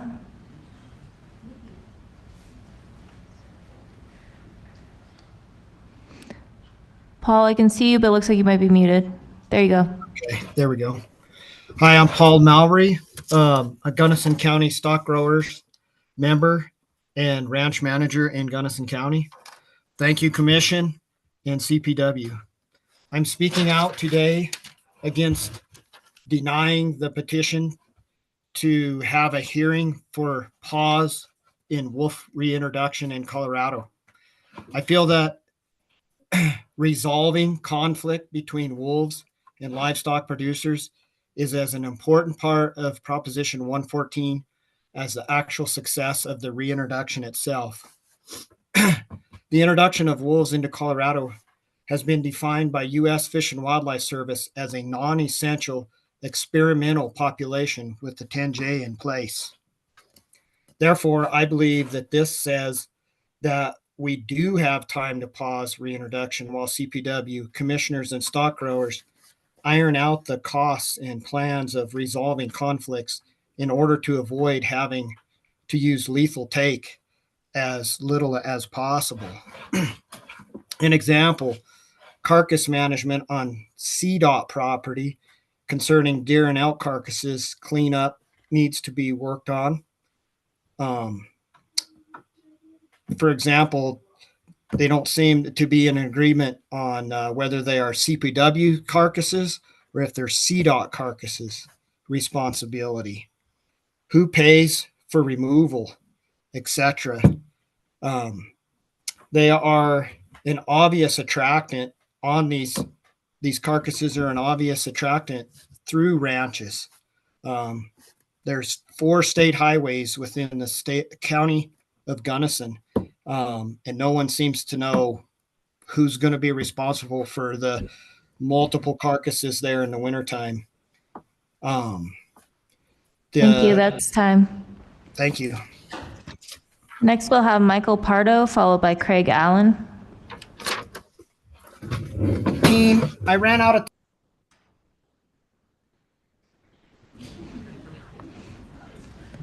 Michael, go ahead. Thank you. Good afternoon, commissioners, and thank you for the opportunity to speak. My name is Dr. Michael Pardo, and I'm a wildlife biologist from Fort Collins. I have a PhD in animal behavior from Cornell University. I completed a postdoctoral fellowship in wildlife biology at Colorado State University, and I have over 15 years of experience studying wildlife. I'm speaking today to respectfully ask that you deny the petition to delay the introduction of additional wolves to Colorado. Wolves are a critical component of a healthy ecosystem, and they help reduce the spread of disease in deer and elk populations by selectively removing sick individuals. Colorado's wolf population is currently too small to be self-sustaining, and more reintroductions are needed in the near future to meet the goal of having a viable population. The petition to delay wolf reintroduction raises some legitimate concerns, but these concerns have all been addressed by CPW, which renders the petition moot. CPW has provided a clear definition of chronic depredation, developed a range rider program that is set to launch early this year, and hired additional conflict reduction specialists, among many other measures to improve conflict mitigation. If anything, I'm concerned that the definition of chronic depredation is too permissive of lethal control at a time when Colorado's wolf population is still extremely small and vulnerable. There is no reason to delay further reintroduction of wolves to Colorado, and I urge you to allow CPW to continue to implement the wolf recovery program mandated by Colorado voters without unnecessary delay or interference. I'd like to end by mentioning that I've spent a lot of time living and working alongside rural livestock herders in East Africa. People there coexist with an abundance of wild carnivores that depredate far more livestock than wolves do in North America, and yet they're also much more tolerant of these carnivores than some ranchers in Colorado. I would encourage us to learn from their example and accept that wolves are a natural part of this landscape. They deserve to exist here too, and we need to learn to live with them. Thank you. Thank you. Next, we'll have Craig Allen, followed by Eddie Engstrom.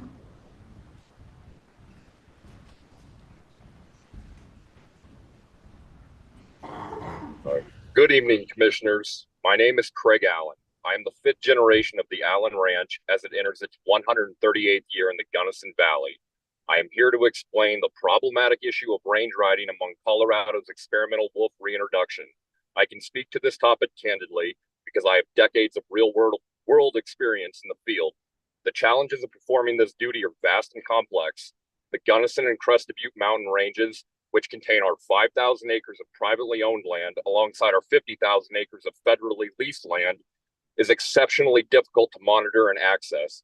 It takes years of experience and generations of passed down knowledge to effectively ride this range. State-employed range riders would be of no use under these circumstances. They will lack the skill, the numbers, the know-how, and the capability to enforce any kind of effective deterrent against wolves. The ecology here in the Gunnison Valley is comprised of the symbiotic relationship between man and beast. The cows, elk, and deer graze and fertilize. The sage grouse bed with and reap the ecological benefits of the grazing animal's carbon sequestration. The mild-mannered local predators scavenge and do their part to maintain the biological equilibrium. Wolves are not part of this ecology and symbiotic balance. Their experimental reintroduction thus far has been a complete failure given the losses producers have already amassed in Middle Park. Your agency has failed to live up to your obligations outlined in the wolf reintroduction plan. Resolving the conflict these foreign apex predators inherently come with will not happen until the conditions of our petition are adequately met. No amount of deployed range riders lacking a legal authorized capability will be able to resolve this conflict. The governing powers of this state and the radical out-of-state environmental interests which are attempting to weaponize wolves in order to further their ignorant, biased intentions have infiltrated common sense decision-making. They have clouded your committee's ability to understand that the cost of wolves far outweighs any hypothetical benefit. It is time to stand with and not against Colorado's livestock producers. Thank you. Grant the That's time. petition and stand on the right side of history. Thank you. Looks like Eddie dropped, so next we'll have Rob Edward, followed by Barbara Flores. We'll try one last time for Barbara after Rob. Rob, go ahead. Thank you. My name is Rob Edward. I am the president of the Rocky Mountain Wolf the Rocky Mountain Wolf Project. The Rocky Mountain Wolf Project supports CPW's recommendation to deny the petition to pause wolf reintroduction. We commend Director Davis and his team for their thorough work addressing the petitioner's concerns. We're also deeply grateful to the dedicated work of the livestock producers, conservationists, and CPW staff on the ad hoc working group. They produced a cogent, thoughtful definition of chronic depredation. This work product meets one of the key concerns of our ag producers and proves once again that Colorado knows how to do this right. As the staff recommendation clearly outlines, all conditions specified in the petition have been addressed by CPW. This demonstrates CPW's commitment to responsible wolf management and conflict mitigation. Pausing the reintroduction at this stage would not only be unnecessary, but would jeopardize the program and waste vast amounts of CPW's resources. Maintaining momentum is vital to ensuring the establishment of a self-sustaining population of wolves as mandated by Colorado statute. CPW has shown dedication to minimizing conflict between wolves and livestock. Conflict mitigation methods and tools aren't silver bullets, but in total, they are critical to keeping the peace. Furthermore, CPW recognizes the importance of communication with affected communities. The recent workshops and listening sessions in potential release areas demonstrate this commitment. We urge you, the Commission, to follow staff recommendation and deny this petition.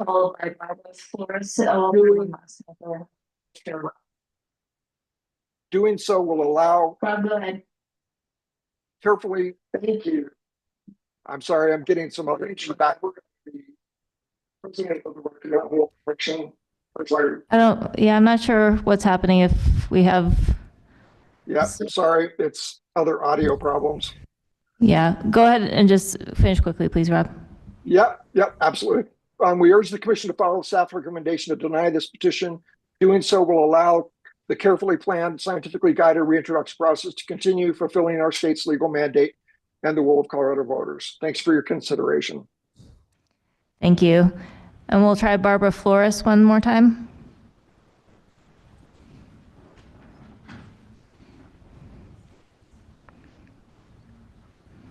Barbara, are you there? All right, look, Barbara? Am I unmuted yet? Yes, you are, Barbara. Go ahead. Oh, good. Okay. I'm sorry. I was unavailable for a brief period. First of all, I wanted to say that I have been able to get the information from CPW about whether the alleged wolf predation on livestock occurred on public land or private land. They said they wouldn't tell me that, and I'm not asking for exact locations, just whether it was on private or public land. I have a problem with paying any reparations for predation on public land because often I have been out on BLM land, leased land, many times, spent many hours there as a wild horse advocate, and most of the time the cows and calves out there are not supervised. There's nobody around, nobody taking care of them or seeing that they're safe from predation or from any health problems. Also, they only pay $1.35 per month for a cow and calf or for 5 sheep, which is way below what they would have to pay if they were grazing on a private pasture. APHIS reports that 1/10 of 1% of cattle deaths are caused by predation, that the biggest causes, the majority are due to calving-related problems, weather-related causes, and lameness and injury, plus digestive problems were also really high on the list, not predation. I also would like to see, I don't know if they do a full necropsy on the animal victims of predation. Thank you. That ends your time. Oh, okay. And I think someone might need you at home. Thank you. All right.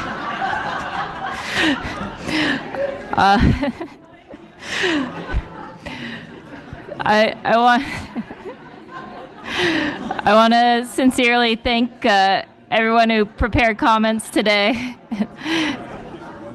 And we really genuinely appreciate the time that you took to be with us today. I also want to thank all the CPW staff who helped with the registration table and the virtual support. We couldn't do this without you.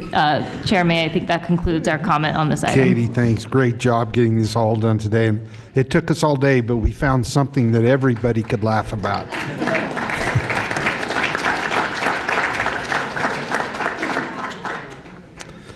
That being said, we're going to move in now to the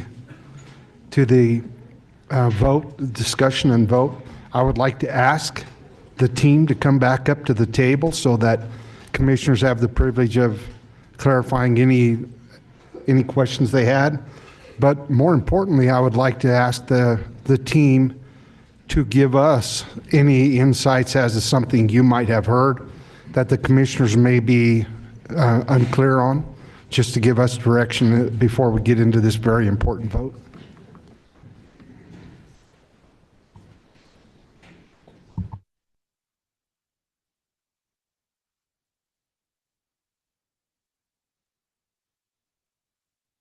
Okay, well, shall we start with commissioner comments and questions first, and we'll let you add in. So, Commissioner Reading. Thank you, Chair May. I don't know if it's appropriate. I was going to make a motion we can discuss. I tell you, or do you want to wait? I'd like to ask the courtesy and consideration of the commission. But I mean, it's only suggested to me. I would like to give every commissioner the chance to ask before we make a questions. motion. I'll tell you what we can do. We can come back through the order.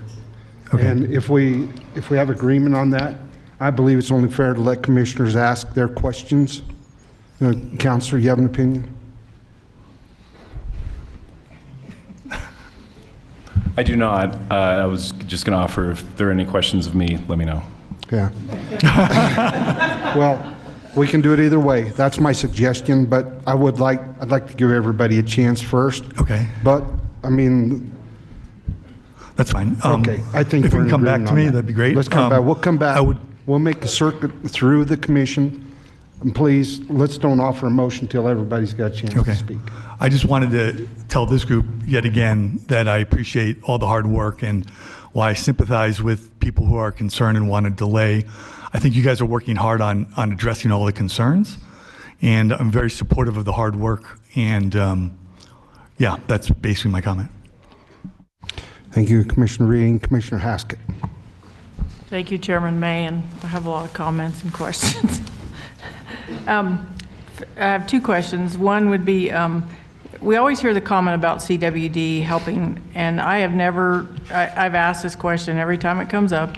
I've never heard of any research that shows that there's actually a study that proves that wolves help lower the CWD rates.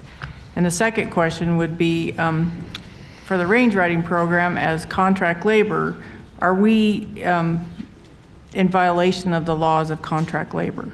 I've dealt with contract labor laws, and it's very confusing, but it concerns me of what we're doing there also. Thank you, Commissioner Haskett. Brian Jarrett's rejoined us, Assistant Director of Terrestrial Branch. I think that first question is appropriate for him. And then I believe Justin Rudder, CFO, is online as well to answer the second question. Good evening, Commissioners, Directors. Brian Jarrett, Assistant Director for the Terrestrial Branch. Commissioner Haskett, for your question, I think in many ways we have an I didn't touch anything. we have an opportunity. I'm not familiar kind of with the wolf CWD literature. We do have kind of literature on kind of mountain lion deer CWD. I think we have an opportunity to study that and research, and that's partially in our plans as we go forward. So I think again we have an opportunity to kind of look at that. Prevalence in deer is much higher than it is in elk in Colorado, which elk are kind of the #1 prey source of wolves. And so, again, opportunity to learn. And I'll kick it over to Justin for your second question.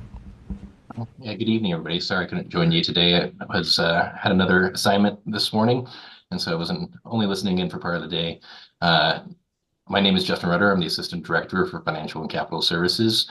And Commissioner Haskett, I believe your question was, are we in violation of labor laws while hiring range riders? And I might need some more clarification there. From what I understand, we intend to enter into purchase orders with individuals to provide a service that would be a contractual service that includes the required language of that they are independent contractors and not eligible for unemployment. But I'd be happy to look into an issue further if you have more details.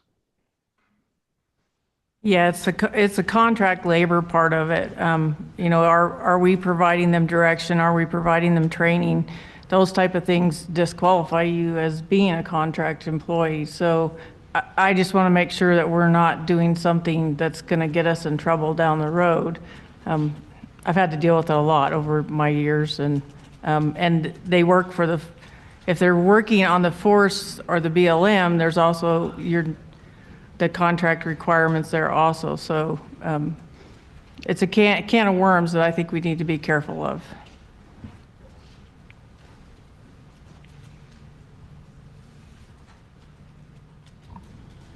Is it, you have more, Commissioner Asker, you're waiting for a response? I would like an answer, but I don't know if we're going to get one, I guess. I have more comments, but do you want to have everybody ask questions and then do their comments, or? Okay. I think that'd be sufficient. Let's Okay. get our questions. We'll come back around, and by the time everybody's had a chance to ask their question, we'll open the floor for a motion, but we can continue to have a discussion. Because I do have comments before we do a motion. Go ahead preferably. now, Commissioner. Okay, all right. The lack of empathy for others is disturbing. As a livestock owner, the comments about producers to me are offensive. I have attended all the wolf meetings and training seminars I can. And until your life is changed by a vote, you don't know how it feels. The Blackfoot Challenge said it best, and Commissioner May said this earlier. Sarah, the shock, the anger, the reflection, and the acceptance. When you don't have all the tools in the toolbox, it makes it even worse. As I listened to all of this stuff, there's a few things I wanted to point out. The wolf plan. The Dittmer maps did not include winter grazing, nor the Bruno Treaty. And if you actually take that map and take west of the Continental Divide, and you take out the Bruno Treaty, 60 miles of borders, you take out the federal land, the private land, the state land is less than 1% of what's left. And I think that that's a big indicator of we're having problems with where we put wolves. But people really didn't think about that part of it. I want to commend our staff on what they're doing.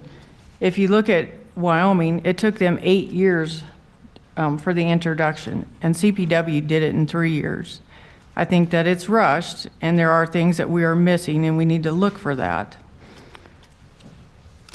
Carcass management is an issue, and Grand County actually has no landfills. Jackson County was turned down by CDPHE to try to do something to help producers. Why I think everybody is working on these things, we're not there yet.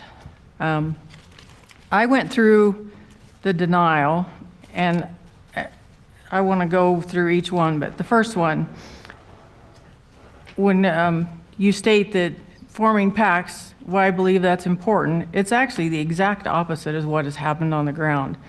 The more packs we've had, the more depredations we've had. North Park and the Copper Creek pack, that's where we've had more trouble. We haven't had as much trouble with single wolves. The definition of chronic depredation. The preponderance of evidence was a huge issue in the original planning when we did that. Now we have clear and convincing, and that's even a higher standard. The concern of attraction definition. I think there's a little bit of work that needs to be done in there. While I appreciate what was done, I think that we're not quite there. The next thing is non-lethal tools. Cracker shells, we have what's in stock, but there's not another manufacturer. So when we run out, what are we going to do there? The Range Rider program doesn't really kick off until April. Why we have something January 30th, that's really, right now is the busiest time for livestock producers. Some of them have already started calving. So you're feeding, it's winter time. We work 24/7. Late February, they can be up to speed. But really, it's April when the course kicks off, and that's after all the calving seasons. Dogs. APHIS is giving away puppies, but they have to grow up and they have to be trained, so they're not ready for this season yet either. Night penning. If you talk to the Forest Service or the BLM, it's not allowed. They have no rules for that, so that's really not a tool. Drones, we're not there yet either. Site assessments, I've actually personally asked for a site assessment, and I haven't had one yet, and I think we are behind it. I'd be curious to know in Garfield County or Pitkin County how many site assessments have actually been done, and are those producers ready? Same thing with rapid response. Why we're getting staff, we're still not fully staffed. I know our staff is working really hard at getting all of these things up and running, but we're not there yet.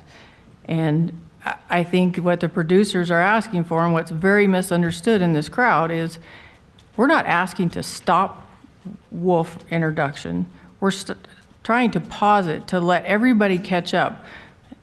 This was a rushed introduction because it was a ballot initiative. If you look at Wyoming and it took 8 years, and the other states it took a long time, 3 years is pretty fast. And doing the plan itself took a lot of it, and the EIS took a lot of it. The one thing I wanted to say too is the only one ready for this is the wolf. But what are we doing to the wolf? And is it fair to them? If the wolf was my animal, my livestock, and when I looked at what we were doing, I wouldn't let it happen. I would want to protect them. Is this body ready for a failure and a black eye for the wolf and CPW since we aren't prepared? I think it was a big statement that has been made by 26 organizations, 63 counties, the Joint Budget Committee, and the majority of the ad hoc group when they asked to slow this down. We fulfilled Proposition 114, and we have a chance to finish this the right way. Let's slow down and look at it and reassess. We did the same thing with links. It didn't work in the beginning. We had issues. Let's fix those issues and then move forward. Thank you. Thank you, Commissioner Haskett. And as to one of your points, I would really like some clarification from our team on range riding and how it's going to be implemented.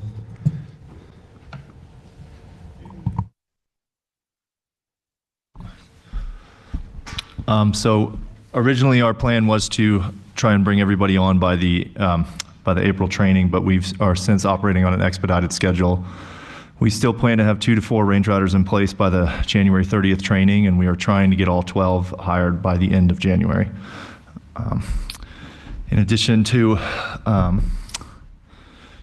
you elaborate a little bit more on what you're looking for? No, I think that kind of it. What I got out of your presentation was there was going to be some expediting in areas. You were going to focus areas possibly, rather than the 2 range riders in each of the counties.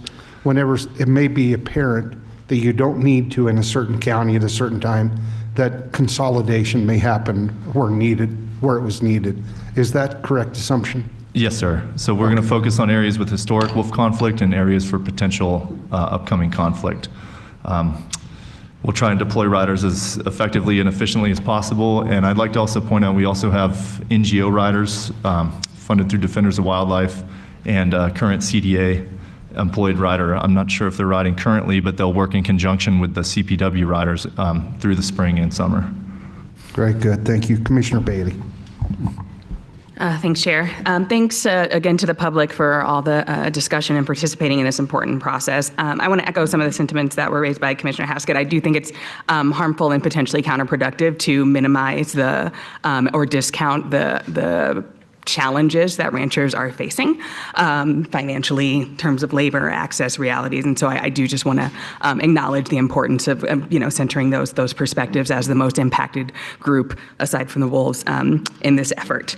With that in mind, I wanted to ask for maybe some input from CDA, or also to just maybe ask Commissioner Greenberg to speak again to some of the mental health work that's happening, because that came up a few times, and any particular attention or consideration of the impact of wolves in terms of mental health in ranching communities. And then a second question for CDA folks is there was a brief mention on perhaps not having funds for the carcass removal grants for 2025, and so any thoughts on that? Commissioner Greenberg. Thank you, Mr. Chair, and thank you, Commissioner Bailey. Happy to, and I, Mr. Chair, have other comments which I can get to later as well. So on mental health and carcass management funding. So on mental health, our program is really open to attending to the needs of the ag community. We are opportunistic in our program. Since we don't have permanent state funding, we go with where we have grant funds. And now with this new advisory committee, that is a great avenue for that committee to connect with the ag community to understand the specific mental health challenges. So if we are hearing that, predator conflict, wolf reintroduction is a source of mental strain, mental health challenge, then please do connect with our mental health advisory team, with myself, with Robert Sakata, and that's a lot of what that body is set up to do. When it comes to carcass management, we currently just have one-time funding. So of course, lots of funding conversation going on at the state level, how much into what areas of the program. So this $300K and maybe a little bit more, because we do have a couple of additional carcass management applications we'd like to get funded. We have funding for this one time, but we would like to see this work go on much, much farther than this 1 year, of course. So I think that's going to be on our plates, is to kind of navigate the current funding realities and then really push again for this locally led effort that's going to really show the work that's done on a local level and not one size fits all. And that's where this grant program is really meant to show that kind of success, what works locally rather than statewide. Oh, yeah. Oh. Yeah, for the record, again, this is Wayne East, Ag Wildlife Programs Manager for the Colorado Department of Ag. I wanted to address a little bit more on your question and then also get back to the range riding question really quick. We do have an ongoing budget at CDA for our non-lethal programs, so we might be able to do some carcass management programs with that as well. So that is beyond the $300,000 grant program that she was talking about, that Commissioner Greenberg was talking about. On the range riding, I just wanted to point out too that we do have state staff. We've got state staff on board. We have 2 staff at CDA who will be doing range riding as well. So the contract range riders are going to be above and beyond the state staff. And I know there's conflict coordinators that can help with things like night watch and things like that too. So I just wanted to point out that there are state staff resources available as well. Thanks for that. And then two additional questions to hope we're quick. One is there were a few different kind of comments made with respect to the kind of enforceability or legality of the chronic depredation rule, and so the chronic depredation definition. And so I'm wondering if anyone can speak to enforceability and or any future kind of steps towards enforceability. And then just so I don't get cut off again, I also think, and several commissioners outlined the fact that routine agricultural practices shouldn't be counted as attractants. And so I wanted to maybe encourage adding some language with that and the site assessment to make it clear to ag producers that that is not considered an attractant. I can address some of the attractant stuff as far as what we've seen. Okay. I can speak to your first question. There were legal criticisms that the internal guidance document, the administrative directive, is not a formal rule. I agree, it's not a formal rule. It's not like your W10, W16 chapters with all the formality and publication and that sort of thing. It doesn't need to be. The State Administrative Procedures Act, which applies to all agencies, says that guidance documents and general statements of policy need not go through that sort of formality.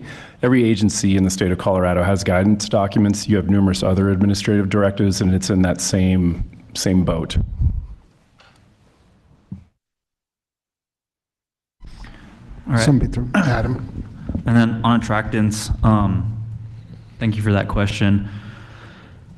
Kind of how we've seen it play out on site assessments is it's outside typical practices, as was mentioned earlier, taking into account the wolf demographics and behavior. Are the wolves moving in a travel route pattern? Are they localizing? Are there factors that are increasing this risk? And it takes into consideration the location of attractant. The example of placenta pickup was referenced. That's a pretty normal agricultural operation. I will say there's been producers that have picked up placenta, which is above and beyond efforts that I would ever recommend, because I can't imagine the effort that it would take to do that. And I really do commend those people. And, but that is, again, above and beyond efforts. And the example of feeding a dog, a bowl of dog food on a porch is not necessarily the same equivalency as a carcass or a dead pit or something of the sort. So there's varying degrees of attraction, taking into account a number of factors that play into increasing risk. Thank you, Adam. Commissioner. I would fully concur. I think it's important that we particularly define the fact that unintentional attractants needs to be clarified to the protection of producers. As I said, if you have a livestock operation, your whole operation is an attractant. So I think that's understood, and the spirit of that will be put in. Commissioner Robinson. Thank you, Chair May. And again, thank you to all the public commenters, and kind of fun to watch democracy at work. I think one of the only questions I have, and then are we giving comments now or later? Chair, give me a point of order. Okay, so I think the only question I have is the definition of chronic depredation policy, or is it guidance? And if it's policy, is that definition or the new additions coming back to us, or when do we adopt that? Or I guess a point of order for Jake. Yeah, I can touch on that.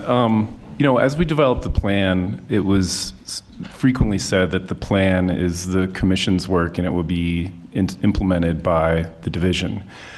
ADs implement all sorts of rules that you have. You could create a formal rule defining attractant, defining chronic depredation. We haven't, and in May of 23, I believe, we adopted a suite of regulations to implement the plan. You certainly have that legal authority to do so, but as I said, there are numerous other ADs that implement your regs, given the hundreds of properties that CPW manages and the numerous programs that it manages. It's the sort of internal guidance that is quite common. Thank you. That was very good clarification. So thank you, sir. I think I guess I have another question, and that might be for you or Director Davis, Mr. Matter, and that is, absent the acceptance of the petition tonight, what mechanism does the commission have to assure that the producers and all of the entities that spoke here tonight can see the fruit of their comments? And what I mean by that is, we just mentioned 3 things that I think would be really helpful as we continue to develop. And I think if we just mention it here, and then we go on with the vote, and then we go on with all the thousands of agenda items we have, we might end up in 2 months getting questions, okay, where are we at? So what mechanism are we going to utilize, pretty much no matter what we do and how we vote, to make sure that the 7 items that were in the petition are addressed and have solidified dates and have KPIs and all the things that come with running a business?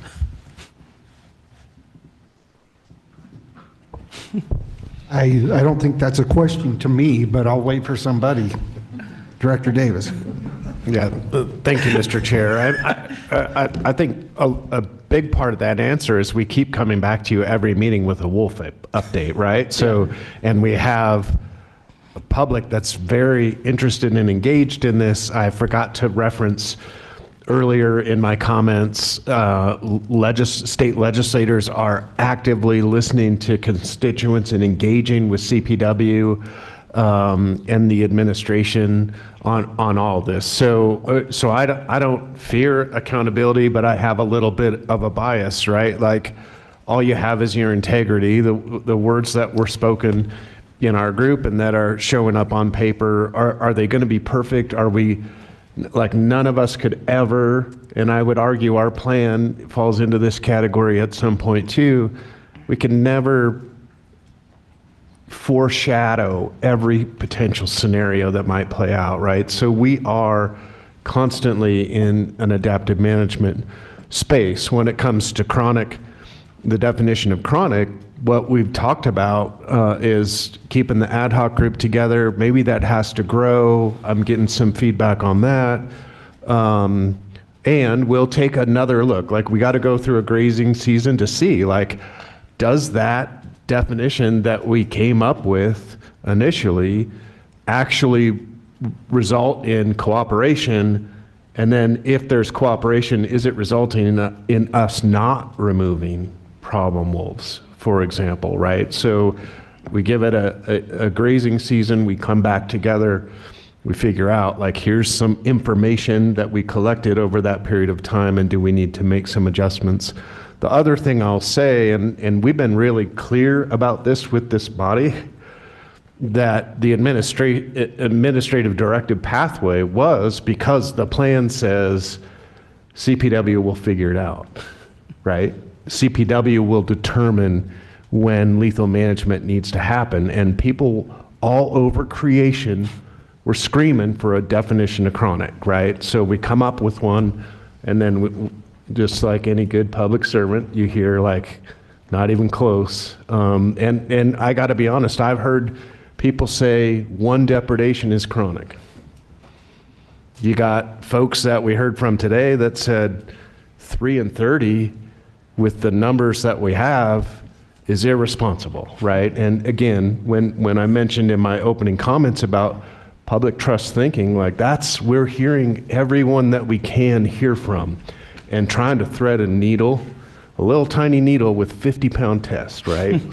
And CPW and CDA, I don't want to speak for Commissioner Greenberg, but we're in this together and we are committed to make this successful. We cannot have ranchers leave the landscape, period, right? So we will continue to grind this out and be successful. And really, it's going to depend on not the you're a jerk, no, you're a jerk. We need people to come together and like talk through what those needs and expectations are and help us create those durable solutions that build bridges, not continue the divide to grow. So I don't know if that's helpful. It was helpful. It was very helpful, and I appreciate those comments. I think, Chair, if I can close with just a comment here. I was fortunate enough to go and listen to a legislative update with the Speaker and the Senate President just yesterday, and hear what their priorities were for our state for this legislative session. And one of those priorities detailed making sure that we recruit and retain businesses in the state of Colorado, and that it become a place where business is easy to do. In the state of Colorado. And I think that sometimes, especially in urban areas, we forget to include, when we're thinking about business, we forget to include our producers. We forget to include our agriculture community and all of our small business in our rural areas. And as our legislature and the commission and all of our folks that do anything in Colorado think about the recruitment and the retainment of businesses, I think it's really important that we listen and hear really loudly and clearly the trepidation that our agriculture community has, because the last thing I want is what Jeff just said, or our director just said, is that our agriculture community start to exit the state of Colorado. That would be a dramatic fail. And so I say that with the intensity that I hope it comes across, because we cannot survive in this state without that community, because that is our state from the beginning of the state in the 1800s. I also will say this. I think it's very important to note that I am a political scientist and I believe in democracy. And I find it very hard to that we have to vote on something that the people of Colorado already voted for and asked us to maintain and bring into introduction. And so, I think that it's really important to consider that the people did speak. The people of Colorado voted to introduce the wolves. And I would also add that I believe our team here is doing a good job with the hand that they are dealt. The poker hand is not very fun, but you are dealt a hand and you're dealing with that hand. And I want to commend you for dealing with that. But I think that it's really important that we consider all the obstacles. We consider all the things that our ag community and our staff is seeing. But at the end of the day, the people did vote for it, and we will have to continue to deal with it in perpetuity. Thank you, sir. Thank you, Commissioner. Commissioner Jacober. Thank you, Chair. Sorry, my voice is basically gone. Also, Commissioner Robinson, I echo your sentiment completely, pretty much everything that you said. And I also want to reiterate that the comments, the negative comments to the producers and actually back and forth are just inappropriate, as everybody in this building as a whole is trying to work out a difficult situation. And I think that it's a group of people that has dedicated their lives to creating food for you to eat and protecting our landscape, and then furthermore taking the time to come down here and express their opinions. So that would be nice if that stopped. I do have a couple just questions though. The depredations that happened in Middle Park, would they have qualified for the current chronic depredation definition?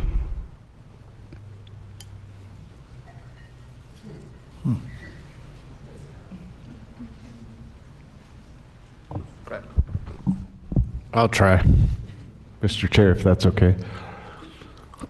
Hard for us to sit here and answer that question right in this moment, and this is why I say that. Like, it's the 3 and 30, it's the going back and what were the preponderance of evidence.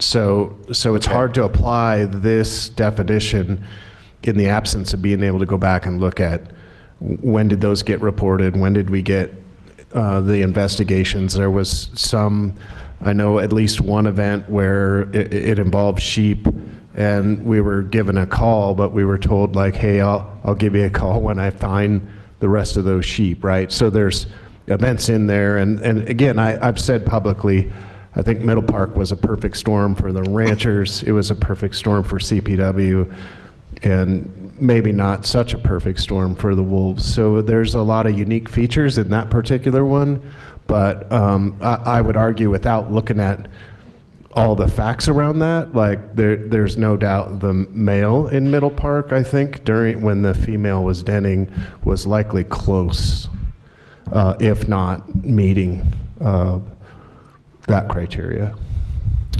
Yeah, I understand the perfect storm, and understand the biology that created that. I think that the point is that the concern, I think the greatest concern by the producers is the need to be able at some point to have lethal removal. And the other 6 items I think are being dealt with, and everything's being dealt with in a very great manner. And it will have to be adapted, and it will have to be adapted by community, and I very much understand that. But if we can't describe what and if lethal removal be had, that's why the pause, I think, is still so prevalent, and there's still so many people here with all of the work that's been done. And so that's why I asked specifically of a wolf that we know was having a problem, and I think most people's view was chronically depredating. Did it fit the description that we've come up with? Because if it didn't, I think that causes great concern among that user group. If it's okay, Mr. Chair. Director, there's one thing I would like to say in regards to this. And in my opinion, the little bit that I know, and I don't have all the information, the Middle Park situation would have definitely met the clear and convincing, I think, more than once. Let me just clarify, Davis. I completely understand that you do not have the details of actual dates and actual clear and convincing evidence, and so I understand that. As a broader conversation, though, a wolf acting in that manner. Yeah, we didn't have a site assessment. We didn't have like a lot of the things, and the range rider came on later. Like there's a lot of things that played out in there as we were learning together and trying to work together to figure out that situation that, quite frankly, I don't think we anticipated right away. Yeah. But yeah, I think when we get into those situations, the key will be we have that site assessment now moving forward.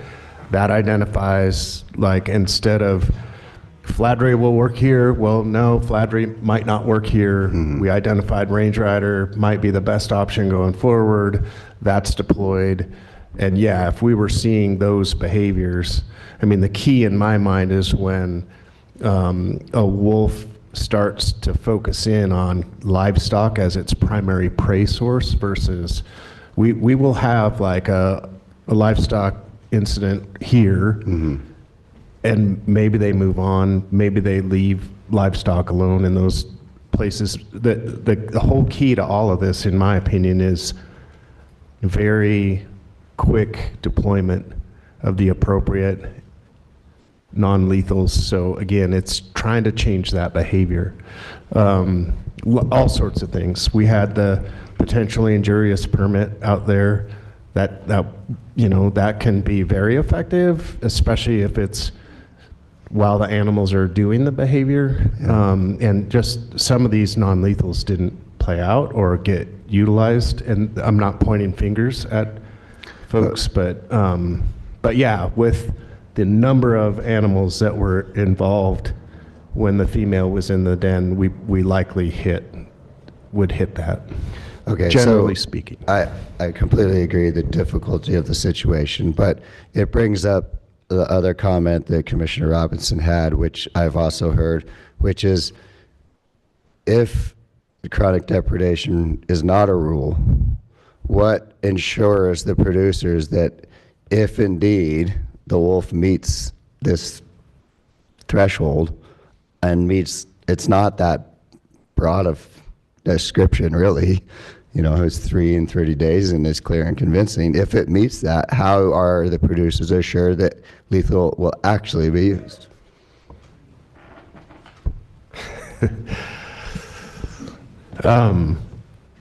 I'll just summarize my takeaway from the conversations in the ad hoc group. It was, we were hearing from wolf advocates on the group. We want site assessments required, and we want the non-lethals identified in those site assessments deployed before there was ever any lethal consideration. What was very clear from the ranchers is we don't want a bunch of space. If we cooperate and the behavior doesn't change, we want a hard decision that it didn't work. Now we're going to go strategic lethal removals. And that, there's all sorts of language in there that I know is people are stumbling around about. And part of that is just, quite frankly, the last year and going, why didn't we go lethal in Middle Park, right? And so there's skepticism and perceptions and stories about why that was and what's going to be different this year. Well, what's different this year is we have a definition of chronic, and we're doing the site assessments, and that's kind of a, no pun intended, hard trigger. Like if it doesn't work, and what we heard from some of the wolf folks is we don't want problem wolves, and I'm saying that wolves are wolves. Yeah. Problem wolves sometimes are defined that way because of our expectations around their presence and behaviors. And so that's, I mean, does anyone walk out of that group saying we're totally confident that that's what's going to happen? No, because of our past, because we're relatively new to this, but that's the commitment the agency made with that group.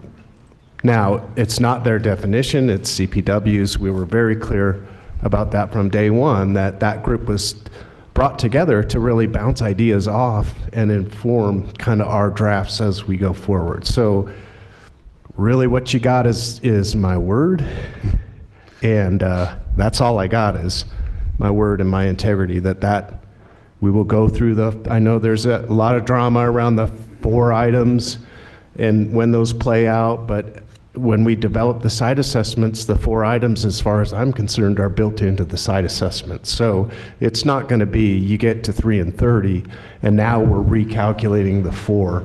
Yeah, well, I think the site assessment is crucial because if you've done a site assessment, you've been told what needs to happen. And if you ignore what needs to happen, you've ignored what needs to happen.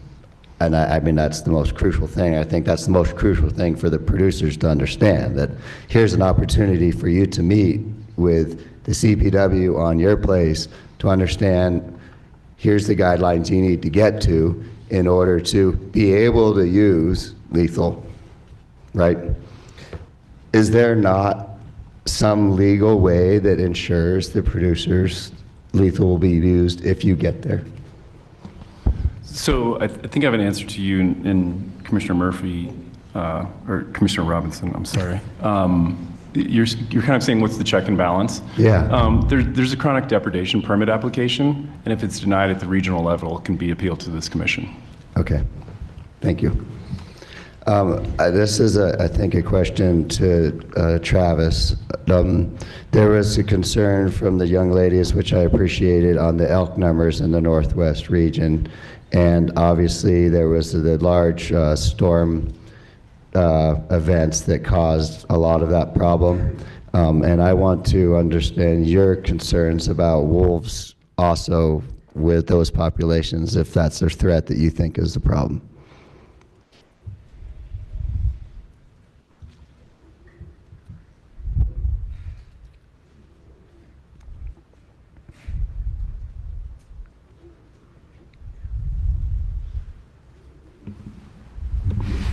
Find the button, make it work. Thank you for the question, Commissioner Jacober. We heard the young ladies, testify about the elk and deer populations in that middle park area, and they're not wrong. I think this year we actually proposed a reduction in the late cow season as well, and several licenses because of that decreasing population up there. I would like to point out, though, that that's been going on for a few years, that downward kind of trend. I don't know that it was a direct result of the wolves. And maybe Mr. Dreher could probably add a little more detail to that. That's my recollection, though. Yeah, for the record, Brian Dreher, Assistant Director for the Terrestrial Wildlife Branch. So we've been monitoring deer populations in Middle Park for some time, since actually the 90s.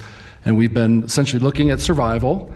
And what we do every year in our license setting process is try to understand what kind of our ratio data on production looks like in survival to make informed decisions for harvest management. And so as you add another predator to the landscape, you have to account for that in primarily your hunting harvest. Yeah. And so we've been now starting to monitor elk in Middle Park as well, and we'll just have to continue. If we're trying to reach a certain objective with our herd management plans, which we are, we're going to have to potentially adjust harvest in order to maintain those objectives. Yeah, thank you. I asked that to assure the public that you guys are aware of that and working on that through the management means that you have necessary.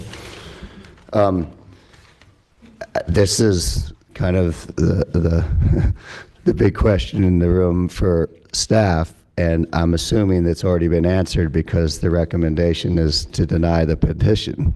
But is there any sentiment among any of you that sometime would help you? A limited amount of time, whatever, a finite delay that any of you feel would be useful in the work that you're doing to help the producers and the wolves out. When I sit here in my position, I feel comfortable that everything has been addressed that's been asked. And I feel like the letter brought up a very good 7 points for us to have a timetable to work towards. I think that CPW very much understood that these needed to be addressed, but I think that the petition helped push that forward. And I think that you guys have done a commendable job getting it where they are. And I don't think there's a lot more that we can do other than to start use them and have the wolves out there and have the producers use them and call us and fix them. That's where I stand. But I wanted to hear if any of you have an opinion about if any amount of time would help you.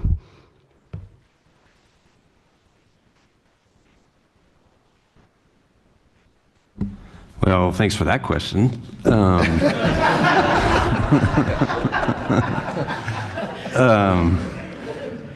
Yeah, I would say personally, I've been on this project from day one. 6 months before the vote even happened, we were working on this. We came up with 4 scenarios, whether it passed or whether it didn't, and 2 in each one of those. We've spent thousands of hours on this project. Is it perfect? No. Was that ever the goal? I don't think that was attainable. I do think we have a commitment to continue to work on it. This iteration you see before you is probably not even our final destination. But the commitment we have is to continue to work, continue to show up, and put all this talented staff to use and get to that final product someday. Discussions with other states, it takes time, and it takes a lot of time. But anything worth doing is going to take that time. So could we use more time? Sure. It's not perfect, and that was not the intent of this, but it does meet what we need now. I mean, we have less than 10 wolves on the landscape, and we have a massive program already built with more to come. I do think the future will be more locally driven with local cooperatives and things like that. We don't have the time to do that now, nor probably do we need to. But in a year, we've added 10 staff. That's unheard of for an agency like ours. So we continue to work. We continue to be committed to it, even as hard as it is. So probably a nebulous answer to that question, but just a commitment from staff to continue to show up and do our jobs. Yeah. Are you good, Commissioner Jacober? You have more? You had some comment, right, Brian? Well, again, Brian Dreher, just for the record, I think we're also committed to learn. We're committed to adapt and overcome as we're presented with new challenges. And I think certainly that's what the last years brought us. Certainly it has not been an easy project for any of us, but I can testify to the group of folks at this table and the entire agency being committed to learn, to adapt, to try and do better, and that we can commit to as well. Thank you to the answers to that very difficult question. And I'm sorry for taking so much time, but as you know, the constituents that I represent are who put this petition forward, and I want to make sure that I'm addressing it from the concerns that I'm hearing, as well as myself, seeing as I'm likely to be affected with wolves here shortly. So I will end there, knowing that everybody within this agency is working 110% to make this happen, and I appreciate it. Director Davis. Yeah, and I don't want to jump on Eric's toes, but we kind of were talking about the midterm long game on the plan and improving the programs, et cetera. The way I interpreted your question was February, if I remember correctly, Eric, is like when breeding season starts, right? So a delay more immediately has pretty significant biological impacts on the effort. Thank you. And Eric, correct me if I'm off on that. No, thanks, Director Davis. That's my point. Yeah, if we were to delay, it sets us back, and there's no such thing as a short delay in this. A week or two does not make any difference at all. It's the long-term kind of a thing. And so yes, with a small population, breeding season in a couple of months, a month and a half, 2 months, and then all of that follows with that, it would not necessarily be helpful. Thank you, Commissioner Touchton. Thank you, Chair. Well, like people before me, I'd like to thank all the public commenters on both sides of the issue, young and old, emotional and not emotional. I'm really pleased that everyone came out, and I just want you to be assured there's not two categories of citizens. We're all citizens of Colorado, and I enjoy hearing from all of you. Well, I thought I'd start with just a comment that's kind of in the same theme. I'm becoming one of the older people on this commission in terms of our tenure. I think only Marie and Eden have been around longer now, and Dallas and I have been here since the beginning of this program. But for some of the newer commissioners, we have had days like this, like at least a half dozen times. We did a tour of the West Slope and had a lot of days like this. With a lot of public comment. It really hasn't changed that much. The plan that we put together, at least I've only got a 4-year window, but I've been in Colorado my whole life and watched the Wildlife Commission. It's got to be the greatest, most inclusive outreach and stakeholders effort that this agency's ever put forward. And it's, I think, well, the words come up a couple times. The end takeaway from it was adaptive management. That we can talk about this forever, and sometimes we just got to start doing stuff and adapting and keeping everyone's interests in mind, but we'll never solve it sitting around just talking to each other. We got to actually see what happens. To the petitioners, this is also the greatest effort I've ever seen on a petition in the shortest amount of time. We've seen a lot of petitions. There's petitions in our queue that you jumped. So, and your petition has also been one of the most effective. Director Davis's letter really detailed, very concrete efforts to meet all of the 7 sort of subjective criteria as best we could. And so in a lot of ways, you already won, even if you don't get the delay, because we're doing and working on the topics that you identified. As someone just said, it isn't going to be perfect. It's that adaptive thing. We got to keep improving them, working on them. But right now, range riders outnumber wolves. If you guys complete your hire, I think it'll be 12-9. We could follow the. It's like unless more wolves are on the landscape, the range riders do outnumber them. I just want to give you my thoughts and then get some. So the parts of Director Davis's letter that I found most persuasive were the first part, that more wolves on the landscape, and I'm not unsympathetic to the ranchers' problems, but more wolves might make those problems easier to solve. The pack structure and the defending of territories will let us know where the wolves are and let us know where to concentrate our effort in terms of the non-lethal and the range riding and stuff like that. Right now we got random wolves running over a large amount of territory. If you look at the Yellowstone example, like the Lamar Valley Pack sits in the Lamar Valley. The names changes. Slough Creek Pack sits in Slough Creek. We understand where they'll be, and we can take our adaptive management and tools to that location. More wolves on the landscape increases management flexibility, and it's a lethal removal of one wolf out of a pack of 10 to try to teach them a lesson. I guess if that's the theory, is a lot easier decision to make than one out of a pack of 2. So I think that there could be some benefits there, and I'd like to hear one of the scientists tell me if I'm completely out of line. Conversely, if we don't go forward with the program, I feel we've really kind of trashed it.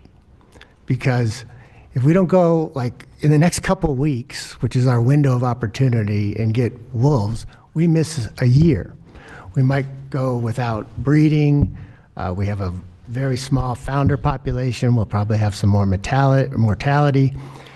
And we'll be sitting here next year having made no progress and learned nothing, basically of whether or not some of these theories pan out. And so I'm very concerned that a lot of the folks that are in my constituency will view that as a breach of trust on this agency. And we've put forth so much effort. I would hate to see us, I'm a finisher, I'm kind of pathological about it, and I just don't want to quit a job before it's done. So anyway, but I would like some guidance again on, will more wolves make the situation on the ground better? And would a delay, even like the pause that was mentioned, to me, a pause right now means we lose an entire year.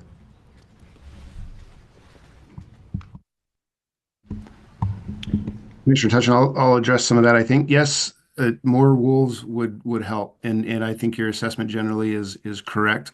To not bring more wolves out this year would be likely to essentially lose a year, suffer potentially more mortality.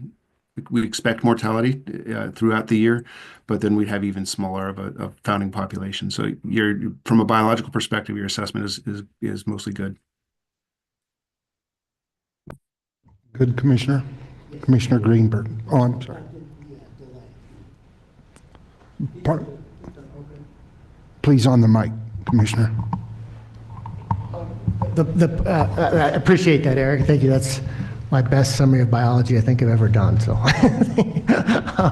but the part that I didn't hear, and maybe I missed it, but if we delay like through January, have we pretty much lost this year? Commissioner Greenberg. I'm sorry. Was there a response? Sure, I can respond briefly to that. Yes, waiting, if we were to delay through January, you lose the potential for any breeding to happen this fall because you get so close to that breeding season. Moving animals right in February is getting quite late to have any expectation of any reproduction happening this spring. Commissioner Greenberg. Thank you, Mr. Chair. A number of points that I wanted to make have already been made, so I'll just briefly reiterate them. For one, Colorado is an ag state, and we're going to continue being in an ag state. So everything that we are doing at the Colorado Department of Ag is for the future of a thriving, healthy, vibrant agriculture sector in the state of Colorado. That includes wolves, but it includes everything else I briefed you on this morning. So I just want to make sure that you know where our head's at CDA. I think Wayne adequately clarified our range rider program, but just so the commission knows, we are dedicated to an early season strategy and a range season. So calving, lambing, early season. It's a denser landscape, right? We're not out on the range. So we still call it range riding, but it's home place riding is how I think of it. So we might not need to deploy the full suite of staff or contractors right away. We're in a denser area. So that's why you see kind of two distinct strategies for what the landscape needs are when folks are at home during calving and lambing, what the landscape needs are when you're out on the range across the entire western slope, really across the entire state. Also on carcass management, Wayne also clarified, and I appreciate, as always, Wayne doing that. I just want to mention, Commissioner Haskett, after our Lamar meeting, I did reach out to public health, to state public health. So they're aware that if we're encountering any issues on carcass management that coincide with public health, that we want to work with them on it. And this is true for any local or for counties as well. So a lot of the public health will come to the county level, especially on landfills and other conversations. If anyone is encountering problems, please don't hesitate to reach out to myself, our team. We would really like to help you navigate that. If other agencies that aren't following the wolf question end up becoming involved, we'd like to be there and help navigate that for communities. I also want to mention, it was mentioned earlier, I'll just mention briefly, the livestock theft issue. While not related directly to wolf reintroduction, it still is an issue. And I would be happy to brief the commission at future meetings about the work that our brand board is doing to hold bad actors accountable who are messing with our livestock community. And we take that very seriously at CDA. And of course, a lot of the jurisdiction is local at the sheriff level as well. So I just wanted to touch on that. That point is well taken, and we're taking that, as we always have, even since before statehood, take those responsibilities very seriously. When it comes back to, kind of the big picture, and a lot of the folks who spoke today on the ag side touched on this. I mean, when you think about the stressors that come down on the ag community, we've got prices, which we don't control, which is true of most businesses. We've got weather, we've got regs, we've got labor, we've got the question if our kids are going to come back and take over the business. Will our market be there next year? The level of uncertainty that our ag producers manage every day is profound. And I think that's true of many business owners across the state, including and beyond agriculture. But I just want to note that when we hear the emotion, the stress, it's not just a single issue, and I think you all know that on the commission, but just to restate that point, and again, going back to how we do our work at CDA is thinking about that whole landscape. Where are all the pressures today? Where are they going to be in the decades to come? How can we help our producers get out ahead of those and take a proactive stance on the challenges that are before us? So we have the same mindset with this work.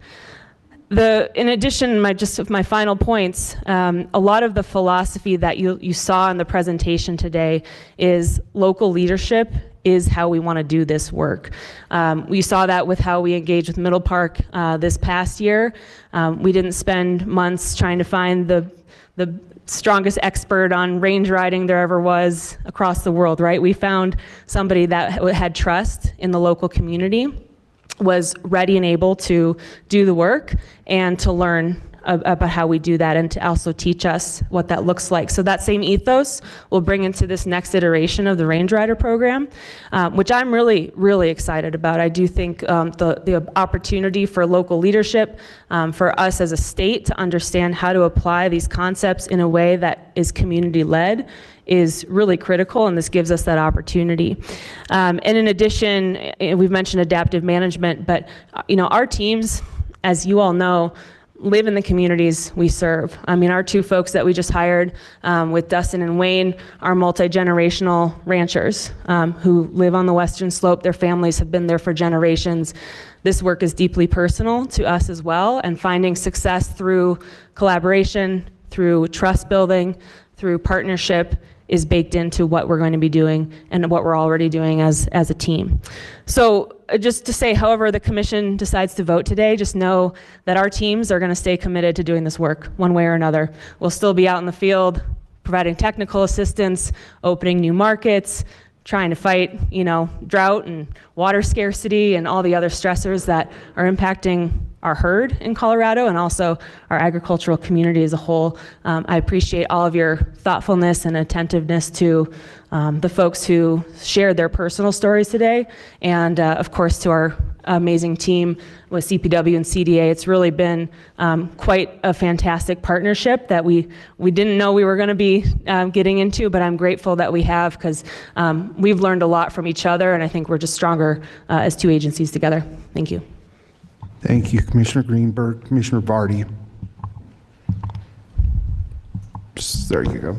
Thank you, Chair May. I'd also like to thank everyone that came out for public comment, and particularly the producers that drove far and have stayed with us till almost 7 o'clock here, when I know you all have a lot going on, and it just demonstrates the importance of this issue for you all, and your comments really have been heard. I also want to thank you for submitting the petition because it gave the agency a concrete opportunity to respond to very specific and addressable concerns. I want to echo what Commissioner Jacober said. I think you summed up a lot of the concerns very well. And despite putting the agency staff on in a tight spot there with some of the answers, I think it was really well done.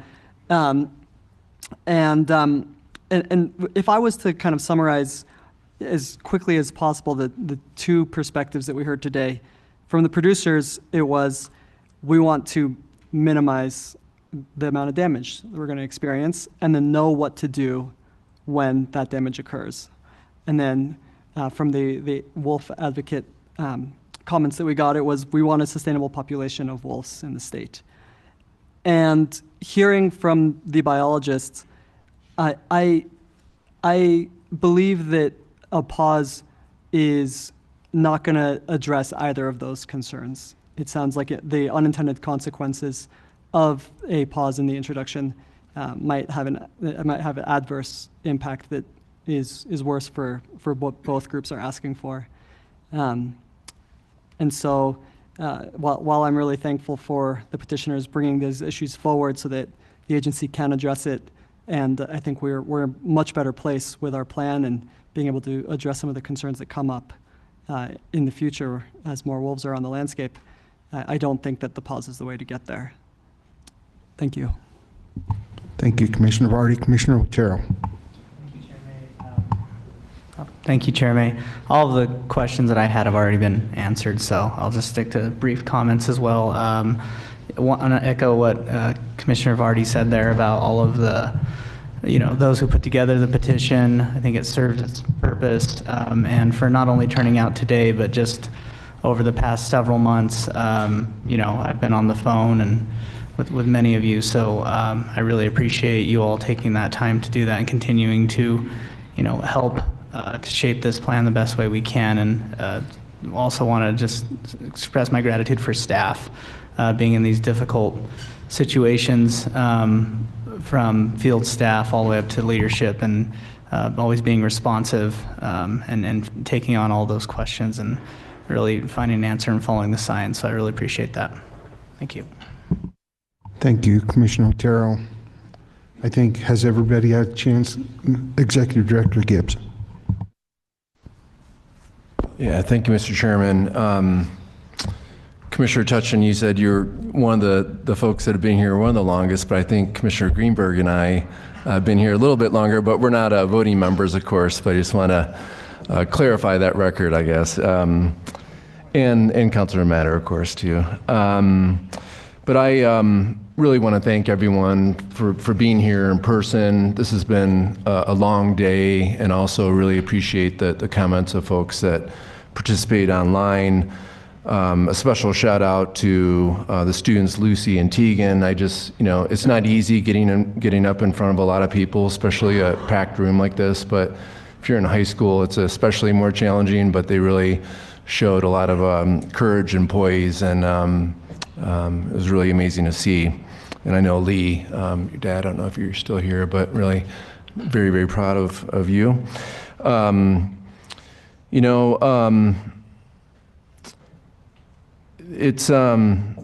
We've come a long way, and I'm really proud of everyone at CPW for the tremendous work that you've done to really carry out the will of the voters on the wolf reintroduction. Want to give a special thank you before the votes to Director Davis. Director Davis, you hear all different sides of this topic. We've heard from a lot of folks today, but behind the scenes, 1 minute you'll be meeting with legislators that really have very much concerns on all different angles of the wolf reintroduction effort, and then you'll meet with other legislators that have very similar concerns, but very different on the opposite perspective. And I know you've worked really, really hard to listen, learn, and implement, not only like you, but the whole team. And, looking at Reed, it seems like yesterday when you and some of the leadership team were looking at like, hey, is Prop 114 going to pass or not? And I know you had discussions early on of what that really looks like. But from my perspective, being a part of that very early on, the whole team has always listen, learn, and implement. Listen, learn, and implement.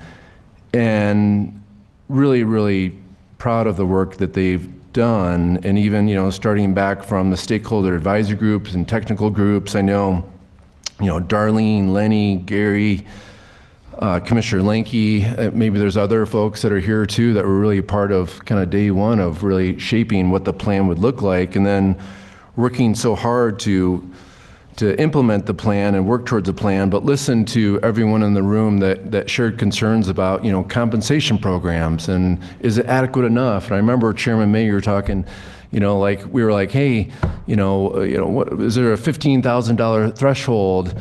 And then it kind of weaved in and out of like, hey, let's look at like veterinary costs too. And let's add another $15,000 for veterinary fees too, on top of $15,000. So really listening to everyone and really meeting people of what concerns they have raised along the way, and working hard on the 10J. We got that done, and it's just been really important to have that in place, and having our the license plate. Who would have ever thought that we've had $600,000 towards minimizing conflict as a result of that wolf license plate? It's been, I think, the expectation's much higher than a lot of people thought. But I bring this up because, the petition that was brought forward and the 7 items, Parks and Wildlife never ever dismissed any of that. They said, hey, these are really valid concerns and we think we can meet you there. And I'm just like, again, really proud to be a part of this team. And Director Davis, thank you so much for your work of working hard to address these concerns that are made. And I want to remind everyone too that to my knowledge, we are the first state in the United States to work on wolf reintroduction efforts. Obviously, we have partners with the U.S. Fish and Wildlife Service, but every other state, it was the feds, doing it alone. And so we're always learning, adapting, implementing. And to me, this is a reflection of what we've been doing from day one. And so I just can't thank CPW staff enough for their really hard work. I know I'm not a vote in this, but I do think this program needs to continue. I feel like we've worked extremely hard to listen to all different stakeholders, to really meet folks in an important way, to implement concerns that we've heard along the way. So, thanks. Thank you, Executive Director Gibbs, and I guess it'd be my turn. And you referenced the raises in compensation, and we seem to get a lot of criticism about that, but when that happened, I actually had just experienced one of my horses having a condylar fracture, and it's something is easily done to a horse. Had surgery on it. The horse, in my opinion, was worth more than $15,000. I ended up spending more than $15,000 in vet bills, lost the use of the horse for 2 years. But that is why we have the rates where we do, because those are the realistic rates. $15,000 for a herd bull, those are not unrealistic. But those have been misinterpreted by a lot of people to think that, well, if you lose a calf, if you lose a $1,500 calf, you're going to get $15,000 for it. No, you're not. So not to beat that up anymore, but I'm a pragmatist as we come about all this. My entire family's livelihood is ranching, 100% ranching. So I am sympathetic to the producers. I'm sympathetic to the problems they face, not only with this, but economically in every other way. So this commission has been working on this for 3 years. The agency has been working on this for 3 years. I referenced the Lamar meeting in 2021. We had a robust discussion at that point that at that time it was against our regulations. It was illegal to haze predators away from anything. It was considered harassment. So we changed our regulations to allow hazing. Well, even in that discussion, Commissioner Touchton brought up drones as an effective method of hazing. I brought up range riding because it wasn't even being considered then. So that's 3 years ago. I don't want it to look like because we received this petition, we are now reacting to the petition. We're not. We've been working on this for years. So it's not that the petition came to us, all of a sudden we realized we have to react to it. It's not that at all. But this petition is a condition-based petition. It didn't just ask to pause releases. What it asked was for these 7 conditions to be met, and if they're not, then pause releases. So that made multiple requests. But I think it's been pretty clear to me, based on everything we've gotten and 3 years of stakeholder advisory group meetings, technical work group meetings, stakeholder meetings all over the state, and the work of this commission and our agency, that this is being worked on. Is it perfect? No. We all know it's not perfect. We all knew it would not be perfect when we started. But we're working towards that. I don't think we can let the perfect be the enemy of the good. We have to keep going. If we, for some reason, did not keep this going, a year from now, we may be sitting here looking at the next release because maybe we've met those conditions to everybody's satisfaction.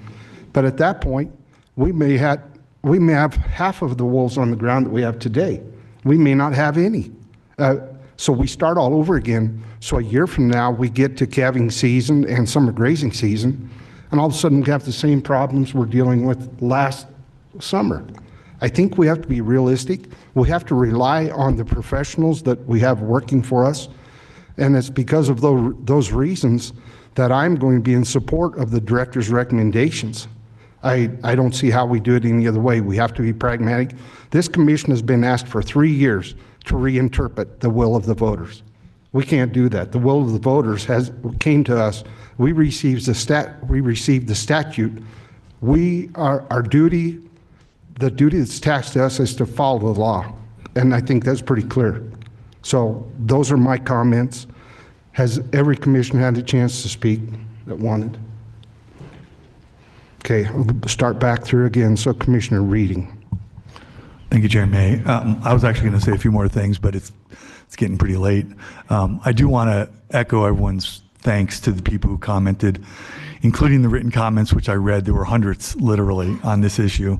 And, you know, taking the time to comment is a privilege of our democracy and should not be taken lightly. And I don't think it is. I read them all and I listen to them all because I think it's important. That said, with empathy and with respect to the petitioners, I move that we accept the division's recommendation to reject the petition. Thank you, Commissioner Reading. Anybody else? Commissioner Touchton. I second Commissioner Reading's motion. It's been properly moved and seconded that we, let me make sure I get this right. We approve the director's recommendation to deny the petition. Is that your motion? Any discussion?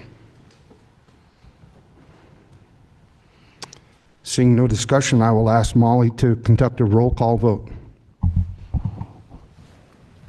Vardy? Yes. Touchton? Yes.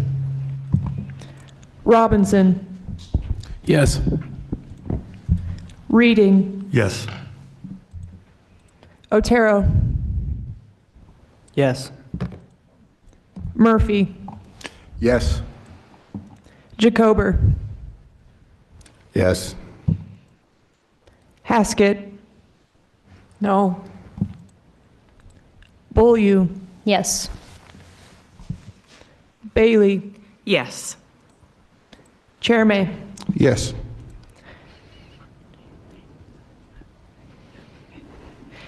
Ten yeses, 1 no. Motion passes. I guess that concludes this long day, unless any member has any other business that should properly come before this meeting. Seeing none, declare this meeting in recess till tomorrow morning at 8 o'clock.